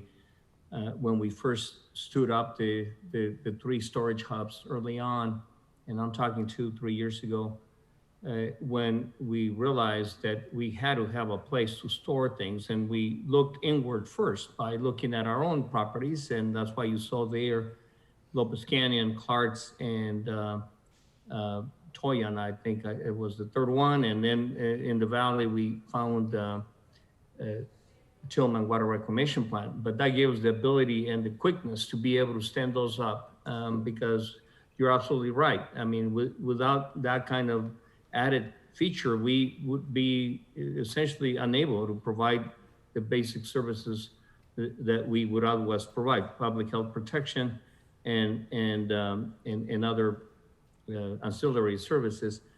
And so we have since been adding some satellite, as Domingo indicated, also under our purview, meaning properties that we control in LA San. The next round of storage now with this really expanded program is going to require that we look outside of LA San. And we're quite comfortable, growing into this function. It's related to the services that we provide.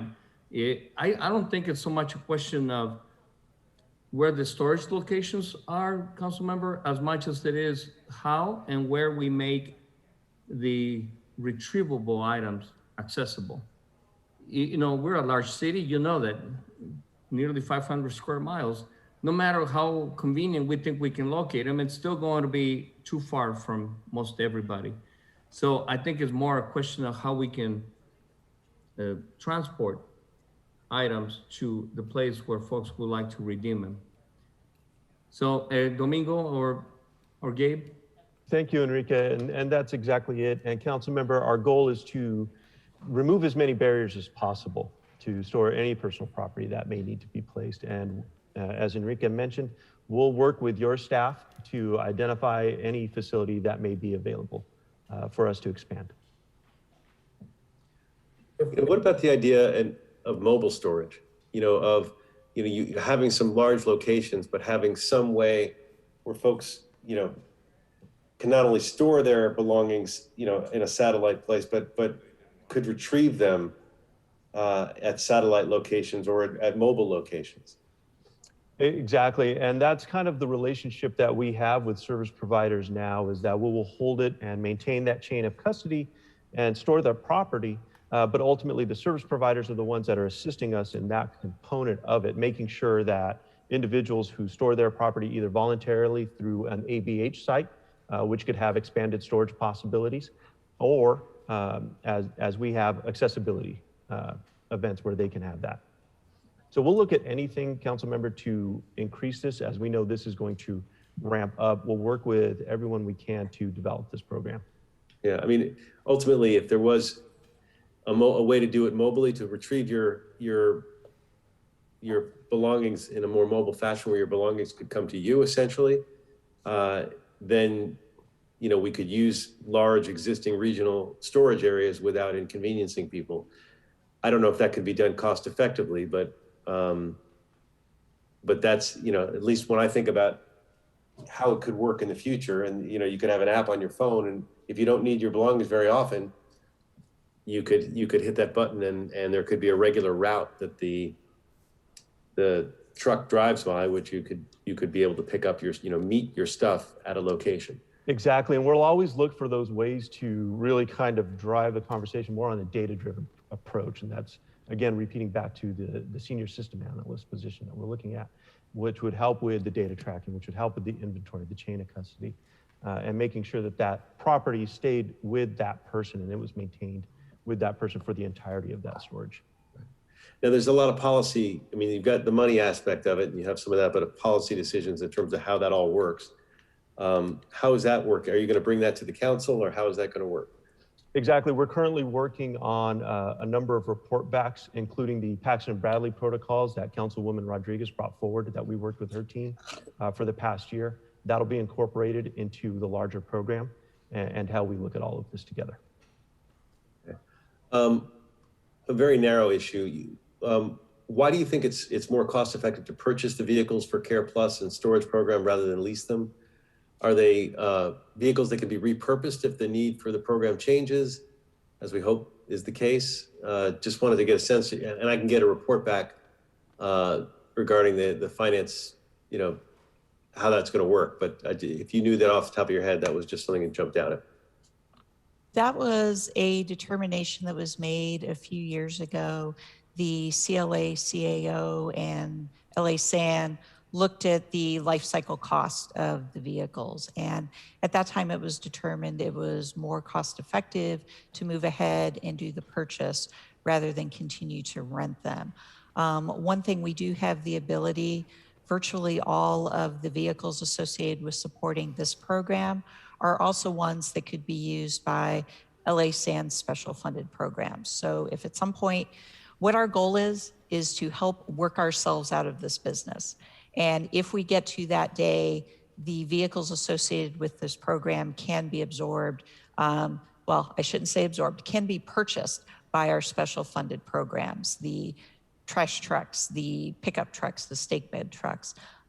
So there wouldn't be a situation where there would be any stranded assets. Okay. Last question, just about the trash cans. I'm pleased to see in the budget, there's money for 1,000 new I guess you call them automated trash cans, but that's, I was at first thinking that meant like the big belly trash cans, but that just means the trash cans you can pick up with the truck, I assume. However, we get complaints now about the maintenance and servicing of the existing trash receptacles, and I just want to make sure that you, if we're going to expand the services, that you have the resources you need to service the existing trash receptacles and the new ones.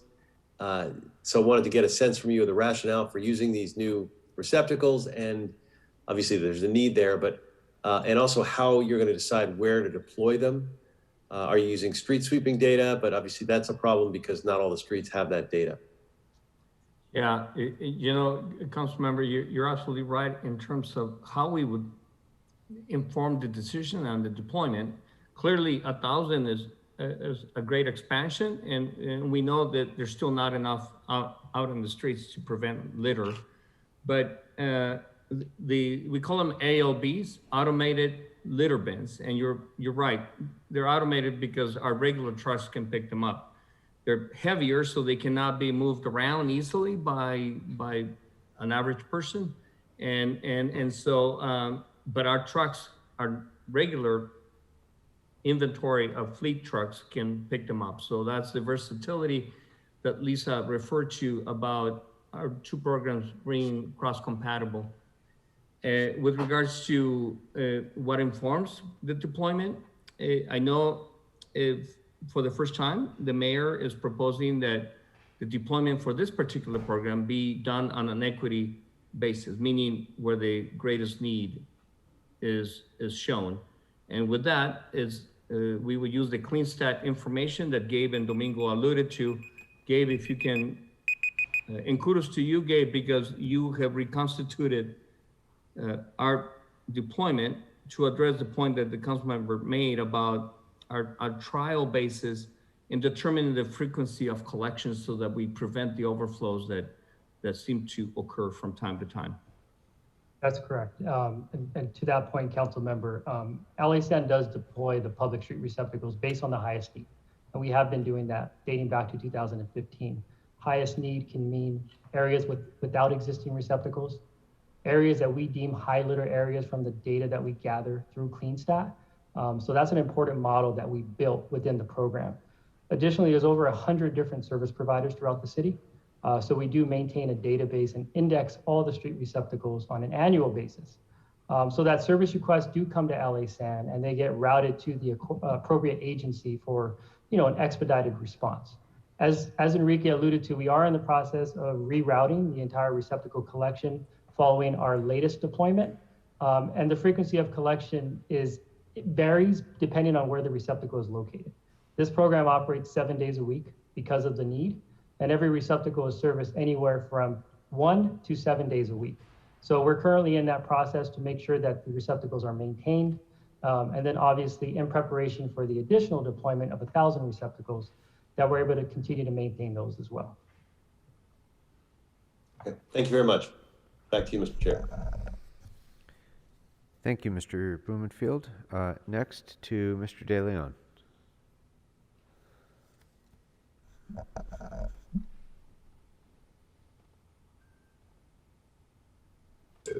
Thank you very much. Mr. Chair, we're just looking, I don't know if you know this, just very quickly to you and to all our colleagues and those who are watching. We just got the news that a civic titan for Los Angeles just passed away. Eli Broad just passed away. And I know today's Friday, and I know we'll talk about it this upcoming week for sure, when council returns on Tuesday. But I was just looking at the news for folks to know this. Thank you, Mr. Chair, for allowing me just to share those, those heartbreaking news to all of us. Let's get to the question at hand. I want to thank you, Enrique, for a great presentation. You and your staff, you always have been very responsive, and I was wondering if you could elaborate a little more in detail on the resources needed for the Livability Service Division LSD program that you have due to the proposed expansion of the program itself. Thank you, Councilman. And yes, we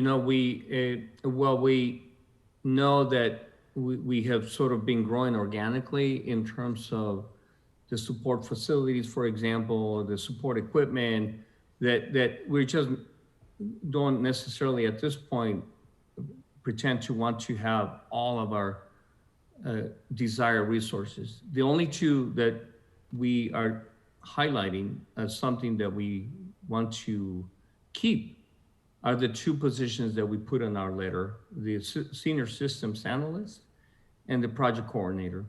Those are essential support positions for what is now, as Lisa indicated, going to be almost a 400 staff program. That's larger than most departments in the city. 400 staff, and all of the needs that come with being able to provide them with the tools that are required for them to be effective and efficient. So for now, those are the only two resources that we are asking, Councilmember.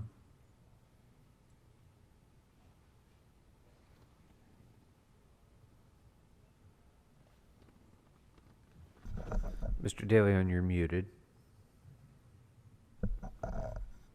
I'm sorry about that, Mr. Chair.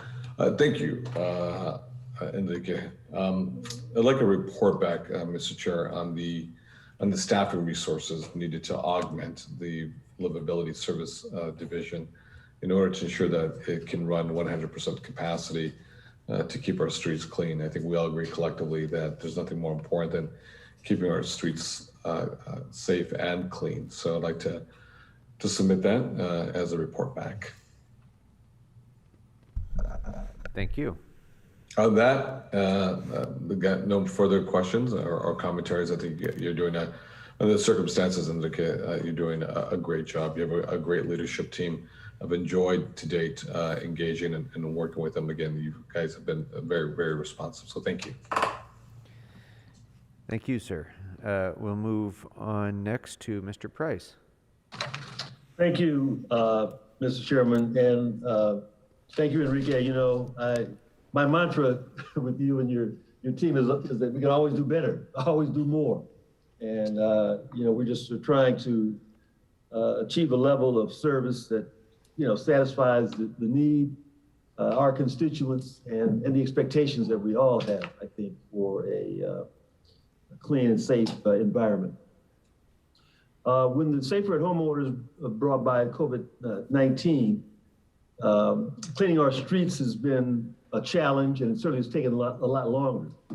I'm excited about the additional Care Plus team proposed to help alleviate some of this demand. Do you have enough staffing, though, to make that happen? Well, Let me just back up and just be a little bit more specific. Can we get these teams for 5 days a week? What's required to get 5 days a week of service in this program? Right, and thank you, Council Member. And in fact, as you alluded to earlier, increasing our agility and our nimbleness and our quickness to respond. All of your districts definitely put us to that challenge, but you in particular. So we got to be able to be nimble and resourced to be able to meet the expectations. So this proposed expansion of, it's an incredible increase in resources. We thank you and the mayor for bringing this additional resources, where I believe we can really provide the flexibility to match the increase in demand would be by an increase to our overtime budget, Councilmember. And while we didn't ask it in our letter, since you're asking it, I think that would be an area where we could increase our flexibility and nimbleness. I think we need to see an increase in service days, quite frankly. I mean, that's, this is a problem that it doesn't just go away, on the weekends or exist only 2 or 3 days out of the week. In some of our areas, it's a daily challenge. I certainly would like to see 7 days, but at least a 5-day program, I think, is something that would start to address the issue in a more consistent way. Any thoughts about that? Or any more thoughts about that? Yes, I will say this, and then Gabe will chime in. The Care Plus is proposed to be a 5-day deployment, which is why I was suggesting that the way that we can multiply the capacity of that one team to do more in. Are you distinguishing between the Care or Care Plus in terms of a 5-day? I'm saying the Care Plus. Yes, Care Plus. Gabe, what for the Care, it's right. Yeah, and that's accurate. So Care and Care Plus around a bridge home will remain intact for the service. That will not change. However, the change is on the Care Plus side, and to Enrique's point, it would be 5 days a week of Care Plus service in each council district. In addition, there will be the 3 dedicated focused service zones that receive 5 days a week of Care Plus service, one being the Grand Avenue Corridor, the downtown LA greater area, and Operation Healthy Streets. Again, the approach is going to be a staggered phased approach. Currently, our immediate focus will be on filling our vacancies. We have 44 vacancies. So as we fill the vacancies, train staff, and onboard staff, the goal is to have the 22 Care Plus teams deployed citywide by September. This will be at a reduced capacity. Care Plus teams' full capacity is at 9 personnel. But again, to ensure that these teams are deployed equitably and deployed in a rapid manner, we would deploy them at a reduced capacity. Thereafter, we would continue the hiring, continuing the training, and onboarding staff to getting them to a 9-person full capacity team. So what about, Gabe, I appreciate that. What about Care Plus? I understand the care teams. Teams are 5, correct? That's correct, council member. So the teams I referenced. Care Plus. Yeah, so that's correct, council member. So that is Care Plus. So there's going to be, the previous model had care teams dedicated to each council district. This model will have Care Plus teams dedicated to each council district. What about the care teams? So care teams will remain. So we currently have 4 care teams dedicated to servicing a bridge home. So how many days a week? So they provide service up to 2 days a week for each bridge home site.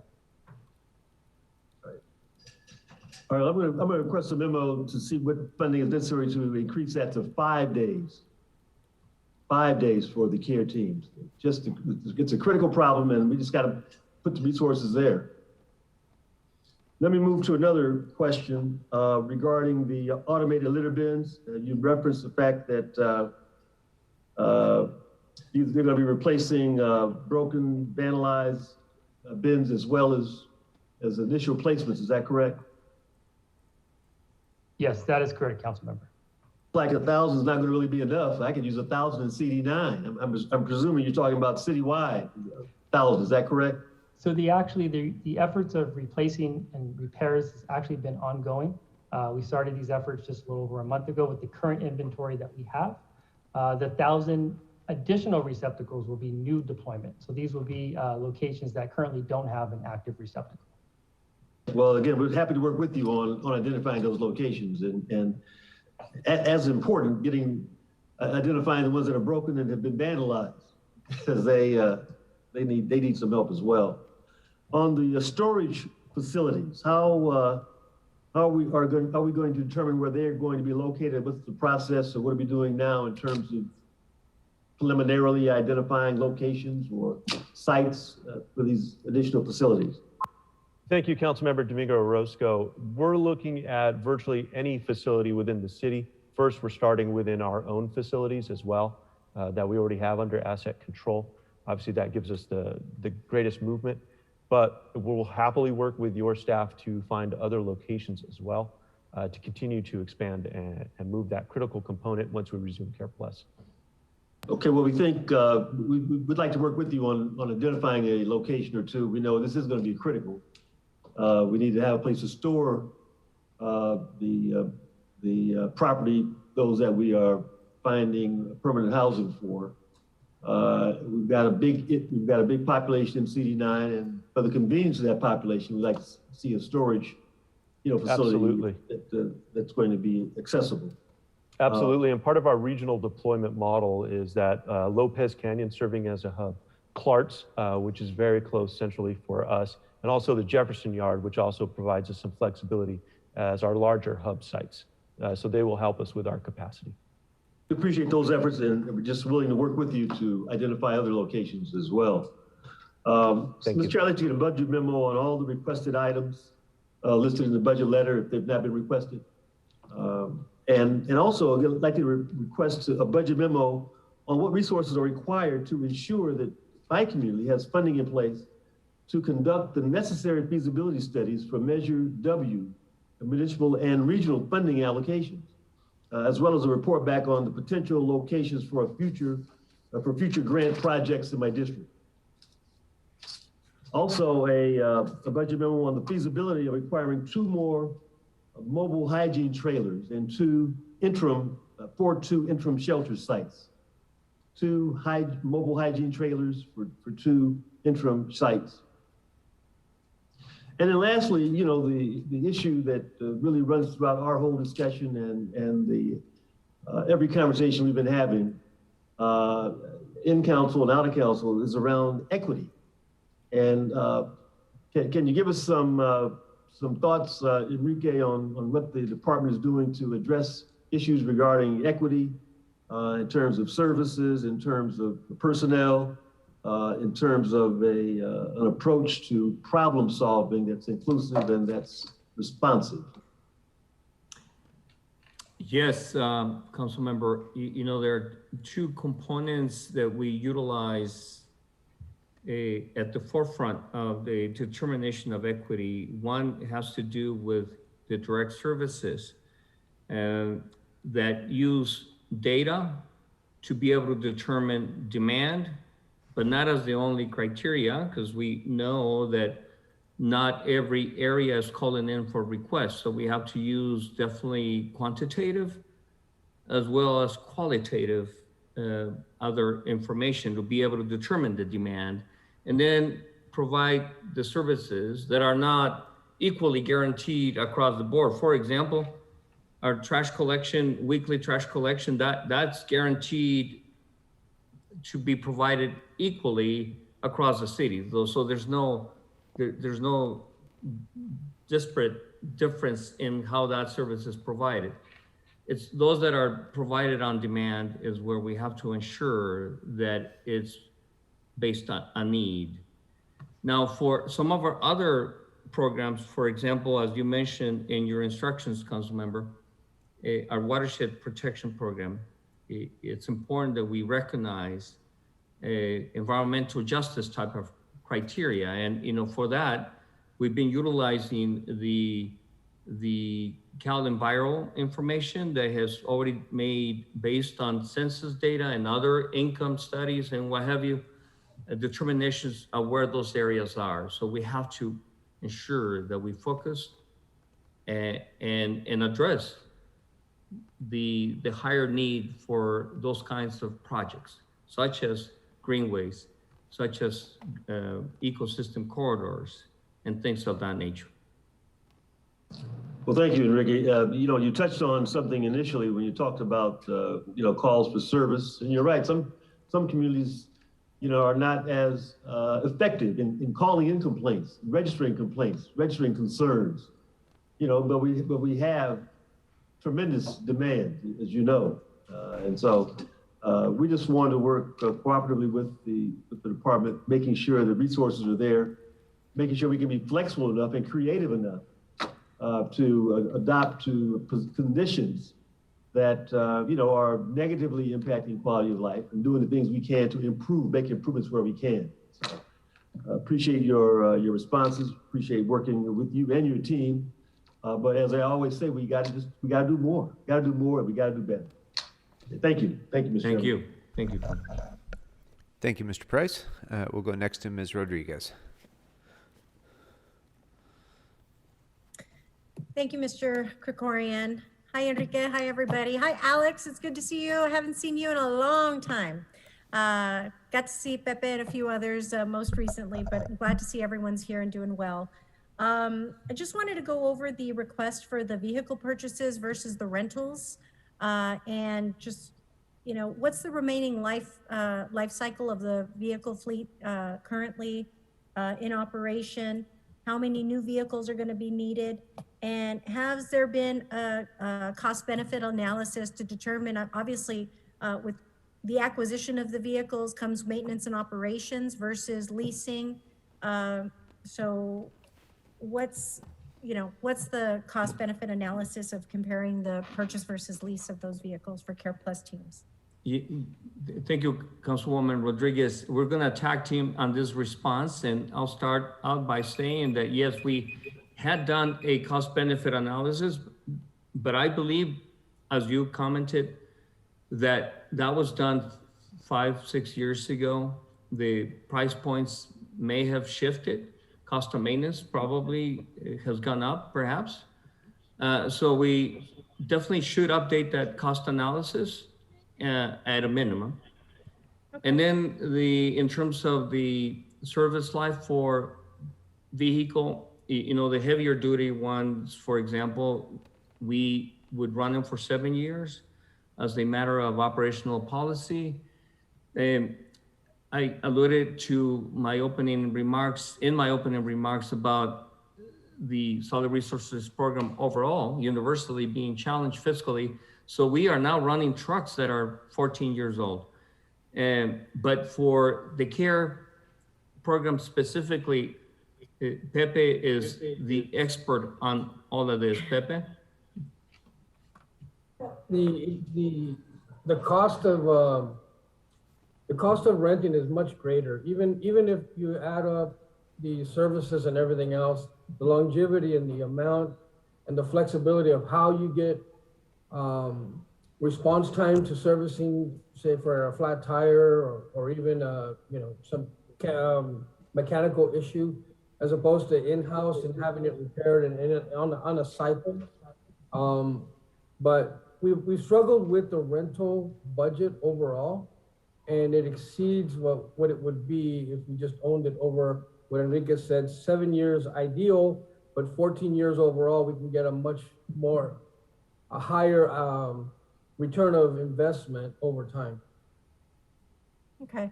Well, if I could just get a report back on that so that we have the current cost-benefit analysis of that, if we can get that in a budget memo, that would be great. And then lastly, I think my only other question, because I know my colleagues have covered it, with respect to technology and the use of technology for all the documentation work that we're doing, I understand there was a Sandstar contract that was used to create the system related to tracking all the documentation associated with the encampment work. If you can just kind of give me an update on what the status of that rollout is. Yes, let's see. I know Gabe probably has the best handle on that. Gabe? Sure. Thank you, Rika. Thank you, Councilwoman. So the system that we use is called the Authorization Management System. So this system basically houses all of the service requests that come in. It also manages the signature process for any form of comprehensive cleaning that takes place. That includes our Chief Environmental Compliance Inspector verifying the public right-of-way, the jurisdiction, as well as a service provider, and our president with the Board of Public Works. This system we were looking to enhance and actually have made some enhancements to date. However, due to the pandemic, some of those enhancements have been placed on hold. But those enhancements do include enhancing the mobile application where the data is more real-time. It reduces the amount of data entry when folks are done with their shift and have to come back to the yard. We do have to document and write routine reports. So we have been looking at enhancing that system. However, it was placed on hold due to the pandemic. Gabe, the one that would have the before and after pictures, that feature? Yeah, so the service request, we do have that capability. That happens now. We are able to take before and after pictures. We were trying to integrate some of the systems that we have all into one system. which would create more efficiencies in the field. So those are the things that we've been working on. As it relates to the before and after photos, closing out service requests in the field, that we can all do now. And that's currently. Right. No, I was just more concerned about, we were, the motion that I introduced was so that we could actually have, essentially indemnify ourselves if for, just in terms of documenting the items that are collected through some of the services that we're providing at these encampments. There's a lot of disputes that come from individuals representing the unhoused that claim that, sanitation has collected items they weren't authorized, whatever the circumstances are. The best way of, we do our best, and I know, I know our environmental compliance folks do their very best dealing with a very difficult situation. But to the extent possible, we also want to best protect them in the work that they do by being able to document, with photos of the materials of those things in the same manner that you would with closing out closed cases for bulky items.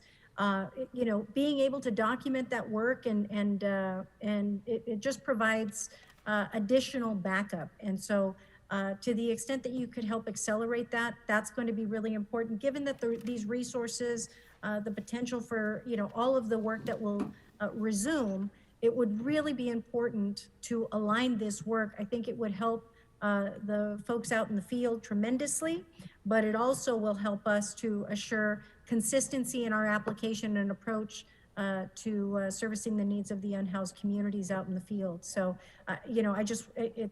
I think it helps everybody. So the sooner we can get that moving, I think the better for everyone. So I really want to encourage you all to really get busy on that one, on that piece. I recognize, again, you've already got some of the contracts in place that will help you, execute that type of protocol. So it would really behoove you to help get that activated, tested, and even perhaps working with the city attorney's office. I know, separately, I've, as we're working on issues in H&P, with even the potential for a waiver that would enable that, we just need to have the documentation systems in place that will help to better protect us and, with any potential criticisms that, we'll inevitably get, but it's always better to try and protect everybody to the extent possible through that documentation. So I'd appreciate that if we could just kind of really accelerate that progress. We will. And yeah, thank you very much. And with that, Mr. Chair, thank you. And I see Sharam, who I haven't seen in a long time. Sharam, it's good to see you. It's good to see everybody, Tim, everybody. It's good to see you all. Thank you very much. Thank you very much, Ms. Rodriguez. And I guess somewhat related to Ms. Rodriguez's last point is there is a request for a senior systems analyst who would oversee the inventory tracking system, and that would track public health hazards that are discarded and items sent to storage. So if you can talk a little bit about how that data is managed and tracked right now.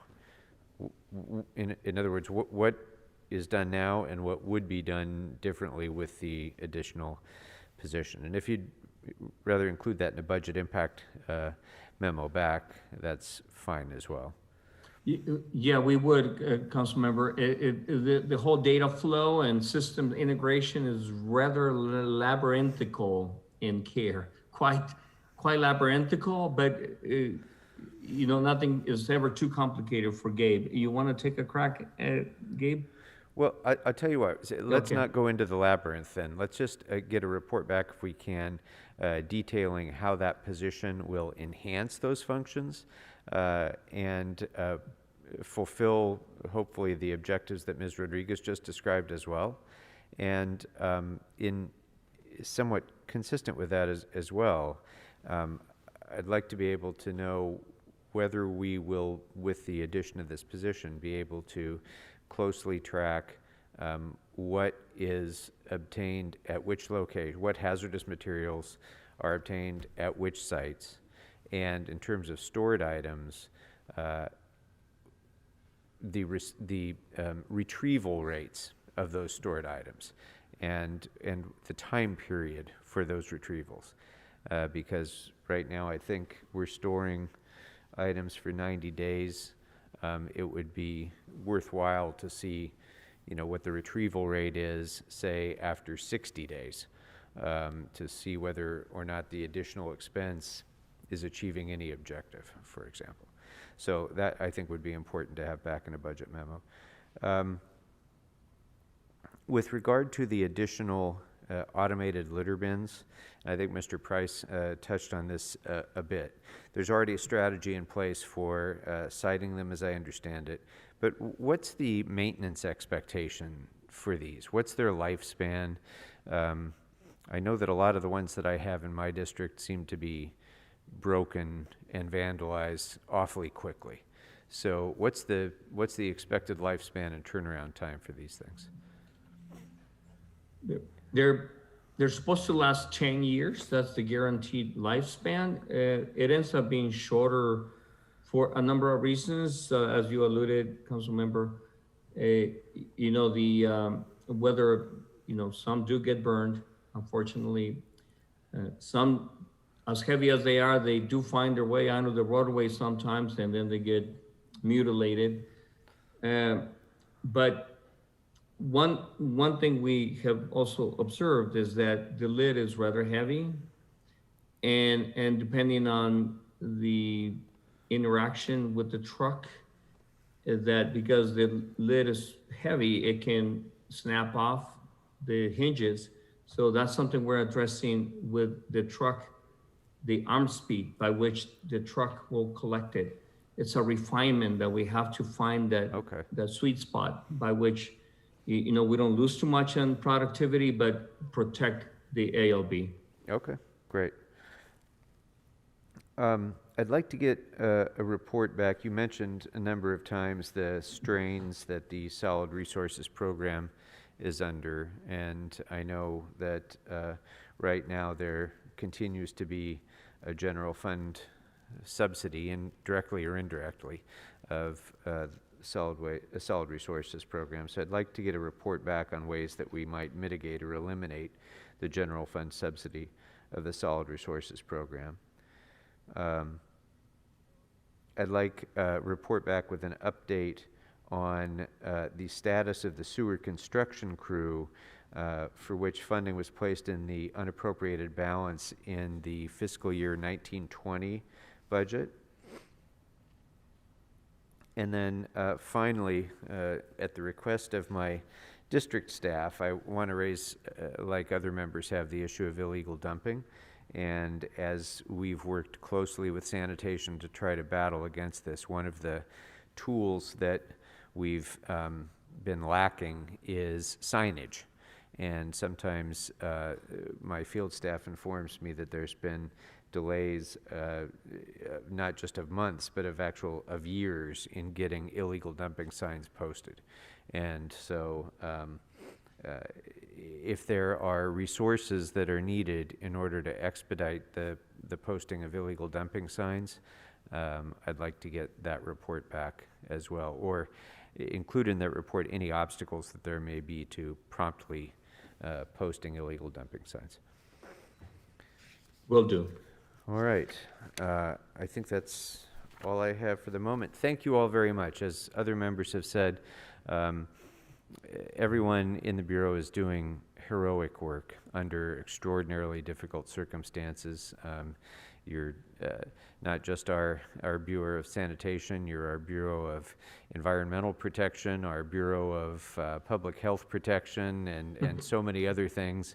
And we really thank you all very, very much for your work and your professionalism, and especially at times when you get a lot of undeserved abuse. And we want to thank you for that very much. Thank you, council members. All right. Bye-bye. Have a good day, everyone. Yeah. All right, members. I'm delighted to say that we're a little bit ahead of schedule. So thank you and congratulations, everyone. We're coming into the home stretch with the library department. So I'd like to welcome Mr. Szabo. It's good to have you here with us. And thank you very much for your letter, which we have before us. I'm pleased to offer you a little bit to offer your thoughts about the mayor's budget, and we'll get right into questions. All right, thanks so much, and good evening, everyone. It's a pleasure to be here, Councilmember Kokoria and members of the committee. As always, thank you for your support of our libraries and for also helping to communicate and spread the word about all the incredible things that we're doing. Thanks also to the mayor and his team, and of course, the CAO, Mr. Llewell, and his team as well. My comments will be brief. I know you're in the home stretch, and we'll try to make it through just some highlights here. Whenever I speak about the library's budget, I always also want to take the opportunity to express appreciation to the residents of our city. It's hard to believe, but it has been 10 years since the passage of Measure L. And in addition to long ago meeting all the promises that we made to the voters with Measure L, our library has really been able to be, as I think you all know, incredibly innovative, creative, adaptable, really a high impact organization as a result. And as you also know, our staff is just amazing, dedicated, very mission focused, and I'm mighty proud of their work. Just three items that I did want to mention and highlight. The first is the budget, the fund from which the library purchases all content. The variety of that content and the volume of it expands all the time. This budget includes a $1.8 million increase, which takes us to just over $19 million total. Again, we're purchasing ebooks, streaming film, physical books from this budget, a variety of digital resources as well. This takes us to about $4.75 per capita. We always like to use that as a measure against other large library systems, and we've been working in recent years to increase that. So I highlight that as something very important.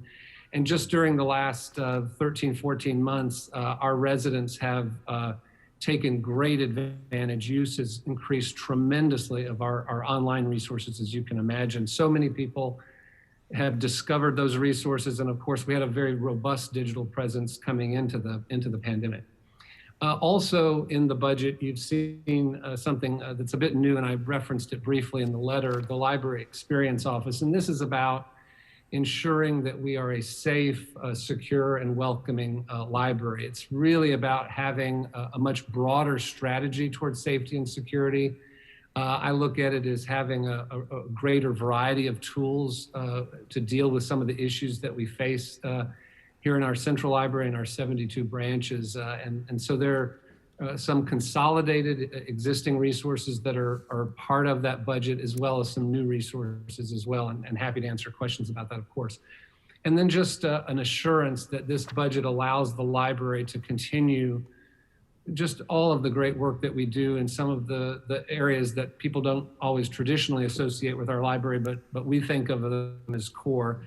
And that is our services for New Americans, our New American centers and welcome stations, all the one-on-one immigration services, citizenship classes.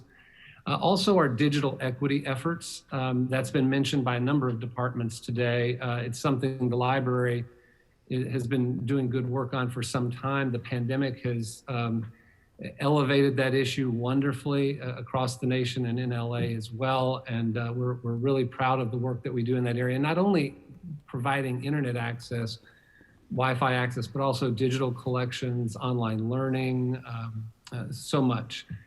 And then support for our students, all the great work we do for young people, Student Success Card, that great partnership with LAUSD, ensuring that every single child in LAUSD has access, which the fact that that was in place as we came into the pandemic has meant so much to families across the city. And again, during the pandemic, our staff have been amazingly creative and serving Angelinos in a variety of ways, whether it's story time through the YouTube channel to author programs, and making certain that it's as easy as possible to access our digital resources. So with that, I'll conclude, and I really look forward to your questions. Terrific. Thank you very much.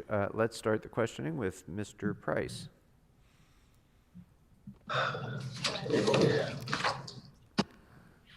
Thank you, Mr. Chairman. And John, thank you for your service. Your team has been extraordinary. And as you suggested earlier in your comments, the library is not just a library. Now it's a learning center, it's a community center. It's a place from the cold. I still have fond memories of my walks from Normandy Avenue Elementary School to the Vermont Square Library. That was my learning center, my window on the world, almost 50 years ago, or some 50 years ago, actually. But talk a little bit about how COVID has impacted your staffing, and with the current level of funding, is the library going to be able to fulfill various programs that you're currently responsible for? Access to computers, youth programming, and some of the exciting digital activities that you're doing. Is it enough? Well, it's never enough, and we can always do more. We are very fortunate, though. Measure L has put us in a very fortunate position as we're preparing this budget and coming into this as we approach this fiscal year. I will say that with collections, and that's some we don't compare favorably still, even with the increases I talked about. In terms of being at a comparable level with other large libraries around the country. As far as the pandemic, our digital resources and the need for that access is bigger than ever. The demand on those resources is bigger than ever, and we always want to ensure that we're not disenfranchising anyone, so that we're very careful about shifting resources from print, as an example, over to digital. So we try to expand that budget. In terms of staffing, while SIP did not really affect our department, we've lost several positions that we've not been able to fill. And as we look ahead to the coming months and the reopening and staffing our libraries, that is going to pose some challenges.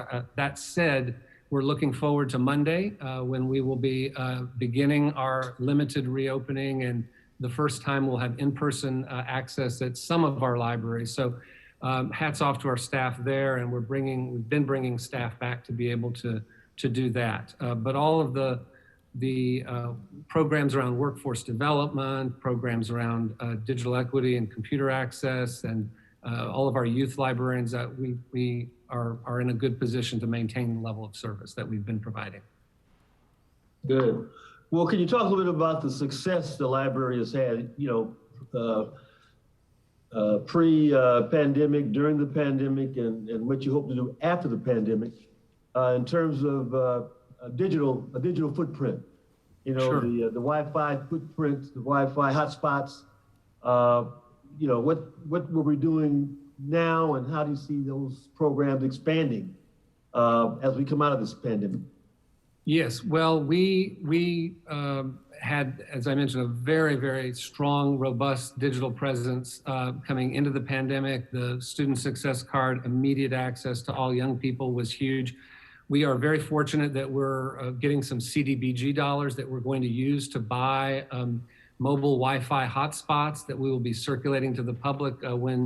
When those come in, we'll have a total of pushing 1,800 that we'll be able to circulate. That is a very real, important, impactful effort around digital equity and access. I will say that it is not the long-term, big picture way to address the real issues. And I'm sure in the next department, the ITA department, you'll have some conversations about that. I think keeping up with demand is huge and will be huge for us. I think that with the library's work around workforce development, helping people find jobs, I think there are going to be opportunities in the months ahead, the year ahead, for us to be very helpful in that way. We have a job and career center here at Central Library, and of course, people come to our libraries for help in applying for jobs online, working on resumes, and so forth. So, and again, digital literacy skills, that work that we do, we still offer an accredited online high school diploma. We've had 539 graduates. That was huge over the last 13 months. But again, the impactful programs go on and on. And again, that positioning coming into the pandemic was tremendous. Even around our New Americans work, we transitioned to digital one-on-one sessions there as well, and we're able to continue that good work also. But in addition to our brick and mortar locations, I know there had been some discussion about some mobile services. Any more thoughts about that? How we roll out, some mobile units to, go to housing units, senior centers, other places that we want to improve accessibility with.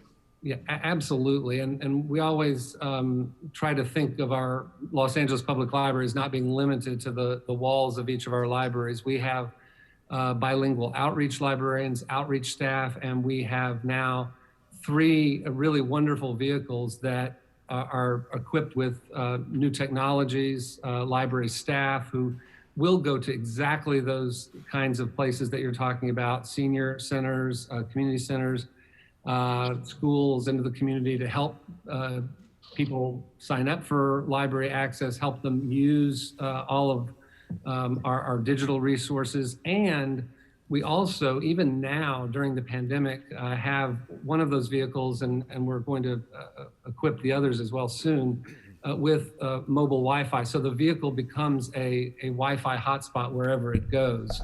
And that's really, really important. And we specifically target geographies of the city where internet access and limited broadband is the biggest issue. So that's another really great example of the library's work. Thanks for mentioning it. Well, we'd like to work with you on that, on expanding that. And I don't know, again, if you have a regular schedule or a route, but if we have some certainty, it'd be great to publicize that to encourage neighbors to take advantage of your presence when that's scheduled. Absolutely, we'd love that.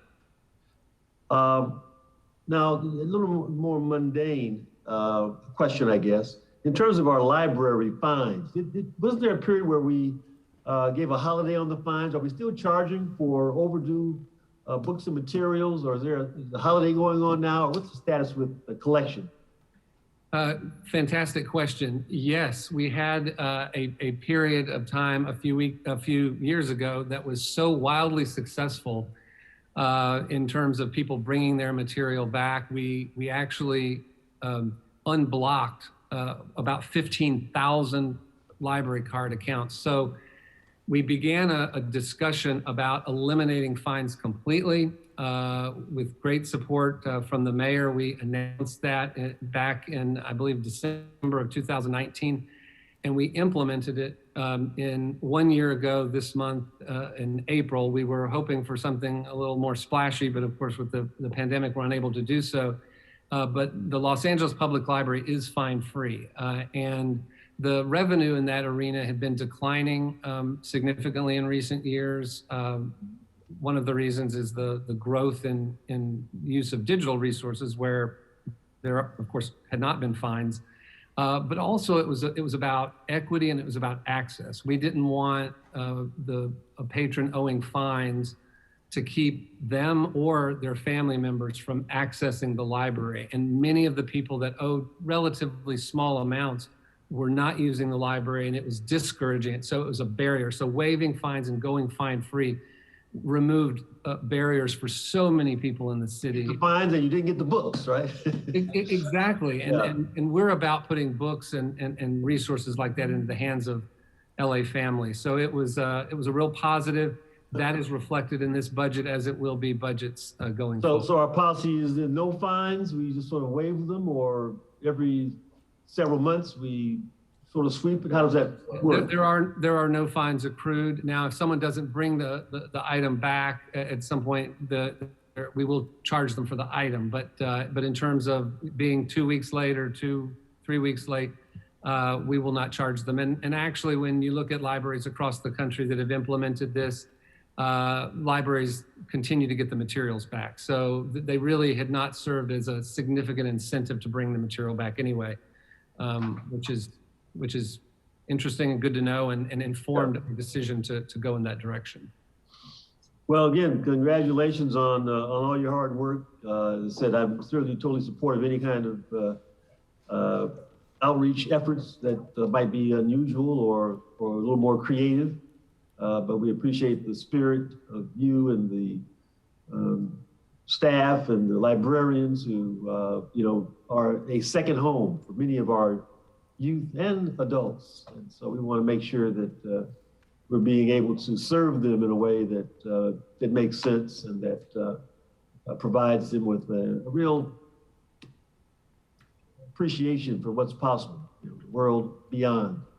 And books have a way of doing that. So thank you for your service. They do indeed. And we love unusual outreach. So thank you very much. All right. Thank you, Mr. Chairman. Thank you, Mr. Price. Let's go next to Ms. Rodriguez. Thank you, Mr. Krikorian. John, good to see you. My favorite Zabo, don't tell Matt. I'm just kidding. I'm joking. I'm just, sorry, Matt, I know you're there. It's Friday, guys. No, I want to really thank you all for the incredible work that you do. You show yourself to be such a valuable part of the city family. And people don't recognize the variety of services that you've all provided. It has been so just remarkable how the mobile library unit was so effective during this pandemic in supporting not just the families. I know we partnered with a lot of outreach at the San Fernando Gardens in my district, but also with the families living and experiencing homelessness that were living in the motels in my district. So, you all have just shown yourself to be an invaluable part of how we adapt, and adapt is what you seem to be doing best. I mean, from being the gateway where and I know with the mayor's initiative is saying that there's no wrong door for seeking services. The men and women that serve in the library department have opened up the doors to provide those meals in the summer months for our youth. You're always there, and we're really grateful for the work that you all do. And thank you for for your efforts along with with the Tech to Go program, with those hotspots. We know how critically valuable it's been to expanding access for young people and just folks in the city who don't have access otherwise.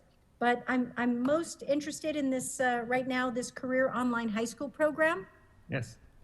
So if you can talk to me about how the pandemic has impacted the program, and what additional potential resources might be needed and associated with that. And as we talk about, for example, youth development, it's going to also be one of those areas where, again, we see a lot of work in this area, but we need to be measuring the outcomes associated with that. So if you could just talk more about what the program, how it's all functioning.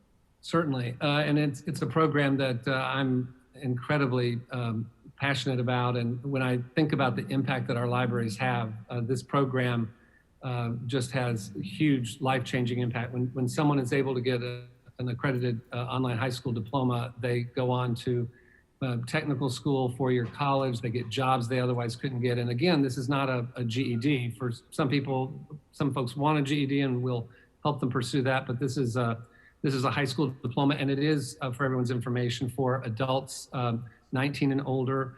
It depends on what they missed during school in terms of classes and all. And we've had the program for a number of years now, 530, I usually check every morning, but about 538, maybe 39 as of today, graduates. We do an online, we do a graduation ceremony each year, usually in person, caps, gowns. This year it was virtual, 71 graduates graduated. We are able to fund this both with some private dollars as well as part of the library budget. And we also receive dollars from the state of California, the state library for this. We were the first library anywhere to offer it. Many other libraries do now as well. Additional resources for the program, for scholarships to pay for each student are always welcome. The other real need here is spreading the word through your communication channels, letting individuals who could benefit from this accredited online high school diploma, please help us do that. We try to always maintain a group of scholarships to award. Sometimes we exhaust them. Many students graduate, sometimes they don't, but it's spreading the word, and also dollars are also welcome, always welcome for additional scholarships. There is no library that has graduated as many as we have. And again, the success stories to a graduate are absolute tearjerkers, every single one. It's a powerful program, and thank you for mentioning it. No, well, it just, again, I think it underscores when you talk about this need for scholarship and some of the work that we look to do with creation of a youth development department is figure out how we're maximizing the resources and efforts.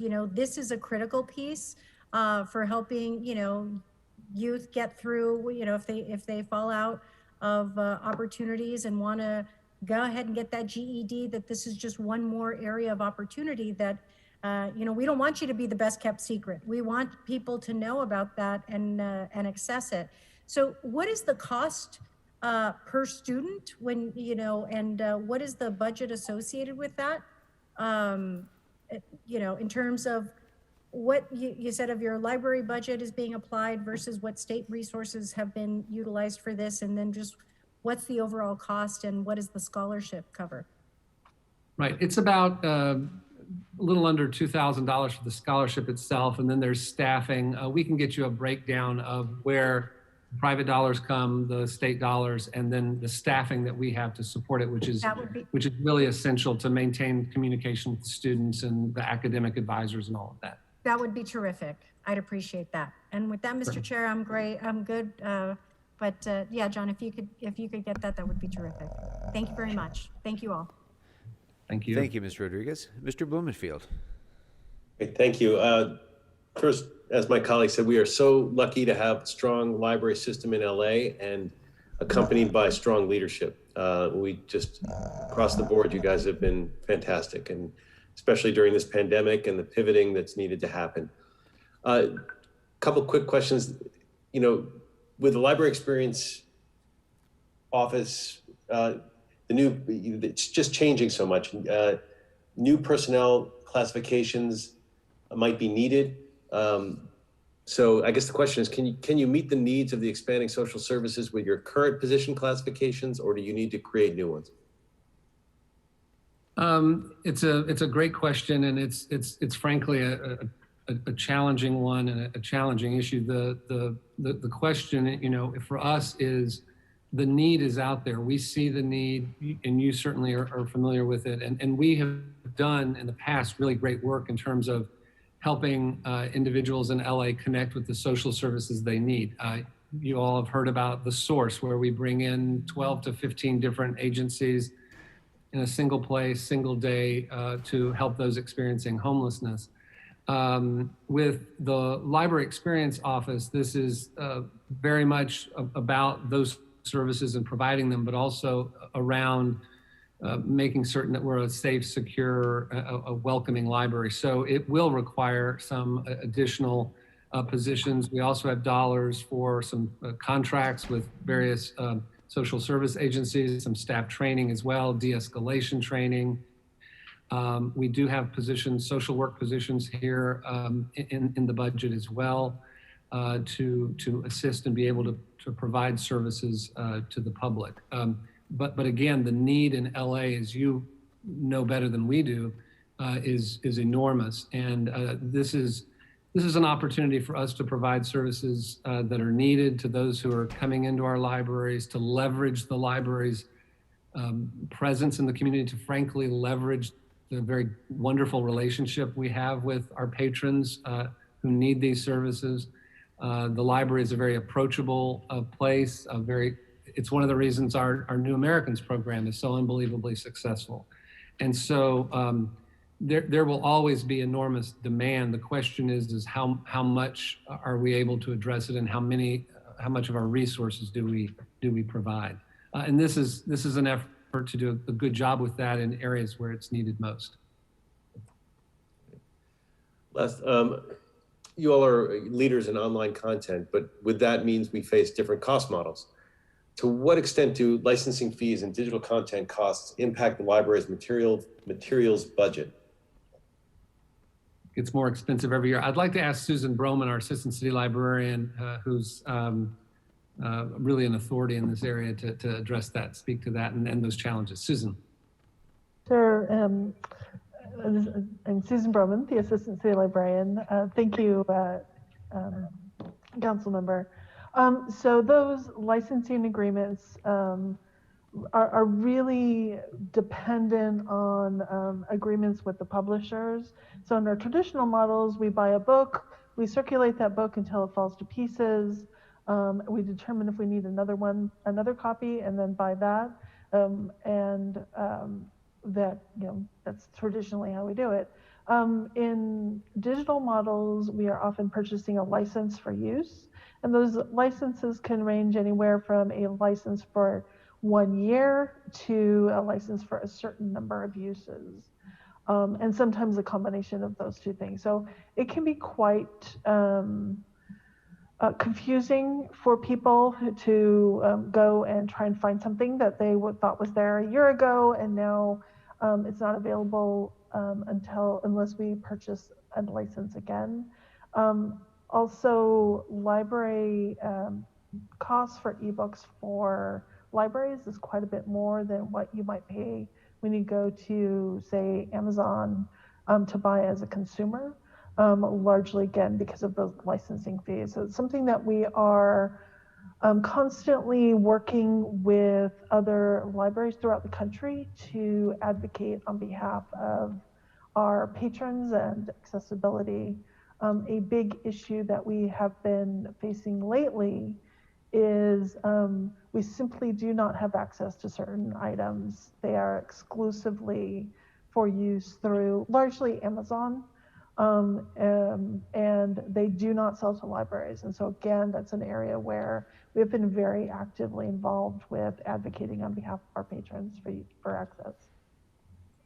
Great. I imagine that, and that's going to continue to be complicated as we move further and further into the digital age, and it's not going to be as easy to get favorable licensing agreements as we've had. But that's part of the challenge. But anyway, I don't think it's affecting our budget at the moment, so I'm going to leave it at that and say thank you very much and appreciate all the work you do.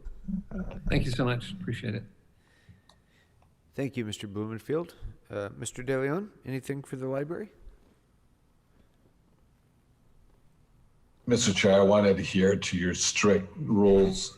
I know you have a 7 o'clock deadline. I've become a pushover, Mr. De Leon. Respect that, and I have no questions at all whatsoever. I think there's no budget asked. My understanding from library right now, unless there's a thinly veiled one that was so subtle we didn't capture it, but no questions from me. Thank you very much, Mr. De Leon. I appreciate that. Just a couple of thoughts from me. First of all, if it wasn't clearly enough stated by my colleagues, the Los Angeles Public Library is one of the great, least known treasures in the nation.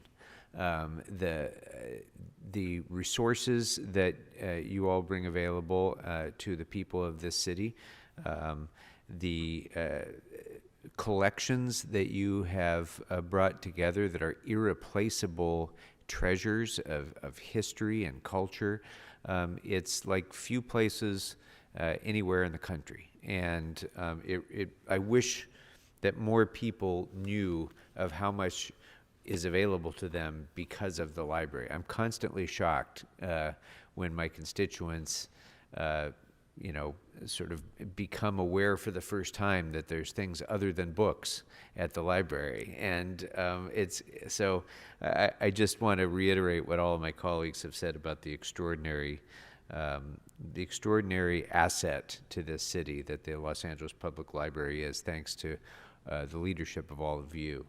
I just, a couple of questions. First of all, during especially at the early stages of the pandemic and the related interruption of all things normal in our life, I really have to give a shout out to the library, and particularly my branches, the Amelia Earhart branch and Studio City and Valley Plaza, all stepped up and came up with amazing programs for kids, for adults, for seniors who were, felt shut in, and it was a remarkable thing to see the way they just innovated on a dime and came up with these incredible new programs. So I just wanted to thank you for that. In terms of the budget itself, I'll have to start taking inspiration from Mr. De Leon. The budget chair has to learn to focus on the budget a little bit more. So let me just focus on that for the moment. I'm excited and intrigued by the changes in the reduction in security services and how that funding is being used for a different approach to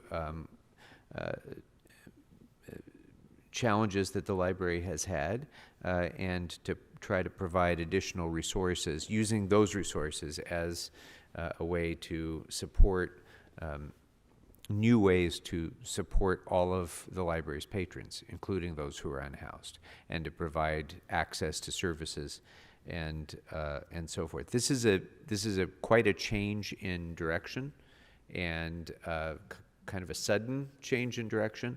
And so while I'm excited about this, I also want to make very sure that as we go forward through the budget year, we have accountability for this program. We have reports back that will demonstrate that the program is succeeding as we would hope. So I'd like to get, at this point, a memo back with some indicia of success. I'd like to know what the goals are, what the operational goals would be from the department in terms of safety and security of employees and patrons, the connection of unhoused patrons to services, and the other sort of measures of success that you would find with this program. So I'd like to have that included in the reports back. And let me just see.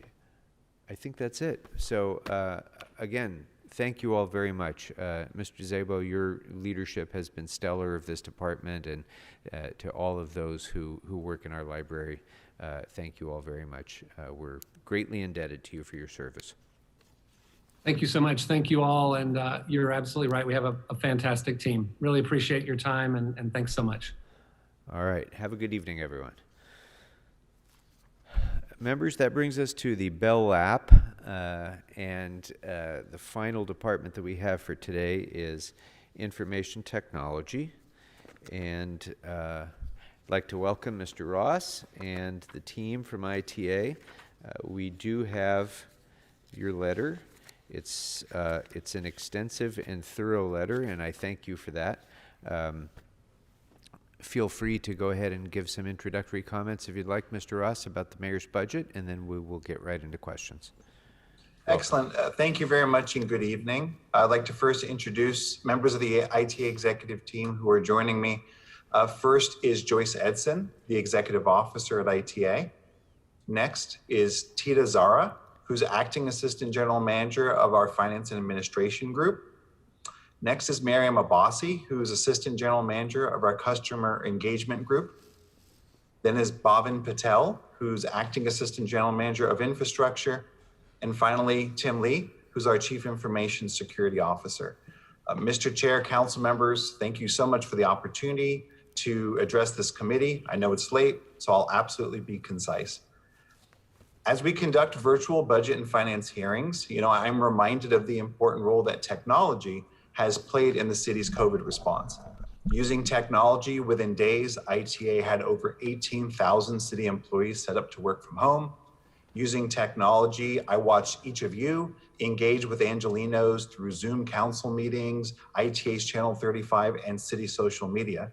And using technology, ITA built the city's first app for COVID testing.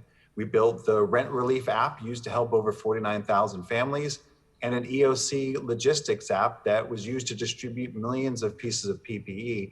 And these are just a few examples of how ITA technology has played an essential role in the city's response to the COVID pandemic. I'd like to thank the Mayor's Office and CAO for prioritizing technology investments, as technology now plays a central role in COVID recovery, not just response, and in the new normal. For ITA, the Mayor's budget includes funding for a new regional procurement portal to empower local and small businesses to compete for government contracts during the economic recovery. It includes multilingual translation of the 311 mobile app to ensure LA communities that were hit hard by COVID can request city services in their native language. It includes a remote work package that enables cybersecure city teleworkers. And it includes critical police and fire radio system repairs and upgrades to maintain fast, reliable 911 response times. And it includes the final year of funding for the new digital human resources payroll system that goes live January 2022. As stated in our letter, there are 3 items that should be noted. First of all is a request to reinstate some key ITA staffing. Unfortunately, for all the importance of technology this last year, the ITA staff who build and maintain it have been greatly reduced. Where ITA had 814 employees in 2008, we were down to only 455 positions before COVID. And now I hate to say that we actually have a skeleton crew of 399 staff. The SIP program alone took almost 11% of my entire workforce. Needless to say, this is unsustainable. In addition to not keeping up with the new demands of the public and departments to digitize city services, improve websites, and support a teleworkforce, we're becoming increasingly exposed to network outages, public safety communications failures, and data breaches, really just to name a few. And like my colleagues at Personnel and GSD, this situation is only going to get worse as department staff return to work sites and make new technology requests, whether it's phones, apps, cybersecurity, you name it, these are all going to require ITA staffing and assistance. The ITA is requesting to reinstate 23 key positions out of the 47 included in SIP and request funding for these positions of up to $2.4 million. I know it's a lot, and ITA has never made an ask like this before, but we're certainly in a very difficult situation at a time when technology has never been so important. We are more than willing to report back on the specifics of these positions and the importance of this request. The second key item has to do with restoring expense account reductions. Back in October, the mayor rightly asked city departments to submit a bleak budget due to the economy, including budget cuts that would greatly impact our services. And we did as requested at ITA. As the economic situation has improved a bit due to the stimulus, ITA's proposed budget is improved with new projects and programs, but it still includes budget cuts that would hurt previous or existing key programs and customers. For example, the mayor's budget includes still the elimination of the city's disaster recovery site used to recover apps in emergency. It includes reduced funding for internet service to city buildings and audio video equipment for conference rooms, which has only become that much more important as video conferencing has increased 40 times across the city. It has a reduced funding for spare parts, supplies, training, etc. All these things are critical in light of how many staff are working in areas now that they never received training in. So we're respectfully requesting $1,568,199 to restore expense account reductions that are proposed in this year's budget. And the third and final item is the need for a city social media director.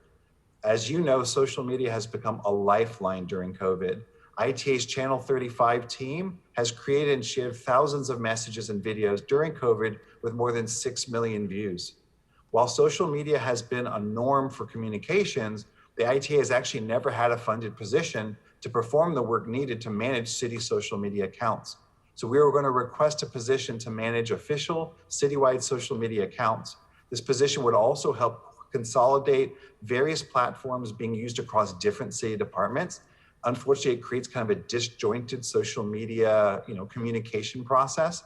And we know that by leveraging a position like this, we could actually increase not only the coordination of messaging, but also the number of followers across both department and elected official accounts. This funding request also includes some essential software. So ITA respectfully requests a position authority for a Public Information Director 2 and funding for $229,257 of salaries and software costs. I sincerely appreciate your time. I appreciate the technology leadership that you all have showed, and we're certainly open for any questions. Thank you very much, Mr. Ross, for that overview. And don't worry, you will get some questions for sure. And before we do, though, I do just want to say you're right. We don't typically get quite so many asks from ITA, because ITA, over the many years under your leadership, has managed to hold it together with whatever resources you've been given, under whatever difficult circumstances have come your way, and you've managed it. And it's been remarkable, and it's been unfortunate that you've had to do that, because what happens so often is that most other departments get popular constituencies that bang on our doors and say, we want more funding for X, Y, and Z because that's our cause. And people don't get that excited about technology within the city. But without your department, literally nothing else in our city can function. And so it's about time that you stepped up and made some asks that you really need. And I think we're going to probably, well, I won't presuppose, because I know Mr. Blumenfield, who I want to ask to speak next, is going to have some strong thoughts about this. So let's go to Mr. Blumenfield first. Okay, thank you. And I appreciate, I completely agree, and I want to make sure that we do a report back for all of the items that you've asked for. So I'll just cover that in one swift report back.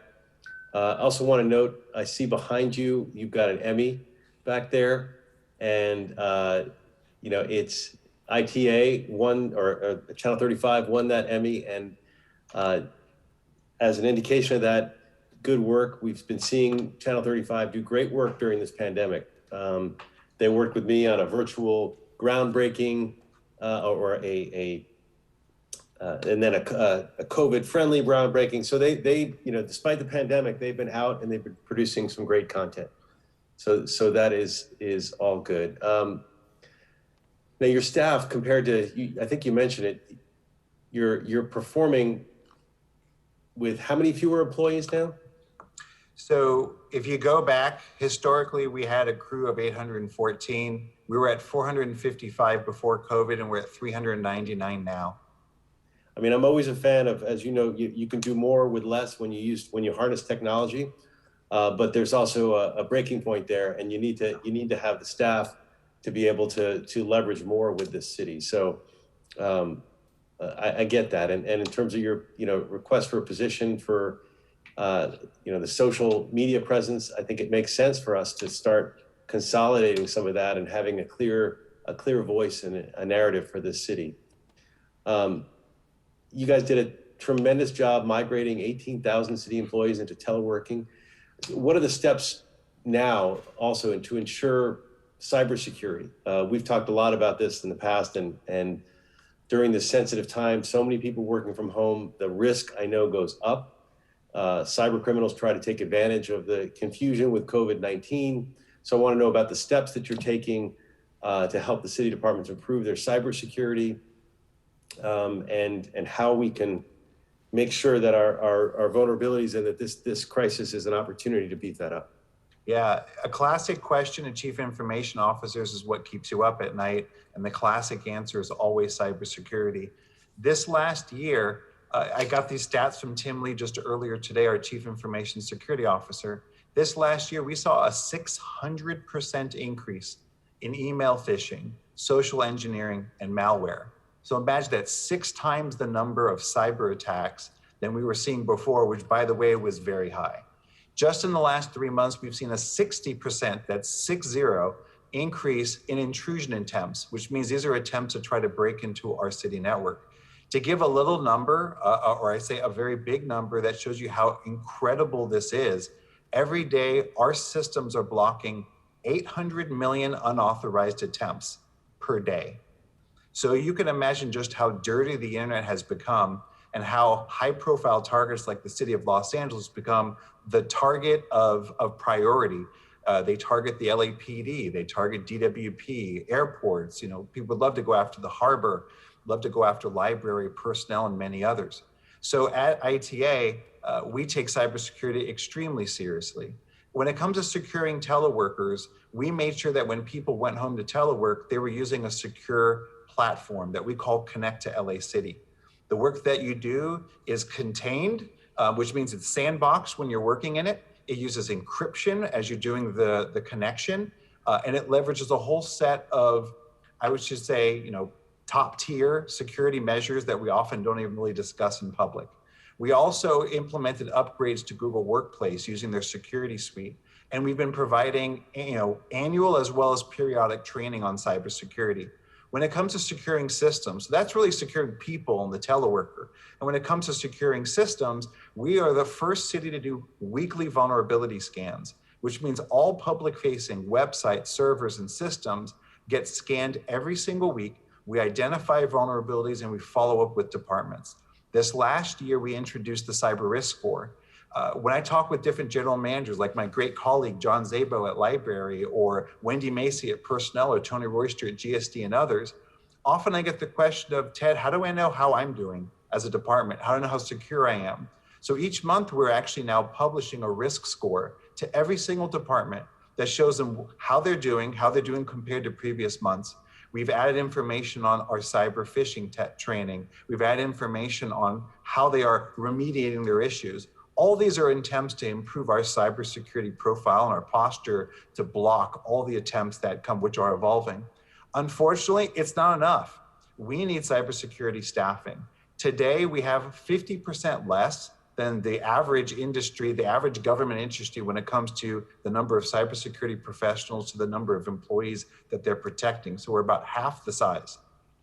We need more endpoint protection software. Quite often, the endpoint protection is the software that discovers an issue before it spreads across the city network. And we do need to upgrade existing tools to keep up with evolving threats. So I'm proud to say there's a lot of good things we're doing, but this is an area that's constantly evolving with 800 million unauthorized knocks on the door every single day. So it's an area that we continue to work very aggressively in.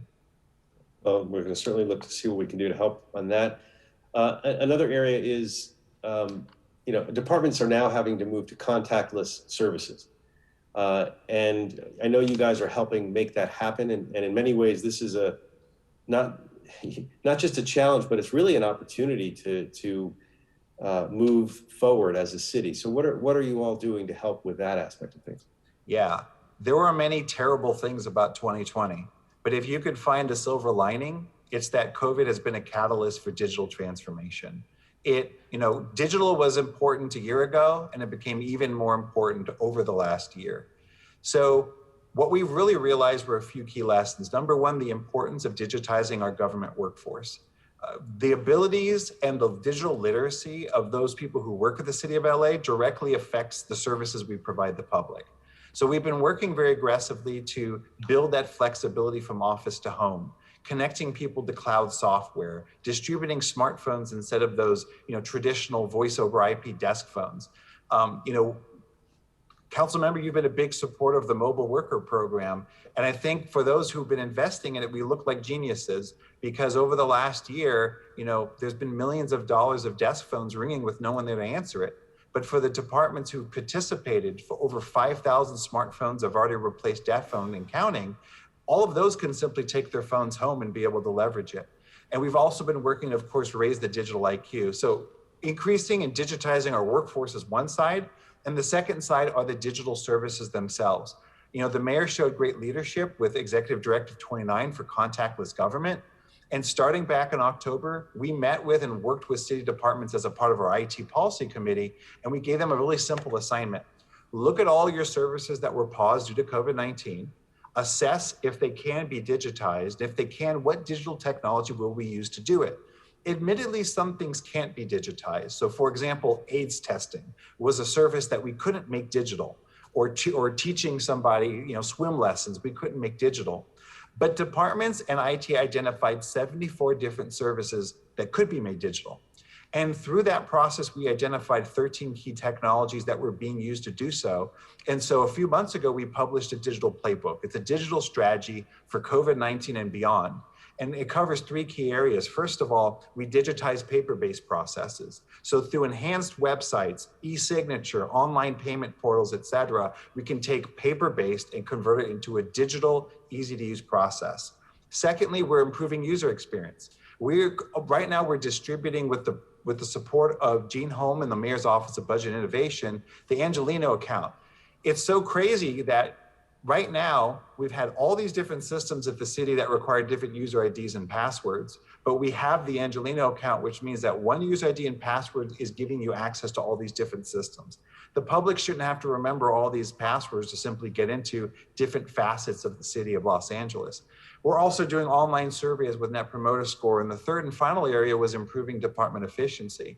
So whether it's cloud computing, and we welcome the recent council motion on this topic, or interfaces between systems, or simply establishing a culture of digital thinking, our digital strategy delineates all of this, and we continue to work with city departments to implement all of these items.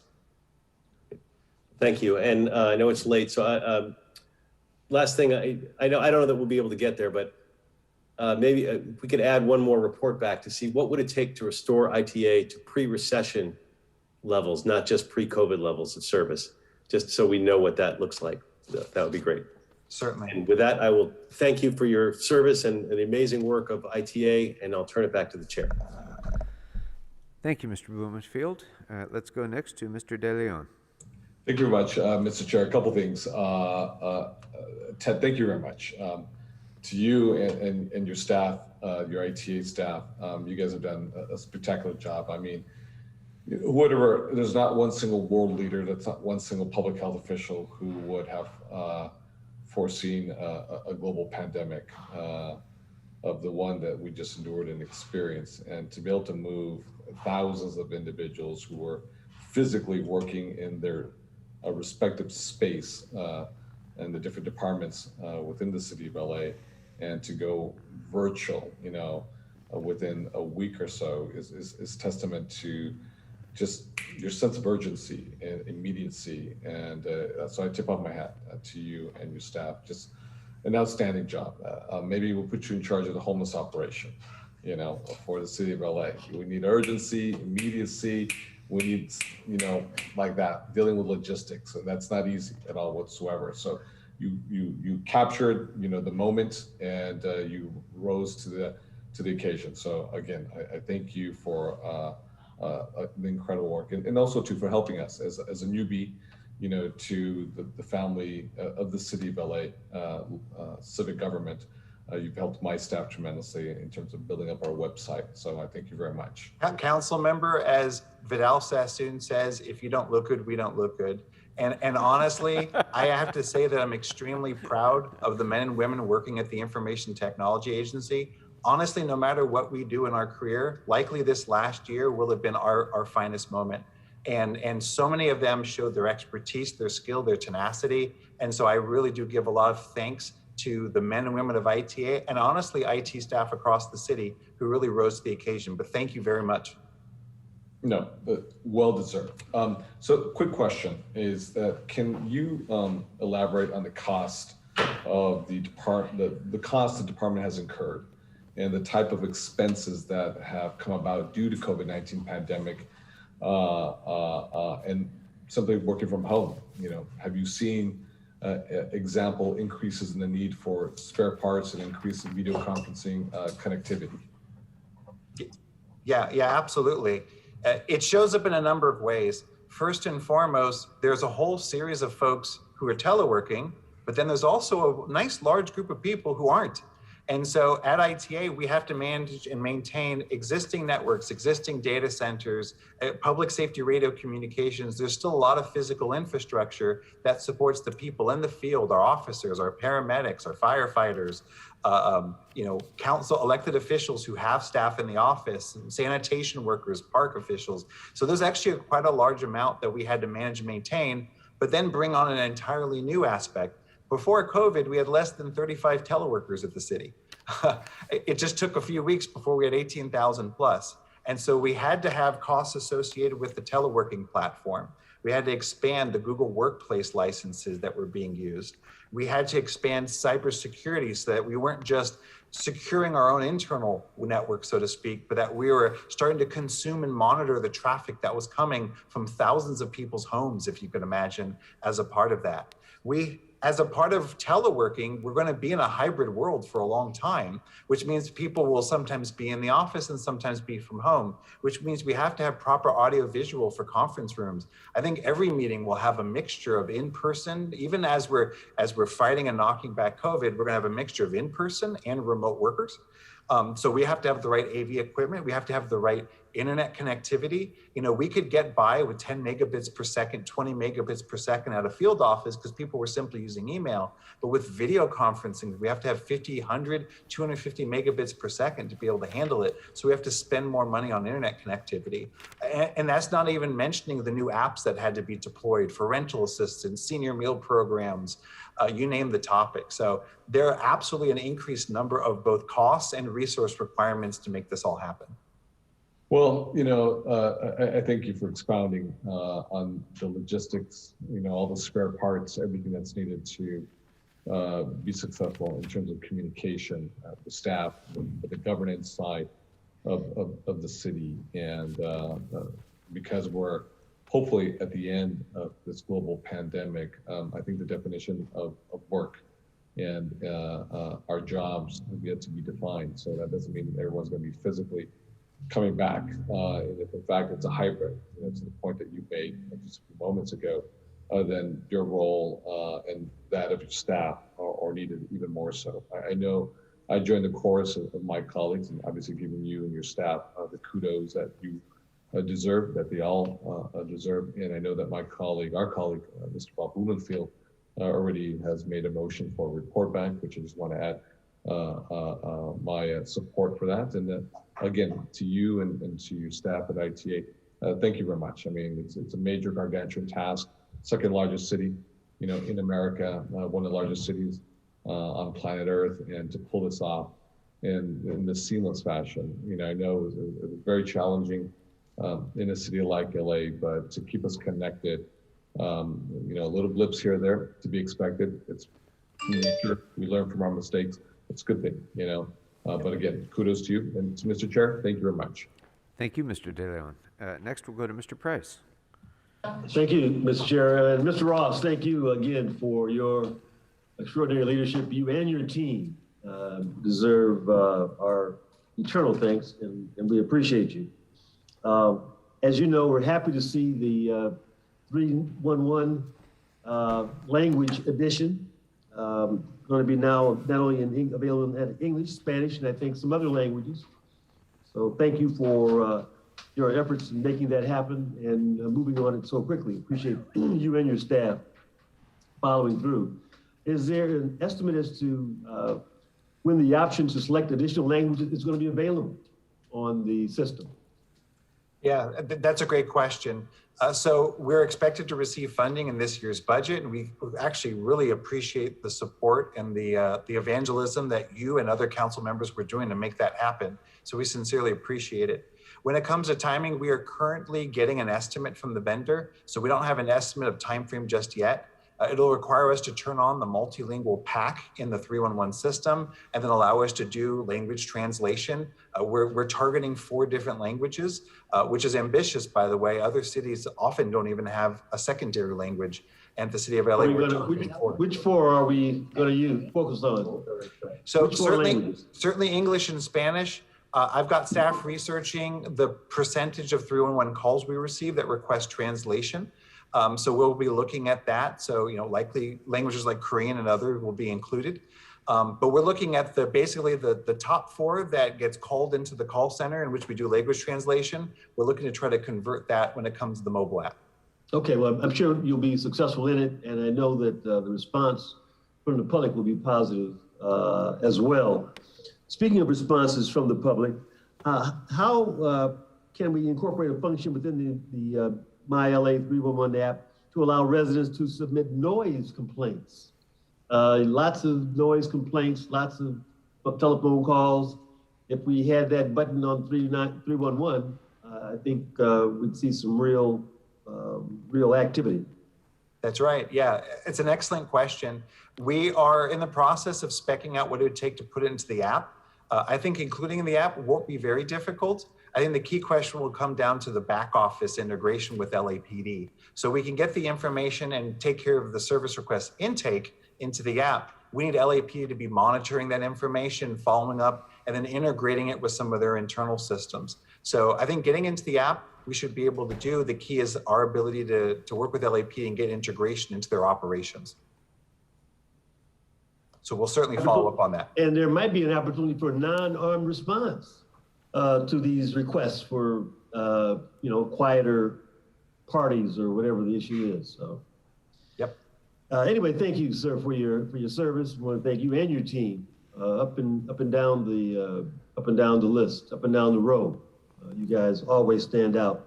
Mr. Chairman, I'd like to submit a budget memo related to the request for funding for the digital and social media director to manage and lead the city's digital and social media under the guidance of our ITA. Very good. Thank you, Mr. Price. We'll go next to Ms. Rodriguez. Thank you, Mr. Krikorian. Well, I'm just going to start off with this, Ted. We wouldn't be on this Zoom right now if it wasn't for you and your team. We wouldn't have had council meetings. We wouldn't have had budget meetings. We wouldn't have had any of this. And so you helped piece together the opportunity for us to sustain operations through the course of a very, unpredictable dynamic. And so thank you all for the work that you've done, not just during this pandemic. Your work preceded, the pandemic, and we were better positioned because of your leadership and the work that you've done with this department. So I want to thank you. I'm going to be really brief. I know that we've already requested the budget memos on the work, on the items that you outlined in your letter. But I would like to have a report on the breakdown of the SIP participants and the positions deleted by divisions and the vacancy count before and after the SIP. And the report should include the impact on IT support and service delivery with the proposed reduction to staffing levels.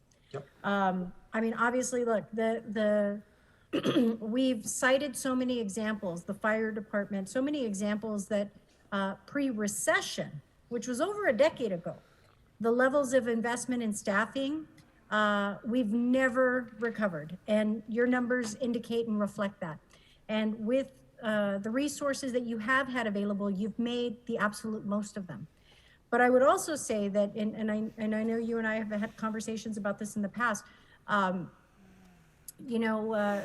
of what I think undermines a lot of the progress as well is I believe a lot of the decentralization of IT work that happens in this city. And so we don't have consistency. We don't have integration of systems, which is a problem. We have a lot of legacy systems, as you very well know, that are now being invested in by, piecemeal and invested in. And I will acknowledge, I want to recognize the incorporation of technology as part of the CIEP now, because those are exactly the investments we need to make that are sustainable, because this is work that we will continue to grow and count on, and is as equally important as the investments in our roads or our buildings. So I'm optimistic that we will finally get to a place where we will make some meaningful and sustained investments in this area, because as you know, the technology changes every day. And if you're not constantly reinvesting in it and improving these systems, you wake up in 6 months and you've already got a 20-year-old system essentially. Yes. So it's just part of the work that we have to continue to sustain. And, you know, I know there's a great deal of work around contracting reform. And, but again, I think one of the motions that I introduced recently, along with Mr. Blumenfield, is we've got a lot of legacy systems with code that is one heartbeat away from falling apart. Yeah. And, you know, so I look forward to that report coming back, but we need a strategic plan in reviewing all of the legacy systems, but not contracting out the work in silos, that when we're trying to help marry these systems together and allow them to communicate with one another, that they're unable to do so. Yep. That is for me, a very big red flag about, it inhibits our ability to have accountability, for us to generate metrics and outcomes that we can derive all this information in a consistent manner. And while I recognize that everybody does something very unique and special that requires highly specialized, tailored, coded outcomes, the truth is that sometimes we only have to simply adapt our processes to use off-the-shelf solutions. And I know you know this. I know we've had a number of conversations about it. But if you could talk to me about what your thoughts are and work around a broader digital strategy. Again, I know I've introduced that motion on making sure that we have a 21st century government by 2025. I think, you know, obviously we're already late, but if, you know, we have a lot of legacy systems, but if you could just talk to me about a need for an overall digital strategy in this city and how we might achieve that. Yeah, there's a lot to be said at this point around a roadmap. And I think, you know, when I joined the ITA, you know, years ago, the city was fractionalized in a lot of key areas. And there was a lot of confusion as to what the central IT department did compared to, let's say, some of those departments who had their own IT staff. So we've been working very aggressively to start to set the stage. You know, centralized work like cybersecurity, network, data center, those are items that we've been consolidating at ITA. We run, you know, central city web services, websites. We create standards for other departments, et cetera. We've been establishing, you know, leadership in some key areas just to make sure that other departments understood kind of where their role was and where ours were. Now, admittedly, many departments have a really good understanding of their constituents and some of those specific applications that they use. You know, Bureau of Engineering knows all about Navigate LA or the ZEMIS system. These are very specific systems that if you don't understand the mission of that department and the purpose, you won't do well. But it doesn't take away from the fact that these systems also need to communicate with each other. And so we have a unique role at ITA to be able to view and see how they come together. And the key is categorization. So there's back office systems like purchasing, financials, HR payroll, systems that IT helps run and manage, and those fit into one category. But then there's also specialized channels, specialized verticals, like permitting, like the permit processing. We're working with the Build LA group around that, or around certain constituent services. There's key areas that start to create their own verticals. So by taking the inventory of key city systems, starting to align those verticals together and identify really where they interact, because not everything interacts with financials or with an HR system, but key, you know, business development groups do need to be interacting and integrating with each other. So we can start to identify and break them into those categories, identify where the improvements are made. And as you assess the systems themselves, you'll see something that's old and on a mainframe and it can't seem to communicate with anything, and something that's really relatively modern and maybe just needs a bit of a facelift. So it allows us to start to kind of triage them appropriately. Well, especially, and I think it's really important because, you know, I think it was a couple of days ago now, all these days run into each other, that we had a conversation around LA tax. And again, this should be part of our, you know, we've had a lot of conversations and meetings, obviously, since LA Bavin about procurement reform. But, you know, we're talking about a regional procurement system to help, you know, again, connect us all. And so it behooves us to assure that you're part of those conversations and, you know, making sure that you're involved in all of that. You all are the subject matter experts in this space. And you know, my concern is that we oftentimes don't take full advantage of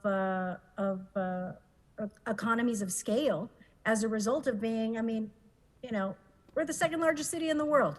We've got a huge technology infrastructure needs, but if everyone is contracting it out independently, we don't maximize cost efficiencies. We don't maximize the return on investment. And so it's really important that, you know, for me, I've always believed that this is something that should be centralized, that we should be evaluating all of these things so that we don't, you know, parse out this work and then have, again, legacy systems 10, 15, 20 years from now that don't integrate, that don't communicate with one another, and again, don't have a consistent output for metrics or evaluating the success of the operation. So it's something that I'm very concerned about.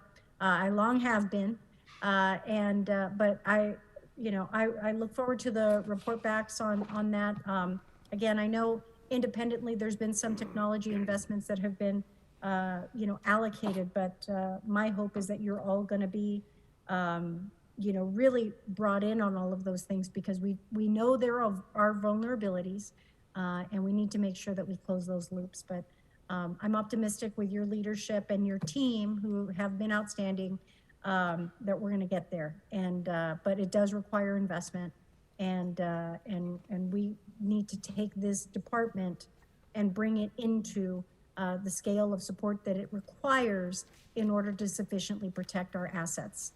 And I'm using assets because you all have been a very important part of protecting us throughout the course of this pandemic, standing up a lot of new methods of enabling the public to remain connected to their government. And so for that, we are all incredibly appreciative and indebted to all of you for the work that you've done, in spite of the fact that you haven't been flush with the resources to do it. So my incredible thanks to all of you for the work that you do. And with that, I conclude, Mr. Chair. Thank you, Ms. Rodriguez. Let me just, if I can, build a little bit on Mr. Blumenfield's report back request, and maybe that reflects some of the comments that Ms. Rodriguez just made too about the long-term plan. I hope that your report back will not just be sort of the dry recitation of, back in 2009 we had so many positions and now we have so many positions, because the entire world has changed. And the report really, in my view, should be based on service restoration and preparation for the future as well.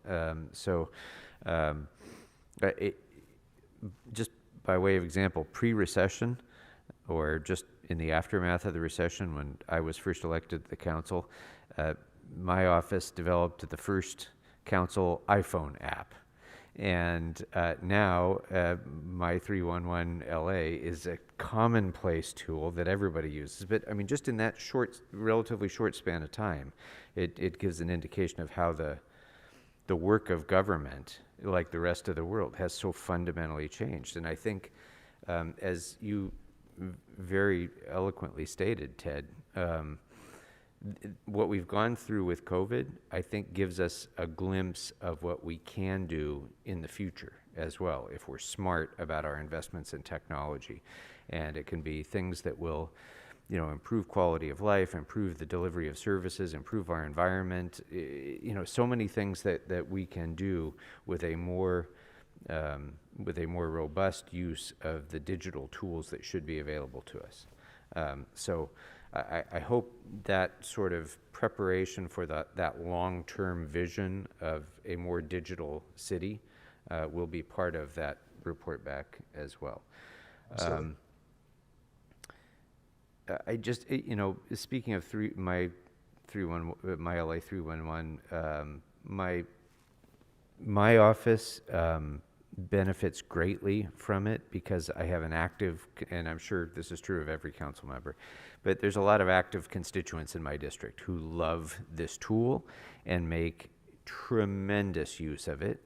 but I'm constantly surprised by how many people there are out there still who are not aware of it. And now that we're moving to make this accessible by expanding the language, the translations that of the app itself, can you talk a little bit about what outreach you are doing or intend to do or would like to do if you had the resources to do it, particularly in those underserved communities who maybe aren't conversant in English? Yeah, I completely agree. I myself am a big user.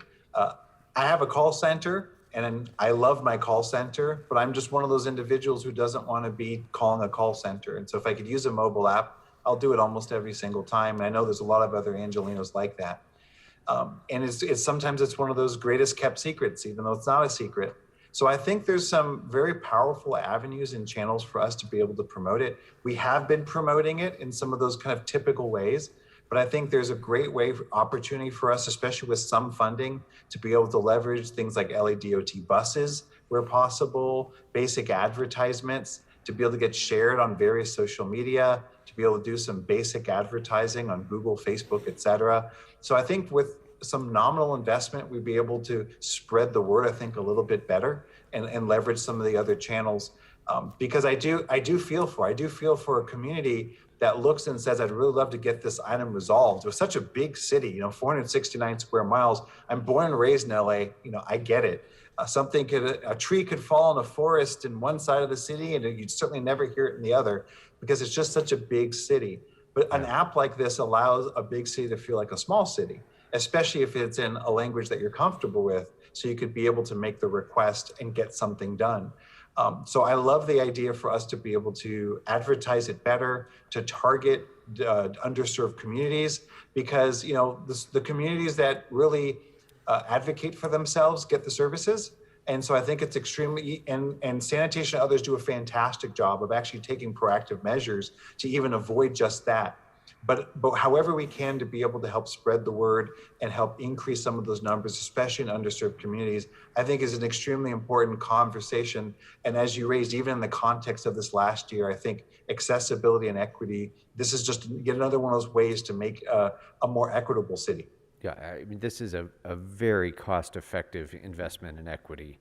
So I would ask for that report back. What resources would you be able to best utilize in order to ensure outreach across languages and across cultures in Los Angeles, so that we can make my LA 311 more accessible to a broader range of folks, because the delivery of services is one part of equity, but making your voice heard about what services are needed in the first place is fundamental to making that happen, and this is a great tool to be able to do that. So I would like to get that report back. And then it wouldn't be a budget hearing if I didn't ask you about PACER and the status of it, and when we expect to be finished, and the usual set of just fill in the blanks, repeat questions from last year about PACER. I can allow you and Councilmember Koretz to fight over which one of you is the father of the HR payroll system, or neither of you want to be. It's up to you. Well, it depends on what the answer to this question is. Yeah, here's the status of it. We've already built most of the system. We've already done the first round of testing. We're about to start end-to-end testing very soon. Then we'll be making our final changes. We'll have formal training in the August-September timeframe. The reason why I say formal training is because many of the key subject matter experts who are using the system are involved in the testing of the system, which is a best practice when it comes to systems like this. And we will be having go live January 2022. So thank you so much to your office and your leadership to help us get to this point. I know Personnel Department, Controller's Office, CAO, and other CA departments have been very engaged in this project, and it will be a transformational one for the city of LA. Very good. Members, anything else for ITI? Ms. Rodriguez. Yes, Mr. Gregorian, I just wanted to add one thing. When you mentioned the apps, we've got a lot of departments that are independently investing in the development of apps. And, you know, and I remember this even back when I was joining the Board of Public Works. You know, we had a brand new mayor in that moment, and everybody was excited because he was such you know, he was such a techie that everyone wanted to show off and create their own app. And I said, well, why are you doing that when we want everyone to go to 311? It was you know, I really want us to find a way. And, you know, Ted, I don't know the best way to do this because we also don't want to stifle folks, but the reality is it does squander resources when everyone is out independently launching a new app, when if we could just make a simple modification to 311 that would enable it to be, because we want to drive everybody to one place. If everyone has to create their own audience, we've already lost it. We've already lost it. People should go to onelacity.org. They should go to one MyLA311 to the extent possible so they can access the resources from the city.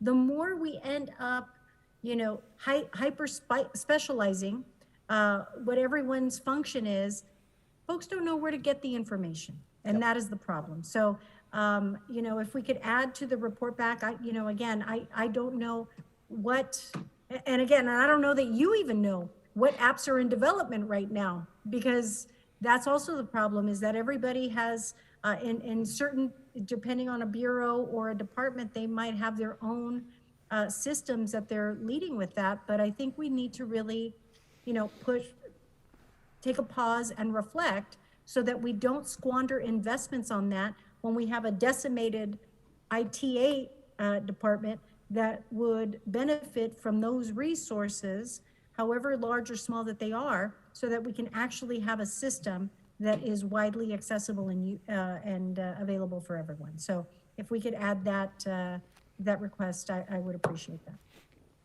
Thank you so much. Point very well taken. So it's been a love fest, Mr. Ross. Thank you. You've earned it, and all of your crew has earned it. You know, every time we meet here in the council chambers, we depend on, you know, our audio crew here from ITA, Channel 35's crew, our desktop support, and we're very, very grateful for their service and work. This weird hybrid thing that we're going through right now with the Budget and Finance Committee meeting for the first time, meeting this way ever, wouldn't have been possible without Aaron Lee and Andrew Wang, so I want to thank them too.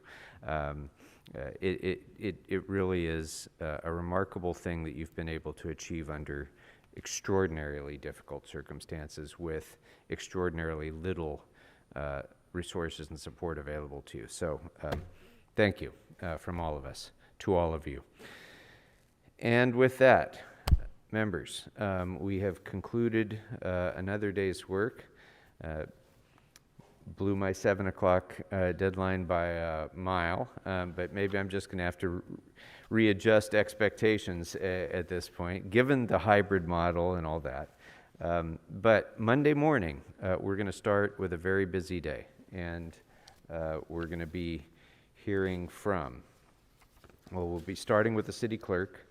We'll be hearing from General Services, Cultural Affairs, El Pueblo, the Zoo, Dunn, Civil Human Rights and Equity, Animal Services, the Office of Public Accountability. And then we will be hearing presentations from the Neighborhood Council Budget Advocates and from our civilian labor partners. We'll also be taking up all of the odds and ends, if you will, in the budget, the CAO portion of the budget, the GCP portion of the budget, the reserve fund, the unappropriated balance, MICLA, Capital and Technology Improvement Expenditure Program, the TRAN, Exhibit H, LACERS, and Los Angeles Fire and Police pensions. So there's a lot to get in on Monday. So we'll be starting at 9 a.m. And I hope you have a great weekend in the meantime. Until then, this committee is in recess. Thank you, everyone.